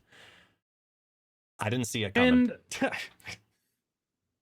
I saw about half of it coming, right? If you told me the finals were a player that I was very familiar with versus someone playing Star-Lord negative, I would have been like, yeah, okay, that sounds pretty likely. It sounds to me. on point-ish. It's But tough.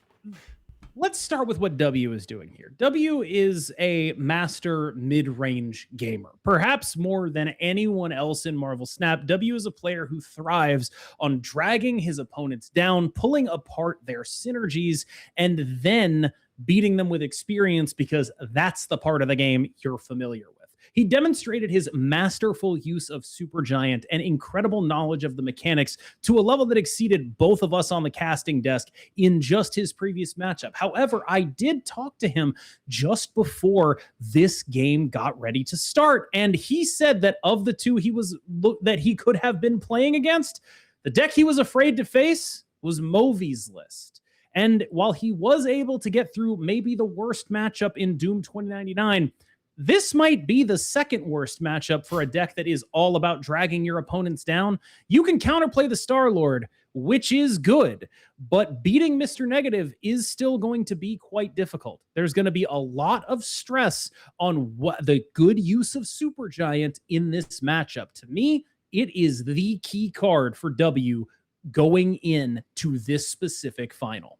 And something else that I think we should absolutely focus on for a second here is that if you look carefully at this deck, you might notice that something's missing. Is it Series 5 cards? You're right.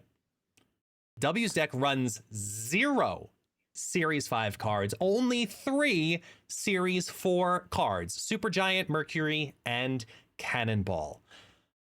I just think that, like, as someone who's played the game for a long time and sees the diversity in these decks, and no matter when you get a card, whether you got it 3 years ago or you got it yesterday, it's probably got some kind of relevance into this game, into this current meta. And this is a deck that showcases something exactly like that. There's another dynamic that I think is really interesting in this deck as well, which is Master Mold and Maximus. Now, these are not cards that are typically regarded as quite good at being disruptive. They're there mostly to facilitate Ronin and things of that nature. But in a matchup like this, Mr. Negative can meaningfully get disrupted by Master Mold because there just aren't early plays in the deck. And if you brick a draw out of that deck, that's really good. Even Maximusing early is a little free. You get them to draw things like Zola and Null that they really want in the deck.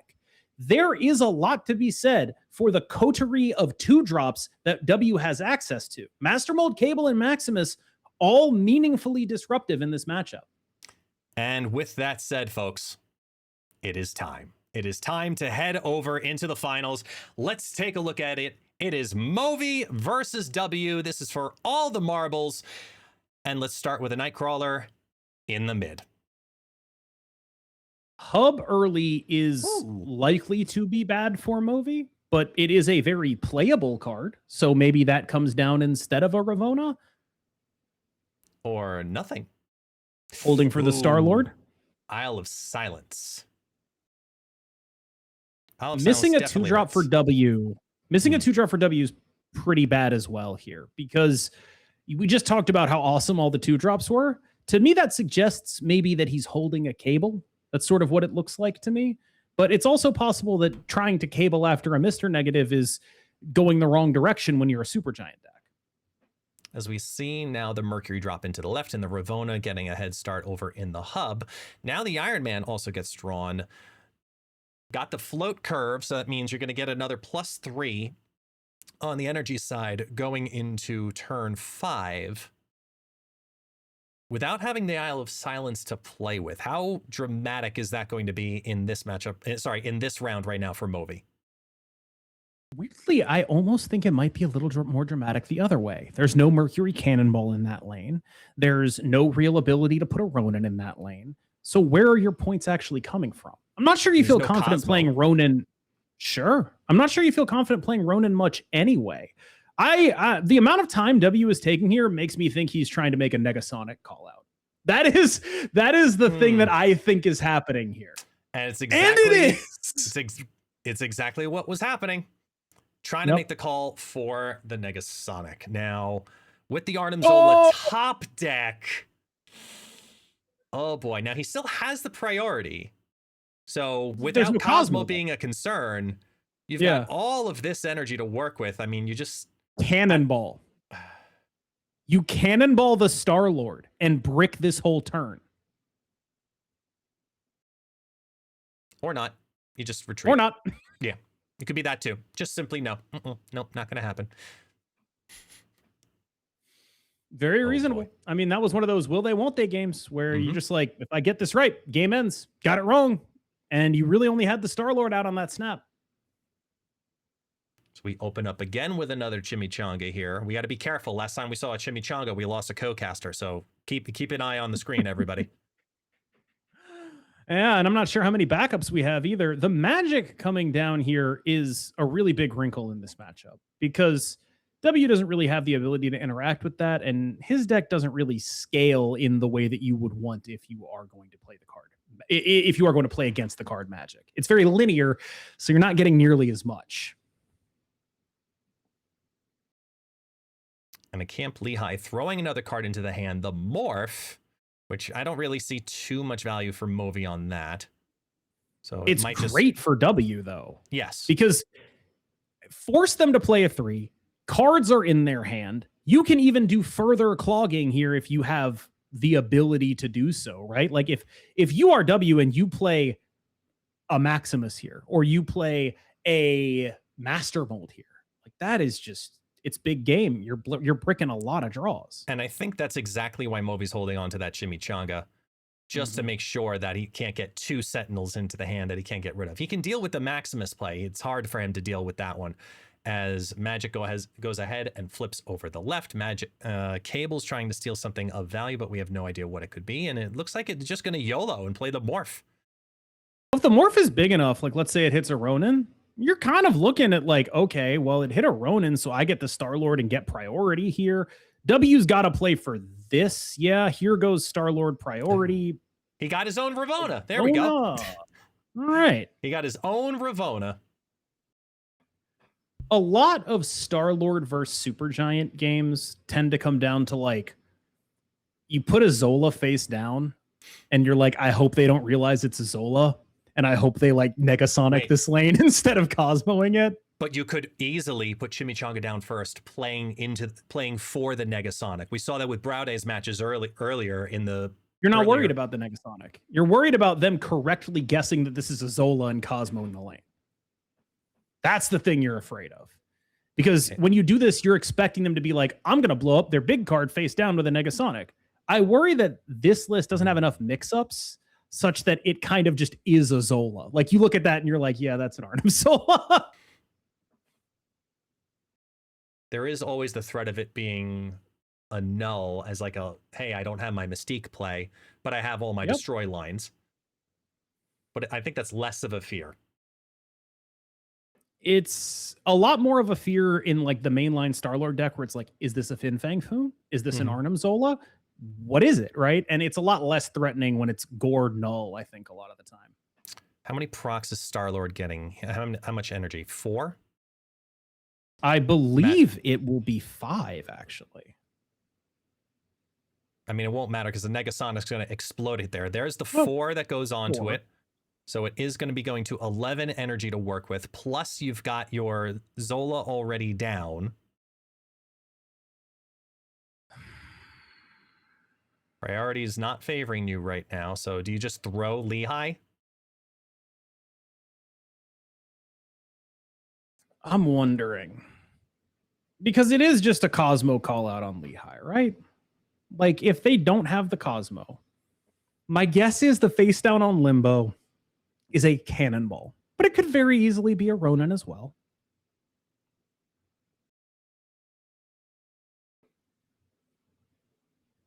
I think you're looking at some kind of interactive play on and read right now, since the priority is over on W's side. I'm looking at Null Shang-Chi and trying to make a prediction, but if it's only for 1 cube and you're in low stakes, you could go for it. It's not the worst risk in the world value-wise, but it's also the finals. So I can understand wanting to hold on to every cube possible and just move on to round 3 at an even tie. I think that was a very smart retreat. I'll go the other way here. I think that was the correct decision. You could cope it. That's fine. But this is when you really want to stop coping. This is about the time when coping starts to really hurt you. You're a combo deck. You didn't combo that game. It's fine. You got disrupted. You can lose those for 1 cube. That's part of the promise of the deck, is that it's okay to do. What I think is really interesting too, as I was just told here from our production team, we asked the community going into this match, where do people think they are going to say, here's who's going to win? And it looks like 63% of the vote is favoring W with the Cannonball Ronin list, and 37% of the vote is heading towards Movi. Now, I don't know how much of that might be scarred tissue. Potentially, but it's a wish cast rather than a prediction. But I will say, either way, I think it's an incredibly exciting finish, nevertheless, because either way, both of these decks, you're going to see you already see a load of the Star Overlord deck currently on ladder, and that's something that I always like seeing after these events, as Null's dropped over into the Spider Island first, who swings into the middle lane with the Project Pegasus bonus. Here comes the Cable to steal something out of the deck, not holding onto it this time, followed by the Mercury going to the Project Pegasus, which I do kind of like a potential cheeky play here with Spider Island, so keep an eye on that too, unless if they just magic it away. There's a couple of things going on here, right? The first is, if you're W, you really don't want to play anything big here. If you play something big, it's very Shang-Chi-able. You basically never, ever want to do that. So you don't get full value out of it here. But the second is, if you're Movi, you get a Null down instead of a Gore, and you would just rather have the Gore basically every single time. The other thing is, when you have your Null down, it's good, but especially if you're playing the Magic here, just by virtue of Cosmo existing, you don't feel very confident being able to Zola the Null here. So what you're looking for maybe is a Jane Foster in the Clintar, Zolaing the Jane Foster to Spider Island. You win the Spider Island because you have 9 points there. You get 9 points on the Null. You get 9 points on the Jane Foster. It seems like a plausible thing to do. As they move over the Nightcrawler to keep the priority with Supergiant going down here on 4, Magic's going to help throw a wrinkle into that just a bit. I think that it almost doesn't throw enough of one. And I love this illusion play. I love this illusion play. What are you seeing? I'm seeing, this is turn 5. You're trying to drop down something into Spider Island, right? So you're trying to sell the illusion of this being an Iron Man because you're going to be filling up lanes. That's how I would read it if I were W. I'm looking at that threat going, this card isn't moving. There's a very good chance if it is going to move, it's because they're filling a lane. The question is which one? I look at it logically as saying the mid is the one that's filling.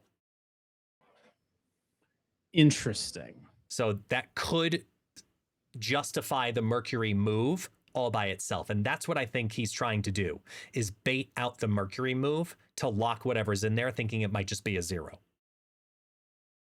That's a really interesting play. I suspect that this is going to be another one of those games where you're just like, it's whatever. Like, I'm going to make this play and then I'm going to leave for 1 cube because I didn't get Star-Lord and I didn't get Mr. Negative. So I'm chilling. You know, I really didn't get any of those cards. Definitely not now. If you get 2 Sentinels popped into the hand, the Gore is going to swing over into Clintar, sitting kindly at 5. You're looking at Killmonger. Shang-Chi doesn't really have a lot of value here. I mean, the Shang-Chi, you'd have to really guess right. 2 cards dropping down, though, on the Supergiant turn. You're really looking against. 1, 2, 3. Yeah, no, it's not favoring.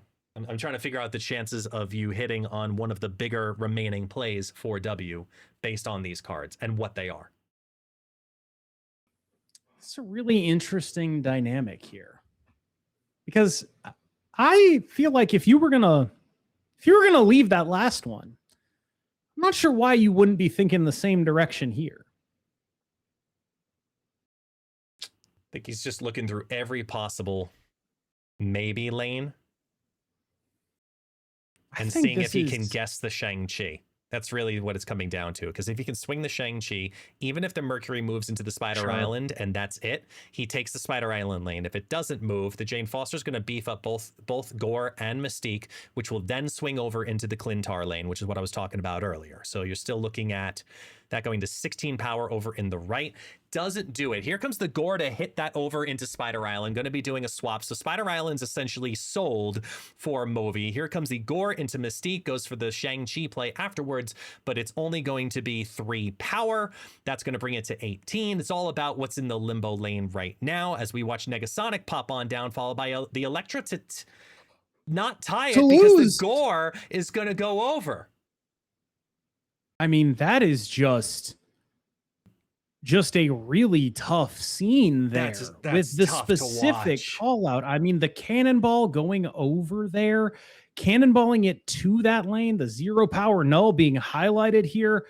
Those are the games that W has to win if he wants to have a chance in this matchup, because he's not going to win the ones where the combo actually happens. He's got to make it up on these much more iffy ones. Yeah, I could have seen an absolute, like, just straight up turn 5 or 6 bluff snap on that one right there.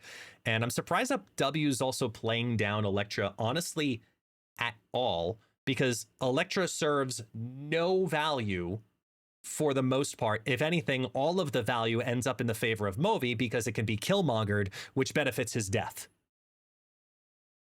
Sure, but he needs priority. It just has to happen. Also, I mean, even with Mr. Negative, even with Mr. Negative Jane Foster here, the Master Mold doing work. Mr. Negative Jane Foster is just not drawing cards. A random Elsa Bloodstone coming down, more Electra value even. Now, with your sitting the 2 Sentinels into your hand, how does that change your decision of do you Negative Jane or do you Star-Lord in this situation? Jeez. I mean, I think you just kind of you just have to YOLO and hope it, right? You're just kind of sad, I think, mostly. It's a face down Killmonger, a face down. Yeah, the Killmonger is a pretty good draw here. Face down Killmonger, face down, and are we sure?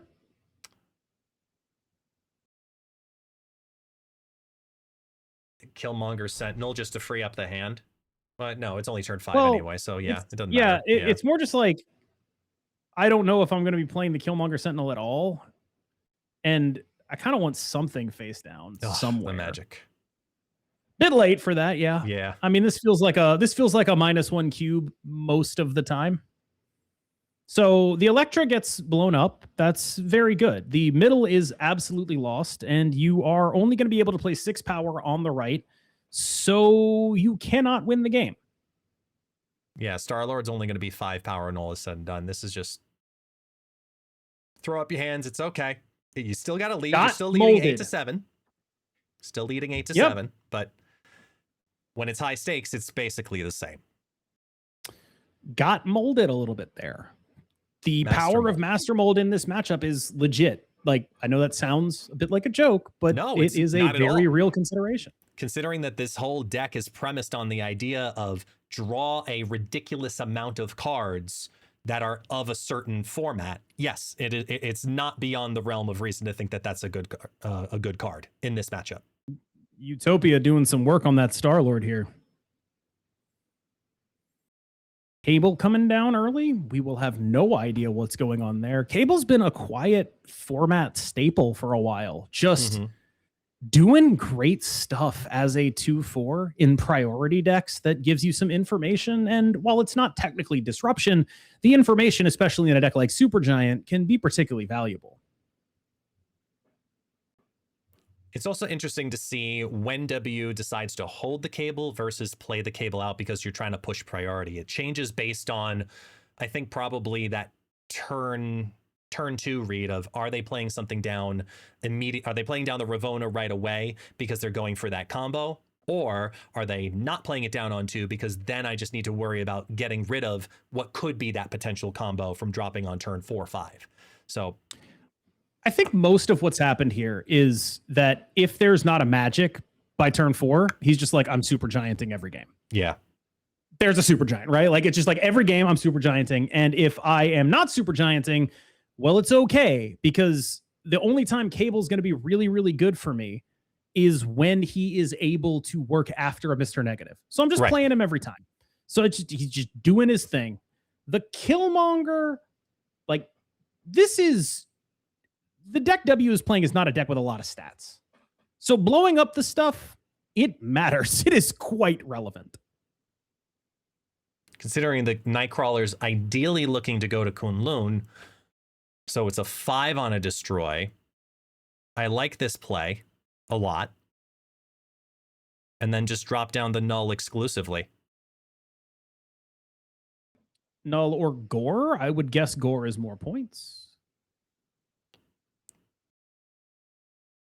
I think it depends on how many cards they drop flipped over right here. If one card's dropping, now you got a 50-50 of it being an on-reveal. And that's going to bring priority still in W's favor. So there's a world where Electric comes on out too, but that's only 7 on the destroy versus Gore. Yeah, Gore's going to be much higher here. So if we assume that's a Ronin face down, which probably, right? Mm-hmm. What we're really, really afraid of here is if we Gore right to try to beat the Ronin, first of all, does that even work? Second of all, am I getting absolutely blasted by a Negasonic on the left? This is the play that's like, I am not only not getting blasted by a Negasonic on the left, I'm specifically calling it out and countering it. And that is something that we've seen Movi do the entire tournament, is say, I think I know what you're going to do, and I'm making the call out. And we get 3 cards to drop. It's the Mercury over on the right-hand side. Cannonball. Here comes the Cosmo and Shadow King. Arnim Zola is going to take that Star-Lord, send it over into the big house. It's not going to get extra power in the big house, but it will get extra power over in the Kunlun. That's going to bring it to 12. It might be enough to keep that lane in their favor. Here comes the Cannonball, who brings the Star-Lord down to being a rock. That's going to be 15. Killmonger is going to be blocked by that Cosmo, and Jane Foster is going to steal the left. Sentinel's only going to donate 3 over into Kunlun, and even with the play around, W takes that one, bringing it now in favor on his end, 7-4. This is an example of like the kind of callouts you have to make, because he would have lost if he did the other play and W had the Negasonic callout on the left. It would have been a loss, right? Like, that is how it works. There's a lot of hidden information in one of these games. Limbo immediately might be a chance to make up this gap. If Movi's hand wasn't completely abysmal right now, I would be expecting a snap. Oh, and Sinister London. Now That you is a definitely snap. Now you, without a question, snap. Every time. I don't know how W stays in this moment, to be honest. Even with all of that, even with all of the abilities. I think it's Cannonball. You just hope for them to clog themselves and throw the priority. That might be the only route out here. But then you're worried about Null just as equally. The problem is you're facing down like a Cosmo or whatever, right? And you're like, I want a Cosmo to prevent them from doing something stupid. But if you Cosmo, you can't really do any of your interactive stuff. This is the master mold. There it is. Like, he is. All right. He is doing stuff. You want to skip? You want to skip a turn here? Now a Smithsonian Museum on top of it. He can't play out the Sentinel here, unfortunately. Well, he can. Sorry. No, by playing the Sentinel, he can't get a draw from here, is what I meant to say, as W has Movi pushed all the way in. With this moment, you're going to see the Star-Lord. I'm safely assuming he's going to be dropping down here into Sinister London. Yeah. I think there's no other You think play. this is like, do you think genuinely if there's a Cosmo call out here, is it just like GG? Because Limbo's on the board? No. But it is a super giant, so it prevents 2 of them. Sorry, no, I'm saying Stardust. Sorry, Stardust, super giant. I do it all the time. Wrong Reflex, 4-6, yeah. See, I'm still stuck from the old mess up, and I've brought it over into the new game, Yeah. so just bear with me on that. The Smithsonian gives a little bit of a buff for both players. They both have ways to be able to buff that one up. Since W has priority here, I would imagine what's going to be a face down is a Killmonger, or not a Killmonger, a Cannonball. But it's possible he can just be like, see, I don't know. This agree. is super risky. I think this is just such a dangerous situation.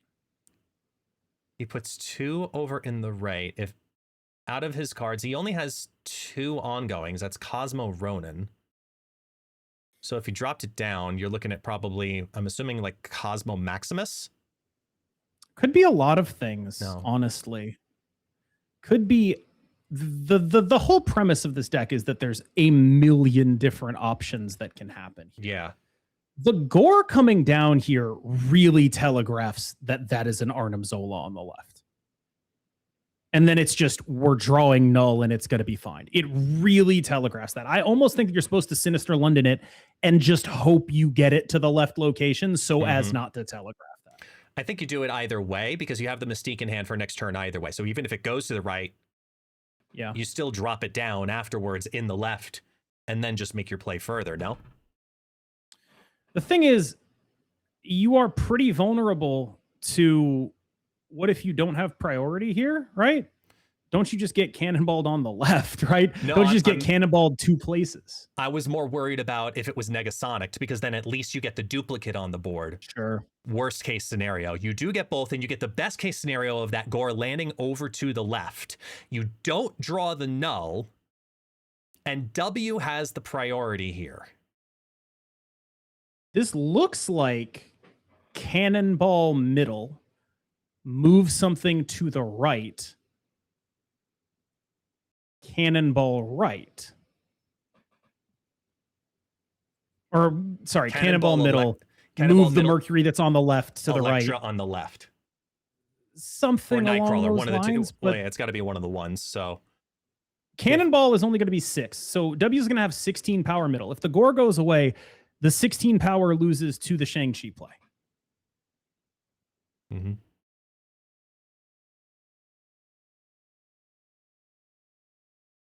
I think you're just this is an unbelievably tense situation. Because here you're now you're looking at Cosmo, right? If they go for the Mystique, the Cosmo is going to win the game.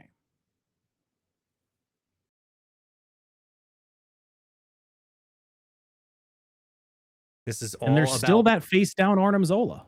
All about what W is reading as the last potential play here, as Movi goes ahead and locks in the double Shang-Chi into the mid. There goes the Mercury over to the right. We see the open space over on the left, though, backwards from what we were expecting. It is the Cosmo in Sinister London to protect the middle lane. Here comes the cable for 5 extra power due to the ongoing from that Mercury. The Mystique is going to copy that gore because the Cosmo went to the left. Here comes the Shang-Chi, which does nothing on that side and nothing on that side, just giving up extra more power to the gore. The Arnim Zola's not going to be able to do anything. When it flips over, it's just a 0. Here comes the Shadow King, who does nothing. The Maximus comes on down Maximus on top of this, for the Ronin! And it's going to draw those last 2 cards into the hand, shooting the Ronins up to 17 a pop. The 9 power from Jane Foster goes on down. It's 43, 45, 48, and it's a full-on casserole to keep this match going. It was risky for W to stay there. It was risky for him to stay into the snap. It remained risky. That first turn Limbo, second turn Sinister London, it is hard to overcome that no matter what you do. And now we're in the 4-3 situation. Is Movi going to insta-snap this? Well, I know we are both the students of Lambie's thought process there, so I would assume and hope so, but let's see. Hand is really bad, so maybe not. Yeah. Yeah, they're it's definitely hard to do it. even though it's a correct play, it is hard to make. Keep the floating going. I mean, Jane in hand, only 2 of the 0 powers. I mean, you're praying. Looking at the cubes, there you go. He circles it, letting us know over here on the caster side that yes, I have the 4 to 3. This is the moment I should be snapping. Make the sell, and this is it. This is the push once again, this time now favoring Movi, trying to knock W out as the cable drops down into the Bifrost. Here comes a Warrior Falls. I mean, Magic's just the understated all-star of this deck. It's just so hard for what W is doing to keep multiple big 6 drops down. Even with the Cannonball presenting some flexibility over in Warrior Falls, I don't know if that it's tough to figure out who's going to get favored in that location. I would imagine it's just getting blown up by the Magic, right? Like that seems like what is most likely happening. It's interesting that he's valuing the Magic at this level as opposed to, say, Mr. Negative Jane Foster in deference to Supergiant, right? Because if he plays Mr. Negative right now and doesn't get the Magic down, I actually think he was correct to go for the Magic here. That's what he's weighing. A lot of people are like, oh, it's Mr. Negative. Play Mr. Negative. You need that extra turn. That's quite important in this matchup. And without that extra turn, things can get a little bit dicey.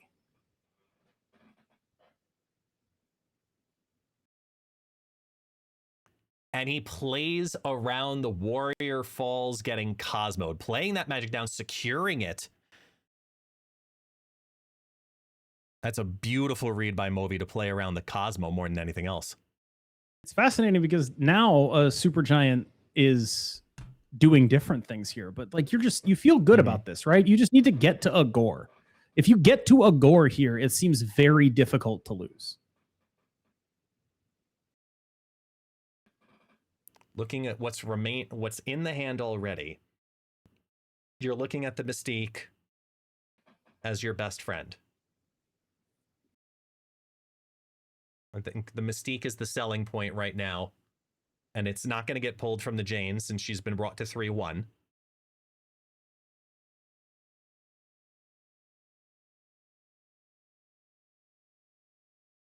Full sacking that lane, huh? You got your ongoings protected in Warrior Falls, potentially.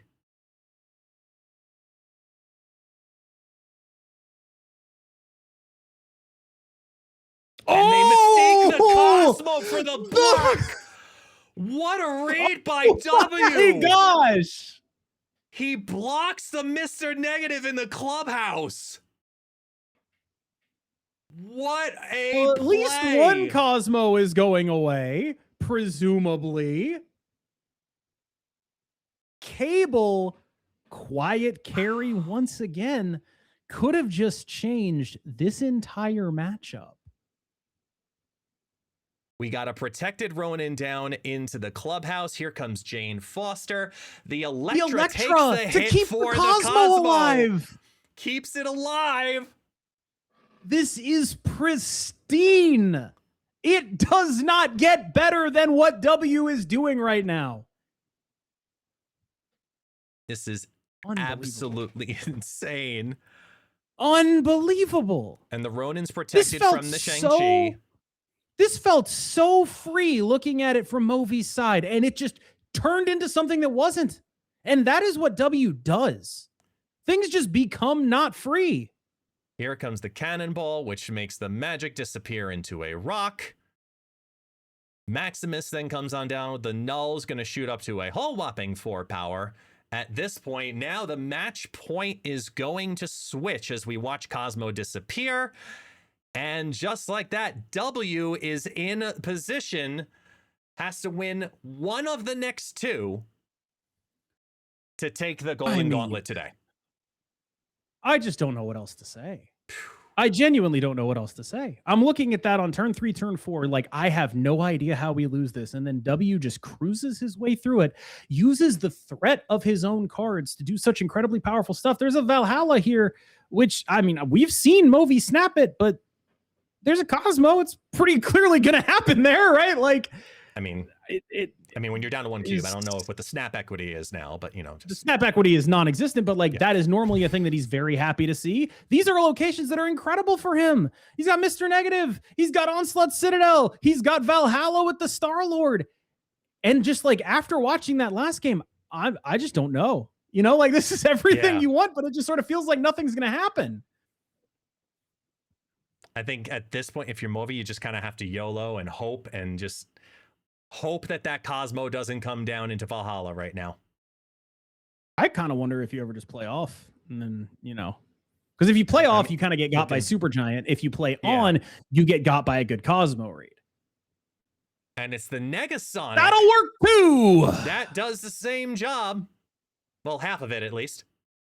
Oh, the double cable. I mean, like, I just don't know what else to say. W didn't want to see this matchup. Magic is the savior here. That is the card that allows this to work Hold again. on. It's not over yet. Is there a gore in the deck? Is there a gore in the deck? Is there a Mystique in the deck? Yes and yes. Well, we don't know. There's two cable cards, cards, right? Like, we actually genuinely don't know. I'm optimist for Movi on this one. That's all. It got a lot better with that draw. I can tell you that much. Mm-hmm. 2 turns of double discounted Ravona on a whole lot of stuff.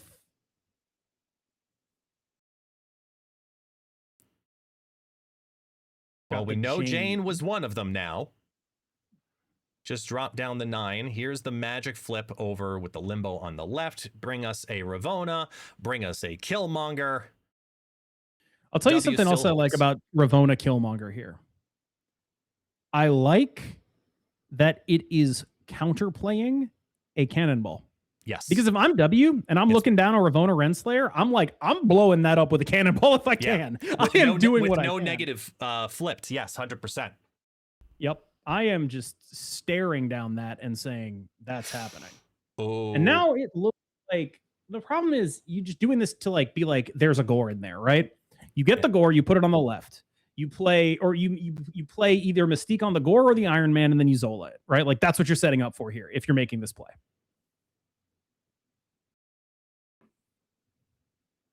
Because you've still got the reduction in place. There's the no gore! The gore belongs to W here. Here comes Iron Man number 1. Okay, so wait. No works. Several different plays here. Several different plays. Yeah, Mystique left, null Zola middle. Or Mystique middle, Zola middle, null left. If they call it out with a Cosmo, that's a whole different thing. Oh, I love this move, though. I love this move. Throw the Zola read. Throw the Zola read and then just say, you're going to Cosmo middle and it's going to be fine. But you are only putting 10 points on the left. It's got to win. Well, think about it. If the Cosmo is needing to be dropped into the mid, what's going to go into the left to go over 10? So Electra, Mercury, and Mercury moves. You're right. Maximus. Mercury's still got to move. Electra, Mercury, Maximus is what you'd be scared of. I mean, right now, Moby's saying, I'm throwing the mid. This is all it. It's left and right, and that's it. Or maybe not. Think about it. I think this is a really heads-up reads play. Like, this is just so heads up. We'll see if W's on this level, but this is really high level from Moby, saying, I'm...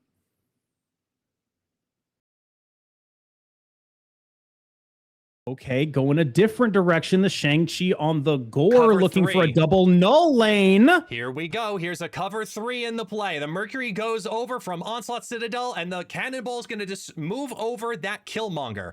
Killmonger moves over. Here comes the Maximus, gets no draws. We got 1, 2. You get the hit on that Shang-Chi. Great hit on that Shang-Chi. Here comes the Mystique after the null. It's the right, the mid, and the left when all is said and done. We are going down to the final cube here in the finals, and I love it. I mean, this is unbelievable, but like, if you're W, you're thinking, this is the one where he Mr. Negatives me on 3, aren't you? Like, you're just sitting there like, oh man, here it comes. But honestly, I've started to believe that Magic is a more important card to this matchup than anything else. This is about as good of a hand as you're going to see from Movi here. Yeah. It's going to be on W to figure out a way to maneuver his way through this one. Isle of That Silence helps. definitely makes it interesting, but that also really helps Movi there with that Star-Lord being super protected. Well, cannonball type stuff. There's some things that are available here. I'm mostly talking about the block. Sure. But like, it's also the place where you would expect that to be. So if there's a Negasonic coming down, it's probably coming down there. Ooh. I mean, like, these are about as good of draws as you could possibly get when there's still so much ridiculous stuff going on in the deck. Now going for the Mr. Negative instead of the Star-Lord really heads up, because again, you're looking at the... Wow. Ooh. One Sentinel only, though. Yeah. So with the extra turn, do you still Jane now? I almost wonder if it's just supposed to be like Rathona Killmonger. That's what I was looking at. I'm like sitting there thinking I would want more draws guaranteed, but instead just goes directly for the 9 to get it safely out, I think, more than anything else. Now they're Null looking at... Zola does some work. I mean, like, you could just play the Star-Lord here. I'm a little surprised at... don't want to leave too obvious a lane for the Cosmo, presumably.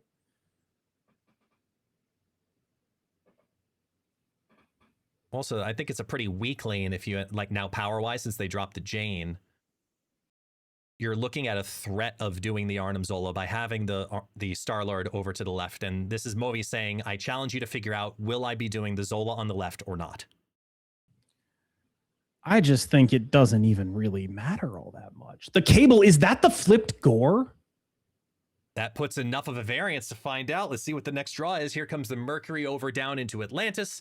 We got the Ravona. We got the Star-Lord, who's going to be adding another 2 on there. So 1, 2, 3, 9. Excuse me, 9 when all is said and done. It's the Shang-Chi with the negative null. It is the flipped gore.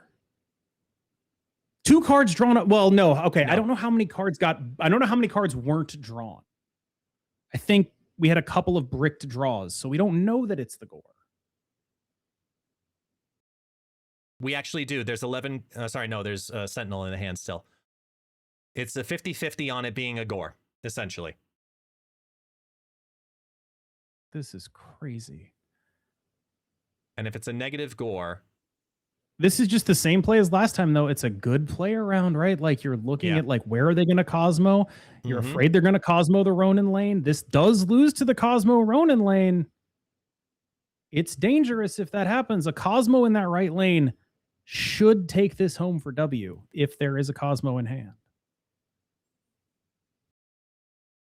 Here we go. The Nightcrawler is going to go sacrifice over to the left. Mercury moves into the mid. The Cosmo goes over down into the right-hand lane.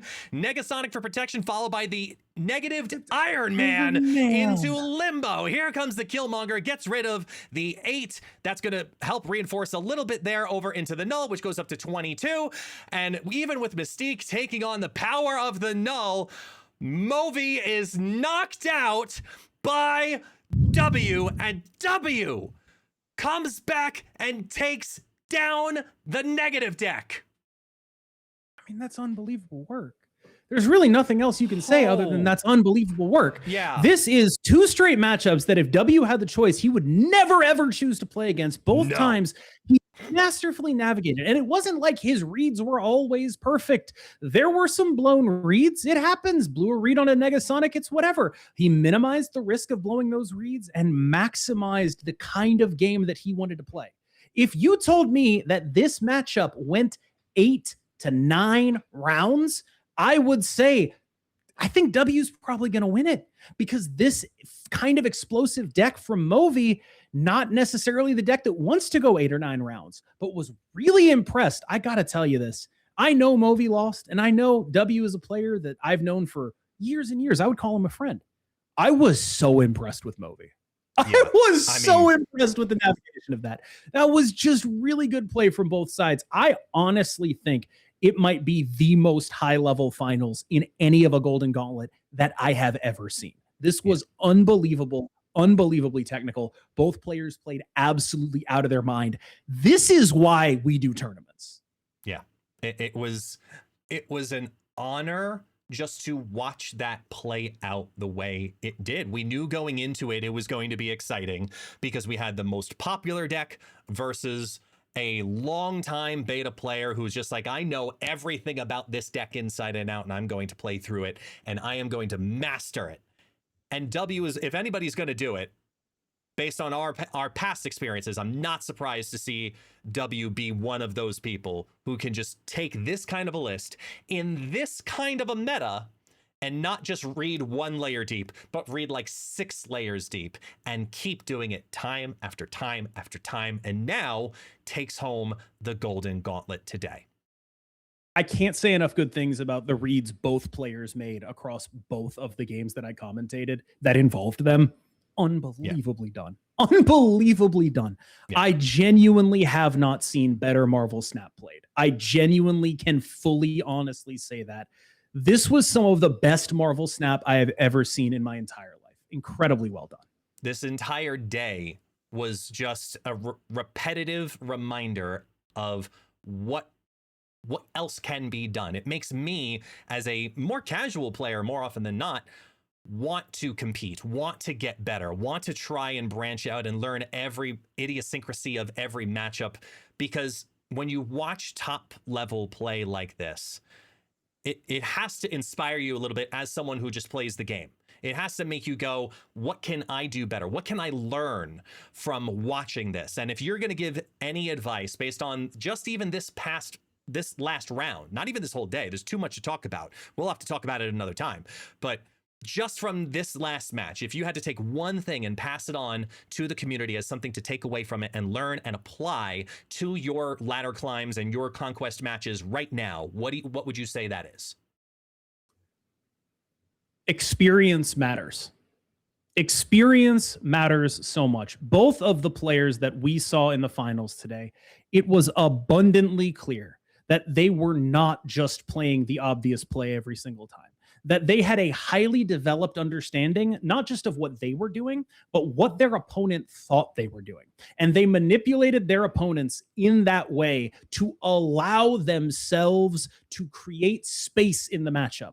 W manipulating things to have his opponent play a magic instead of a Mr. Negative because they were afraid of a super giant. That kind of space that you create allows you to win from there. So experience and improvisation, incredible work from both players, incredible MarvelSnap on display. I can say, I'm just repeating myself. I've said it 5 times. That's just what it was. This was the best MarvelSnap I've seen in an extremely long time. It was really exciting. It was really fantastic. It was wild to watch as we see it's probably in competition for the most accessible deck that we've seen win one of these. We had a discard deck in the past, and I think this might have less series. It actually definitely has less series 5 cards, and if not just as many, if not less series 4 cards. It's only 3 series 4 cards. Oh man, I can't wait. I cannot wait for this to be accessible in packs. I will say it is sort of an L, right? Like, oh, we're going to get a new snap pack with all of these new awesome cards in it. It's super giant and there's 3 series 4s. I think that it is an interesting card from that perspective, but I also think that like this is a deck people are going to have access to potentially via the snap packs mechanic like they did last time, right? Yes. 100%. I talked about experience. This is one of the hardest decks in the game to play. So if you're going to play it and you're going to pick it up, make sure you actually spend time with it. Because you, after playing 5 games of this deck, and you, after playing 100 games of this deck, going to be very different use. This is definitely true. And I know day one going into it, I expect a sub 50% win rate, and that's okay. But you know what? If you can truly learn it and master it, look what can happen. You can walk away a champion. So congratulations once again to W for an absolutely fantastic showing today in today's first qualifier of the Golden Gauntlet. KM, do you have anything you want to say as we wrap up here today? Congratulations to W. Good job winning one for the Boomers, buddy. Thank you so much, everybody, for watching. I really just want to emphasize this was an unbelievable finals. I was so impressed by it, and I am generally just not someone who will say that lightly. Really amazing. Thank you so much to the team at Second Dinner and Game On Events for putting on an event that allows me to feel like this. I really appreciate it. To everyone out there, thank you so much for watching. I've been KM Best, and you've been phenomenal. Thank you so much, everyone. Have a wonderful evening. Stick around if you're here watching for Twitch drops here on Twitch. We are going to be playing the entire broadcast a second time. If this is the second time and you're hearing this, the broadcast is about to end. Thank you so much, everyone, for watching once again. And until next time, well, I mean, so much just happened. I don't even know what to say, man. I don't even know what to say.